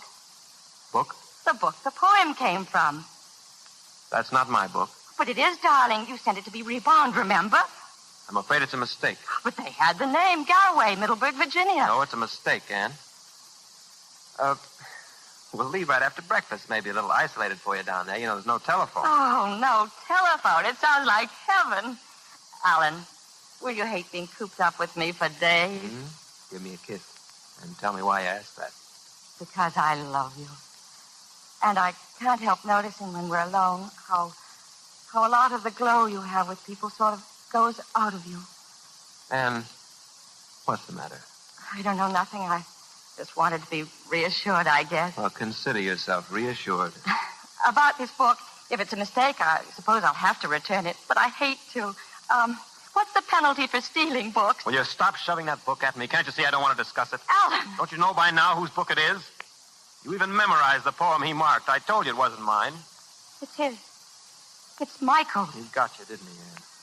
The sweet, gentle boy who loved poetry. He understands you. Isn't that what you said? I memorized it only because I thought it was yours. Yes, of course you did. Oh, Anne, that was very unfair of me. I shouldn't take it out on you the way I feel about Mike. Please forgive me. I forgive you, Alan.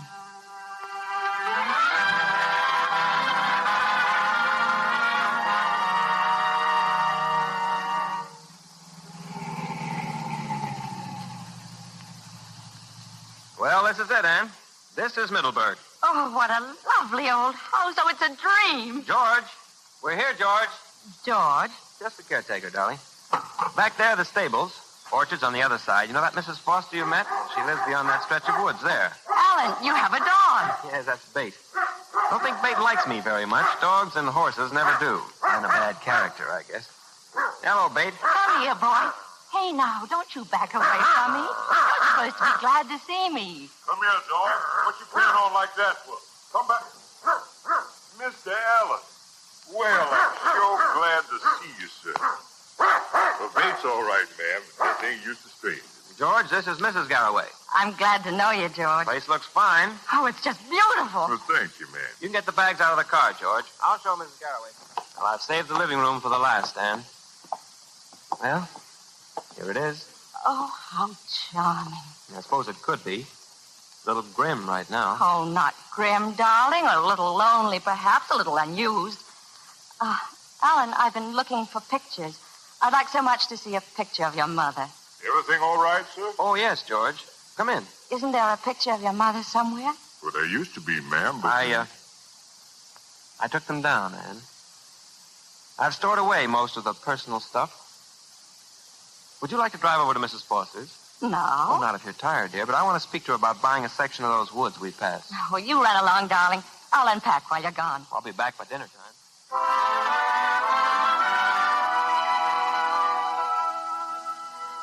George! Yes, ma'am? Mr. Garraway, has he come home yet? No, ma'am. You have a nice walk? Well, I just came back from the stables. There was someone there. He just about scared me to death. A colored man, a big and fat? Yes. I'll teach that old Ben not to... No, it's all right, George. He went away. Ben, he's plumb out his head, ma'am. He don't mean no harm. I chased him off, but he just keeps coming back. He kept talking about the horses in the stable. I'll fix you a nice cup of tea, ma'am. George, wait. He warned me about the black stallion. Oh, yes, ma'am. That horse ain't no good. Please don't go near him. He's Mr. Michael's horse, Ben said. Yes, ma'am. He was. I think I will have a cup of tea. Good and strong,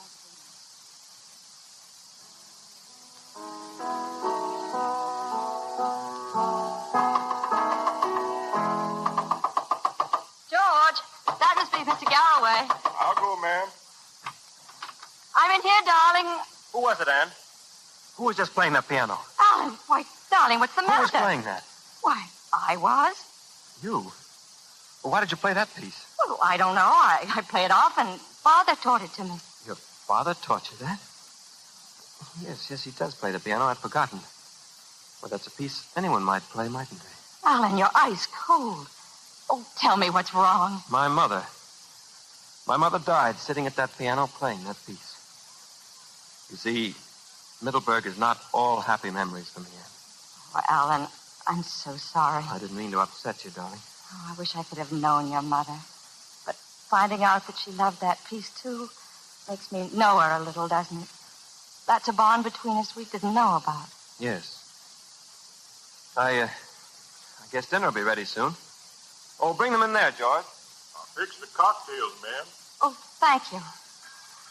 George, Mrs. Garraway must have been a wonderful woman. Yes, ma'am, she was. She was an invalid for a number of years, wasn't she? Yes, ma'am.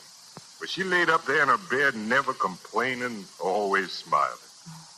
This piano must have been a great comfort to her when she did get up. Piano, ma'am? Well, Miss Garraway never played no piano. She didn't, but she died sitting at that piano, didn't she? Oh, no, ma'am. She died upstairs in her room, ma'am. George, you can serve dinner any time it's ready. Yes, sir. I'm starving.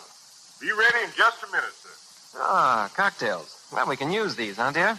George's cocktails are the best. Almost good enough for you. Well, to us, darling. Yes, Alan. To us.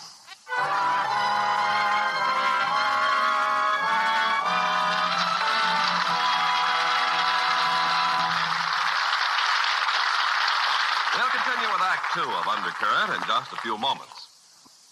And now our producer, Mr. Cummings. Act 2 of Undercurrent, starring Joan Fontaine as Anne and Mel Ferrer as Alan.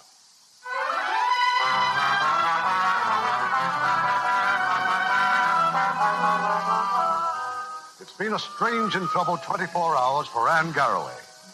Crashing against the peace and loveliness of Middleburg are the tormenting doubts of what Alan has told her. His brother Michael, his mother. It's after dinner now. Alan has to drive to the village. As soon as he's gone, Anne has a plan. Sure you don't want to go to the village with me, Anne? Do you mind, darling? I am tired. That telegram this afternoon is from Jonas Wormsley. He's in charge of the San Francisco plant. We'll be meeting him soon. Oh, Alan. Oh, I'm sorry, dear. If you'd rather stay on here. Oh, no. If you're going to San Francisco, so am I. You'll like San Francisco. Well, I won't be long. If you need anything, just call George.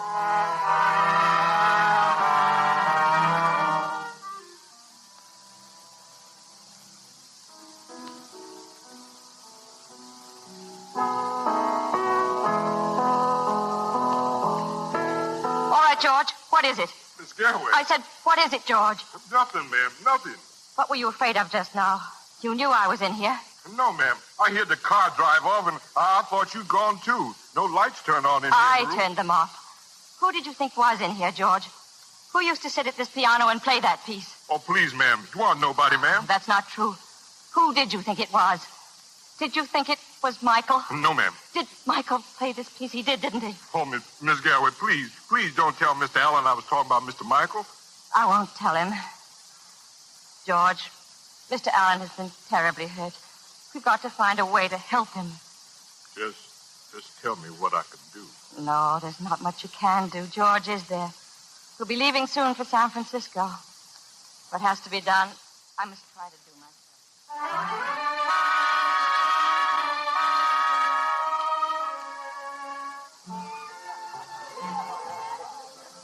Well, I'm a prize dope, Anne. Of all the places to take you, your first night in San Francisco, another nightclub. Oh, but you said Mr. Wormsley was to meet you here. Yes, I know. But... Alan, who was that girl, the girl you spoke to as we came in here? An old friend. Sylvia Burton. Just an old friend? Well, sort of. Jealous? You bet. She's far too lovely for an old friend. You want to know something? Mm-hmm. You've got it all over Sylvia in every way. People wouldn't even notice her with you in the room. Oh, darling, you're wonderful. Catty about every other woman. Good evening. Oh, hello, Wormsley. May I present Mrs. Garraway? How do you do? I'm very glad to meet you, Miss Garraway. Well, pull up a chair. How are things going? Oh, very well, sir. Things are really breaking in Seattle. I suggest you fly up there as soon as you can. Or anyway, I brought some contracts along. If you'd care to look them over? Do you mind, darling? Oh, no, you go ahead and look them over. I'll run in the powder room for a moment. I just saw Miss Burton. Did you? Has your wife met her yet? Those contracts, Wormsley. Let me have them.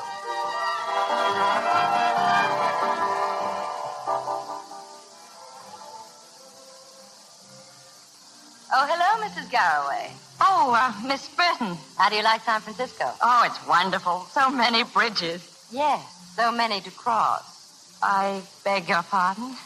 What do you hear from Michael? Oh, nothing much. Did you ever meet him, Mrs. Garraway? No, I haven't, but I'm looking forward to it. You know, there have been some pretty unpleasant rumors about Michael. Well, whatever they are, I'm sure they're not true. Sorry. You know, it's strange, but I was beginning to have a funny feeling that Michael might be dead. Oh, no, I'm sure Alan would know. Yes, I suppose he would. You know, Miss Burton, when I saw you before, I wondered who it was you reminded me of. It's me. Not your features exactly. It's just something intangible. Have you noticed it? No. Oh, is that your glove on the floor there? Oh, thanks. Maybe it's the way we dress or walk or something. Maybe it's... Miss Burton? Miss Burton? That's funny. Why should she just walk out like that?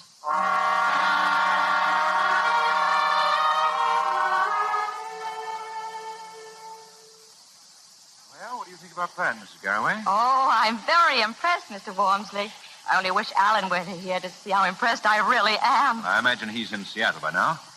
Is there anything else around here you'd care to see? Yes, I'd like to see some photographs. Photographs? Yes, it's silly of me, isn't it? But it's such a big plant now and so impersonal. What was it like when it started, Mr. Wormsley? The plant, the employers. Who was here in the beginning? Well, there's a picture on that wall behind you, Mrs. Garraway. Oh, yes. That's what I mean. Why, there's Alan. Alan in overalls. And you too, Mr. Wormsley. Yes. But those other 3 men. 2 of them are still with us. The other one is dead. Who was he, Mr. Wormsley? His name was Carl Stoyer. Wasn't my husband's brother working here then? Why isn't he in the picture? He was at his ranch the day it was taken. His ranch? Oh, yes. What happened to the ranch? Well, Mr. Garraway took it over. Alan owns it. You see, I'd like to see that ranch. Well, I'm afraid that's not very practical. It's quite remote. The fog is bad this time of year. There is a catch. But I'd like to spend the day in the country. You could give me the keys, Mr. Wormsley? I'll send them to your hotel in the morning. Oh, and the directions how to get there. I'll enclose a map with the keys. You've been very kind. Thank you, Mr. Wormsley. Good day, Miss Garraway.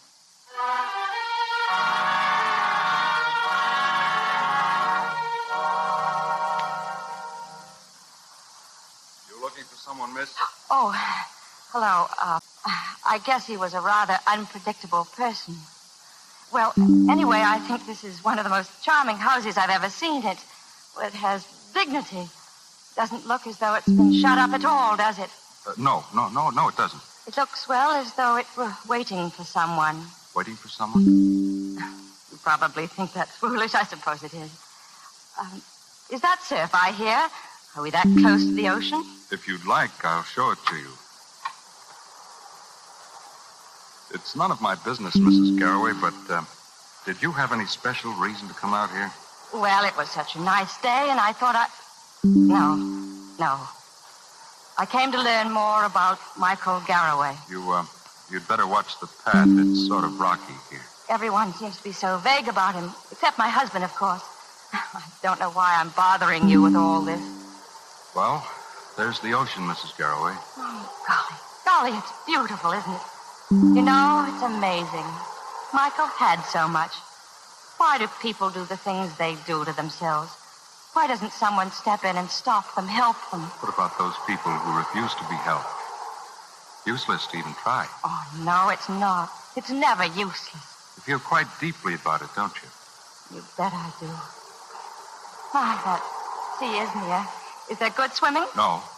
There's a rip tide. Oh, but it looks so calm. You can't always see that undercurrent, but it's there. Like life? That's right. Fog's starting to roll in. It'll be getting dark soon. You going back to the house? Yes, in a moment. You go ahead. Thanks for taking me around, and forgive my philosophical outlook. Oh, don't apologize for that. I think it was very well said. Goodbye, Mrs. Garraway.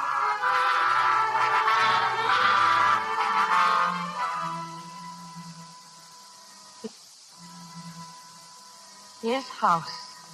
Michael's house. Just as he left it. But the walls can't talk, and the books, the chairs. What are you doing here? Alan! What are you doing here? Alan, you frightened me so. You came here looking for something. I asked you not to pry. I asked you to forget about Mike. Alan, you didn't leave Seattle just because... Walmsley telephoned me. He said you'd asked him for the keys. Yes, I thought it was important that I come. You're my wife, Anne. You've never even seen Mike, and yet he's managed to get a hold on you and make trouble between you. Oh, darling, I'm only He had a diabolic cleverness about pushing people around. He always knew how to get his own way. You keep saying had and you. Is he dead? How should I know if he's dead? I hope he is. Alan, how can How you? much do you think I can stand? He's got you sneaking around corners trying to find out things about him. What have you discovered? Rather have dinner first. I'd rather go up if you don't mind. I'd like to. Alan, wait. What's the matter? Listen, that woman over there. Oh, Garraway's shrewd, all right. His pad was all set for reconversion. Garraway knows all about the reconversion. Did you ever see his wife? Anne, please. No, I want to listen. I saw her in Washington the day they arrived. She couldn't have looked dowdier. Of course, the poor girl had on a Sunday best, but red. We can go up now, Alan.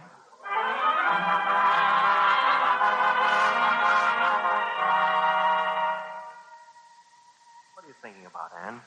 Those women in the lobby, you're going to let a couple of gossips throw you? I'm thrown by the truth. I was rather dowdy that first night in Washington. You expected me to be, didn't you? I what? You could have waited for me to meet your friends, but the truth is, if no one saw the before, you wouldn't get credit for the after, would you? Why should I want to do a thing like that? So you could exhibit me as your own invention, like the Garraway distance control. What do you mean by that? You know, Alan, I think I have a glimmering now of why you married me. I want to know what you meant about the distance control. I meant nothing by it. All right, what else do you think? Why did I marry you? You wanted another girl, but she fell in love with someone else. I happened to remind you of her. Only I was so terribly admiring of you. You thought if you could make me outshine her... You're mad. Yes, Alan, I sometimes think I am. I have a feeling as though I were living in a dream, haunted by your obsession, your hatred for your brother all around us. Anne, things between us look pretty black right now. It's hard to talk, but I do want to tell you that I love you. The way I acted at the ranch was unforgivable. I'll never speak that way to you again. I'll have to go back to Seattle. You'll have a couple of days to think. But when you do, try to keep a little old-fashioned trust and blind faith in our marriage. I want our marriage too, Anne. It's very important to me. Please try. Yes, Alan. I'll try.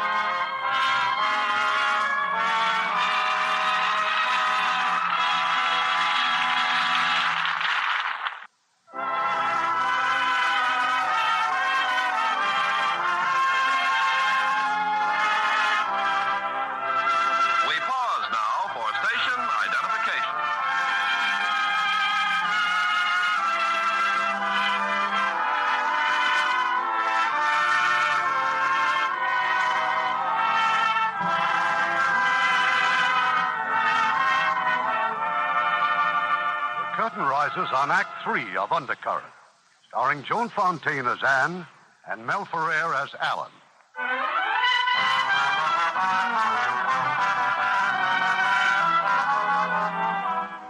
It's the following morning. With Alan back in Seattle, Anne is making an uninvited call on Sylvia Burton. Very nice of you to see me, Miss Burton. You have a reason for coming here, I suppose. There are some questions I'm trying to find the answers to. I'm rather curious about a few things myself. As far as Alan is concerned, I despise him. Does that answer one of your questions? Not quite. I love him. But it's not Alan I want to know about. It's Michael. I can imagine. All I know is that he and Alan had a terrible fight, and Michael disappeared. But he seems to be coming up more and more in our lives wherever we go, whatever we do. I've got to know more about him. My marriage, my happiness, my future seem to depend on it. And you'd like to know how close Mike and I were. Well, we weren't. I tried, but Mike wouldn't have it. I used to think it was because he had some sort of funny sense of loyalty since I'd met him through Alan. He was that thing you have to look for with a microscope. A gentleman. And that's the man your husband spread those lies about stealing money. I believe my husband, Miss Burton. Nonsense. You think he's lying, and I know he is. Why? Because I'd been through this myself. When Mike disappeared, I went crazy trying to find out what happened to him. And did you find out? Only that he'd been at his ranch. That was the last anyone saw of him, except your husband. You see, I still think Mike is dead. You mean he was killed in the war? No, I don't mean he was killed in the war. Why hasn't he written to someone? Lots of us would like to know what happened at that last meeting, Mrs. Garraway. Ask your husband, what kind of a fight was it, and what happened to Mike? How dare you speak to me this way? I should never have come here. It isn't such a shocking idea, Mrs. Garraway. Not when you've lived with it for a while.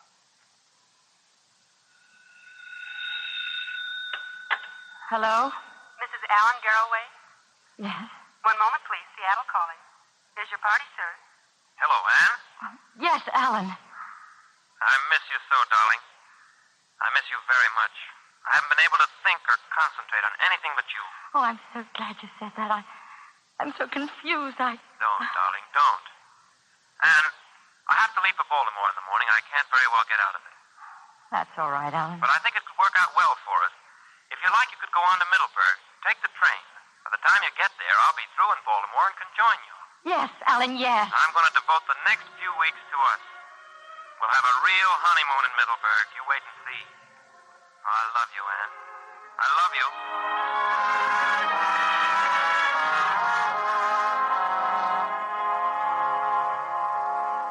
I wish I'd known you'd come into Middleburg, Miss Garraway. I wish you'd told me. Why, George, I don't think you're glad to see me. Oh, no, ma'am. I'm real pleased. When'll Mr. Allen be here? He'll be here later tonight. George, why do you wish I'd let you know? Just so that I had a little time to fix things up. Such as out there, George, out there by the stables? A little time to tell whoever it is out there to go away? Miss Garraway, there ain't nobody out there, Miss Garraway. Oh, I don't mean old Ben either. Just now when I was walking, the dog saw him. Bate saw him. Bate was all excited, jumping up and down and wagging his tail. But you didn't see nobody, ma'am. No, I didn't. It was too dark, and I was frightened, I suppose. I came straight back here. Oh, let it pass. Please, Miss Garraway, let it pass. I can't, George. I'm not frightened now. I'm going back to the stables and look for my suit.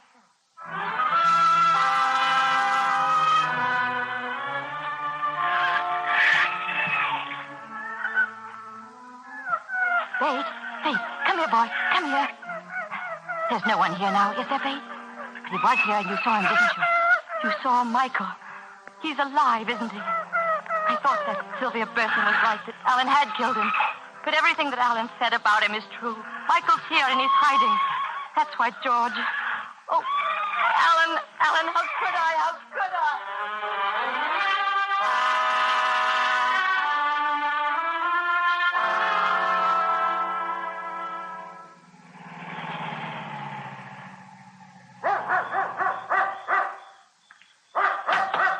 It's all right, Bate. You can stop barking.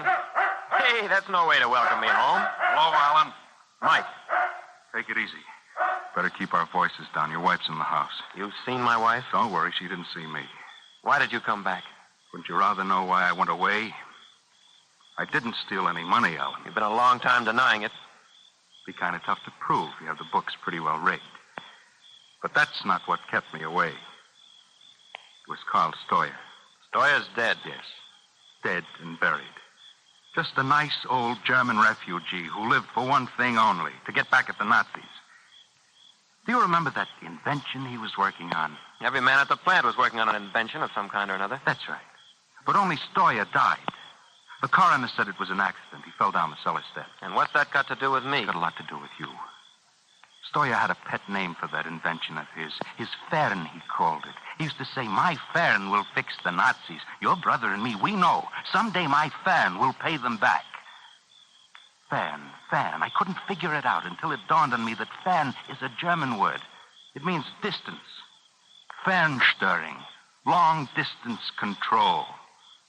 That's why Stoyer died. He was murdered by somebody who wanted his invention. The distance controller was mine. It was Stoyer's. And it made millions for you. Well, has the money been worth it, Alan? Has it been worth killing for? You can't prove any of this. Maybe not. Is Wormsley the only other one who guessed? Because you're paying him off, aren't you? Well, anyway, I wanted to get out of the whole mess. That's why I disappeared. But it seems it has to be faced after all. I have met your wife. Here? Today? No, the ranch. She thought I was the caretaker. She's a fine girl, Alan. But she doesn't know about Stoyer, does she? Well, I'm here to make sure she finds out. If you think I killed Stoyer, what makes you think I wouldn't kill you? I believe you're capable of trying.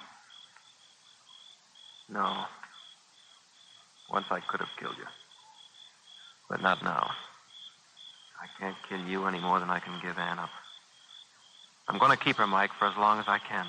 A minute, an hour, as long as I can. How can you think you have a right to her? What gives a man a right? Does love? Because I love her. You can take everything else, but not her, Mike, not her. I never thought I would, but I'm crawling to you. She loves me. She's helping me. I've got a chance now. I can be all right. I never could before. What chances does she have, Alan? I'll tell her. Only I'll have to do it my own time. Just a little time, that's all I'm asking, until I'm sure of her. I think you can be sure of her. Anne, darling, wake up, dear. I'm back. Oh, Alan, oh, forgive me, darling, forgive me. Forgive you? I've been so wrong. I've got to tell you something, and I'm so deeply ashamed. I thought such crazy things about you. I thought you'd killed your brother. No, darling, listen to me. I thought that, and I was going away and never see you again. You were going to leave me? I couldn't have stayed. I couldn't have endured. You couldn't have endured living with a murderer. Oh, but it's all over. I know he's alive. I'm able to breathe again. Yes, Anne. It is. It is over. And no one will ever come between us again. Oh, Alan, I want you to listen to me. You remember that I once told you that Michael was your obsession? Yes. I was wrong. I think he's my obsession. I want to drive him away, but there's something unfinished somehow. I think if I could see him, hear him speak, then I'd know him the way you do, as a man, not a shadow, someone who was cruel and wrong and who has hurt you. Oh, I was so wrong about him. Everyone was. Everyone? Whom did you speak to about Mike? Sylvia Burton. She thought you killed him. And you believed her? Were you glad she was wrong? Oh, glad? Oh, yes, Alan, yes. Then why are you unhappy? Well, that's what I'm trying to tell you. He's still here in my mind somehow. You've got to help me. I don't understand it. Do you understand? Yes. Yes, I think I do. You're in love with him. No. You're in love with him, aren't you? But no. How could I be in love with someone that I've never seen? Oh, but you've seen a lot of Mike. A book, a poem, his house, a girl who once loved him. Aren't you jealous of Sylvia Burton? Why did you go to her? What did you really want to know? Alan, please. You'd go to anyone who could talk about Mike. You wanted to believe what they had to tell you. You never believed me. You don't believe me now. Stop it, Alan. Stop it. It wasn't my happiness. Our happiness you were trying to find. It was him. Oh, that's not true. You were so relieved just now. Not because I hadn't killed him, but because he was alive. You'll go on looking for him, won't you, Anne? And after you find him, then what? Will you leave me? Alan. Don't you see what you've done? You'll never leave me, Anne. Never.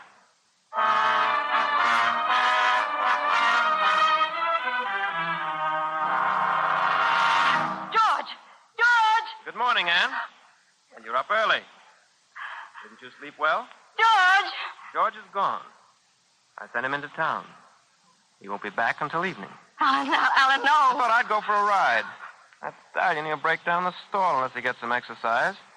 I thought we could... Why are you trembling, Anne?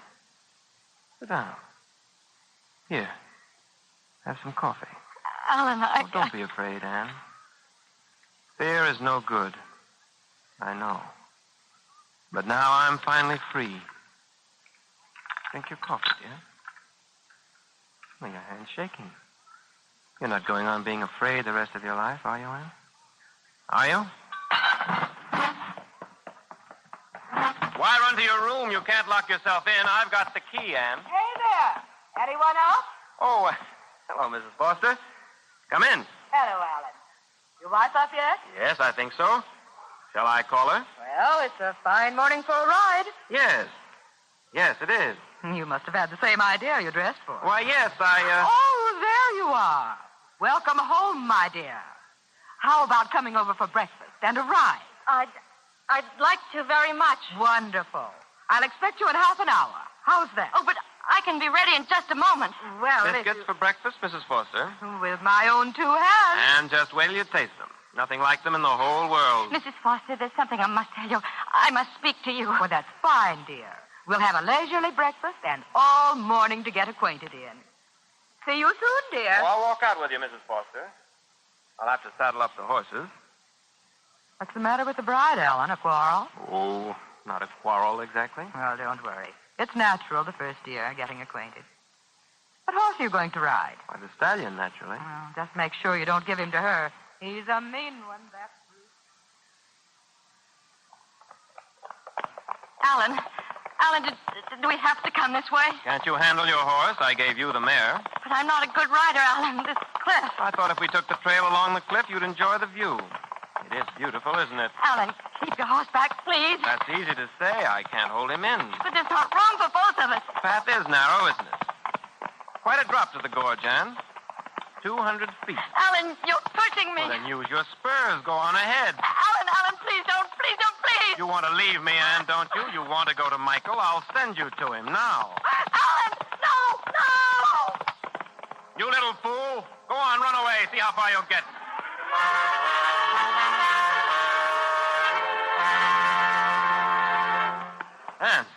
Anne. What happened? Did your horse throw you? Oh, that's quite a bruise on your head. Or did you hit a low branch? It hurts, doesn't it, Anne? But nothing's going to hurt you anymore. I'm going to kill you, Anne. They'll think you broke your stupid little neck when your horse... Get away! Get away from me, you...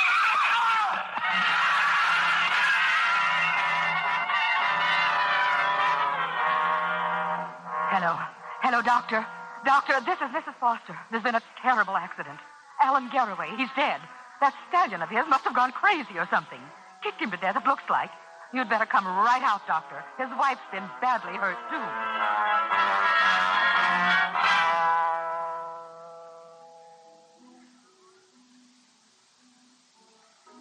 That music is beautiful, Anne. Who's playing? My father. He always does well by Chopin.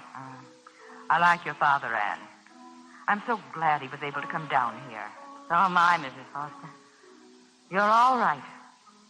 Staying on here at Middleburg all these weeks, doing your getting well here. It took courage to face it out. Most people would have run away. Hard to run away in a wheelchair. Dr. Hill says by next week, you can burn that wheelchair. But that isn't what I mean. That's not what I mean either. No, I feel I have something to do and I have to do it here. That's really why I stayed. Not because I've courage, I haven't. Here you are, darling. One of George's priceless eggnog. Father! Well? Who's playing the piano? I thought you were. You have a visitor. Oh, no, I can't see him. I'm not ready yet. I can't. You sent for him, Anne. Yes. Yes, I sent for him. I'll wheel you in. I can manage alone.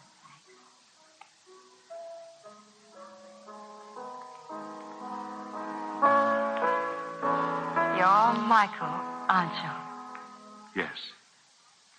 I'm sorry, Anne. I should have told you that day at the ranch. I think I knew. Not at the ranch, but afterwards. I think I knew. You sent for me? Yes. I think I'd have come in any case. I was just waiting until you were well. Well, it seems that now I'm a very rich woman. Yes. It's wrong for me to have it. It belongs to you. No, it belongs to someone who's dead now. Carl Stoyer, his heirs, possibly. They must have it then. I'm a bad liar, Michael. I didn't send for you because of the money. The lawyers could have handled that. I wanted to know you. Now that you do. I'm happy to know you, Michael. Thank you. There are other things I must tell you. I won't forget Alan. I loved him very much. Not at the end. It was gone then. But I did love him. I know. Anna, I almost got you killed. I was here the night before. I saw Alan, talked to him. I should never have left. I looked for you, Michael. I went away that night because I was full of guilt about my feelings for you. I had no business to feel the way about you that I did, my brother's wife. I won't talk about it now, but someday. Yes, Michael.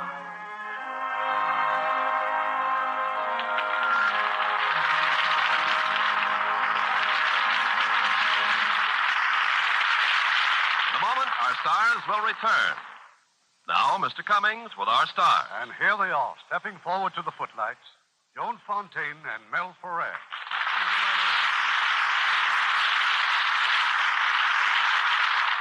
Mr. Cummings, what about next week's play? It's a highly dramatic story, filled with suspense. that will keep you right on the edge of your chair.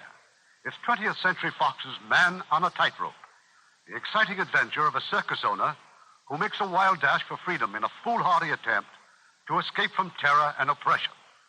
As our stars, one of the finest actors of stage or screen, Edward G. Robinson. And co-starring in the part of his lovely daughter will be Terry Moore. Oh, we'll be looking forward to that, Irving. Good night. Good night. Good night. It was an exciting evening.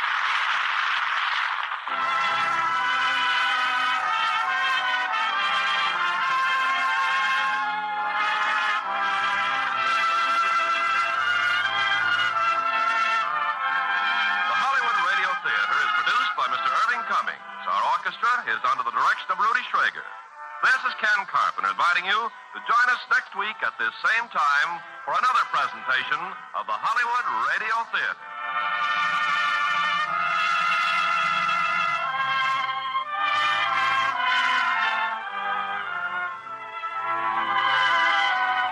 Hollywood Radio Theater is a presentation of the United States Armed Forces Radio and Television Service.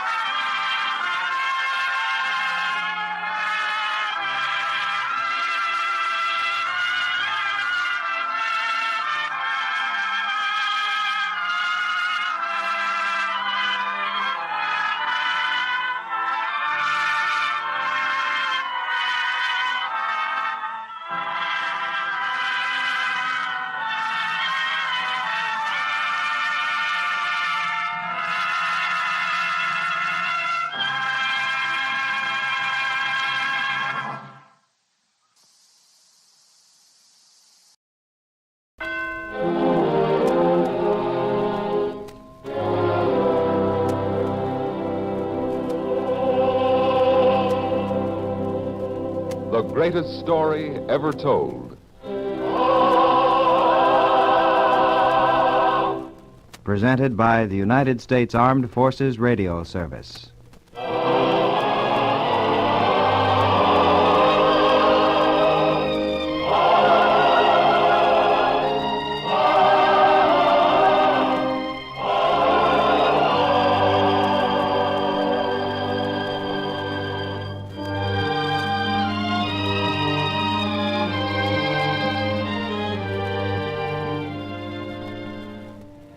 Tonight we present The Figure at the Door, a drama based on a teaching from the greatest life ever lived.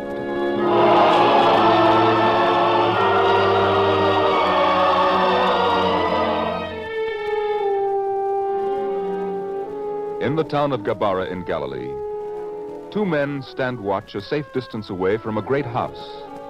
Their eyes are fixed on the door of that house, and suddenly it is opened. A face peers out, and then the door is shut instantly. One of the two watching men says to the other, "There, Malachi. You see?" Yes, sir. It was Simeon's servant who opened the door and peered out. Exactly. And did you notice how furtively it was done? Yes, I noticed that. Good. That was all I wanted. Someone else to watch and see and confirm my feeling about this thing. Now come. We shall go back to the marketplace. Yes, come along. Sir, if I might ask, why did you take me from my work to have me stand there and watch Simeon's house with you? Because I had to make sure.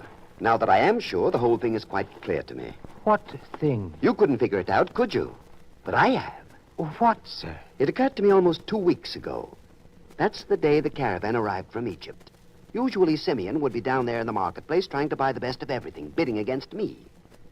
But he wasn't. I mocked that fact. Then I began watching and thinking. I haven't seen Simeon since then. Have you? No, sir. Well, then I asked myself, why? Why has he never seen any more? You know as well as I that Simeon is the kind of man who likes to strut in public, who likes to appear in better garments than those I wear. It's true he's vain. True, too, that he vies with you for public attention and favor. Well, that makes the mystery all the more baffling. Why should such a man not appear in public for 2 whole weeks? Perhaps he's ill, sir. Then why should his illness be kept a secret? Unless my good friend Simeon has fallen victim to leprosy. What? Yes, Malachi, I'm sure of it. I'm sure Simeon is a victim of leprosy and is hiding in his own home, cared for by his own loyal servant, so no one else will discover it. If it's true, it's too bad, sir. Too bad. I don't know about that. Sir, what do you mean? Well, once and for all, it will settle the question of who is the leading citizen in this town. Once this is known, he'll be forced to leave here and wander the roads like all the other lepers. And then only one man will be spoken of as great here in Gabara. That will be me. Sir, might I suggest... Quiet, Malachi. Let me think. Now, we can do something about Simeon. We can tell the town authorities. They'd drag him out. They'd expel him from the town. Yes. I'll talk to them. Please, sir, don't do it. And why not? In the first place, it might not be true. And in the second place, if it is true, then Simeon needs help, not expulsion from the town. You would say that. Too soft. That's your trouble, Malachi. At least promise me not to do it for several days. Several days? Why? What difference would it make? Sir, the thing I mentioned now may not seem connected with this, but it is. And I was going to speak to you about it today in any event, so now is a good time. Good time for what? Ethan, could you advance to me some of the money I shall earn in the next few weeks? An advance of money? You, Malachi? I've never heard you ask for that before. No, sir. I'm an old man. I live alone. My needs are simple, but this time I do need money. Of course you should have it, Malachi. Oh, thank you, sir. But wait. You've aroused my curiosity. Why do you need it? Well, sir, the master will be coming here to Gabara again. It is the first time in a long time, and it would be the greatest moment of my life should he and his apostles deign to come to my house to have the evening meal, even spend the night. Truly nothing could ever happen to me that would be greater than that. I see. Malachi, tell me, this master, he seems to be gaining in popularity all the time, doesn't he? If you're trying to say, sir, that more people follow his way, yes, they do. That's a thought. Very interesting thought. Sir? Nothing, Malachi. Nothing for you to worry about. I shall have the money, though. Yes, you shall have the money. Tomorrow. Remind me of it tomorrow, Malachi.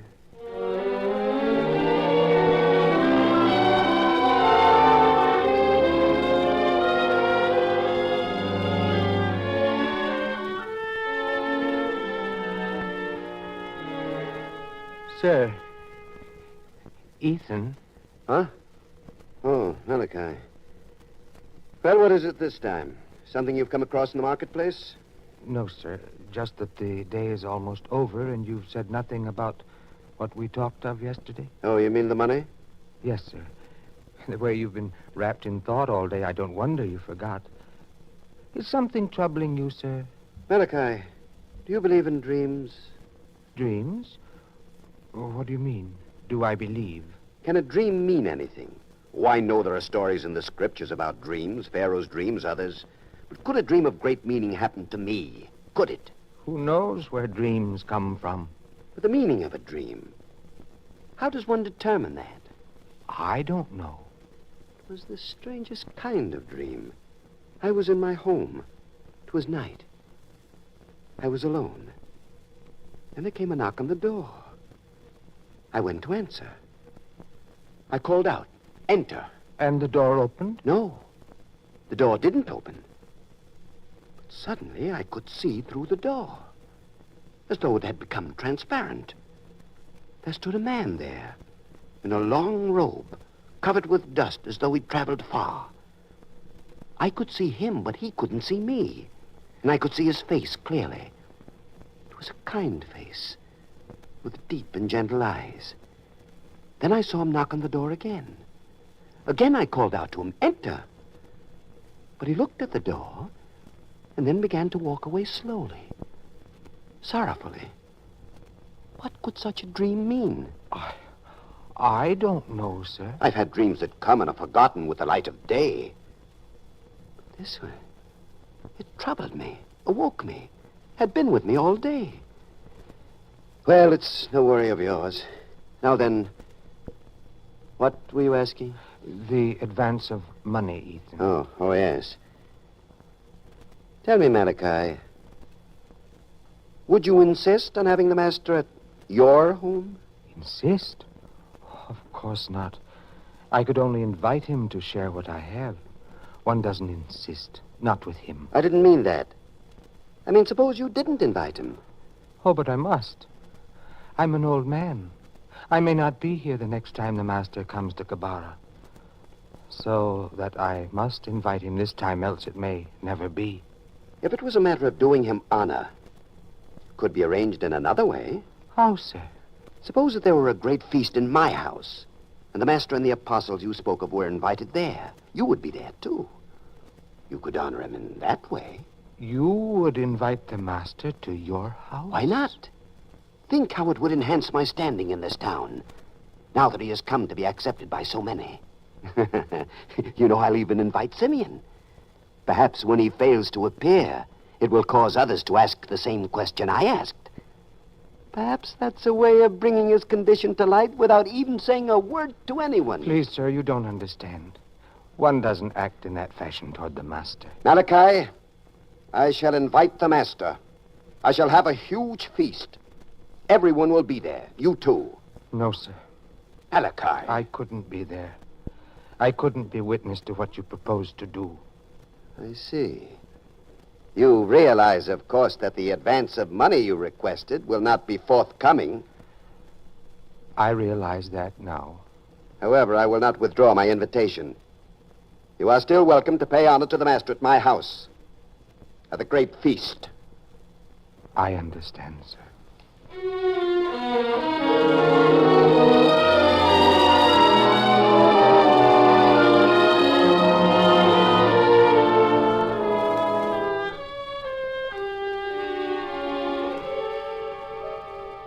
Ethan, is there anything else you wish to have done about the feast?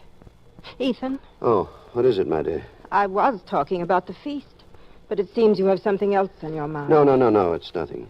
Ethan, last night as you slept, did you dream? What makes you ask that, Ruth? You called out. Not once, but several times.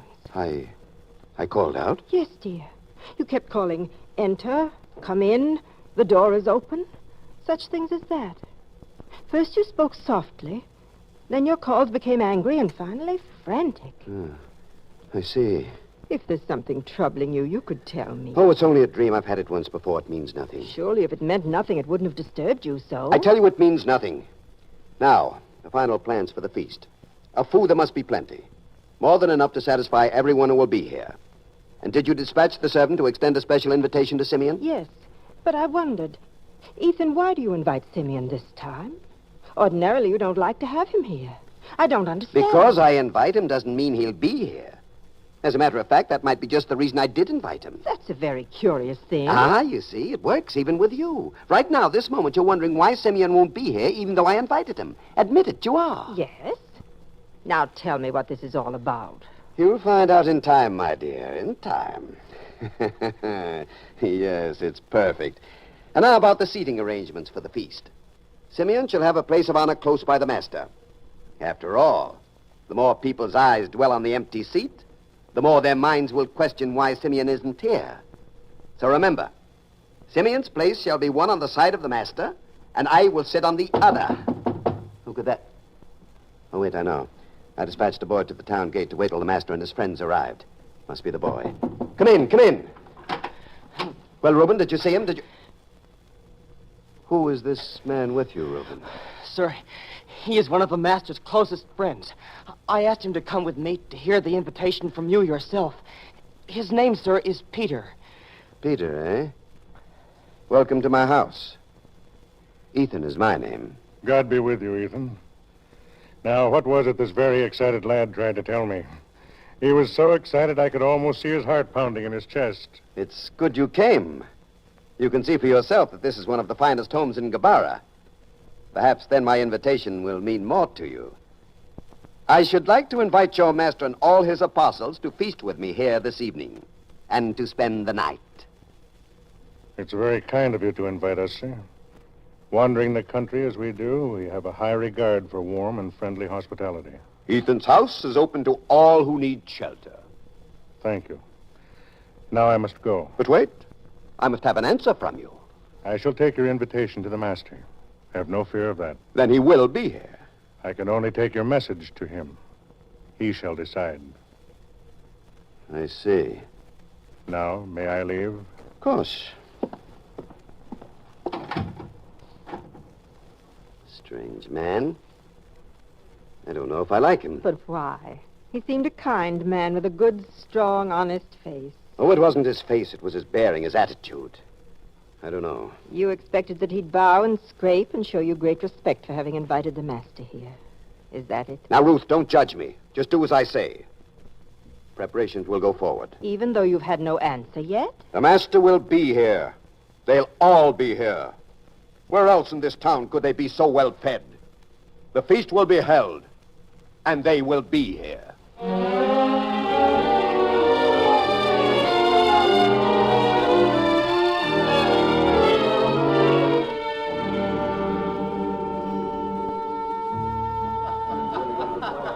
Yes, David, you and your wife must enjoy this evening. That's why I invited you here. It must be an evening to remember. Of course, Ethan. That's right. Mingle with all the guests till the guest of honor arrives. I'll see you later. Ruth, Yes, dear. have you been to the front door again? Yes, Ethan. No sign of the master? No sign of any of his followers? No, Ethan. Not even that one, Peter? None of them. Can't understand it. It's late. Even past the hour when I'd expected that the feast would begin. I can tell from looking at their faces that even the guests are beginning to sense there's something wrong. Perhaps he isn't coming, Ethan. He'll be here. He must. Maybe there's something wrong with the door. What are you saying, Ethan? I must go and see. Go and see? Come with Ethan, me to the door. You may think me mad, but it could happen. What could happen? Come and see. Yes, dear.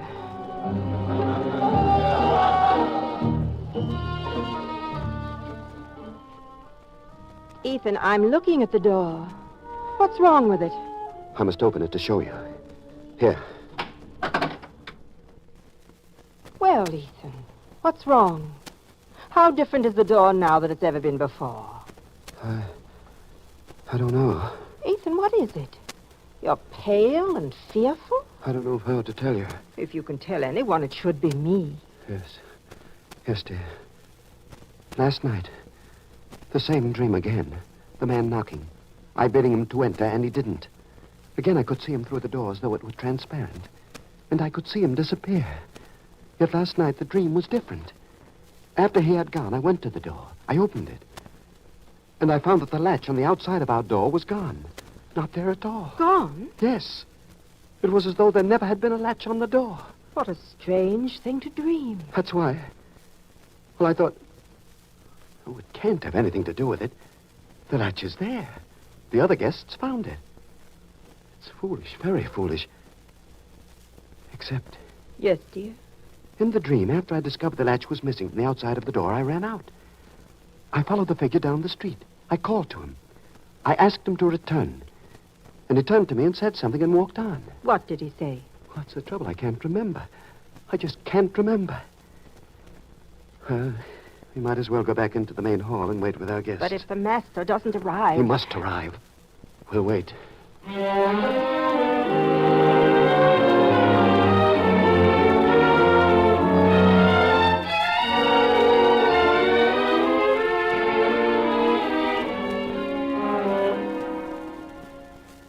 Ethan, the way everyone looks and whispers. It's long past mealtime. They know there's something wrong. Yes. The master won't be here. You must admit that now. Yes, I'm afraid so. It would have been so perfect. The master here and Simeon not here. that had happened, then even Malachi would have appreciated what I wanted to do. As a matter... Wait. Malachi. What of Malachi? He isn't here, is he? No. But then would you invite a mere clerk to such a feast? I did invite him this time, and he isn't here. Nor is the master here. Wait. This thing is beginning to make sense to me at last. Ruth, I'm going out. Leave a house full of guests, a great feast waiting to be served? How can you? I'm going out. I think I know where this master is. And if he is there, then Malachi will pay for this little bit of treachery. Yes, he'll pay. Please, Ethan, just because your pride is hurt, don't do anything to Malachi. He was your father's clerk and friend even before you were born. That doesn't give him the privilege of making a fool of me. I'm going to find out if my suspicions are true. And if they are, Malachi will suffer for this.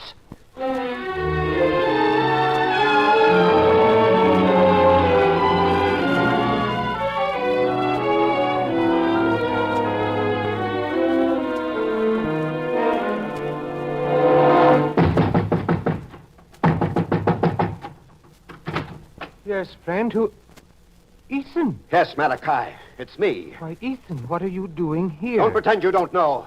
Let me in. Oh, no, Ethan, I'm afraid I can't do that. The master is here and he teaches. I shouldn't want a man as angry as you are to burst in at such a moment. Then he is here, just as I thought. Despite the fact that you knew I wanted him to feast at my house, you invited him here. That's the strange part, Ethan. I didn't invite him. You didn't invite him, yet he's here? How do you explain that? He came to me. He asked to eat here, to spend the night here. And I suppose you spread a lavish feast for him, quite by chance, too. Feast? We had only bread and some milk. But the master seemed quite satisfied with such a little. He came here of his own choice to eat bread and milk, when he knew I had a great feast prepared for him. I don't believe it. I give you my word. Malachi, I think you lie. Ethan, please. And not only do I think so, but I shall accuse you to your own friend, the master. I shall tell him what kind of treacherous man you are. Ethan, you're making a great mistake. Stand aside, Malachi. Ethan, no. Don't go in there. Don't do it, please. Ethan! Master! Master, I must talk to you. Sir, please. The master's in the midst of teaching. You, Peter, I recognize you, even if you don't remember me. I'm the man who invited the master to a feast at my house. I remember. But he wasn't there. He chose this place, sir. So I understand. And I want to know why. The master is not called upon to explain his actions to anyone, save to a power greater than any on this earth. Perhaps you don't think so, but I do. Master, I don't know which one you are. I've never seen you before. But they say you prize very highly truth and virtue, and honesty and faith. Yet you have chosen to come here to the house of a man who is dishonest, in preference to coming to my house. Ethan, you shouldn't have said that. You lied to me only a moment ago, standing there at the door. But I didn't lie. I said the master asked to come here, and he did. That's right, he did. I know that, Ethan. I don't believe it. Not unless I hear it from the master. Which one is he that I may ask him for myself? There, Ethan. There is the master. Well, then, master,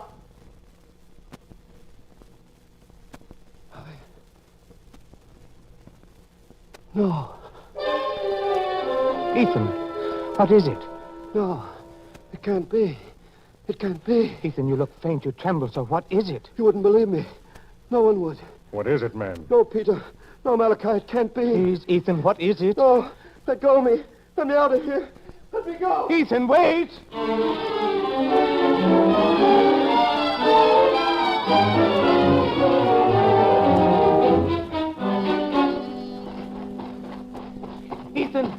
Ethan, wait. Please. That's right. Wait for me. Well, Malachi, what do you want of me? Oh, Ethan, I'm glad you waited. I couldn't let you go feeling as you did. Well, I'm convinced the master chose to come to your house without invitation. I know that now.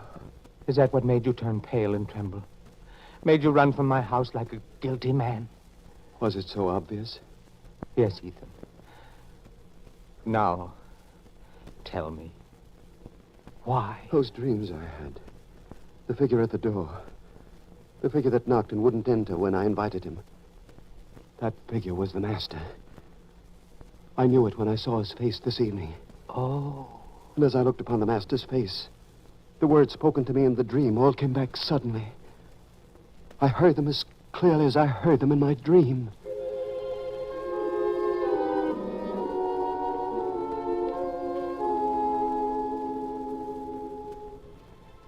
Behold, I stand at the door and knock. If any man hear my voice and open the door, I will come in to him and will eat with him, and he with me.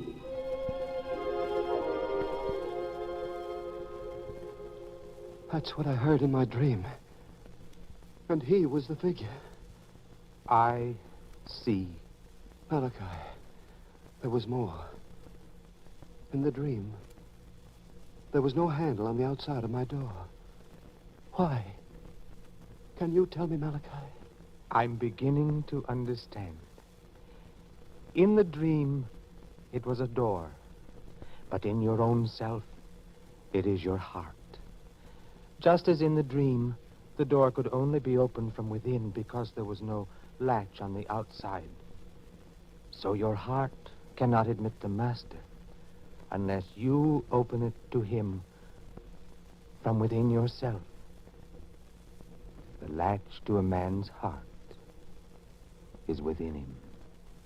Yes. Now I know what the dream meant to tell me. I'm just not worthy. Not worthy at all. Good night, Malachi. No, Why? wait. You yourself said it's something which must come from within a man.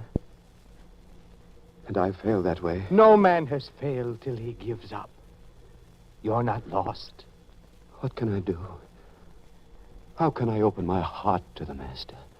By goodwill toward the master and toward others. By overcoming hatred. By forgiving. By living a good life in keeping with his word. I see. I only threw wide the doors of my great house to him. I tried to tempt him with lavish foods. But he chose to eat bread and milk in your house, where there is kindness and goodwill and a benevolent spirit. He chose well, Malachi. I'm not worthy. I only meant to enhance my prestige by the master's presence. I meant, too, to do harm to Simeon. And in spite of that, you say I'm not lost? No, Ethan. There's still time and still a chance to change. You really think so? Yes. How? Some act, some good deed, some... Wait. I know. Yes, Ethan. Has something occurred to you? If I could bring myself to do it... You mean Simeon? Yes. You said yourself it's help that he needs, not expulsion from the town. Well, I could bring him to your house, to the master. He'd find help there. That's right, Ethan. But you know how I've always hated Simeon. Then, isn't this the best time to open your soul from within to Simeon and to the master as well? Isn't it, Ethan? Yes, Malachi. Yes. Though it'd be difficult for me to do it, I will. I shall go to Simeon's house now and bring him back. The master shall cure him, and me, too. You see, the door to my heart is beginning to open already. Yes, with his words.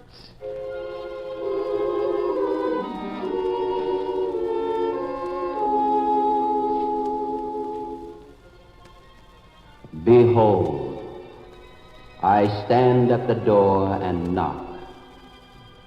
If any man hear my voice and open the door, I will come in to him.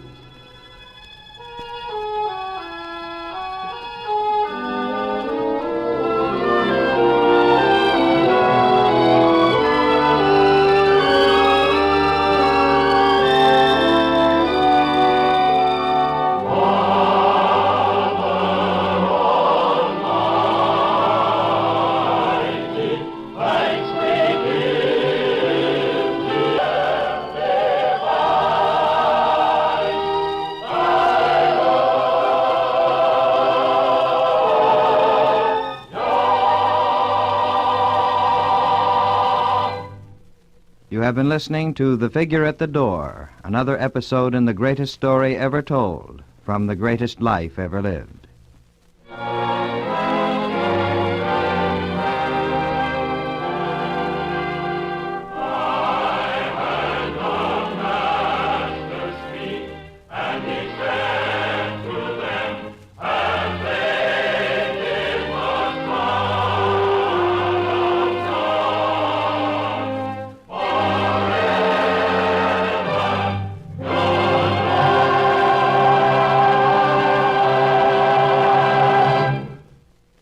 The greatest story ever told was a presentation of the United States Armed Forces Radio Service, the voice of information and education.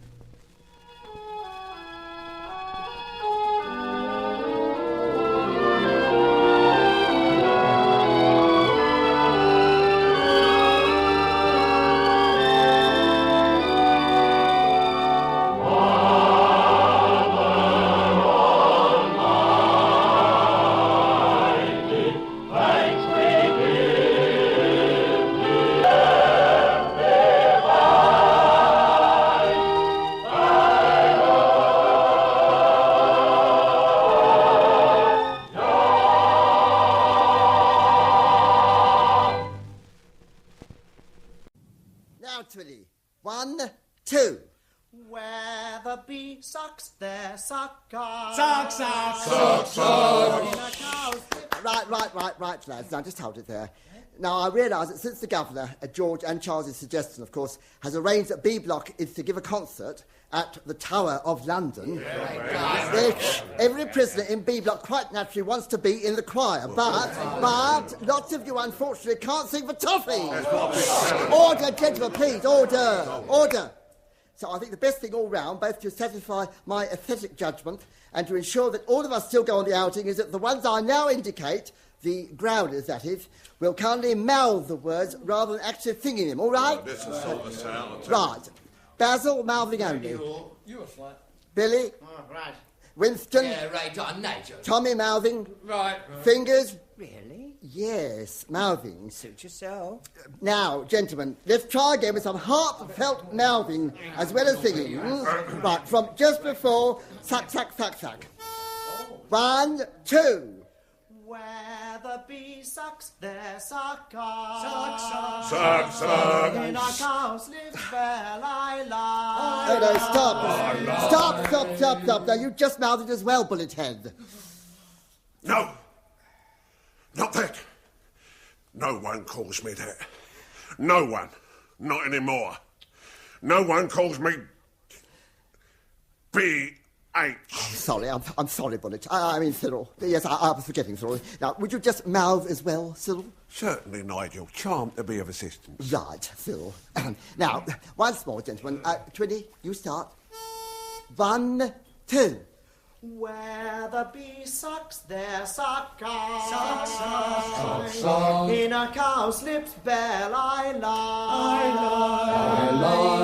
There I couch when owls do cry, when owls do cry, when owls do cry.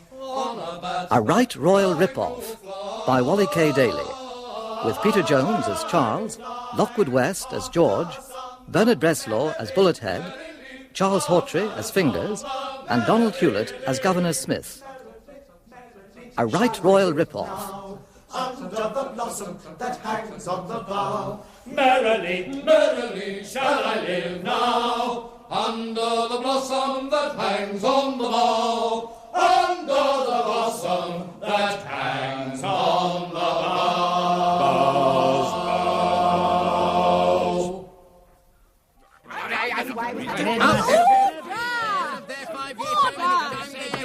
Gentlemen, restrain yourselves. Gentlemen. And lady, Mrs. Chairperson. Sorry, Mrs. Sopworth, and lady, of course. Thank you. Now, could you please try to control these outbursts? We are, after all, making decisions that affect the lives and release dates of many of Her Majesty's most recalcitrant prisoners.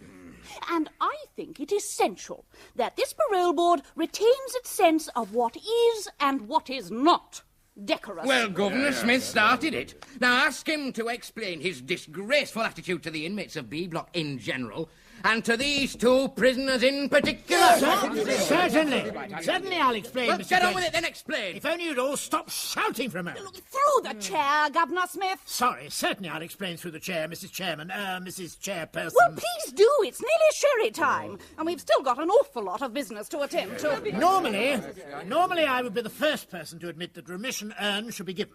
And the two gentlemen in question have certainly earned their remission. Well, what's all the fuss about then? Let them go. The fuss, gentlemen, and Mrs. Sopwith, of course. Thank you. My pleasure, is about the reaction of the other prisoners to the early release of these two particular inmates. What's that got to do Now, with it? we know they all took part in the great sales day robbery at Harades. £4 million removed in one day. Yes, but they didn't get away with a penny of it. That isn't the point, Mr. Thompson. They took it and paid the price. There's no denying it was the judge's favourite store. He admitted as much in court. And despite being a relatively young judge, at 87 years old, he confessed to still taking tea there at least once a week, if not twice. I admit he was somewhat severe, all the accused receiving 10 years each, except for these two, who, having impeccable records and having worked a lifetime for the Prisoners' Aid and Rehabilitation Society, as well as having met the judge a few times at receptions and things, received only 5 years. What are you grizzling on about, Governor Smith? I'm grizzling on, as you so graphically put it, about the fact, Mrs. Sopwith, that if you parole them now, after having served only 3 years of their sentence, and the rest must remain for a further 7 years, there's likely to be a riot in this prison. Sorry to keep you, Billy. That's all right. No rush. Got another 7 years to do as it happens. I'm not exactly in any great hurry. Good. Couldn't pop the kettle on while you're waiting, then, could you? Certainly. Be my pleasure, Charles. My folio case will be all right here, will it? I'll keep my eye on it. Ah, fine. Charles, Yes, George? the clay for the pottery group has arrived at the main gate. Right. The governor will look after that, then, when he's free. Good. How's it going, Warden Wilkes? Oh, just tip-tapping the last of the classes out now. Towards a greater understanding of policemen and their problems. Well done. Use the Darjeeling, Billy. All right. There we are. Done. Good. And an impressive list it is as well. I think it must be the busiest curriculum we've organised yet. Without a doubt. You don't think you may have laid on a little too much this time? Silk screen printing, Silver Mark Appreciation Society. If you remember, Warden Wilkes, you had the same reservations about the lapidary class and the art appreciation lectures last term. So I did. Point taken. The boys can't get enough. The whole of B Block's a thirst for knowledge and new frontiers, and George and I shall go on providing ever greater challenges to their newfound enthusiasm till the thirst is quenched. Well, I must be off to the meditation/snooker room. Will you be along to hear the choir rehearsing later? Well, there's still a few appointments on the book, but we'll try to pop in for a few minutes before they finish. I see you then. Bye, Charles. Bye, Bye. George. Kettle's on. Many thanks, Billy. Want to show us what you've got in the folio while it's quietened down for a few minutes? Certainly. Be my pleasure. George, are you nearly finished there? Billy's brought his latest piece for us to have a look at. Just marking the last paper. There we go. What do you think of those two, then? Wonderful. Coming. Am I right? First of all, Picasso. 1 real and 1 copy. Got it in 1, Charles. Or rather, in 2. Good Lord. Now, that really is quite amazing, Billy. From over here, you can't see a scrap of difference between them. Oh. Can't see any difference from here, either. So which one's the real one, Billy? Have a guess, Charles. Well, I couldn't be certain, but I'd have a blind guess that that one's the real one and that one's the one you painted. George? Well, on principle, I usually allow myself to be guided by Charles in this sort of thing. He was, after all, in intelligence during the war. So that one is the real one, and that one is the forgery. Copy, George, copy. Oh, sorry, Billy. Yes, copy. No offence meant. It's all right, no offence taken. It's all semantics in any case. Copy, forgery, what's the difference? About 5 years, I should imagine. Copy it is then. Well, it's time I was off. Many thanks for the interview at such short notice, it's Charles. all right. I was looking forward to your opinion, which I naturally value highly. Yes, but which one is it? Which one's what, George? The real Picasso. Oh, the real one. Were we right? Afraid not. Oh. You both picked the phony yet again. Well, I better be getting back to my cell, get this into its frame. Governor Smith said that if I let him have it by this afternoon, he'll get it back to the gallery and see if his friend there will let me have a Lautrec. Perhaps you'd let the governor know it'll be ready soon. Of course. Well, I'll be off then. Oh, it looks like the kettle's boiling. I'll get it. Bye, Billy. Bye. Bye, Charles. Bye. You all right? Bit deep in thought. Yes, just a hint of a worry in my mind, George. Worry? Well, thought might be the better way of putting it. Well, you want to share it? Yes. How do we know whether it's the real paintings that go back into the frames? I say, Charles, that's a bit strong. Is it? I took tea with Billy last week in his cell. The walls are hung from floor to ceiling with unframed Picassos, 2 constables, a fat lady with a hole in the middle by Henry Moore, a Modigliani, a Monet, a Manet. Wall-to-wall paintings, George. You name the master and he's got at least one painting by each. And you know what, George? What, Charles? I think they're all the originals. What? In fact, being honest, I'm certain of it. Good Lord. Well, surely we must tell someone. Governor Smith, perhaps. Certainly not. It's only a misplaced sense of value that puts such a worth on the originals. No, I think leave well alone, George. But I do think best to let Billy know soon that I'm not quite the silly old duffer he's been taking me for these last few months. Oh, you're not a silly old duffer, Charles. If anyone around here could be called a silly old duffer, it would be me. Yes. Well, is that the last of this morning's appointments, George? Just check the book, would you? Certainly, Charles, certainly. We've got to pop along and see how fingers sculpting is coming along. Good, I shall enjoy that. Ever since Tommy the Telephone's taken to playing his guitar in Finger's cell to help soothe his nerves, it's become quite Arcadian there. Yes, quite delightful.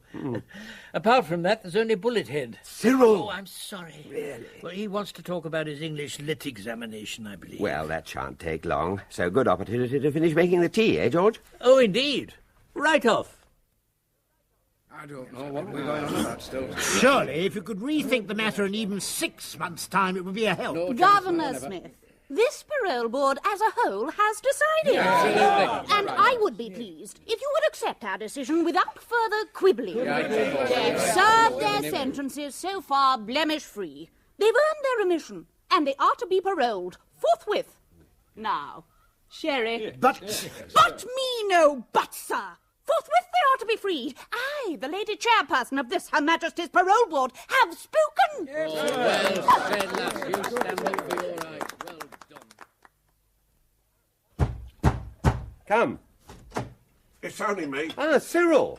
How are you? Surprisingly well, thank you, considering the inordinate amount of perusing I've had to be a doing of relative to my forthcoming examination on the many mysteries of English literature. I found a great problem at first with Ode on a Grecian Urn, but I think I finally cracked it now. Oh, good. Well, there we are.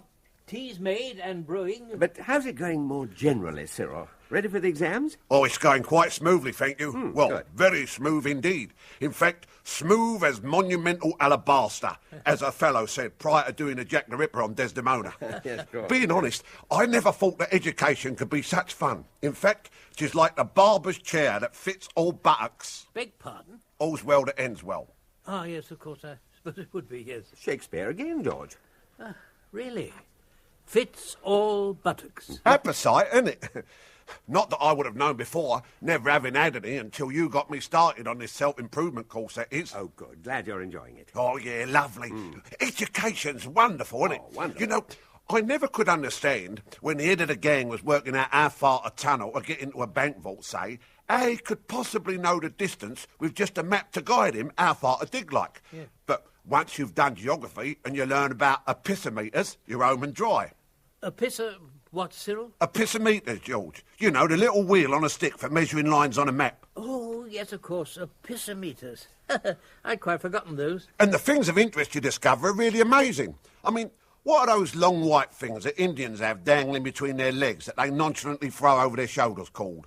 Doties. That's the word, doties.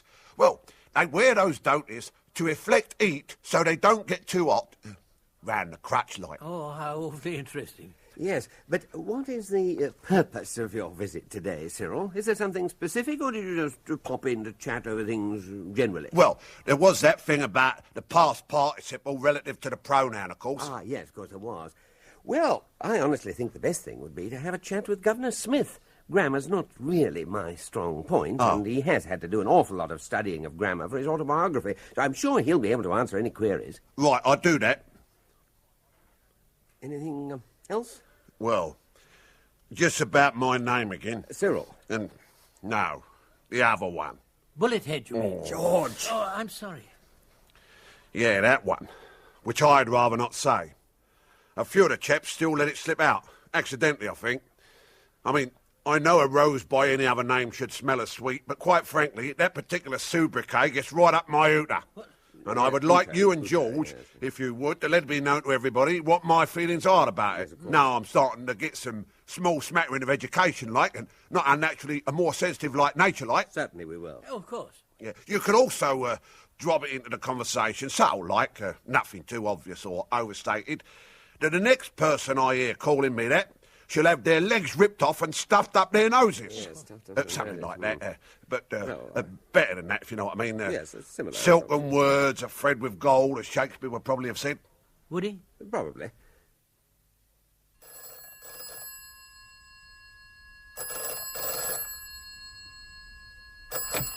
Safe and secure security. Yes, Mr. Perkins speaking.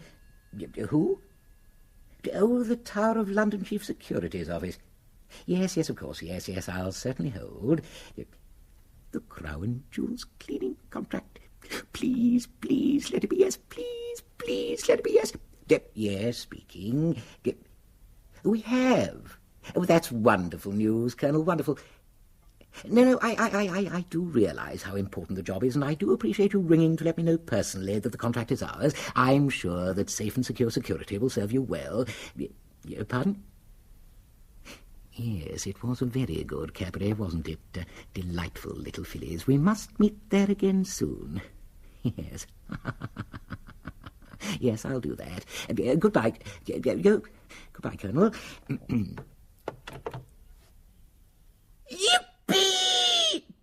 We've got the Crown Jewels job. We've got the Crown Jewels job. We've got the Crown...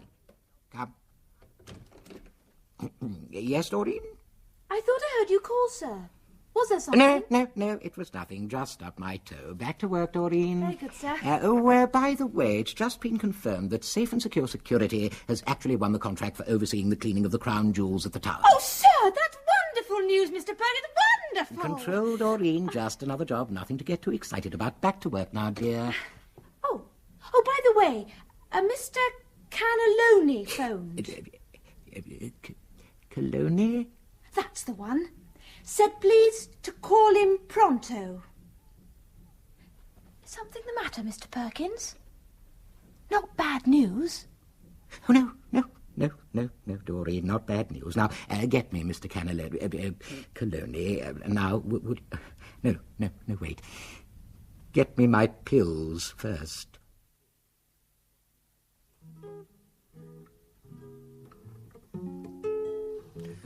I hope you don't mind me saying so, Fingers, but your calves are exquisite. Not at all, Tommy. Nice of you to mention it. And those thighs. So smooth, so sensual. Oh, glad you like them. The best of all, I think, are your little toes. Perfect little pearls. Each one a minor miracle at the end of a perfect foot. Oh, you are awful. Make me blush if you go on like that. No, I mean it. It's fantastic. You take your little thing there in your hand, hit the end of it with a mallet, and voila! Miracles in marble. Half a torso knocked out in no time. It's only practice. I mean, I feel the same about your guitar playing, Tommy. I've got the nimblest fingers in the world when it comes to safe cracking. Fame for it. But when I see what you can do with yours, well, one quick wiggle and you're plucking up arpeggios out of nowhere. Well, there, you see. It almost puts me to shame.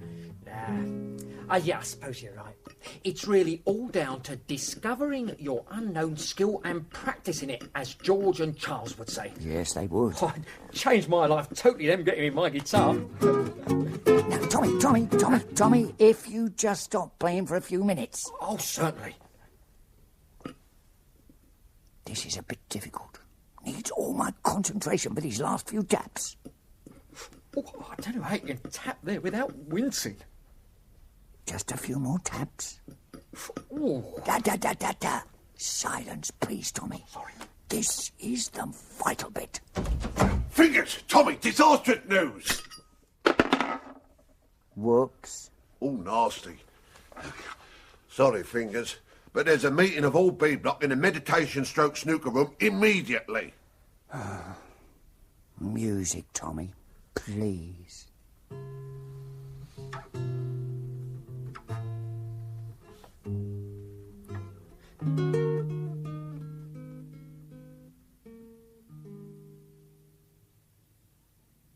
You know, George, sometimes I wake in the middle of the night when the world is peaceful and asleep and I'm comfortable and safe, snug in my bed, and I think, are there any other two elderly gentlemen adrift in this whole world as lucky as we two are? Biscuit?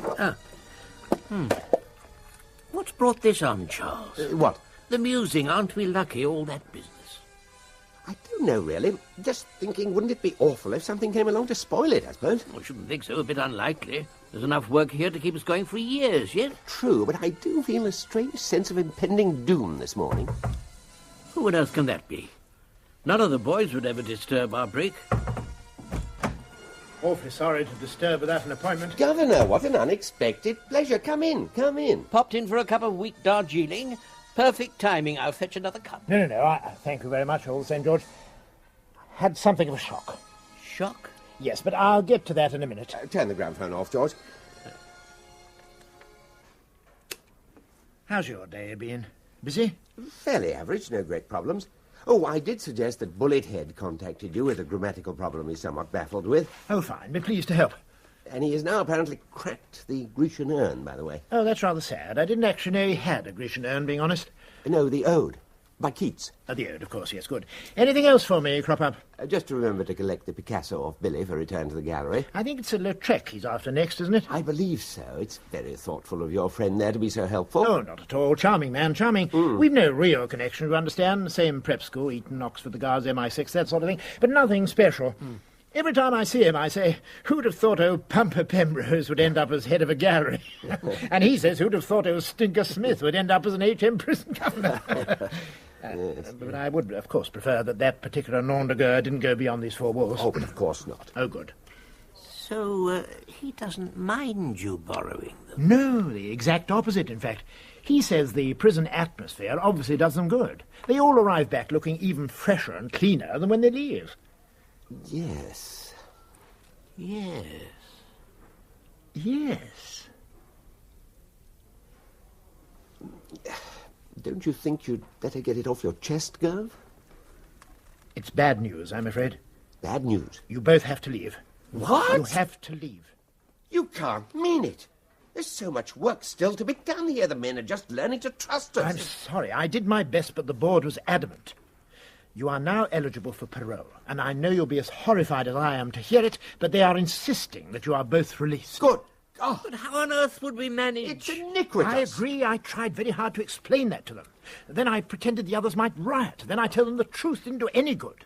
They pooh-poohed the idea that you might like it here and not want to go. Like it? We love it. Yes. Never been so happy in our lives. 3 meals a day, plus cocoa at bedtime. Comfortable room, place to rest one's head. No worry about what clothes shall I wear today. Helpful guards on every landing attending to one's every need. Yes. Not to mention the fact that one never receives any bills. Personally, that's the best thing I like about prison. No bills. I know what you mean, George. I had 3 final demands and a rate supplement alongside my lightly boiled egg this very morning. Good heavens. One simply can't survive. It's horrendous. But more important is our work. We've done more to help these boys in the last 3 years inside than we did in our 30 years with Prisoners' Aid and Rehabilitation Society outside. We can't just let it all slip away, Governor. There must be an answer. Oh, there must be. I'm afraid not. You will have to leave. However, if by any mischance you should err again, you would have to come back and serve what remained of your sentence, plus whatever additional sentence you received. Not that you would, of course. Totally reformed. In a way, that's part of your problem, really. You're both just too nice. Too jolly nice. Charles, George, we, the entire prison, will miss you. Yes. Well, I'll let the guards know that you're to be allowed to come and go as you please until you finally leave. give you a chance to get used to the outside world while still having a safe place to come back to, as it were. It's the best I can do, I'm afraid.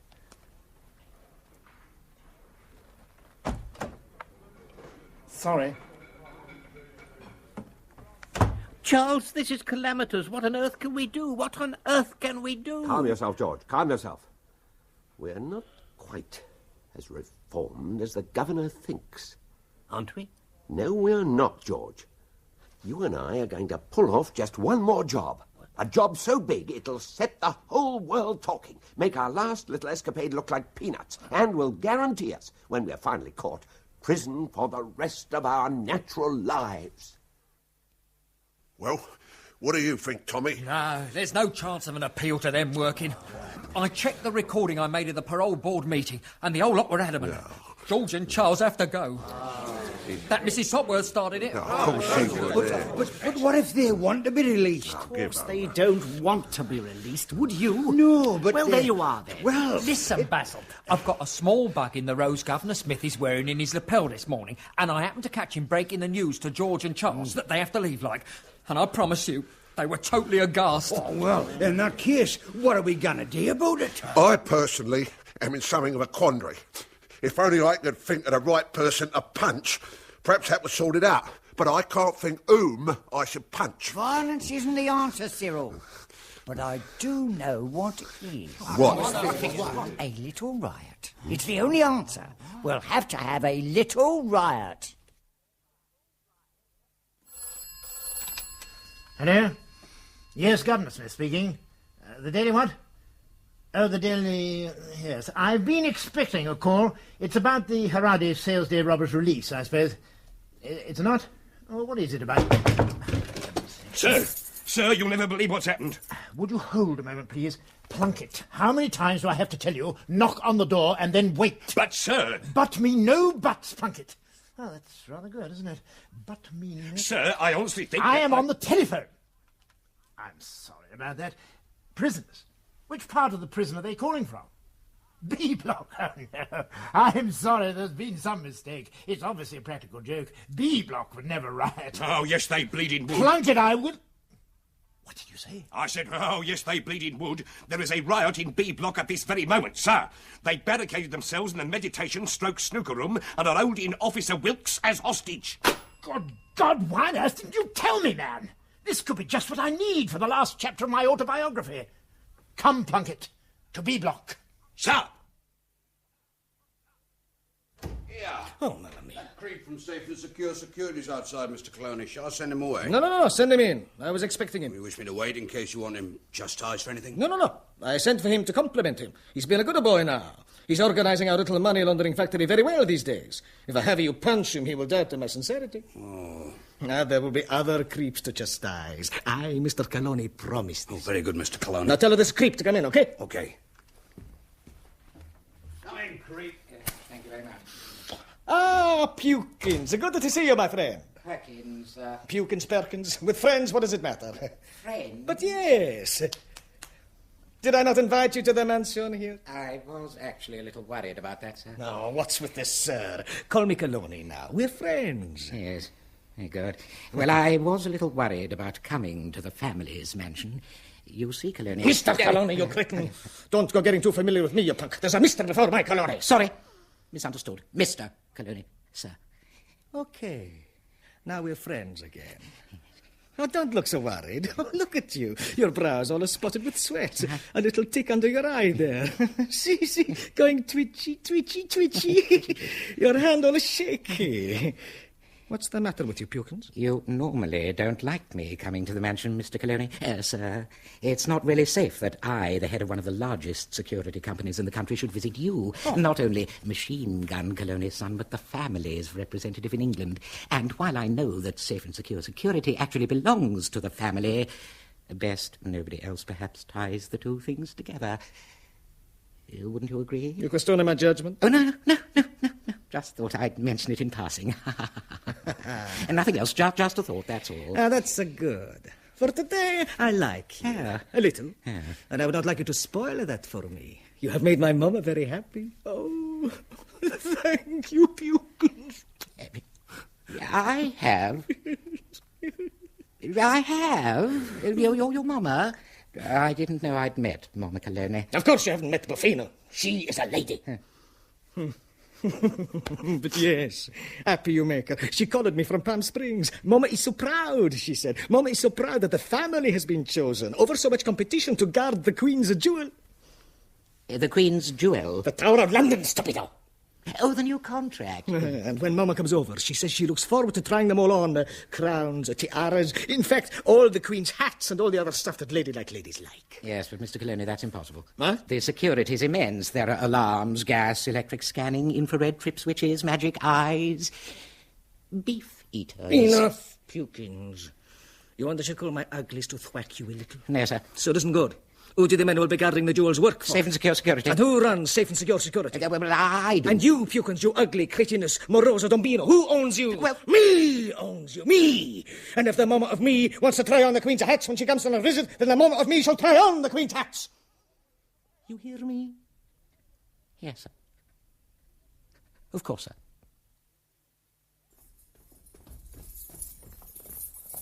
Shouldn't be allowed if you ask me, sir. Plunkett, will you stop mumbling on to yourself? It's very disquieting.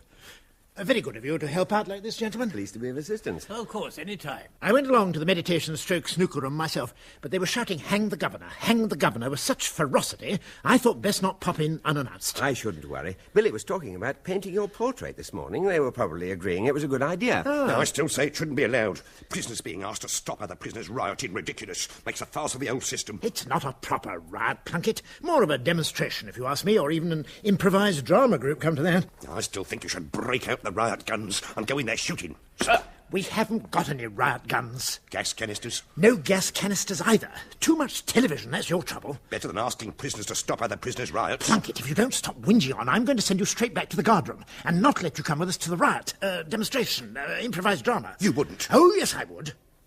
Good Lord, I think you mean it. I most certainly do. Now, will you be good enough to keep quiet? All right.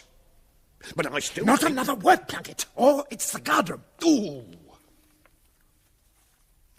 Right. What do you think, gentlemen? A gentle tap on the door, perhaps? Good idea, yes. Yes. Ah, sounds as though whatever agreement they've come to has met with general approval. Yes, it does, doesn't it? Quatch! Somebody's coming out. Governor, I am the agreed spokesman for the prisoners. Oh, that's nice. We have decided unanimously to exchange our hostage for George and Charles. Very good. Oh, by the way, Cyril, I believe you wanted to have a chat about a grammatical problem. Oh, yeah, I would, if you'd be so kind as to help. Past participles, principally. Certainly. Why not pop and see me later on when all this business is sorted out? Love to. See you then. Thanks, Gov. My pleasure. Oh, by the way, congratulations on the Grecian urn. Oh, you've heard? I'm having a shot at his Nightingale next. Well, let's hope you bag it soon. Hey? Oh, very droll, Governor, very droll. Right, in you come, George and Charles. Very good. After you, George. Oh, many thanks. Excuse me. Excuse me, Cyril. Send out the hostage. Bye, Mr. Wilkes. Thank you, Cyril. See you later. Look forward to that, Cyril. Past participles, eh? All right, Wilkes? Oh, yes, sir. Fine. It shouldn't be allowed if you ask me. Plunkett, enough! But I warned you! To the guardroom! At the double! I've never known anything like it in my life. In all my years in the service... Now, Wilkes, tell me exactly what happened. Every vivid detail. All right.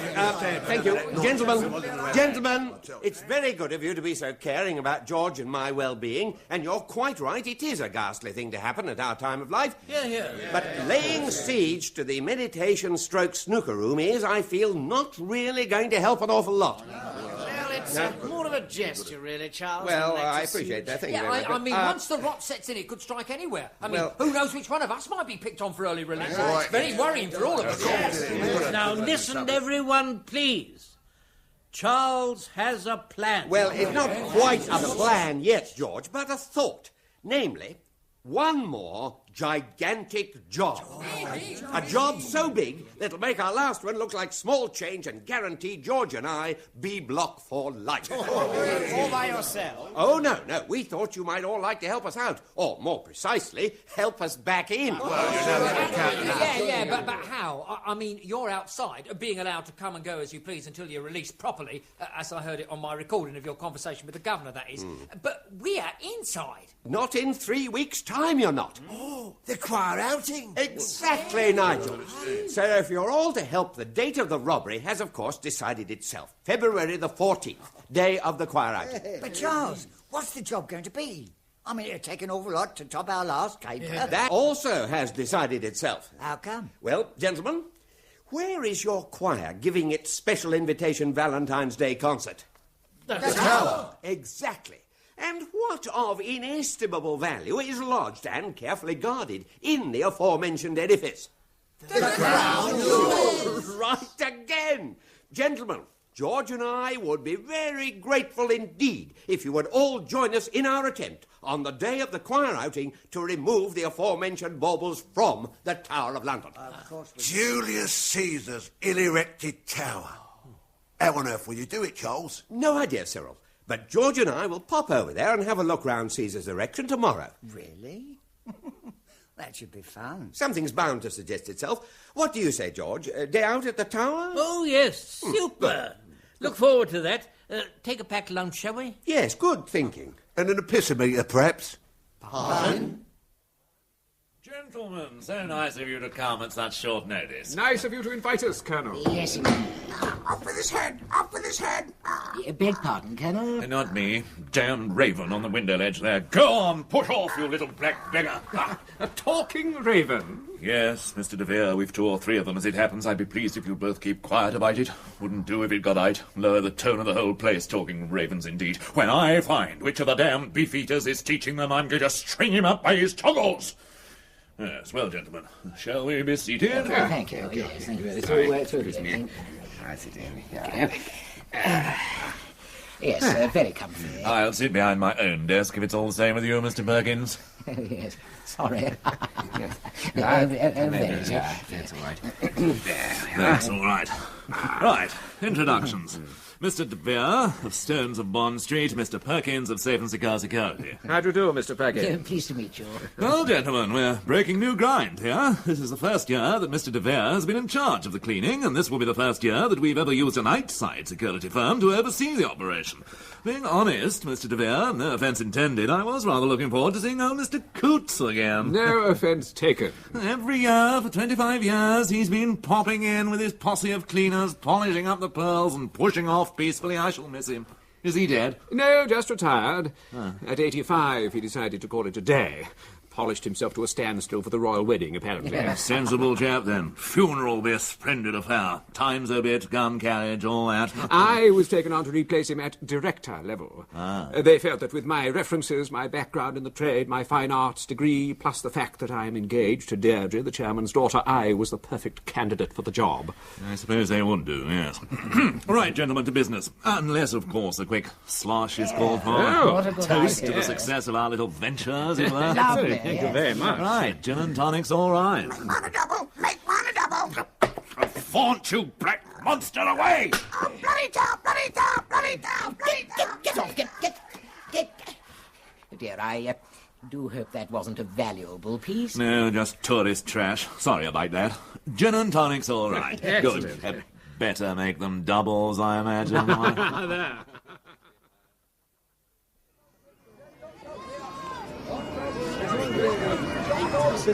You know, George, it's 40 years since I've been here, and it hasn't changed a jot. 40? Yes, during the war, had a little job to do. Gosh, what a throng. Never seen so many foreigners gathered together in one place before. Except for one night in a little place in Tangiers. A motley United Nations collection indeed. I should imagine every country is represented. I haven't heard English spoken since we've been queuing here. Still, nearly at the head. I'll give you some money, shall I? No, it's all right. I'll get them. My treat. Here we go. I'll wait by the end. Cheers. Cheers. Just to put you both in the picture generally, before we get down to finer points, the Queen's Company watch the Crown Jewels, the Yeoman Warders watch the Queen's Own Company, the soldiers watch the Yeoman, and I watch them all. Until, of course, the week ending the 14th. I'll be your sweetheart. Valentine's Day, that is, when the jewel house is to be closed to the public. The Queen's Own Company, for the first time in history, goes off to help the Queen create pageantry in Patagonia. Then your cleaners move in to clean the jewels, Mr. De Vere, and Safe and Secure Security move in to keep watch, Mr. Perkins. Will my men be expected to wear the beef... No. Just their normal caps and coshes and things will do. And as I stood steel-eyed at the meditation-snooker-room door, relaxed but ready to spring instantly into action if there was the least danger to the two prisoners, the two elderly prisoners who had so bravely volunteered to... Oh, damn! If it goes on at this rate, I'll be in my grave before this flipping autobiography goes to press. Come. Only me, Governor. Oh, Cyril. Pleasure to see you.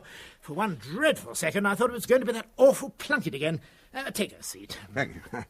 Oh, Plunkett's all right, really, Governor. Underneath, that is. Once you get to know him, like, I wouldn't be surprised he had family problems. A harridan of a wife or unlovable children, perhaps. Yes, they usually are, aren't they? But, as Shakespeare said, let's purge this collar without letting blood. Hamlet? Richard III. I think he just needs a little love and affection, really, Gov. Richard III? No, Plunkett.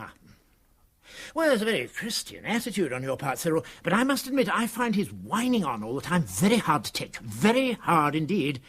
Being honest, I pray for the day when, as Shakespeare also said, his silence will sit drooping. Richard III? Hamlet, just after alas poor Yoricus. I'll have a little chat to him first opportunity to present itself tomorrow, Governor. See if I can get to the bottom of it. I'm glad the spot of bother yesterday got itself sorted out. Wasn't much of a riot as riots go, was it? No, but it'll make quite a nice chapter for my autobiography. Oh, good. I'm pleased about that. I was even more pleased yesterday with the realisation that George and Charles perhaps won't be leaving us after all. Really? Yeah, but best not to talk about it, of course, Governor, as I wouldn't like any possible suggestion that I might be a grass to soil my name. Shades of Iago, as it were. Of course not. But I do think I'm giving nothing away if I simply say that the imminent danger of their release might have been safely sidetracked for a little while, i.e. 20 years. As long as that? Oh, that's wonderful news, wonderful. Past participles, perhaps? Of course. And though not having taken charge of the operation before, I have, of course, been well briefed by our Mr. Coote. But of course. As you know, Colonel, the jewels aren't seated and glued firmly, but in fact lightly clipped in their mounting, so it's no great problem getting them out of the settings ready for dipping in the acid bath for the cleaning. And, of course, to check that no plastic stones have made an appearance since the previous year's cleaning. Good Lord, just lightly clipped. Yes, not commonly known that, Mr. Perkins. Can't go gouging them out of gold every time they're cleaned, right? I mean, isn't there a danger that if the Queen is going along in her carriage on some state occasion, she may sneeze violently and inadvertently scatter all the stones in the crowd? Now, all the jewels in use are naturally firmly fixed, Mr. Perkins. Besides which, H.M. does not sneeze on state occasions. Yeah, of course not. I was forgetting. By the way, Colonel, there is one small change that I shall be making this year. Oh, yes, what's that, Mr. de Beer? Instead of completing the cleaning of the jewels one case at a time and then replacing them, as in previous years, all the jewels from all the cases will be stripped and the gems cleaned together. Really? A somewhat unusual break with tradition. We have been requested on the highest authority to have a total weight and present-day market value put on the whole collection. As soon as the last stone has been removed, I shall make the valuation myself, and naturally needing complete quiet while making the assessment, I will do it after the cleaners have left. And on whose authority is this taking place? The highest. You mean? Yes.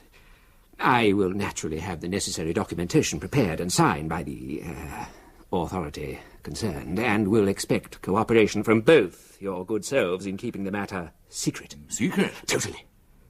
Gentlemen, I may be walking very close to the bounds of what I'm allowed to tell you of this matter, so let it suffice to say that the higher authority concerned may, in a very unusual manner, be about to clear the national debt once and for all. George, this must be the Traitor's Gate right here. Yes, so it must be. Leastways, that's what it says on the plaque there. Really? Oh, so it does. Well, that's got that sorted out. At least we know where we are. Good Lord, George. Look who's just come out of the maze of that tower thing. Where? 50 yards down to the left. I can't see. Oh, yes, I've got them. Good Lord, they're coming this way. Quick, behind the map. Don't let them see us. Well, I'll be blowed. What on earth is Perky Perkins doing here? Never mind Perky. Didn't you see who the other one was? The one the Colonel chap it was calling De Vere. No. It was Brian. Brian? Brian who? Brian Thompson. Sorry, Charles, it doesn't ring a bell. Who was our personnel officer on the Haradi's job, who got all our men working in the store, who damn well double-crossed us, who got off scot-free while the rest of us ended up in B Block. You mean Brian? Exactly. The man that officer kept calling Mr. DeVere is Brian Thompson, con man extraordinaire. Come on, let's follow them. Yes. Hear what they're saying. Yes. Fingers? Mm-hmm. Well, I hope you don't mind me saying this. What's that, Tommy? Well, I think you're making her right one just a sort of fraction higher than her left one. Now, no chat for a moment, Tommy. Oh. This is quite a delicate bit. Yeah, I suppose it will be. Oi! Careful, Fingers. Oh, damn. That's the third nipple I've had off this morning.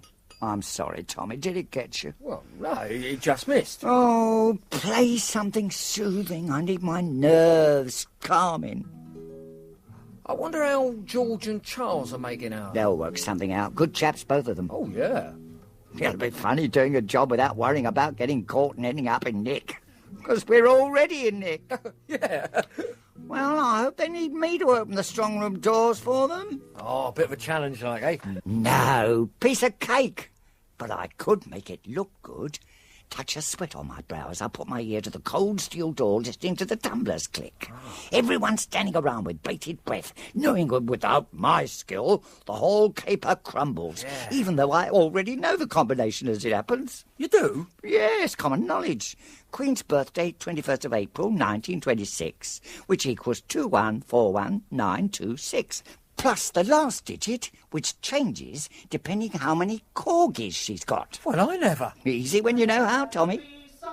Oh, no. There's practice underway already. Come on, Tommy, let's be off. Yeah, but we're only mouthing now. That is not the point. You know what a temperament Nigel's developed since he's been in charge of the choir. Any absenteeism, even among we mouthers, and he'll drop us from the trip to the tower as quick as a flash. Move along now, ladies and gents. Keep moving. Oh, it's no good, Charles. Get any nearer to them and they'll spot us. Dash. Now we'll never know what they're up to. Now here's an interesting thing. God, you made me start. Start, you say? You nearly finished me. I've been watching you two gentlemen and find it quite fascinating. Here's people paying fortunes to come from all over the world to look at the crown jewels, I say to myself, and these two gentlemen arrive at the jewel house and look at the people. Why, I ask myself, why?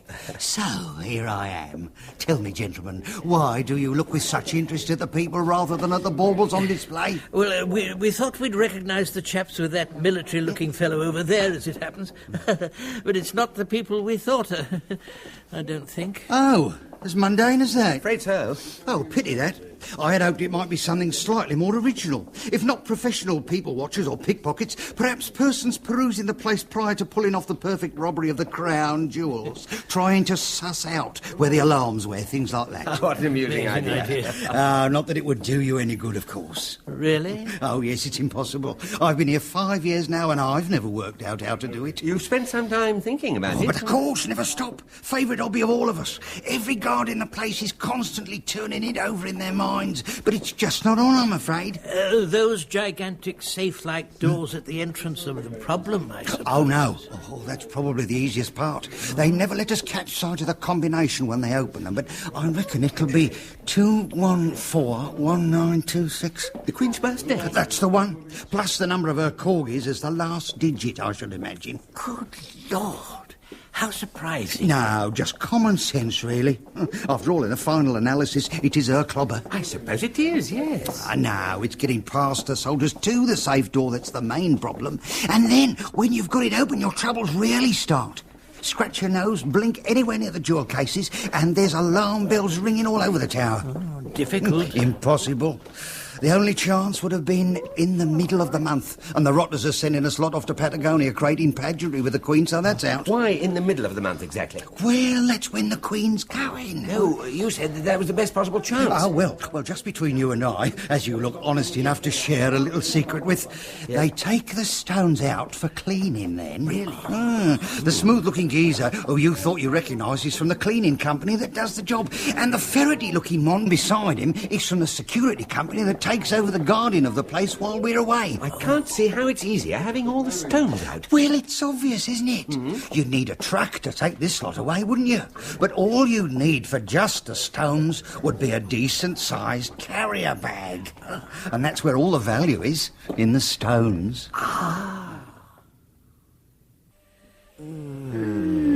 So beautifully hot in here. I thought this is the way you like it best. Oh, it is. Fantastic. Love it. The only way to make the cares drift away. Relaxed now. Totally. Would you like me to give you a nice, gentle beating, darling? No, I'm still tingling from the last one. How about pouring a little more cold water on? I love to see the steam rising from it. No, I just want to lie back and relax and not think about anything. Me too. Brian? I think having this sauna put in was the best suggestion you've ever made for my flat. Plus the stereo. Plus the stereo. Brian? Is everything going to be all right? Yes, everything's going to be perfect. But supposing Daddy and the rest of the board find out what you're up to? Nobody is going to find out what I'm up to. I've matched every gem perfectly. My replacement stones can't be told from the real thing except by the experts. They'll go into the settings the day after the 14th, and nobody will know that they're imitations and that the real ones have been stolen until the following year, when they're dropped in the acid for cleaning again and just melt away. By which time you and I, my little darling, will be married and the world away. You know Daddy will cut me off from the family fortune without a penny if he finds I'm involved. He won't find out. Nobody will. In 1 year, anybody could have stolen the stones. Besides which, if he did cut you off, we'd be able to buy the firm 100 times over to make up for it. Let's hope that won't be necessary. I promise you it won't. It's foolproof. There is only one small fly in the ointment. What's that? When I was at the Tower today, in the Jewel House as it happens, I looked up and saw 2 old boys watching me. And I could swear I knew them from somewhere. Really? But I can't for the life of me remember where. But to me, no more buts. Mama is coming over on the 14th, St. Valentine's Day, the anniversary of a small family achievement, and wishes to see and feel the crown jewel, so she will see and feel the crown jewel. It's impossible, Mr. Coloni. Oh! Not only is he stupido, he is deaf. I say Mama is seeing the jewel, he says she isn't. Who is the idiot here? He's Mr. Coloni. Well, why are you just standing there? What do you think I pay you for? Slap him. Oh, sorry, boss. Wasn't thinking. I said slap him, not so hard. It's my property you're damaging. Sorry, boss. Right, Pukins. Let's start again. Pardon? Aye. Said yes, sir. Good. A good start. Now, you drive a security van belonging to the firm and to the tower every day, yes? Yes. The day of the 14th, in the van, is me, Coloni. But... Wait till I tell you. You started to think for yourself or something stupid like that? Sorry, boss. In a moment, perhaps. Okay, Pukins. Listen good. Safe in the van is me, Coloni. Also in the van is my mama. We are both wearing a beefeater's costumes, eh? My tailor in Savile Row is already making them up. Mama, she makes a fur line because she feels the English cold winds. When all of the jewel cleaners and all of your men have gone, you get us out of the van. We go into the vault, open it up. No problem with the combination. Except we've got to know how many corgi dogs the Queen's got at the moment. And Mama, she holds the crown of jewel, tries the things on. And then we all come back here for one of her spaghettis. But, Mr. Coloni, there's soldiers on guard. How many? 2 on each entrance, plus patrols. No problem. Stand the guns. Knock him out for half an hour. No harm done, eh? But... Pukins! Yes, Mr. Coloni. One more bat. Well, just one more bat, and I will break pieces off you and hit you with them. Are you all sitting comfortably? Yes, Charles. Then I'll begin. Isn't this exciting? You know, I think I could really get to enjoy robberies. George. Sorry, Charles. Well, gentlemen, our trip to the Tower was supremely satisfying. Supremely. You've got a plan. Indeed we have, Tommy. Indeed we have. You've started repeating everything I say again, George. Sorry, Charles. Glancing idly through the guidebook, we noticed to our surprise that there's only one building in the whole of the tower where it states that you must not go inside without an accompanying guide. Oh, which one's that, Charles? The Chapel Royal of St. Peter ad Vincula. It's Vincula. Thank you, Cyril. That's the one, next to the jewel house. And we asked ourselves the obvious question... Why? Exactly, why? And I realised I already knew the answer. I had known the answer for over 40 years, ever since the Second World War, in fact. It just hadn't struck me before. Remember, George? But, Charles, what if somebody catches us in here unaccompanied? It does say very clearly in the booklet that it's not allowed. A couple of doddery old duffers like us, George, obviously innocently lost our way. Which way would you say the jewel house was? Well, now, let me see. I'd say in that direction. You're probably right. Right. Let's gently wander over there, shall we? Yeah.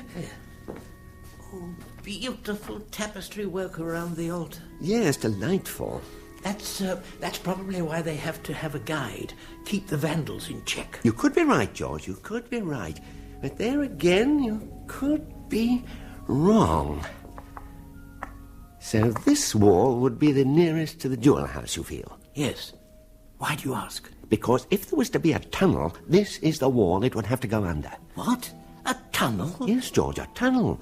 The one thing about being in intelligence is always store away and remember that which surprises you. Never know when it may come in useful. Surprises? At one point during the war, there was a distinct possibility that the tower might become the government's final boat hole. A team of us were asked to do a feasibility study and report back.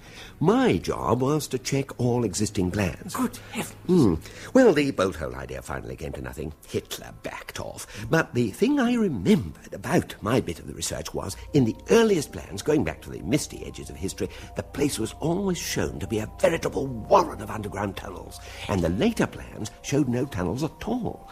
For some reason, someone had decided all knowledge of the tunnels should be hidden. But why? I can't be sure, but it was around the time of the gunpowder plot that they disappeared from the drawings, so it could be something to do with that. You mean the secret tunnels could still be here? I'm sure of it. The difficulty is going to be finding the entrance to them. Could be anywhere. Secret panels in organ pipes. A statue that slides aside. Anywhere.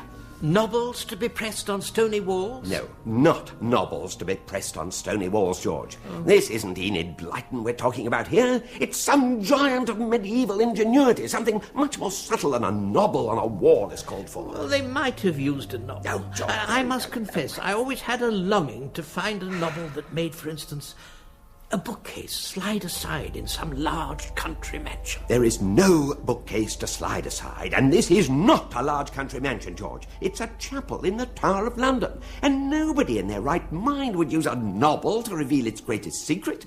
A sliding coffin, yes. A novel, no. Well, there are, you've got to admit, some lovely novels on this wall here in front of us. Surely it wouldn't harm to try a few of those. George! Well, just two, then. It's a waste of precious time. This one here, perhaps. No, nothing. Could we get on? This one, then. Oh, no. You're obviously right, Charles. Silly idea on my part. Novels, indeed. I shan't press any more. Charles! Charles! Charles, where on earth are you? My hunch about there still being tunnels was amply rewarded, though my shins were somewhat bruised while I was being proved right. You mean? Yes, one of the large flagstones on the chapel floor is counterweighted, operated by an almost invisible protuberation in the brickwork. A what? A protuberation. You know, something sticking out. Oh, something sticking out, you mean a knobble like? That's the word, Fingers, a knobble. Perfect. For want of a better word, a knobble. And by 1,000,000 to 1 shot, George, within seconds, had found which knobble, or protuberation, operated the counterweight. Oh, just luck, really. And by another 1,000,000 to 1 shot, I was standing on the flagstone as it disappeared from under my feet, plunging me headlong into the blackness below. After George joined me by less precipitous methods, we discovered how to operate the door from the inside. Next, we went exploring. I think the torch is going to give out any minute, Charles. We'd better follow the trail of wool that you've unravelled from your cardi back to the chapel and... Shush! Pardon? I said shush! Oh, all right. Listen. What do you hear? Well, nothing apart from the odd drip of water, and you saying listen, that is, and shush, of course. Listen harder. Hear it? Yes, I do. And where have you heard that before? The Jewel House. Correct. Quickly, George. This way. And there we were, looking through a small chink straight into the Jewel House. People dashing round and round in circles, trying desperately to take everything in, while we had a perfect view, without even paying. Was that another flagstone, like? No, a section of the wall this time. We spotted the way to open it, but it had been sealed round with some ancient sort of concrete. That'll be your job, Fingers. My little tool will wheedle that out in no time. We do, in fact, have some jobs that must be put in hand immediately. Basil? Yes, Charles? Lapidary is your speciality, isn't it? Why, aye, and flower arranging, of course. Chapel looked charming on Sunday, Basil. You're too kind. Oh, your use of chrysanthemums was really But it wonderful. was your skill in lapidary we need for this job, Basil. We need a whole set of imitation jewellery by 14th of February. Settings as well? No, just the jewels. Well, making them should be no problem. I'll get the rest of the class to help us. But getting the designs together, now, that is a difficulty. That's where Billy comes in. Me? Yes, I have a book on the crown jewels and a breakdown of the gems they contain. You'll have to paint drawings of each of them, scale them up to the right size, and let Basil have them as quickly as possible. No problem. I do have my Lautrec underway, but naturally that can wait. Yeah, that's all very artistic skin, but what's the actual plan now? George, would you like to divulge this? My voice is getting rather hoarse. Certainly. The plan is that as the choir stands up to leave the chapel, 8 will remain hiding under their pews. Would that be us, George? Exactly, Cyril. Very astute. 2 will get dressed as beef-eaters Oh, yeah. and remain on guard in the chapel. That will be Twinny and yourself, Winston. Oh, you always right perform so well with the drama group, and some acting may be required. The rest of us will go into the secret tunnel, and as soon as the workmen finish in the Jewel House for the day and the safe doors slam shut, Fingers will chip away the concrete around our secret door, then we'll all dash in and swap our imitation jewels for those that have been cleaned. Then we all dash back to our tunnel entrance, slam our secret door shut behind us, back to the chapel, and hide under the pews awaiting the return of the choir. Twinny and Winston will lose their costumes during the service of Thanksgiving, and we'll all board the bus with the rest, back home to B Block. How can you possibly get 2 beef-eater costume for Twinny and me? We've already got them and stored them away safe in the tunnel. We found the beef-eater's restroom, borrowed 2 of them. The costumes, that is, not the beef-eater. Wait a minute. How do you intend to get the jewels out? Leave that to George and me, please. There will, after all, be no traditional share-out, and it's posterity we're after, not profit. Fine, baby, fine. Okay. Well, gentlemen, if there's no more questions, to work. Then in no time at all, we'll be heading for the tower. And history. All right, driver, we're ready to go. Please let me come, Governor Smith, please. I promise to be good from now on. No, I gave you my final warning yesterday, Plunkett. Any trouble, no trip. But, Governor... It was the last straw. You wanted to examine everyone's little picnic carrier bags before they got into the bus. Thank goodness Charles warned me what you were up to in time, and I could stop it before it started. I promise to try to be cheery if you'll let me come. I'll try to smile, perhaps. I won't be a wet blanket, sir. I'm not a mean man, Plunkett. I shall put it to the vote. Gentlemen, could I have your attention, please? I have something I wish to put to the vote. Guards and guests, should Warden Plunkett be allowed to come on our outing to the tower? No! Prisoners, should Warden Plunkett be allowed to come on our outing to the tower? No! There you are, Plunkett. Unanimous. Back to the guardroom. Not quite unanimous, Governor. Cyril?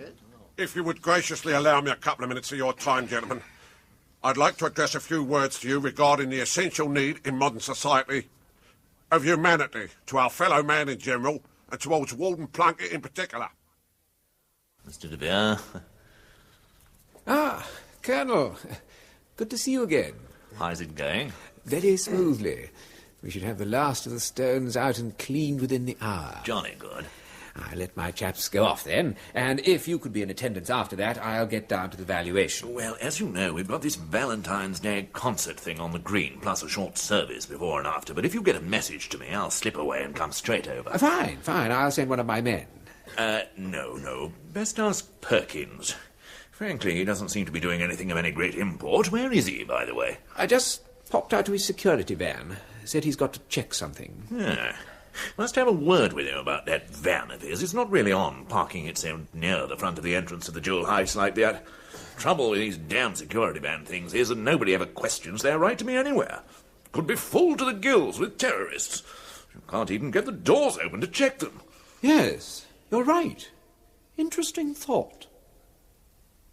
And then finally, he walks slow up the long, lonely and dusty road that leads to an inevitable final confrontation with that one great governor in the sky.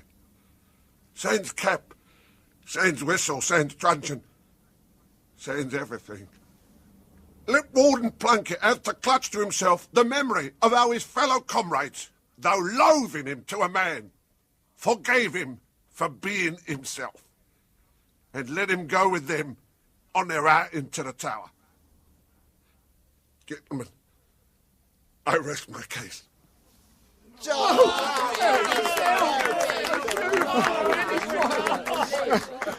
Very moving indeed. You've got a true champion in Cyril Plunkett. You're a very lucky man. I know. Gentlemen, I ask once more, should Officer Plunkett be allowed to come on our trip to the tower? Yes! So where have you been, you bum? For hours now, Mama and I have been stifled up in here, like the congested the macaron. I've just popped back to tell you it'll be a little while longer, I'm afraid. Longer? How longer? Not too long. Well, how long is not too long? About an hour. Okay. An hour we can take. Yes, Mama? An hour. Good. Now, the last of the jewels will be cleaned soon. Then I stand by with the Colonel while evaluation is made by Mr. De Vere. Then I'll come... Peppino, spare me the details. Just get back before the hour's out. Then we leap out. Deal with the soldiers. Stun. Take the moment. But in an hour. Pukins an hour. Yes, sir. And puke. Yes, Mr. Coloni. Shut the door. You're putting the Mama in a draft. Yes, Mr. Coloni. I'm sorry, Mama Coloni. Mamma mia! What is that? That ugly black biggie thing that slept in! Hello. Who's a pretty girl then? Who's a pretty girl then? Oh, mamma mia! And as the Lord so surely giveth, he has assuredly taketh away. He has a point there, you know. George! Sorry, Charles. Amen. Amen. Right, gentlemen. And ladies, of course, if you would like to follow me, I shall lead you in procession to Tower Green and the pleasure of our charming little concert. Now, Charles. Yes, now. Go. Under the pew. Pull out, lads. Are we all ready? Now come along, please. Right lead the way. Right, you guys like to come this way. Come on, please. We did it.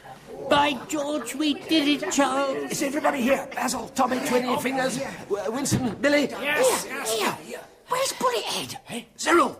Where are you, Cyril? Cyril. Everybody down.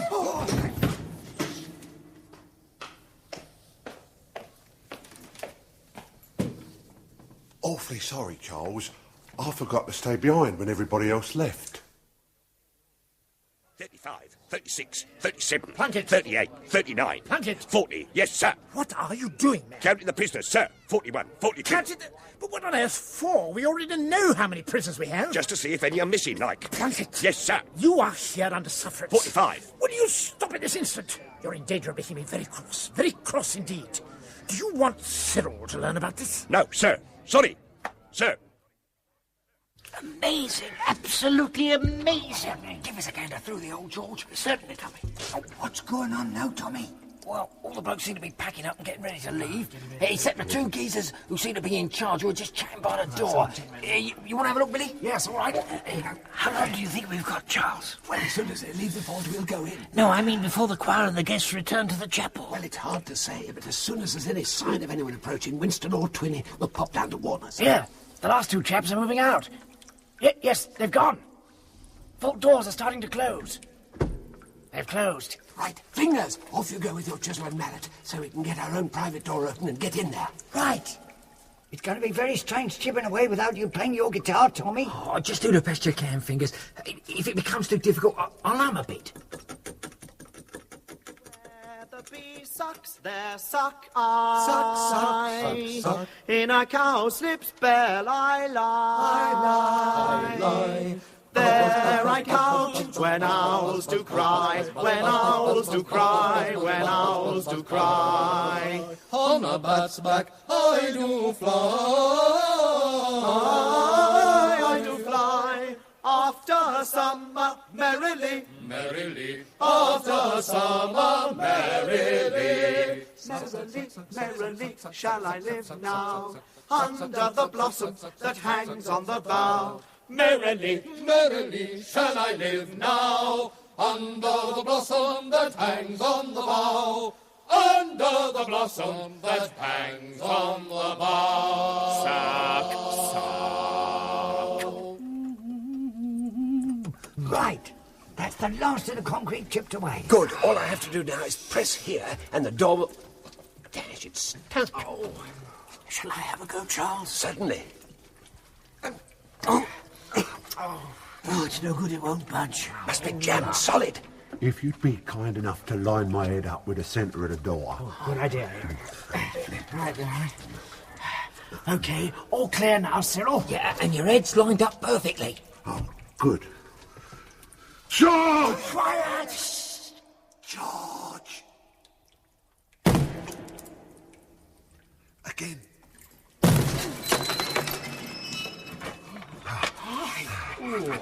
Oh, there we are. Just a little bit stiff, that's all.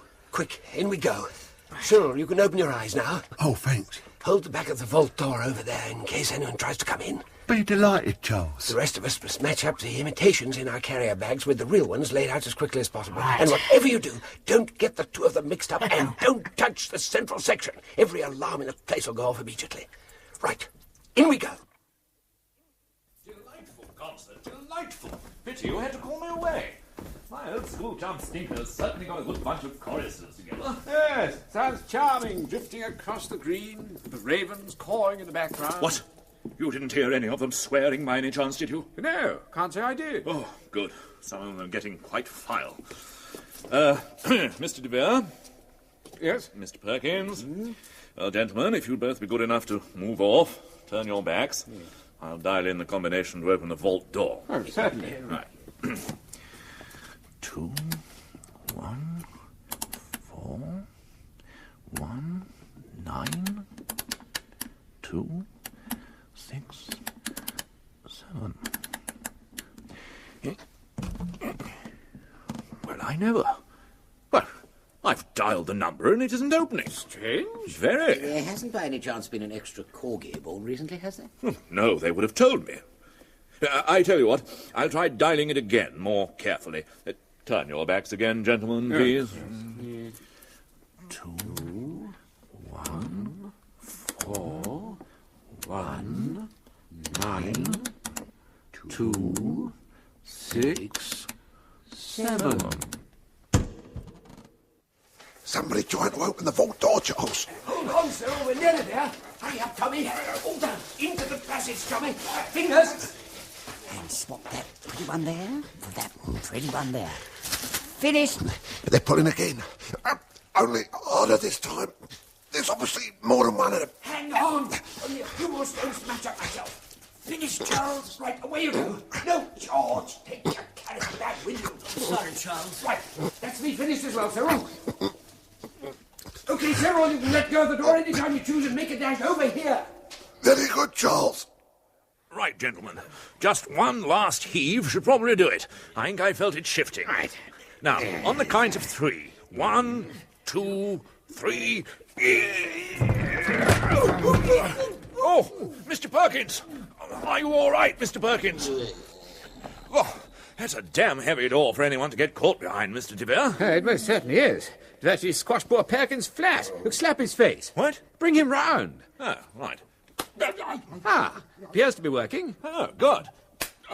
No harm done then, Mr. Perkins. Well done, Cyril. Keep your eye on the spy hole, Fingers. Right. Well, George, you know what's next. Transfer all the stones to one carrier bag. Good fella. Pass the bags to George, chaps. Right. What's going on, Fingers? 3 blokes have burst in. 2 of them are supporting the third one. Blimey, you'll never believe this, fellas. One of them is that Brian Thompson from the Haradies job. Yes, we know. Sorry, I forgot to mention it. He's calling himself De Vere at the moment. Can't wait to find out what he's up to. Excuse me. Excuse me. Sir. Sir.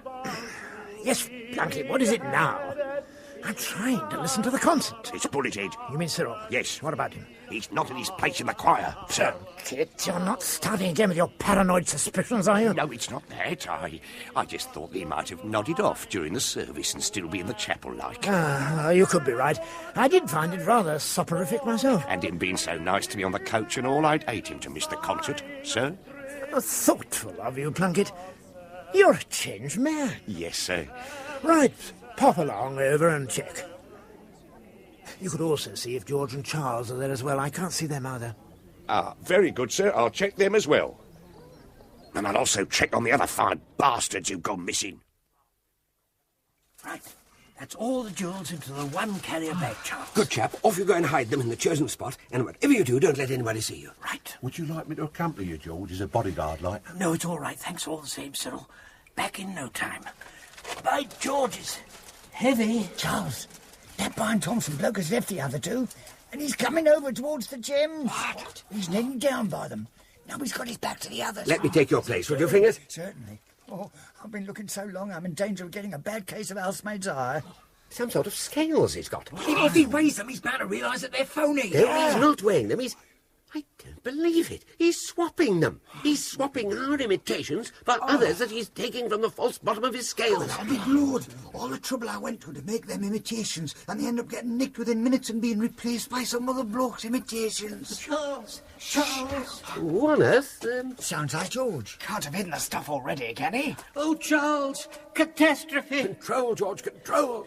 Winston and Twinny, they're carrying someone along the passageway. Carrying? Who? He fell down the hole in the chapel floor, knocked himself unconscious. Who, George, who? Officer Plunkett. What? Yes, unconscious. Officer Plunkett is now in the tunnel with us. Thank you, ladies and gentlemen. After that solo from Gilbert and Sullivan's Yeoman of the Guard, for the last number in our little concert, we would like to perform, appropriately, with our head tucked underneath her arm.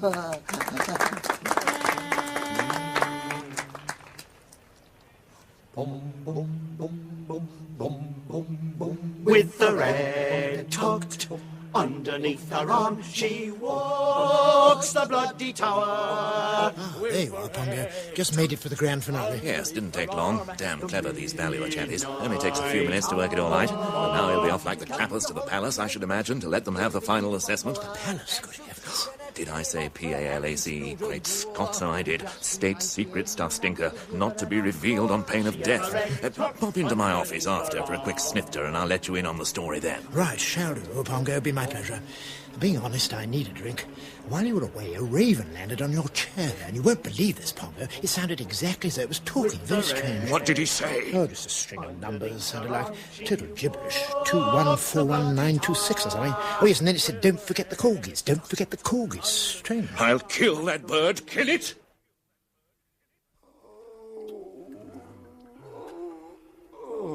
Well, what are we going to do with him? A very good question, Fingers. Not quite sure of the answer yet, mind. But we do the right thing bringing him along the tunnel here to you, didn't we, Charles? You most certainly did, Winston, but Fingers right. We must come to a decision.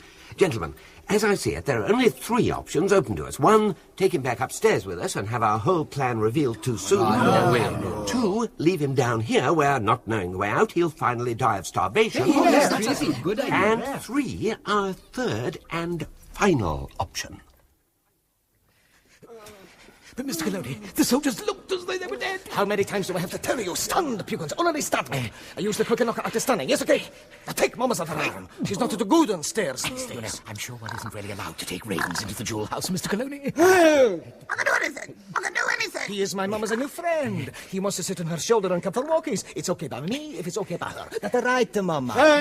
Yes, indeed. Yes, indeed. You see? He understands every sound she makes. How far? How far? Nearly there, Mama. The steel door at the bottom leads straight to the jewel. Take some more weight, the pugans. You'll hardly help it. She's rather... Rather what? Rather what? Rather what, Pickens? Nothing, Miss Clooney. Nothing. I've just not been getting very much exercise lately. Bit out of condition, perhaps. You see, Mama, he didn't mean it nothing. You're as light as one of your little fairy cakes. Okay. Who's a pretty girl? Right, all in favour of the last option? Aye. Good, unanimous. George, would Hang you... on. What is it, Fingers? The whole door's opening again. Oh, no. It's like bleeding Piccadilly Circus in there. There's 2 beefeaters this time, and they got a raven with them. Oh, one of them's absolutely gigantic with a large bristly moustache. And that security bloke Perkins has just squeezed in as well. Oh, he looks totally knackered, poor boy. Yeah, let's have a gander, Fingers. Hey, that's no beefeater. That's a spaghetti eater. What? It's Coloni. What? The Coloni? Machine gun Coloni, son. Yeah, that's the one. Oh, no. Mind you, I don't know who the gigantic one with the moustache and the raven on his shoulder is. Makes no difference. Gentlemen, having made our decision, now is the time to carry it out. We must throw Plunkett through our secret door and leave him locked up safely in the jewel room. I believe he's coming round, Charles. Right, well, take his head out of your lap and stand him on his feet, sir. Oh, seems a shame, really. He's just like a little baby. Upsy daisy. There we are. Who's the big boy standing all by himself? Where am I? Open the door to the vault, George. Right, lads. Put me down. Put me down. Hush. Now, gentlemen. Yes. Double fast. Back to the chapel. Oh, dear. Who the hell is that staggering around over there, Pickens? I've simply got no idea, Mr. Coloni. A ghost. No, Mama, don't worry. He's not a ghost. Though if you'd like me to, I'll make you one for frightening you like this. No. Oh, you're too kind, Mama. That is your trouble. But where on earth did he come from? Looks as though he is walking in his bye-bye, staggering like the drunk on a bum. Yes, well, as long as he doesn't clutch at the centre section for support. Oh, no, it's too late. He's going to fall right onto it. Bloody jar. Oh.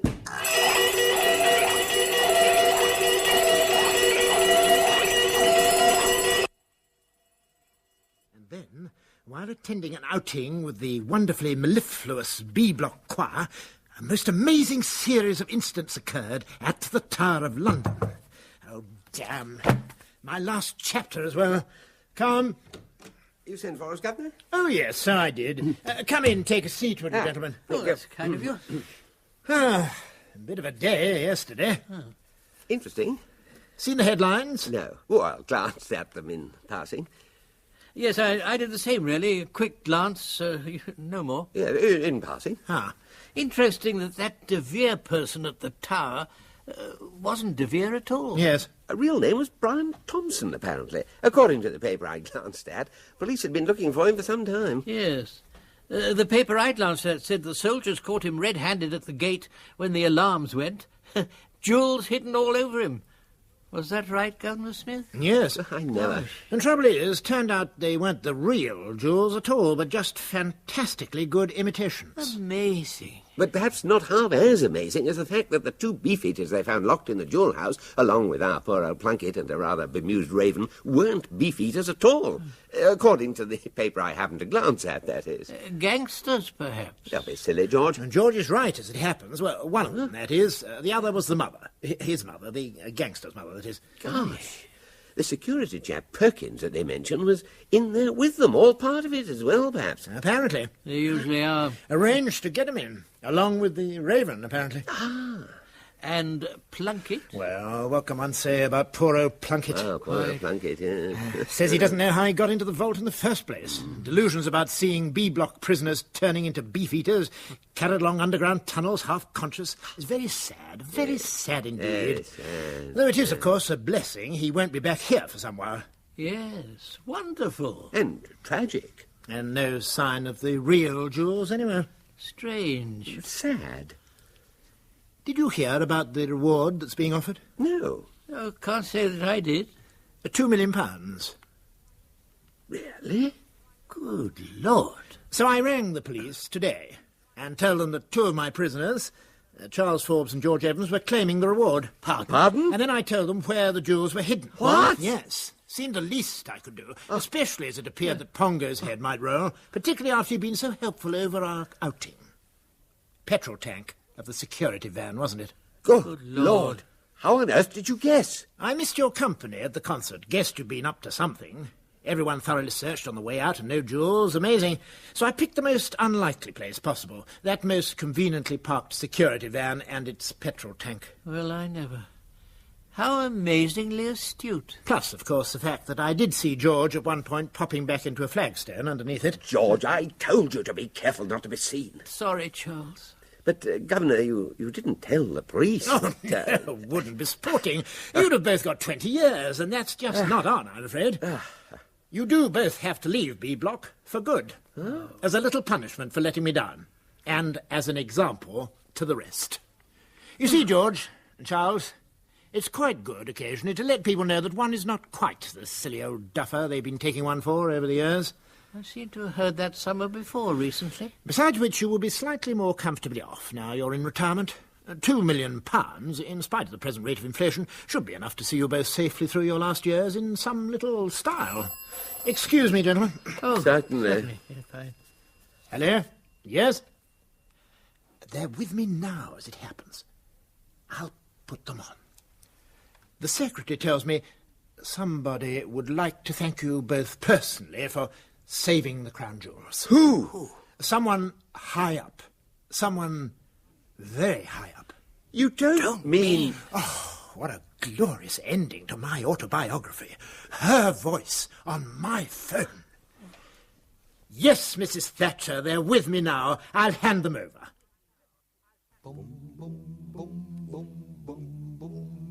With the head tucked underneath her arm, she walks the bloody town. With her head tucked underneath her arm, at the midnight hour, she comes to old King Henry, she means giving him what for. Gadzooks, she's going to tell him off for having spilt her gore. And just in case the headsman wants to give her an encore, she has her head tucked underneath her arm. Boom, boom, boom, boom, boom, boom.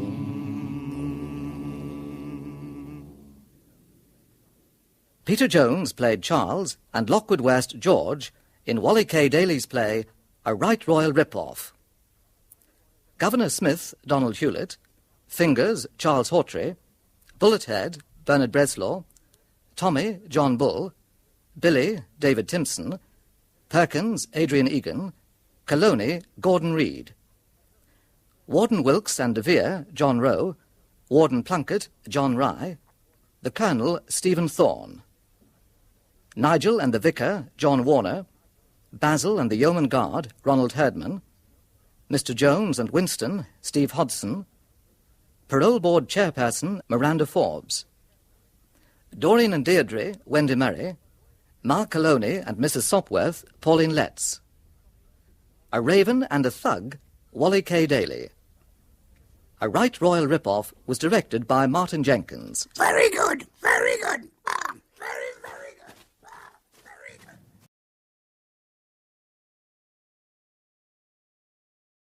The Mutual Broadcasting System has the pleasure of presenting the 12th broadcast of a special 26-week series of plays by radio playwright Arch Obler.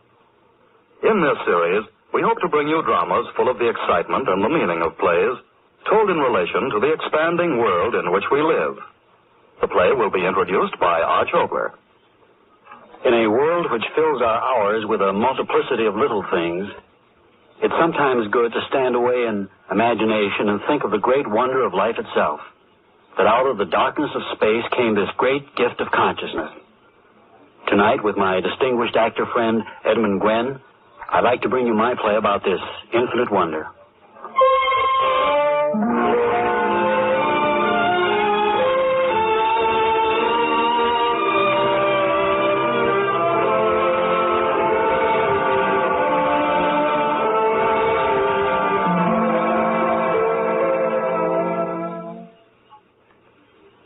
So, my good friends, I can only add that I thank you with all my heart for the honor you have given me this evening. The newspaper men who are here would, of course, like me to make a sensational statement regarding the nature and the effect of cosmic rays. That is understandable. We know that these rays originate in the cold distances so far beyond our universe that the human mind cannot begin to grasp the reality of the endless darkness. We know that these cosmic radiations are continually bombarding us, changing the very structure of things with every passing second. Some of us believe that it is this radiation which, acting upon the atoms of primeval matter, caused the gradual evolution of the creature called man out of primeval slime.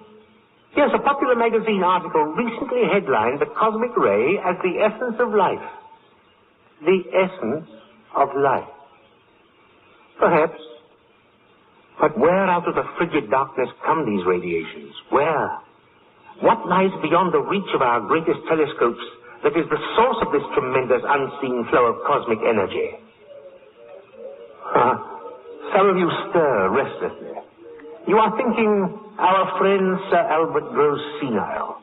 Life grows short for him. He is looking out into the night with fear. No, my friend. It is not fear that makes me ask the questions whence and where. It is not even hope. It is wonder. Wonder at the source of this unending stream of power that drives across eternal space, bringing our universe what may be the very source of life.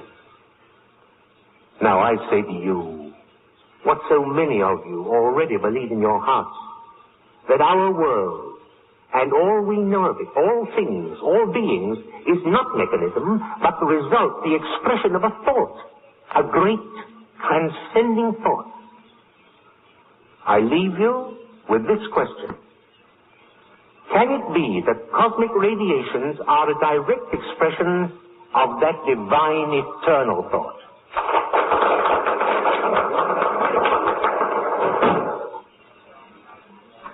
If you'll sit here, Sir Albert. Thank you, Harris. Thank you. May I get you something? No. Oh, just see if they let me rest here a few moments. I'm very tired. I'd like to say it was a thrilling occasion, Sir Albert. So many of your friends who... those reporters. Tell them I'll see them as soon as I possibly can. Yes, sir. No, I'm sorry. Sir Albert cannot see anyone just now. He's indisposed. Yes, I must see my father. Oh, I beg your pardon, Mrs. Lennox. If you'll step in. Good evening, Mrs. Lennox. Good evening, Harris. No, not now. Sir Albert will be out in a moment. Father, dear. Grace? Well, my child. Good evening, Sir Albert. You too, Kurt. It was good of you to come. It's an honor that few son-in-laws enjoy. Oh, Father, we were so thrilled. It's been a wonderful evening. The hall out there, filled with such distinguished people. All of them there to do honor to you. Oh, I was so happy I started to cry, and Kurt got so embarrassed. Father, are you ill? You? No. Just weary. Oh, we'll take you home, sir. No, there's no need for that. Harris here will take care of me. Father, you are ill. Why didn't you let me know? We would have come back to London sooner. How can I convince you? I'm quite all right. But your face, I've never seen it so tired.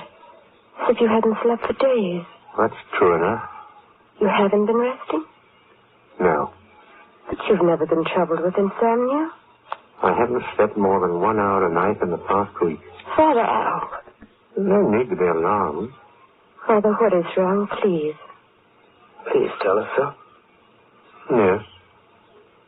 Yes, telling you, the two of you closest to me, that would clear my mind, wouldn't it? It started exactly 7 days ago. I can't sleep because of a dream. Dream? Yes, dream. Dream. The same infernal dream, night after night for 7 days. A dream without meaning. A dream from which I awaken and then can't sleep again. Is it something horrible, sir? No, there's no horror in it. And yet, I don't know. All I know is that the recurrence of the dream is beyond endurance. I'll tell you something. A few moments ago, when I was out there on the platform looking down at all those faces, I suddenly had the impulse to ask them about my dream. What? Say to them, you, my colleagues, clever men of science, aren't you? Then answer me this, what of my dream? Father, please come to our place for a fortnight. Oh, yes, do, sir. The fresh air, change of scenery. Yes. Fresh air? Yeah. Why not? Change of environment may do me good, that's true enough. Yes, I will go with you. I'm glad. The moors are getting so lovely, and we'll walk you around until you're all healthy again. Won't we, Kit? Right. Don't you want to hear what I dreamt? If you want to tell us. Yes, I do. I want to very much. In the telling of it, there may be understanding. The wind sighs around me. I know it is wind, and yet I do not feel the movement of air. I stand there, Albert Camden. I know it is I, yet strangely I am free of body. I stand there in spirit only. Suddenly I look up. The darkness is gone.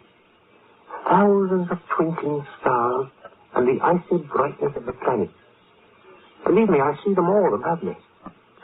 Suddenly, far above me, a star grows brighter and brighter. It rushes down towards me, and I see it isn't a star, but a great thrust of flashing rays. Closer and closer they come to me, they cover me, and in me there is an unbearable yearning to fly up into them, follow the path of them, on and on and on. My whole consciousness tears with the want to go into those flying sparks. I feel torn into a million shreds with the want to go into them, follow them. I must, and then panic. A horrible feeling of panic. I cry out, I awaken. My dream is over, and I cannot sleep. Oh, well, I told you. Father, You, daughter. And you, Kurt, you're young. Perhaps in the freshness of your mind, you can find an answer to this hallucination that comes to me in my sleep. Well, hasn't either one of you anything to say?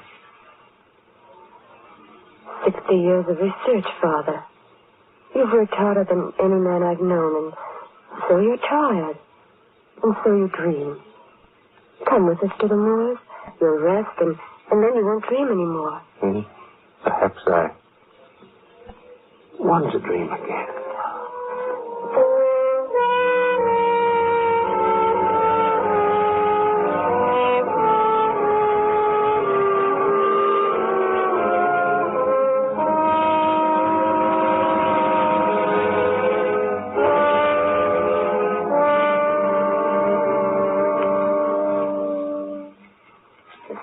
Hungry.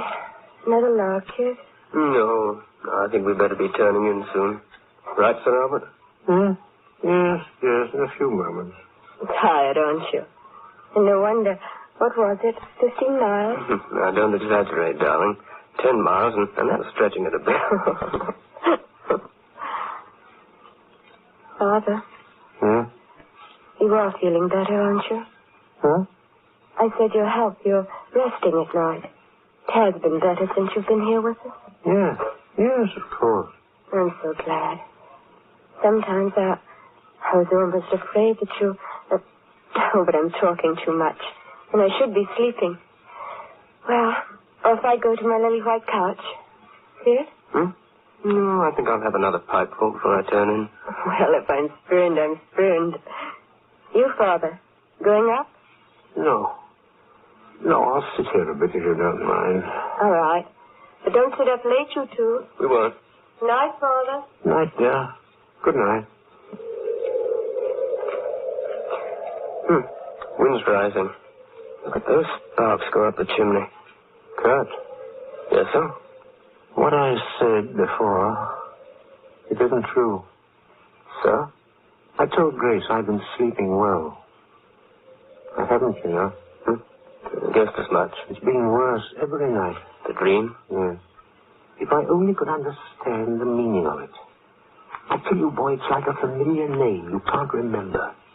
The want of remembering grinds in your head until it's beyond endurance. Is it the same as you told? Yes, exactly the same. The hilltop, the feeling of freedom from body, that rush of sparks like music to my ears, the want to rise up beyond them, then the sudden feeling of panic and the horrible awakening. What does it mean? What? Every night, over and over. Why? If I could do something, sir. Do? What is there to do? I'm not a young man. The work's been such a strain. If you'd let yourself be examined, I mean a competent medical man who'd find that Well, the subconscious cause of your dream. You're not angry, are you, sir? There's no reason to be angry. I think I'll go up. Good night. You're not? No, I'll sit here until the fire's burnt out. Good night, son. I'd like to say that... Well, the reason I suggested a psychiatrist was not that I... Well, I understand, guys. Night. Good night, sir. I hope you rest well. Good night.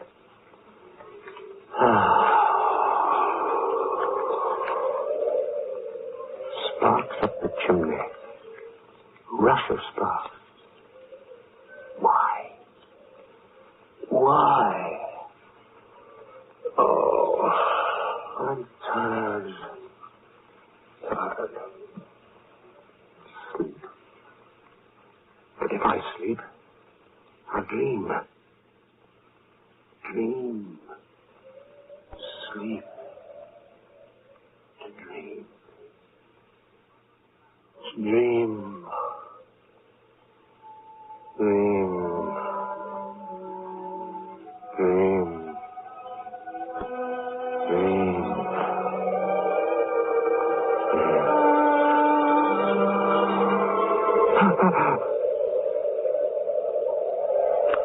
On a hill. Standing on a hill. So dark. Cold. Must be cold. I feel nothing. Why am I here? Dark. Lonely. Lonely. Sky. Stars. Millions of stars. Polaris. Arcturus. Vega. Nebula in Orion. Nebula in Andromeda. So many stars. Clusters. Endless. Worlds beyond worlds. So bright. So clear. Why am I here? Waiting. Yes, waiting for something. I don't remember. I got to wait. I was tired. I'm not tired anymore. Why am I here? Why do I wait? What? A new star. So bright. Coming closer. How can that be? How can a star? No, a meteor. Falling. Closer. So bright, my eyes are... Oh, now I've got to see. Brighter and brighter. The rays. Flashing rays. Closer and closer, closer and closer. I know you. I've seen you. Right around me, covering me. Sparks covering me. Yes, I hear you. I want to. Yes, I want to follow you. Follow your path. I want to. I will. I'll go with you on. Oh, I'm afraid to follow your path. If I do, Father, what is it? Oh, Father, please, wake up. Grace, what? Someone screamed. Father, it was Father. Oh, Father, please. Father, wait. Grace. You cried out. What? Yes, sir, you cried out. You did. What happened? Cried out? A dream. I dreamt the dream.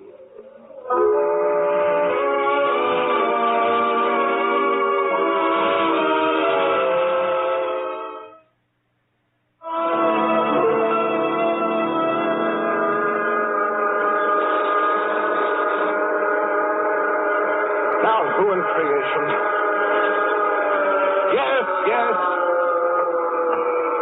Infernally impatient, whoever you are. Yes, what? If I might come in, Reynolds. Sorry to disturb you at this hour. Come in, sir. Come in. Thank you. I had no idea, sir, keeping you waiting. Quite all right. The country, sir. Did you enjoy it? My son-in-law brought me back to see a doctor. You're ill, sir. A chair, won't you sit? No, quite all right. What time is it? Almost 11, Sir Albert. If you're not well... Somehow I had to come here tonight. Late as it was, I had to. All the laboratory workers, we've missed you, sir. It's been a long time since you left London. Almost a month. 29 nights.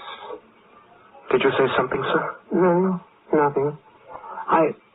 Tell me, the work. Has it been going well? Quite well, sir. Outside, I could hear the whine of a generator. Yes, sir. This here. We've gone right ahead with the work. We've gotten some rather interesting results by reverse excitation of the cathode fields. May I show you? Yes. Well, sir, the Regents asked us to devise some means of illustrating, or rather, visualizing cosmic radiation so that it can be demonstrated in the classroom. I devised this contraption. It has no authenticity, but it does visualize on this fluorescent screen what a rush of cosmic rays might look like. Show me, boy. Right, sir. You'll see. It does visualize cosmic radiation for the students. Watch, sir. See, sir? On the screen. Sir Albert. Sir Albert, what is it? Same. Same, I think. In miniature, but the same. I don't understand, sir. The rush of sparks. The pattern of sparks, I tell you. Sir Albert. Don't look at me as if I was crazy. I've seen them.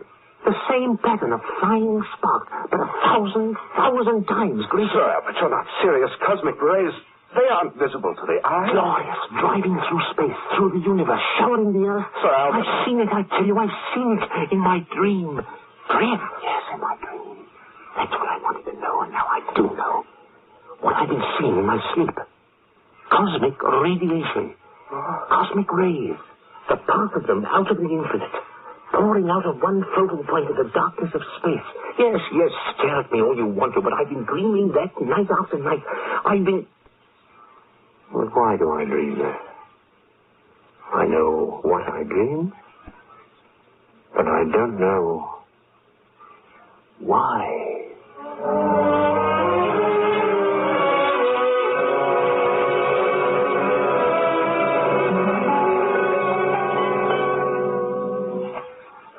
But, Mr. Lennox, if Sir Albert... Harris, there's no need to be so disturbed. But I've been with Sir Albert so many years. His strange behavior... There's nothing strange about it.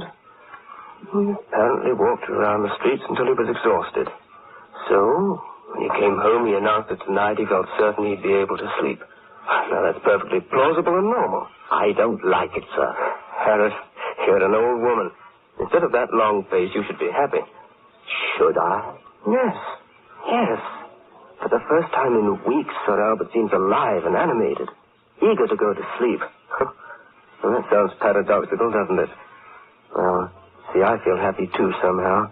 That's the way you should feel. This is going to be good news for Grace, Mrs. Lennox. I think I'll telephone her. She'll be as pleased as Punch that Sir Albert has come out of it all. Gone to bed and to sleep in a perfectly normal manner. Yes. To sleep in a perfectly normal manner. Sleep. Must sleep. A dream. Will I? But I must dream it again. I must. But if I sleep and don't dream... No. Will dream. So many nights dreamt that dream. Got to dream it again. Yes, again. Dream again. Once again. Oh, find out why. Dream again. Dream. Why do dream? Why do dream?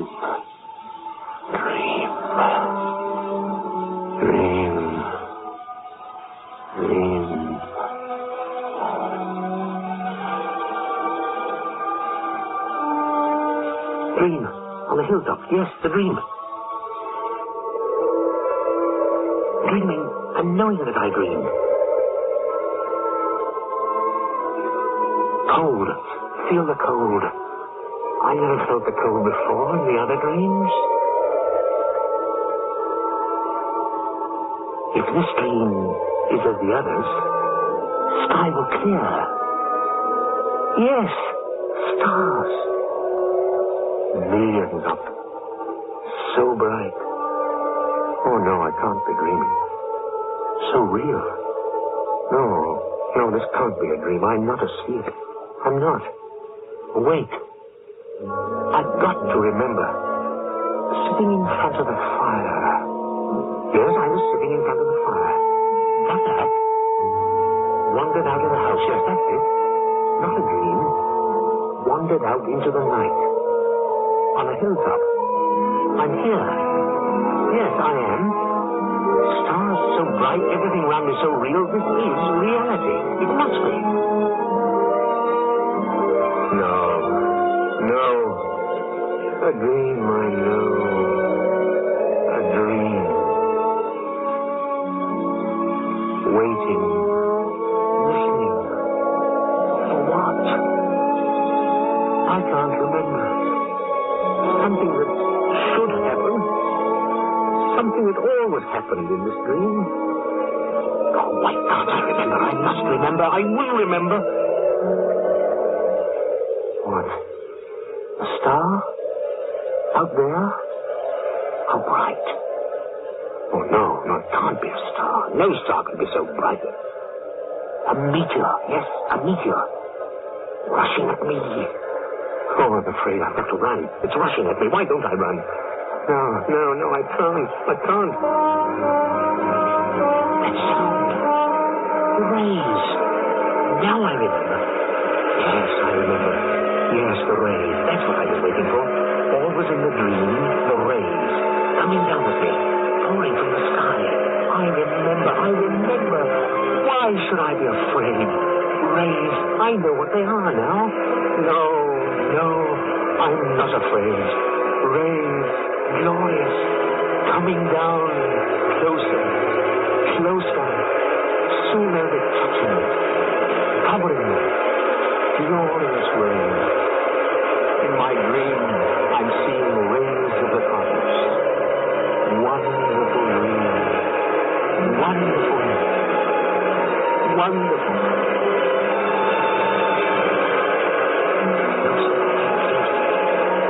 So bright. Shining. Glittering. Sparkling. Glittering around me. Covering me. I feel I want to go into them. Yes. Follow the path of them. Path of the rays. Let myself go up into them. Let them take me up into...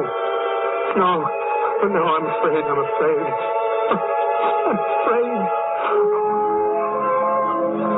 Hey, but I wanted to know. These rays over me, if they are cosmic. Yes, I wanted to know. Always I wanted to know. In the dream. And wait, where they come from. What's beyond them? I will know. I've got to go up into them. Follow them. They'll carry me. Take me to where? They're lifting me. Lifting me. Higher. Still. Gone. Moving so quickly I can't see. I can't breathe. Anna, stop. I'm afraid. Faster. Stars, galaxies, universe, gone. Faster, higher. Where? Flaring light around me. Where is it taking me?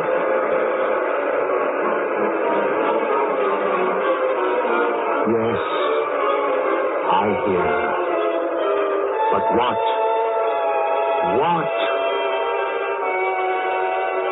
Unending stream of power, driving across eternal space, bringing our universe what may be the very source of life.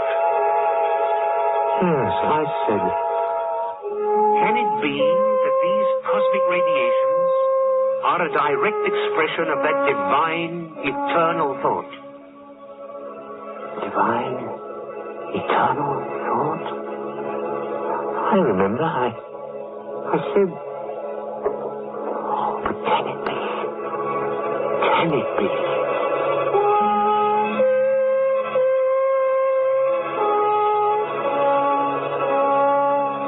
Brighter and brighter. My eyes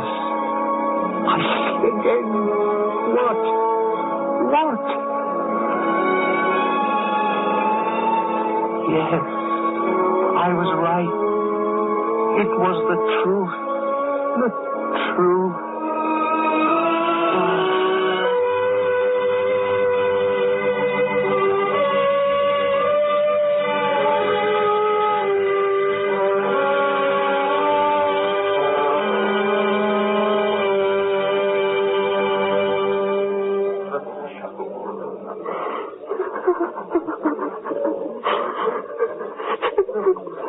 It's the truth, Grace.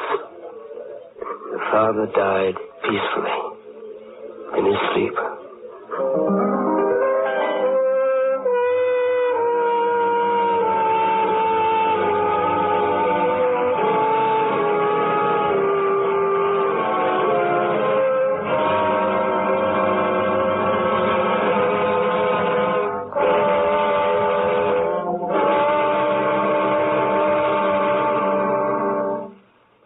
You've just heard Mr. Edmund Gwen in The Truth, a play by Arch Ogler.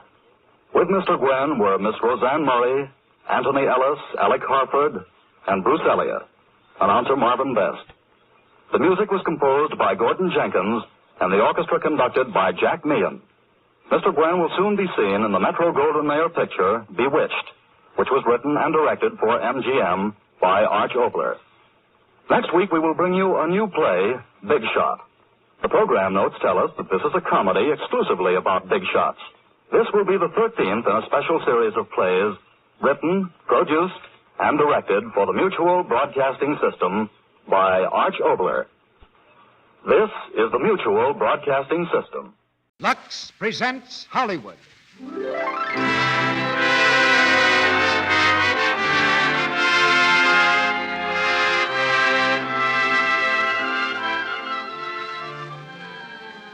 The Lux Radio Theater brings you Douglas Fairbanks Jr., Francis Dee, and Sir Cedric Hardwicke in If I Were King. Ladies and gentlemen, your producer, Mr. Cecil B. DeMille.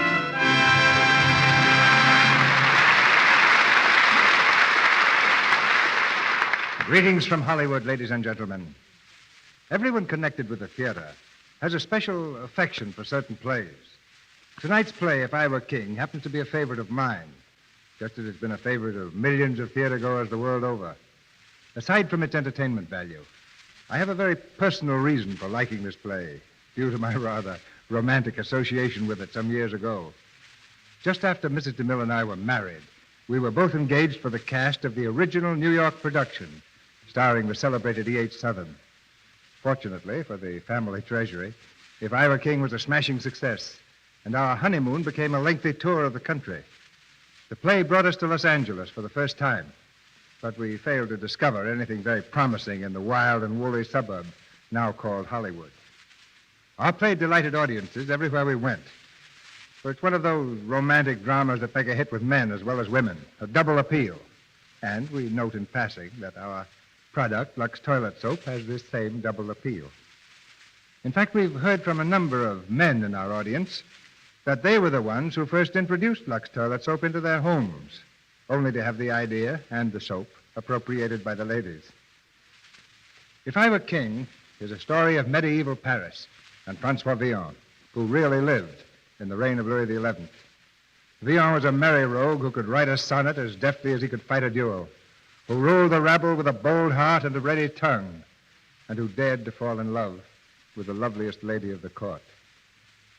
If the Lux Radio Theater had been presenting If I Were King about 15 years ago, our cast would probably have been headed by a gentleman named Douglas Fairbanks.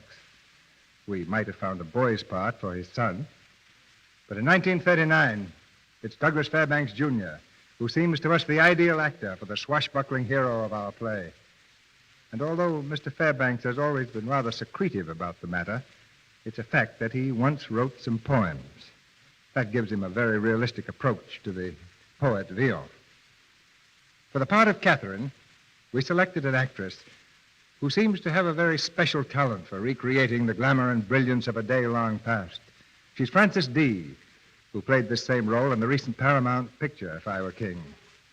As Louis XI, you'll hear Sir Cedric Hardwicke, who comes to us thoroughly steeped in the medieval mood.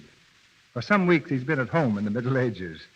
as a leading character in RKO's The Hunchback of Notre Dame. Now for the clash of swords, the colorful romance and dangerous intrigue of If I Were King, starring Douglas Fairbanks, Jr. as Francois Villon, Frances Dee as Catherine, and Sir Cedric Hardwicke as the King. We raise the curtain on Act One.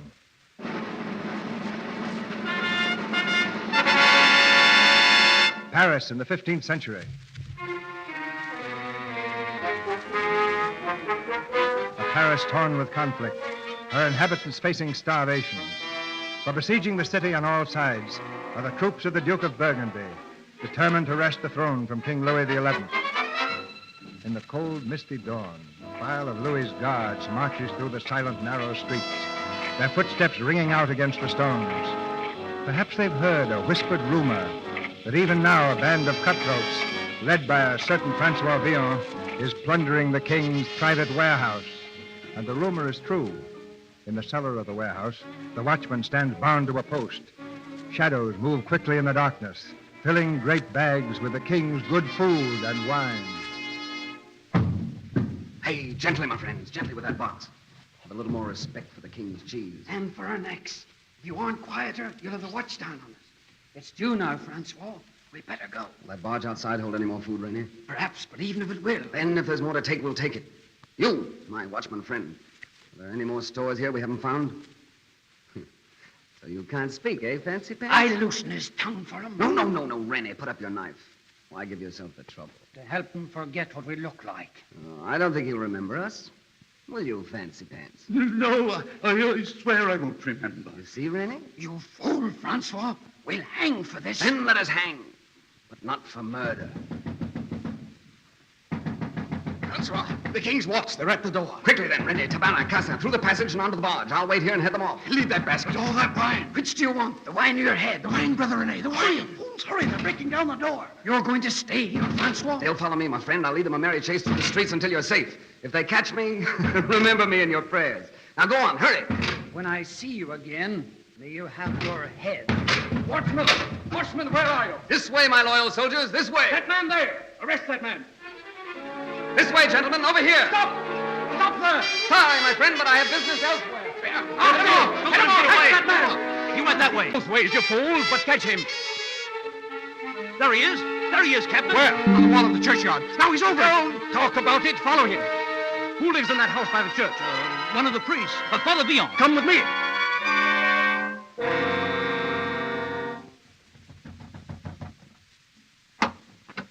Yes. Good morning, Father Villon. I regret disturbing you, but one of the king's storehouses has just been robbed. The king's storehouse robbed? Yes. Why, the poor, no doubt. They're so hungry since One of the thieves was seen climbing over the churchyard wall. Did you see him? Over the wall?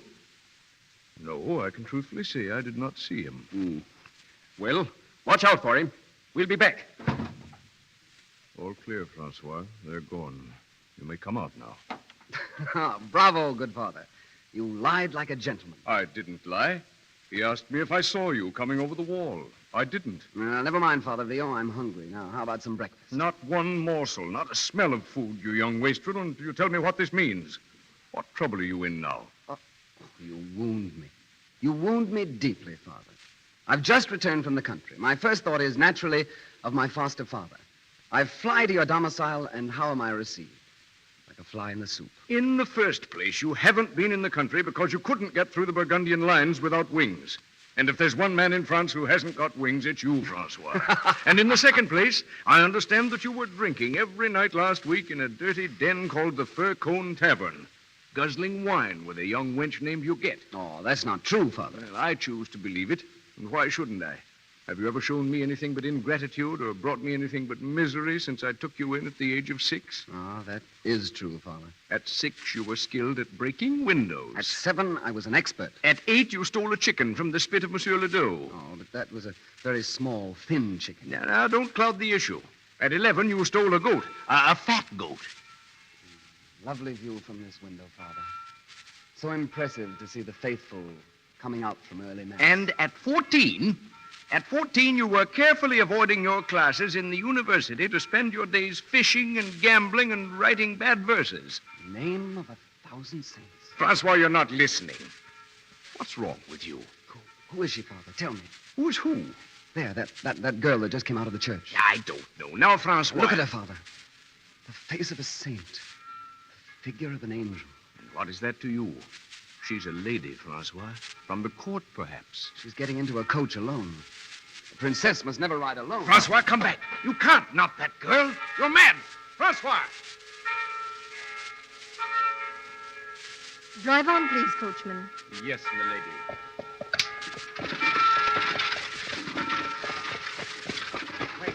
Wait, please wait. Oh, I was afraid I wouldn't catch you. Who are you? Not a word, fair princess. Your coachman might hear and misunderstand. Princess, what have I done to offend you, ever? What? Well, I've never seen you before in my life. Oh, but you've forgotten my dreams. I've dreamt of you always. Each night we've roamed the starry way together. Each morning I've wakened with despair in my heart to realize no mortal could be so fair. Yet here you are, the loveliest lady this side of heaven. I think you're a madman. Coachman, will you please? Wait, may I read you a poem? No, you may not. Thank you, milady. If I were king, ah, love, if I were king, what tributary nations would I bring to stoop before your scepter and to swear allegiance to your lips and eyes and hair? Beneath your feet, what treasures I would fling. The stars would be your pearls upon a string. The world a ruby for your fingering. And you should have the sun and moon to wear. If I were king. That verse. Whose is it? Mine. Or rather yours now. There's the man. Of all the luck. Hold there. Soldiers? What does this mean? Come here. You mean me, Captain? Thought you got away, did you? Are you Francois Villon? Francois Villon, Captain. At your service. Where's that watchman? The one they bound? Here, Captain. Now, is this the man who robbed the King's storehouse? Well, answer. And answer carefully, my good man. No, I've never laid eyes on this man before. Have I? Fancy pants. Never, my good leather breeches. Well, we'll take him along anyway, just to be sure. Just a moment, Captain. Yes, milady. There must be some mistake. I saw this gentleman at his prayers back there in the church. He's an acquaintance of mine. We've met before on starry nights. What? Well, let the gentleman go, for the present at least. Forward! Thank you, fair princess. Drive on, coachman. Yes, milady. Farewell, princess. To the palace, Lady Catherine. To the palace, please.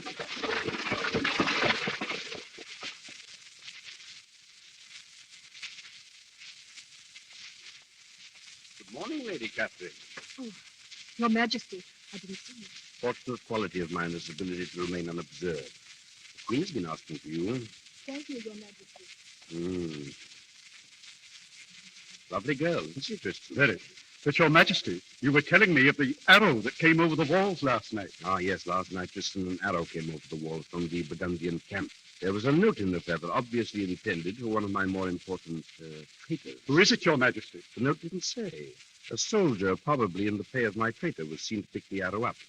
I had him tortured all the evening. Did he speak? Yes, just a few minutes before dawn, he whispered the name of a person high in my favor. A traitor? Here at court? Who is it? It's a secret, Tristan, which you may know tonight. You see, the note was to be delivered to the landlord of the Furcone Tavern. We will deliver it, you and I, in person. The Furcone Tavern, a retreat for every scoundrel in Paris. You can't go there, Your Majesty. In disguise, Tristan, in complete disguise. The landlord will in turn give the note to the person for whom it was intended. When he does so, we have our traitor, Tristan. But, Your Majesty, I tell you, the Furcone Tavern... The harbor of cutthroats, beggars, thieves, the scum of the earth. Interesting. I should like to see this scum alive.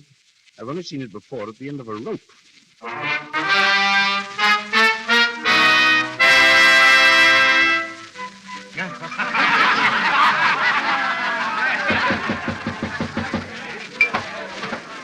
Good evening, brother. Stranger. Is this the Furcone Tavern? Yes, it is. Is the landlord here? I'm the landlord. Then we'll come in for a cup of wine, my friend. But who? A cup of Burgundy wine. What are you talking about? Perhaps this note will talk for us. I know. Give it to me quickly. The other one. Will he be here for it tonight? Yes. What will you have, monsieur?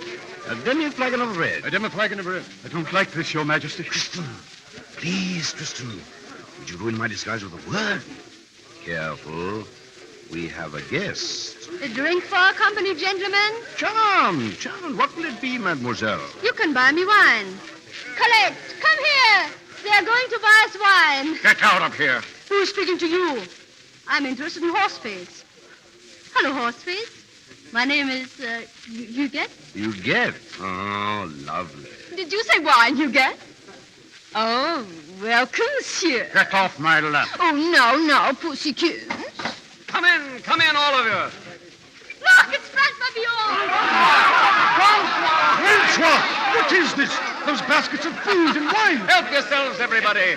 Tonight you're the guests of His Majesty the King, because last night we robbed his storehouse. Interesting. Very interesting, Tristan. Very interesting. Francois, here. Huguette, my little love. Oh, Huguette, I'm sorry to see you in such poor company. With Father Time himself, I see, huh? Who is this rope? It's Francois Villon, the poet. He probably rhymes badly. Oh, a tinker of verses, gentlemen. No offense. Poetry is its own worst enemy. Now, come on, join me in a bottle of wine fit for a king. Here's to King Louis. May his hide rot on his carcass, and may the Burgundians take the city away from him. Or, better still, may they take him away from the city. For he who does nothing gets nothing, and he who dares nothing deserves nothing. To King Nothing. You drink more than is good for you, my friend. What can a man do but drink when France is going to the devil and an nincompoop sits on the throne? I suppose you could do better if you were king. I don't want to appear boastful, Brother Longnose, but a child of 2 could do better. Really? Yes, really. Well, if it's so easy to be king, how would you begin, my friend? Well, first I'd clean house. The vermin who infest the palace, disguised as advisors, I'd hang in clusters. And then? I'd try to know my subjects. Try to earn their love instead of their loathing. By abolishing taxes, I suppose. No, by substituting hope for despair. By seeing my people as they are. By bringing out the best in them, by knowing the worst in them. In other words, if I were king, the French would be my children, not my enemies. Thank you, my subjects. Fergus, open the cheese. Francois, what would you do for me if you were king, Francois? If I were king? Oh, love, if I were king. What tributary nations would I bring to stoop before your scepter and to swear allegiance to your lips and eyes and hair? Would you? What? What were you thinking about? When did you write that poem anyway? I never heard it. I don't remember exactly. You snake. You wrote it for some other wench. I swear on my hereditary honor. You have no honor. You're a liar, and I can tell by the look in your eyes. Here, clown. A coin for your rhymelets. Well, that's more than I usually get. I suppose you're going to keep it, you imp. You get my little love. Open here. In whose name? In the name of the Grand Constable of France. The Grand Constable himself. Open the door. Tristan, over here, quickly. Out of sight. What is it, Your Majesty? Shh. Grand Constable Tristan, high in my favor. You think he is a traitor? Look, the landlord. He's passing along our note. But the Grand Constable of Our man, Tristan, for the gibbet. I shall examine this tax receipt later, landlord. Yes, Your Excellency. At the moment I have other business. My men and I have been informed there is a certain storehouse thief here known as Francois Villon. Which is he? We never heard of him. What is this? Do I have to hang you all for a pack of lying knaves? That won't be necessary, Your Excellency. That's Francois Villon, the tall one there. Villon? Come with me. Stand back. I am Francois Villon, but I do not intend to know either the king's dungeon or the king's noose. Not while I have a sword. Don't let them take you, Francois. You defy the Grand Constable of France? Yes. Stand by, then, brother. Order! Order in the king's name! My personal guard. That was thoughtful of you, The Lord Grand Constable. Where is he? He's here, Captain. Or rather, there. He's dead. Stabbed. Duval, Lafarge. This man has murdered the Grand Constable of France. Take him out and hang him. Just a moment, Captain. Not so quick with the rope. Who are you to interfere with the king's justice? I am the king's justice. What? Your Majesty. God save the king. Good evening, my loyal subjects. And good evening to you, Master Philosopher. Kneel, Francois. The king. I'm afraid it's a little late for etiquette. Quite so, Master Villon. Captain, arrest these men. Remove them all to the palace dungeon. Tristan, Your Majesty. I will see Francois Villon in my private chambers. Bring him there at once.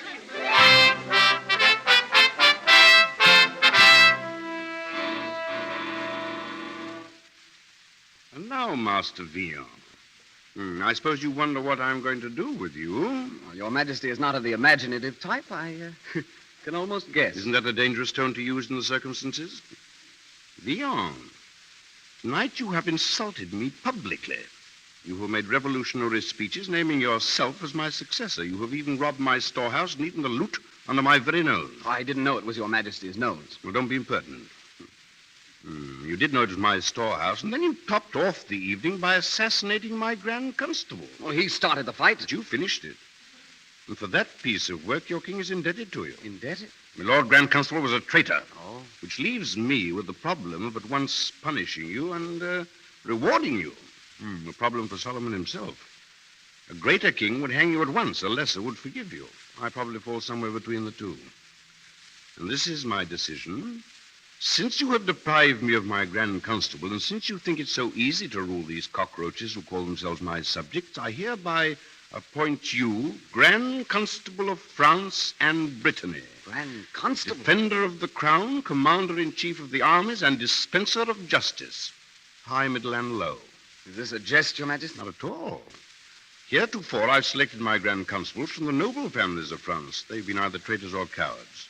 Oh, it's true you come from the gutter. But you have a certain degree of loyalty, courage, and practical common sense. This time, I'm going to appoint a Grand Constable from the people. And, oh, yes, you'll need a title to go with it. Title? But On your knees.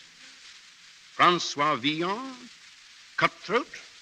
I dub you Count de Montcorbier, hereditary knight of the Golden Buckle. And now I think you need a bath. This way, my lord. Your Majesty. My Lord Grand Constable. The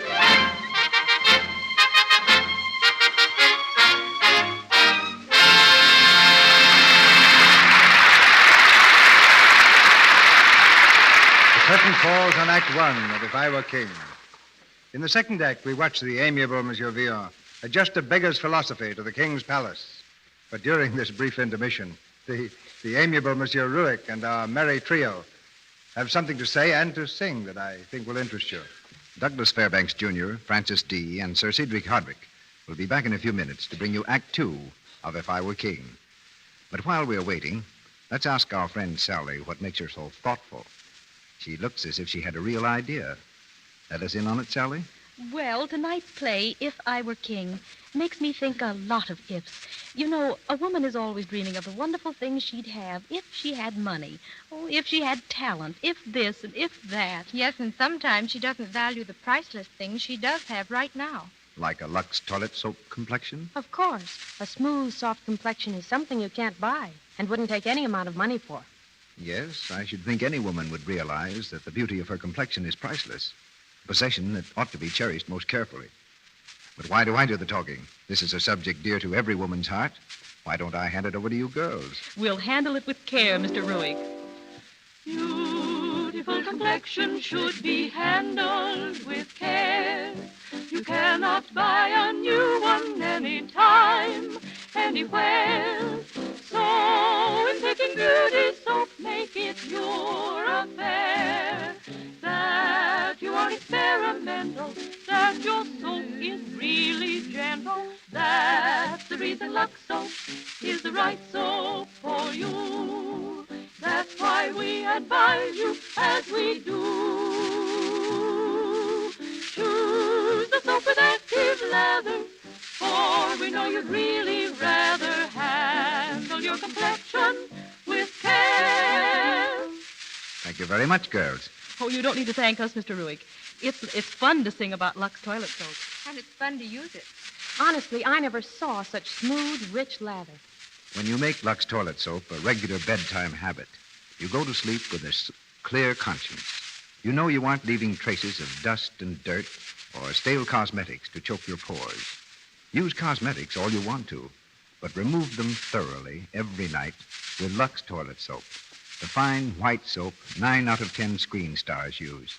The gentle soap that's good for your skin.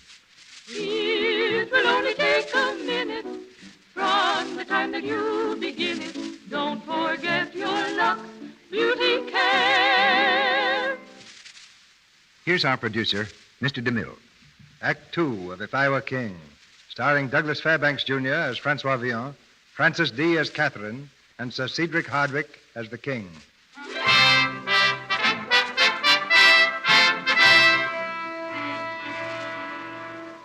It's the following morning. Francois Villon, vagabond and poet, has awakened to find himself the Count de Montcorbier and Grand Constable of all France. In his luxurious apartments in the royal palace, he stands before a long mirror, wondering at his own transformation. A specially appointed aide addresses him. And now the cape, Your Excellency. The final touch. Oh, yes. Thank you, Oliver. Now, your name is Oliver, isn't it? Yes, if it please Your Excellency. It does please my Excellency. Ah, I look very different in fancy dress. You know, I'm not quite sure myself that I am myself. Oh, well, then I'm not, am I? Incidentally, has the king informed the court in general as to my real identity? Oh, no, my lord. No one knows save His Majesty, Lord Tristan, and necessarily myself. And to all the rest? You are a strange nobleman from the provinces, the Count de Montcorbier. The Count de Montcorbier. Do you spell that with a small d or a capital D? Small, Your Excellency. And now, if I may remind you, sir, you were to be presented to the court at 11 o'clock. It's 1:30 now. In good time, Oliver. At the moment, there are some things I want to know. First, now that I am Grand Constable of France and Brittany, etc., what do I do? Do, Your Excellency? Yes. You govern.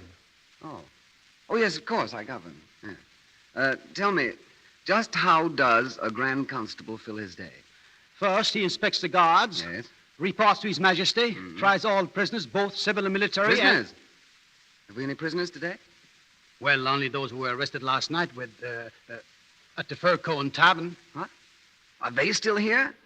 And I'm supposed to try them? At your convenience, my lord. There is no hurry. No hurry?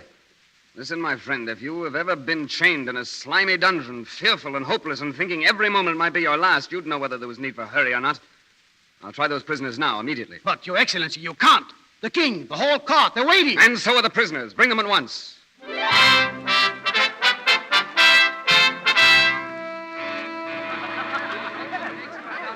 The man must be mad.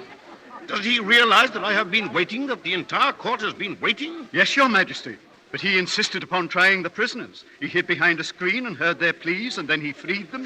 And gave them each a piece of gold. What? He told them it was from you, and they cheered you, Your Majesty. Cheered me? They cried, God save Louis. I wish I'd been there. It would have been a novel sensation. Your Majesty. Good morning, sir. Ah, my Lord Grand Constable. I'm happy to learn of my new magnanimity. Now, instead of hanging criminals, I cover them with gold. Interesting. And sensible, Your Majesty. Those criminals, as you call them, stole only to avoid starvation. Well, we won't go into that at present. Now, if you don't mind, would you kindly come and meet my queen and court before they all collapse from exhaustion? Your Majesty. My Lord Grand Constable. Lady Catherine, do you see him? Yes, Your Majesty. He's coming this way now. What does he look like, Catherine? Well, he's quite handsome, Your Majesty. For a Grand Constable, that's quite an innovation. And now, my generals, or rather your generals, Count, Generals de la Nantouillet and de la Poussette, I present the Count de Montcorbier. Honored, my lords. I was just saying to Nantouillet that I am somehow unfamiliar with the name of de Montcorbier. That is the name, isn't it, Count? Yes, with a small D. Yes. I say I somehow have never heard the name. Well, I can't say the same for the name of Delau, General. Ever since you won the Battle of Montlhéry, I've watched your career with increasing interest. I didn't win the Battle of Montlhéry. Oh, that's right. You lost it.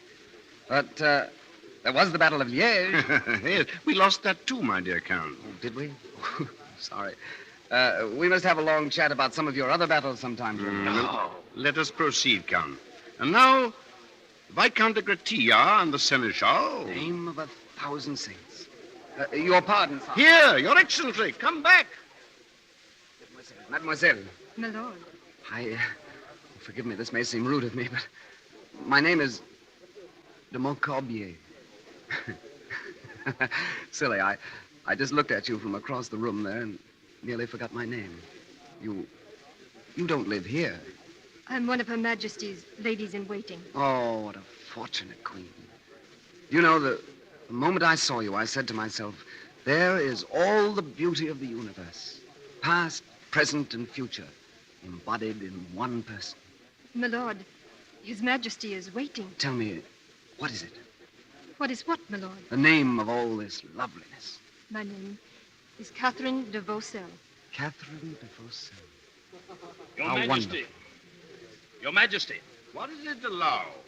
Why this interruption? An enemy herald from the Duke of Burgundy, sire, under a flag of truce. He demands audience. Admit the herald of Burgundy.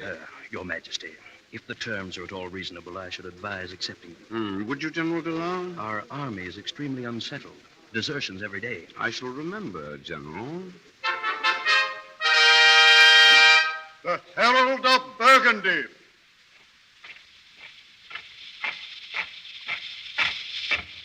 Well, Sir Harold, I suppose you have something to say. I have. Then say it, friend. In the name of the Duke of Burgundy and his brothers-in-arms, assembled in overwhelming numbers outside the walls of Paris, I hereby summon you, Louis of France, to surrender unconditionally and throw yourself upon my master's mercy.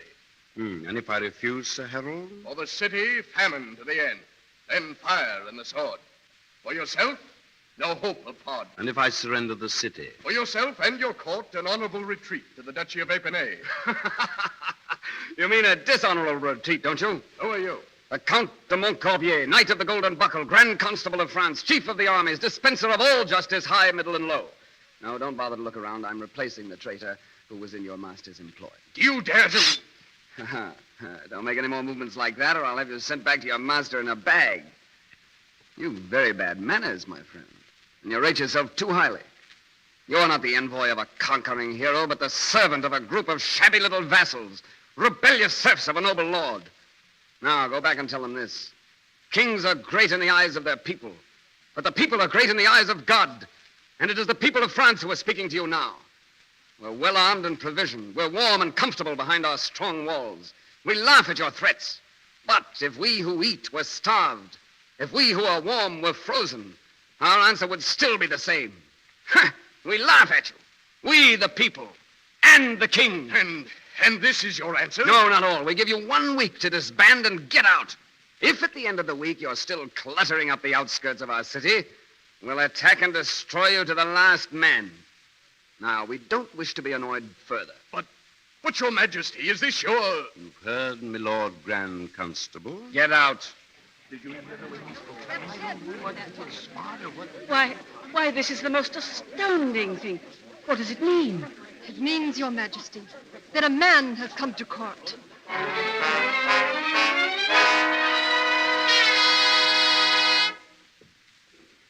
Tell me, my lord, do you think the Burgundians will retreat, or will they stay and be slaughtered? I'm afraid they'll stay and be slaughtered, Lady Catherine. Will you attack at dawn or during the night? Which would you prefer? Well, I should think that... You're making fun of me. Oh, milady. I'm smiling because my heart is singing. And because I love your faith in the French.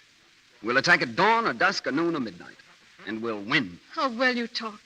Yeah, I only hope I can fight half as well. Yet, you may be killed. Well, not if I can help it. And yet, what a glorious death. To die for France. Well, it's better than some I can think of, but death in any form should be avoided if possible. My lord, Tell me, have we met before? Have we? I've never been that fortunate. Why do you ask? Because there's something about you, some note of your voice, a look in your eyes that I seem to remember. I wish we had met a long time ago. I think I wish it, too. Lady Catherine. Well, what is it? Your pardon, my lord, but the generals are assembled and waiting in the council chamber. Oh, yes, Tristan. I'll be there at once. Very good, my lord. Generals? Yes, I've called a council of war. To decide when you shall attack. Will you bring me word? Where shall I find you? I shall wait right here. Well, you might catch cold. Haven't you, haven't you some little corner you call your own? Well, you might find me behind the 4th door on the right on the 3rd floor of the east wing. Can you remember? It's engraved on my brain in letters of fire.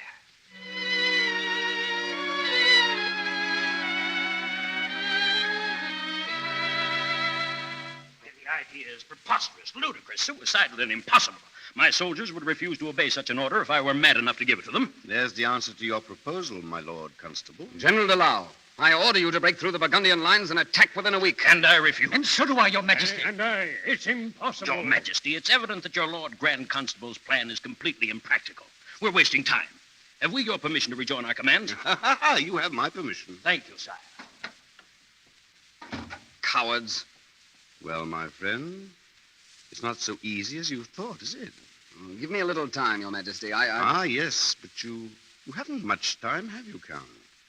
I don't understand. Didn't I tell you? Oh, careless of me. How many prisoners were taken from the Fir-Cone Tavern? 8. But you're wrong, my friend. You tried 8 and disposed of them most generously with the king's gold. But there was a 9th. Oh? A troublesome fellow named Francois Villon. What sentence will you pass on him?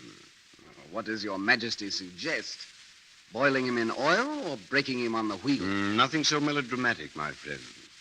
This Villon rendered me a slight service, which we are repaying with a week of exalted splendor. A week? 7 days. At the end of that time, I shall expect you to build me an extra fine gibbet, and from it hang Master Villon. I see. A week. You know, for a few hours, Your Majesty had me disappointed in you. I'm glad your faith in me was sustained. Good night, my dear Count, and pleasant dreams.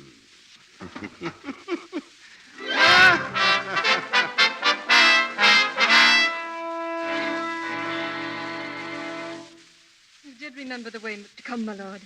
Engraved in letters of fire. Pray sit down, my lord. Here, by the fireplace. There's a cushion for your back. And I had some food brought. What would you like? Oh, I'm not hungry, thank you. I know. You're worried, aren't you? I'm beginning to be. Oh, but think, in a week, in one little week, all your troubles will be over. The city will be free. Food will be coming in the gates, and in the spring, there'll be hunts in the forests of Fontainebleau. The poor will go for picnics, and... Will you take me on a picnic? Lord, when do we attack? We don't. We don't? No, it seems you never attack from the inside out, or when you're afraid of the enemy. The generals were very firm about that. Then get new generals. There are too many to replace within a week. Then attack in 2 weeks. But you see, His Majesty gave me only one. Catherine, I'm afraid that I won't be able to take you on a picnic in the spring. Why not? The spring is some time off, and time does strange things to people. I wonder in what misty isle the voice of Sappho fills the air. In what green valley of the Nile does Cleopatra still despair for Antony, the debonair? The wind has blown them all away. The good, the bad, the foul, the fair. Where are the snows of yesterday? Who wrote that? Oh, a person of no importance. Who's to be hanged? What a pity. Oh, you shouldn't feel too sorry for it. The wretches are born and live in the shadows of the gibbet. They're starved and tortured. The slightest wrong they commit is punishable by hanging. So at last, when they do hang, well, they've always expected it. Aren't we lucky we're not in their shoes? Yes, 'tis nice, isn't it? Oh, starving people. The generals would fight soon enough if they didn't have so much food to stuff themselves with. Yeah. Huh? What'd you say? The generals, the army. Big fat pigs. Well, that's it. Of course that's it. What? Of course they'd fight. When their stomachs are flapping against their backs, they'd fight soon enough. Why should they fight now with 6 months' food in the storehouses? But if it were taken away from them... Oh, you wonderful heaven-sent dream of loveliness. Lord. Oh, tomorrow will be a happy day for the hungry and a busy day for the storehouses. You mean you're going to... I mean I'm going to open every storehouse and give away all the food. Then they'll have to fight. Yes, of course. My lady, Catherine, dare I kiss your hand? My hand? Well, since you've already kissed me on the lips, aren't you becoming a little formal? Did I really? I thought I was dreaming. And so did I. Catherine. Yes, my lord. Catherine, perhaps I was wrong. Perhaps there may be a spring for us. If what I do tonight... Oh, it must not fail, Catherine. It is the one last hope for France and for us.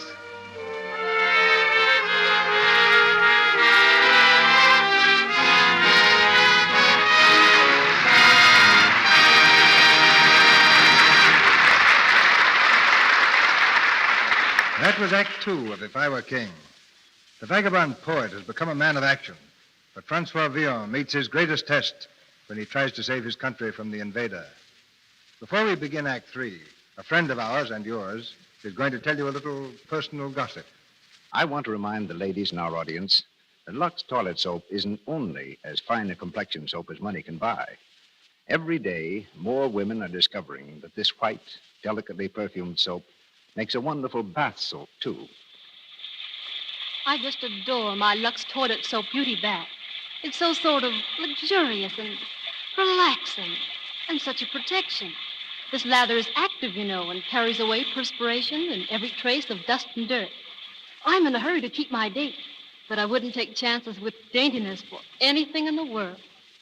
That's the voice of one of those clever, up-to-date women who depend on a daily Lux soap bath to protect their feminine charm. She's the kind of girl that, well, let's have a look at her later the same evening. She's dancing now, and Bill says, Gee, Betty, you're gorgeous. Your skin is fragrant, so sweet. A Lux soap beauty bath does leave skin sweet, delicately fragrant, attractive. You know, the perfume of Lux toilet soap is not an ordinary perfume. It's a skillful blend of 34 costly ingredients. So you see, in every way, Lux soap is a splendid product. Next time you unwrap a smooth, fragrant cake of Lux soap, see how exquisite it looks, how luxurious it feels.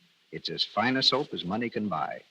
Then use it for a daily bath that will refresh and relax you and assure you of daintiness, of skin that's sweet.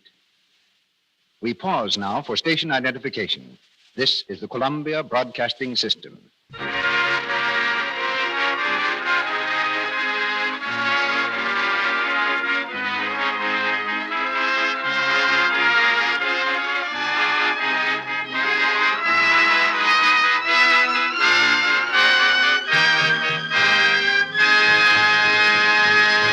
We continue with the third act of If I Were King.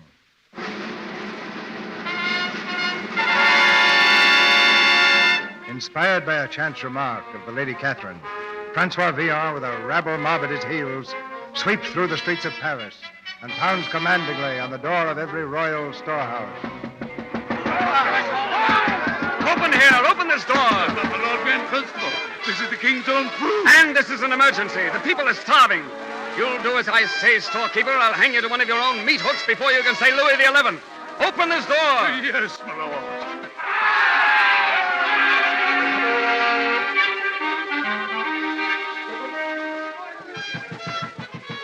Another one, my friend. Smash the door down.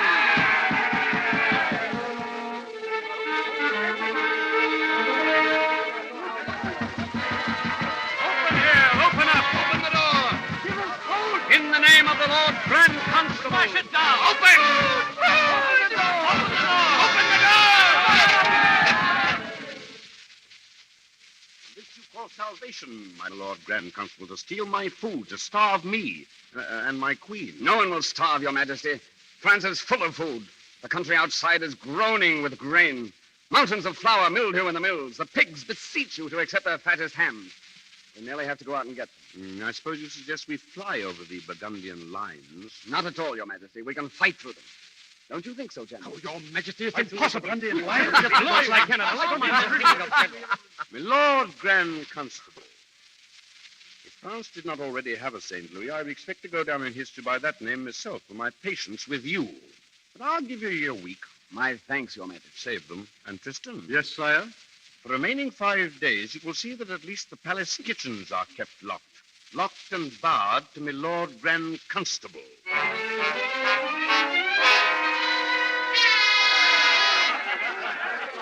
Eat, my people of Paris. Eat, scum of the streets. The king's food's none too good for you. There's something about this I don't understand. There's nothing to understand, Rene. We have no food, so the king gives it to us. I say, long live the king! Don't worry about the likes of us you get. To me, it's all very fishy. My chicken isn't. Is yours? My child, you get. Oh, good evening, Father Vion. My child, weren't you with Francois when he was arrested? I was, Father. I heard that you and the others had been released, but what of him? He wasn't with us. Then the worst has happened. No. Nothing has happened to him, Father. How can you be sure? Because I sleep at night. And I'd never sleep again if Francois were not well. I love him, Father. My child, my poor child. My lord. Catherine. Well, it's happened. Tonight His Majesty had his last meal. Now they'll have to fight. Will they? You don't know them very well. What do you mean? I've been in conference all evening with our noble generals. Our glorious army has determined not to resist Burgundy. Neither cold nor starvation will swerve them from that noble impulse. Then we've failed. My week ends tonight. Is that the reason you've avoided me? Why did you avoid me, my lord? Catherine, did you ever ask yourself where the Count de Maccorbier came from? No. Has it ever occurred to you that he might have come from the streets of Paris? My lord, for a moment I thought you were serious. If I were king, ah, love, if I were king, what tributary nations would I bring to stoop before your scepter and to swear allegiance to your lips and eyes and hair? That verse. I heard it from... Who are you? I am Francois Villon. Francois Villon. Why did you do this to me? I never intended to. It started as the jest of a king, and then I loved you. Love? With all the meaning that the word can have in paradise. I couldn't give you any godlier thing if I were king. Go. Please go. Forgive me, Catherine. Your Excellency! Your Excellency! What is it? The Burgundians. They've broken through the west gate, and our troops refuse to stop them. Of course they do. And there is an old man, a priest, who says he must see the Grand Constable. His name is Father Villon. Father Villon? Take me to him, quickly. I must see him. I must. Father, here. Oh, thank you, my lord. Francois. Yes, Father. What are you doing here? Dressed like this? I thought you were dead. Later, Father. What is this message of yours? Oh, I must see the Grand Constable. I am the Grand Constable, Father. Oh, Francois, this is no time for nonsense. René de Montigny has assembled all the rabble of Paris, all your old comrades in the Court of Miracles. Hundreds, thousands of them. They're planning to sack and loot the city while the Burgundians are attacking. But, Francois, if you were there, you could stop them. They would listen to you. Yes, they would. They will. And fight for me, too. There he is, Chesterton.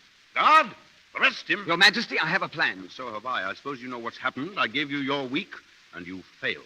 Arrest him, I say. Not yet, sire. I have still 5 hours, and I intend to use them. Stop him. Guard that window. Au revoir, Your Majesty. He got away, Your Majesty. Can't have him followed. He's to be cut down or arrested on sight. Yes, Your Majesty. Your posts, generals. Do the best you can. And God save France!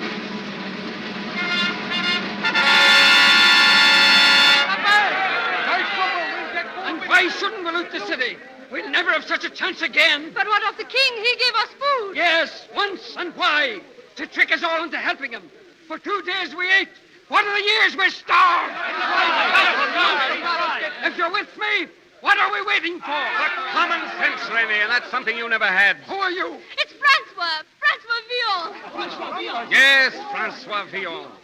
Come to tell you a few things my friend Rene has forgotten to tell you. Now, we all know there's no honor among thieves, so I won't talk of honor.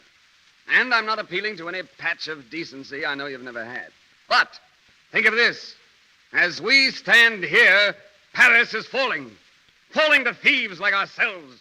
A bunch of cutthroats who've come all the way from Burgundy to take what belongs to us. Beggars to beg the bread out of our beggars' mouths. Cut purses to cut our purses. Well, what about it? Are we going to let these poachers move in on our preserve? Or are we going to let a lot of country louts show us how it's done? Then I tell you that no city can be conquered if it doesn't want to be. And, my brothers, we are part of this city. The part that knows how to fight. Or don't we? Then I say, let us fight. Come to the West Gate.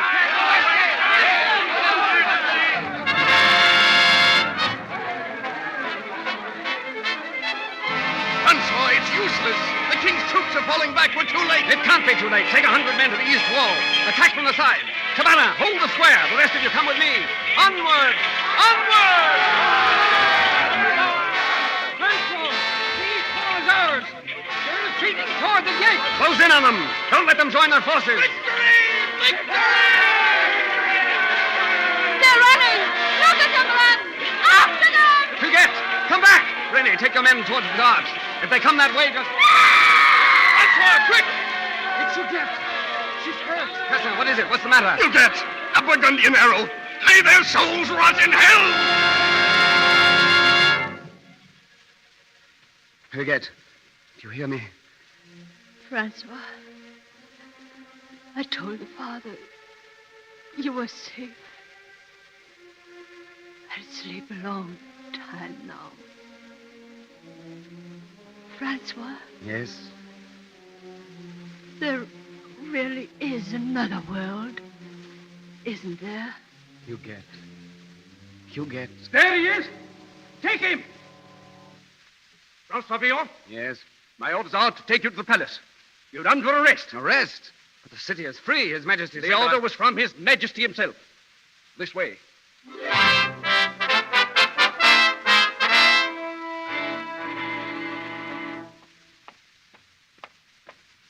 He's in the dungeon, Your Majesty. Open it. Good morning, Master Cutthroat. Good morning, Cousin Blackheart. Does this mean that I'm to have the honor of your personal escort to the gibbet? I'm given to understand that you and some other footpads had something to do with defeating the Burgundians last night. Is that true or not?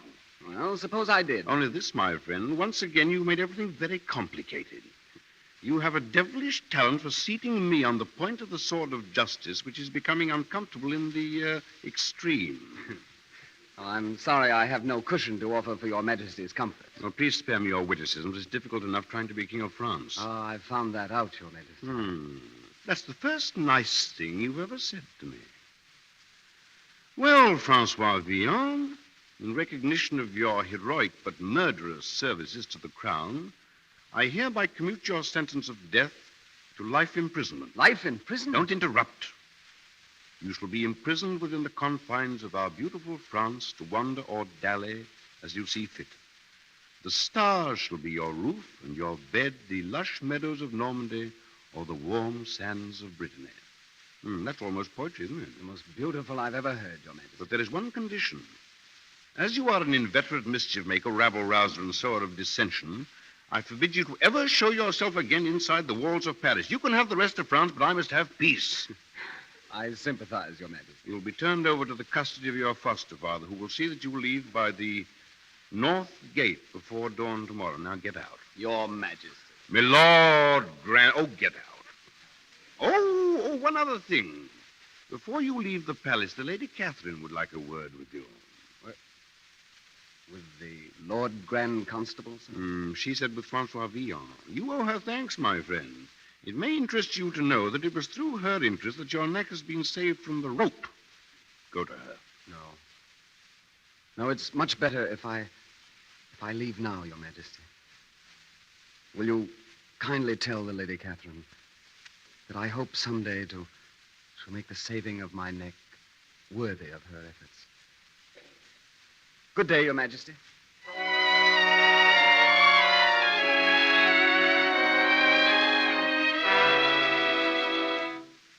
Go on, Father, quickly.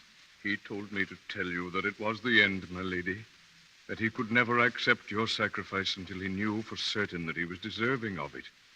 That he was going on, hoping to find a further understanding of the things that now have come to him. Which road did he take, Father? I promised not to tell. Was it the east? No. South? No.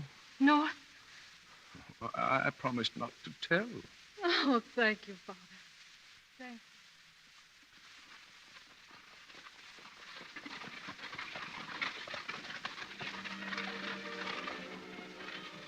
Milady, there, that man walking ahead of us on the road down there now. Is he the one? Oh, yes. Shall we overtake him, my lady? No, driver. No, we mustn't overtake him until he's very tired. You see, he's a very obstinate man.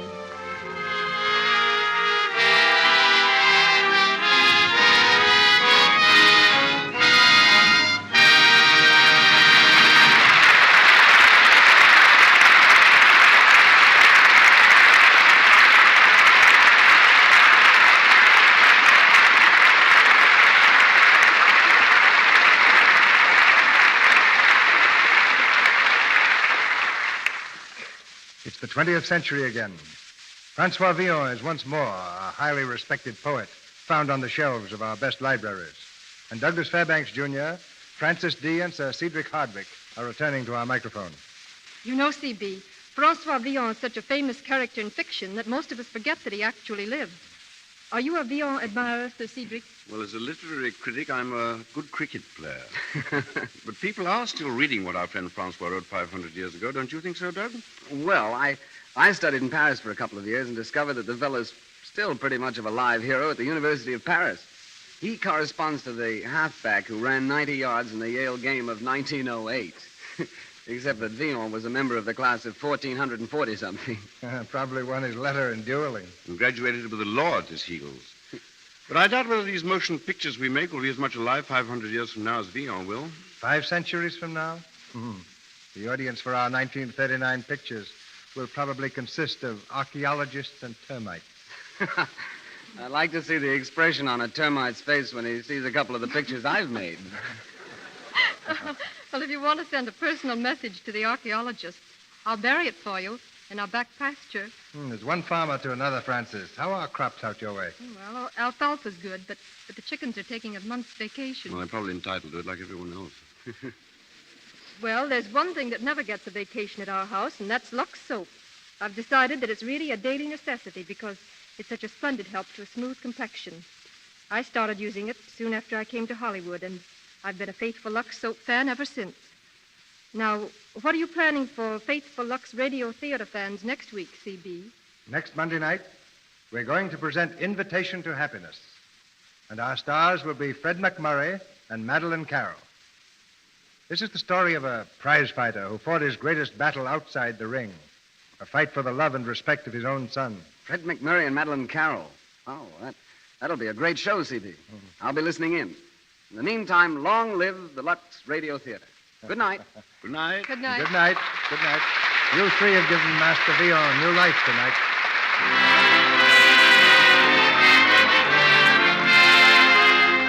Now, our sponsors, the makers of Lux Toilet Soap, join me in inviting you to be with us again next Monday night when the Lux Radio Theater presents Fred McMurray and Madeline Carroll in Invitation to Happiness.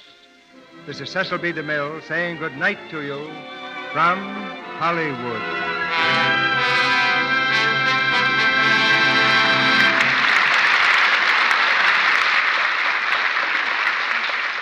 This is Melville Roig, asking you to be sure to listen to the Lux daytime program, The Life and Love of Dr. Susan.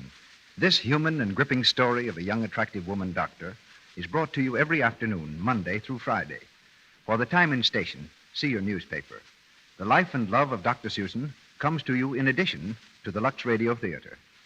Heard in tonight's play were Annalisa as Huguette, Wallace Roberts as Tristan, Barry McCollum as Renee, Frederick Shields as Father Villon, Tony Martelli as Oliver, Guy Rep as Captain, Lou Merrill as Delau, Howard McNear as Turgis, Frank Nelson as Cassin, Gloria Gordon as Queen, Marjorie McGregor as Colette, Lee Millar as Dossigny, Robert Warwick Sr. as a general, Kenneth Lawton as watchman, Tyler McVeigh and Sidney Newman as soldiers, and Gowan Burke as driver. Douglas Fairbanks, Jr. is now working in the Universal picture Green Hell and is currently seen on the screen in Rulers of the Sea, a Frank Lloyd production for Paramount. Francis Dee's new picture is the Columbia film Coast Guard. Sir Cedric Hardwicke appeared tonight through the courtesy of Universal Pictures, where he has started work in The Invisible Man Returns. Louis Silvers is from 20th Century Fox, where he directed music for Hollywood Cavalcade. On tonight's program, you heard the tune Just Around the Corner. This is the Columbia Broadcasting System.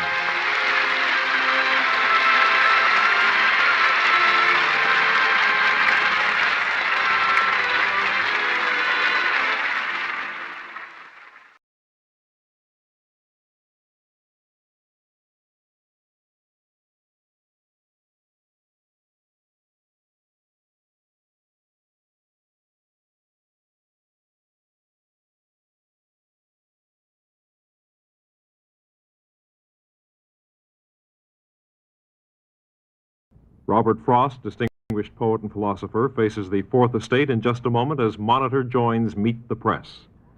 Meanwhile, poetry in a different idiom, George Shearing and Cheek to Cheek. To Meet the Press. Our guest is the distinguished American poet, Mr. Robert Frost. Since his last visit to Meet the Press, Mr. Frost has received many high honors. Recently, he was chosen as a consultant by the Library of Congress. In the opinion of critics, Mr. Frost has written more poetry that will endure than any other writer of our generation. He has been awarded the Pulitzer Prize in Poetry 4 times. This spring, the Henry Holt Company, which has been Mr. Frost's publisher for more than 40 years, will bring out a new book of his poems, the first in about 10 years. Mr. Frost is now almost 85 years old, but he still is young in hopes and in dreams, free from despair and pessimism. He is a man of deep loyalties to his land and his people. While he is known as a New England poet, he is the poet of all America. Indeed, it can be said that he is the poet of all mankind. And now seated around the press table, ready to interview Mr. Frost, are Ernest Lindley of Newsweek magazine, May Craig of the Portland, Maine Press Herald, James Reston of the New York Times, and Lawrence E. Spivak, our regular member of the Meet the Press panel. Now, Mr. Frost, if you're ready, we'll start the questions with Mr. Spivak. Mr. Frost, you once said that poetry isn't too different from politics. Were you just pulling somebody's leg, or were you serious? Yes, pulling somebody's leg. But I meant it in this way, that the worst politics I ever see is in the poetic world, among the poets, you know. And among the faculties, too, the literary faculty. It's all politics. Life is that. What's the use talking? You also said, and this is still sticking to politics, that you would like to have a crack at being a statesman on a temporary basis. Yes. That must mean that you have some things you'd like Congress to do. Can you tell us what? I'd like them to do a little more for the arts, I suppose. I'm not too particular about that. And I'd like them to make a better... I suppose I'd tell you what I'd like. I'd like to be there to talk a figure of speech. I'd like to tell them that I was interested in the House, Congress, and in the Senate as a handicapper, and in the Supreme Court as a referee. And I'd like to get going on that subject, the difference between a referee and a handicapper. And I'd like to put them both in their place.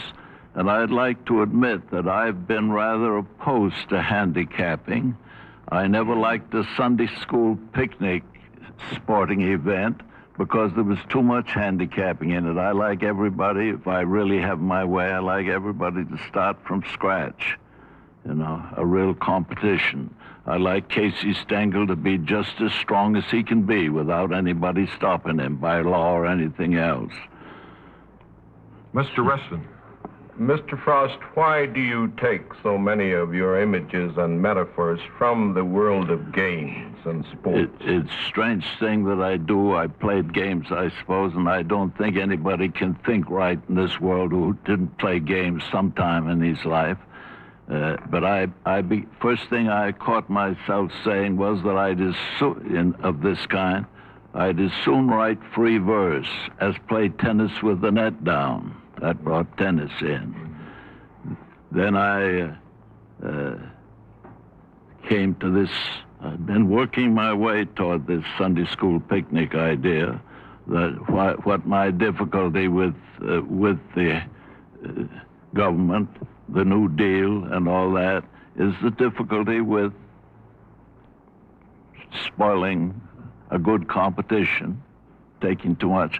I suppose I'm wrong about it. Might be, but I'm wrong from the old habit of loving to see a thing start with scratch. Mr. Frost, sir, are you a happier man in your 80s than you were in your 50s?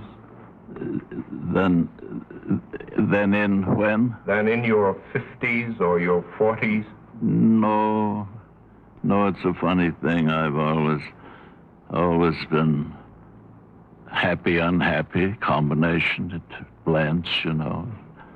It makes, like they say, drink, you know, makes you happy, make you sad.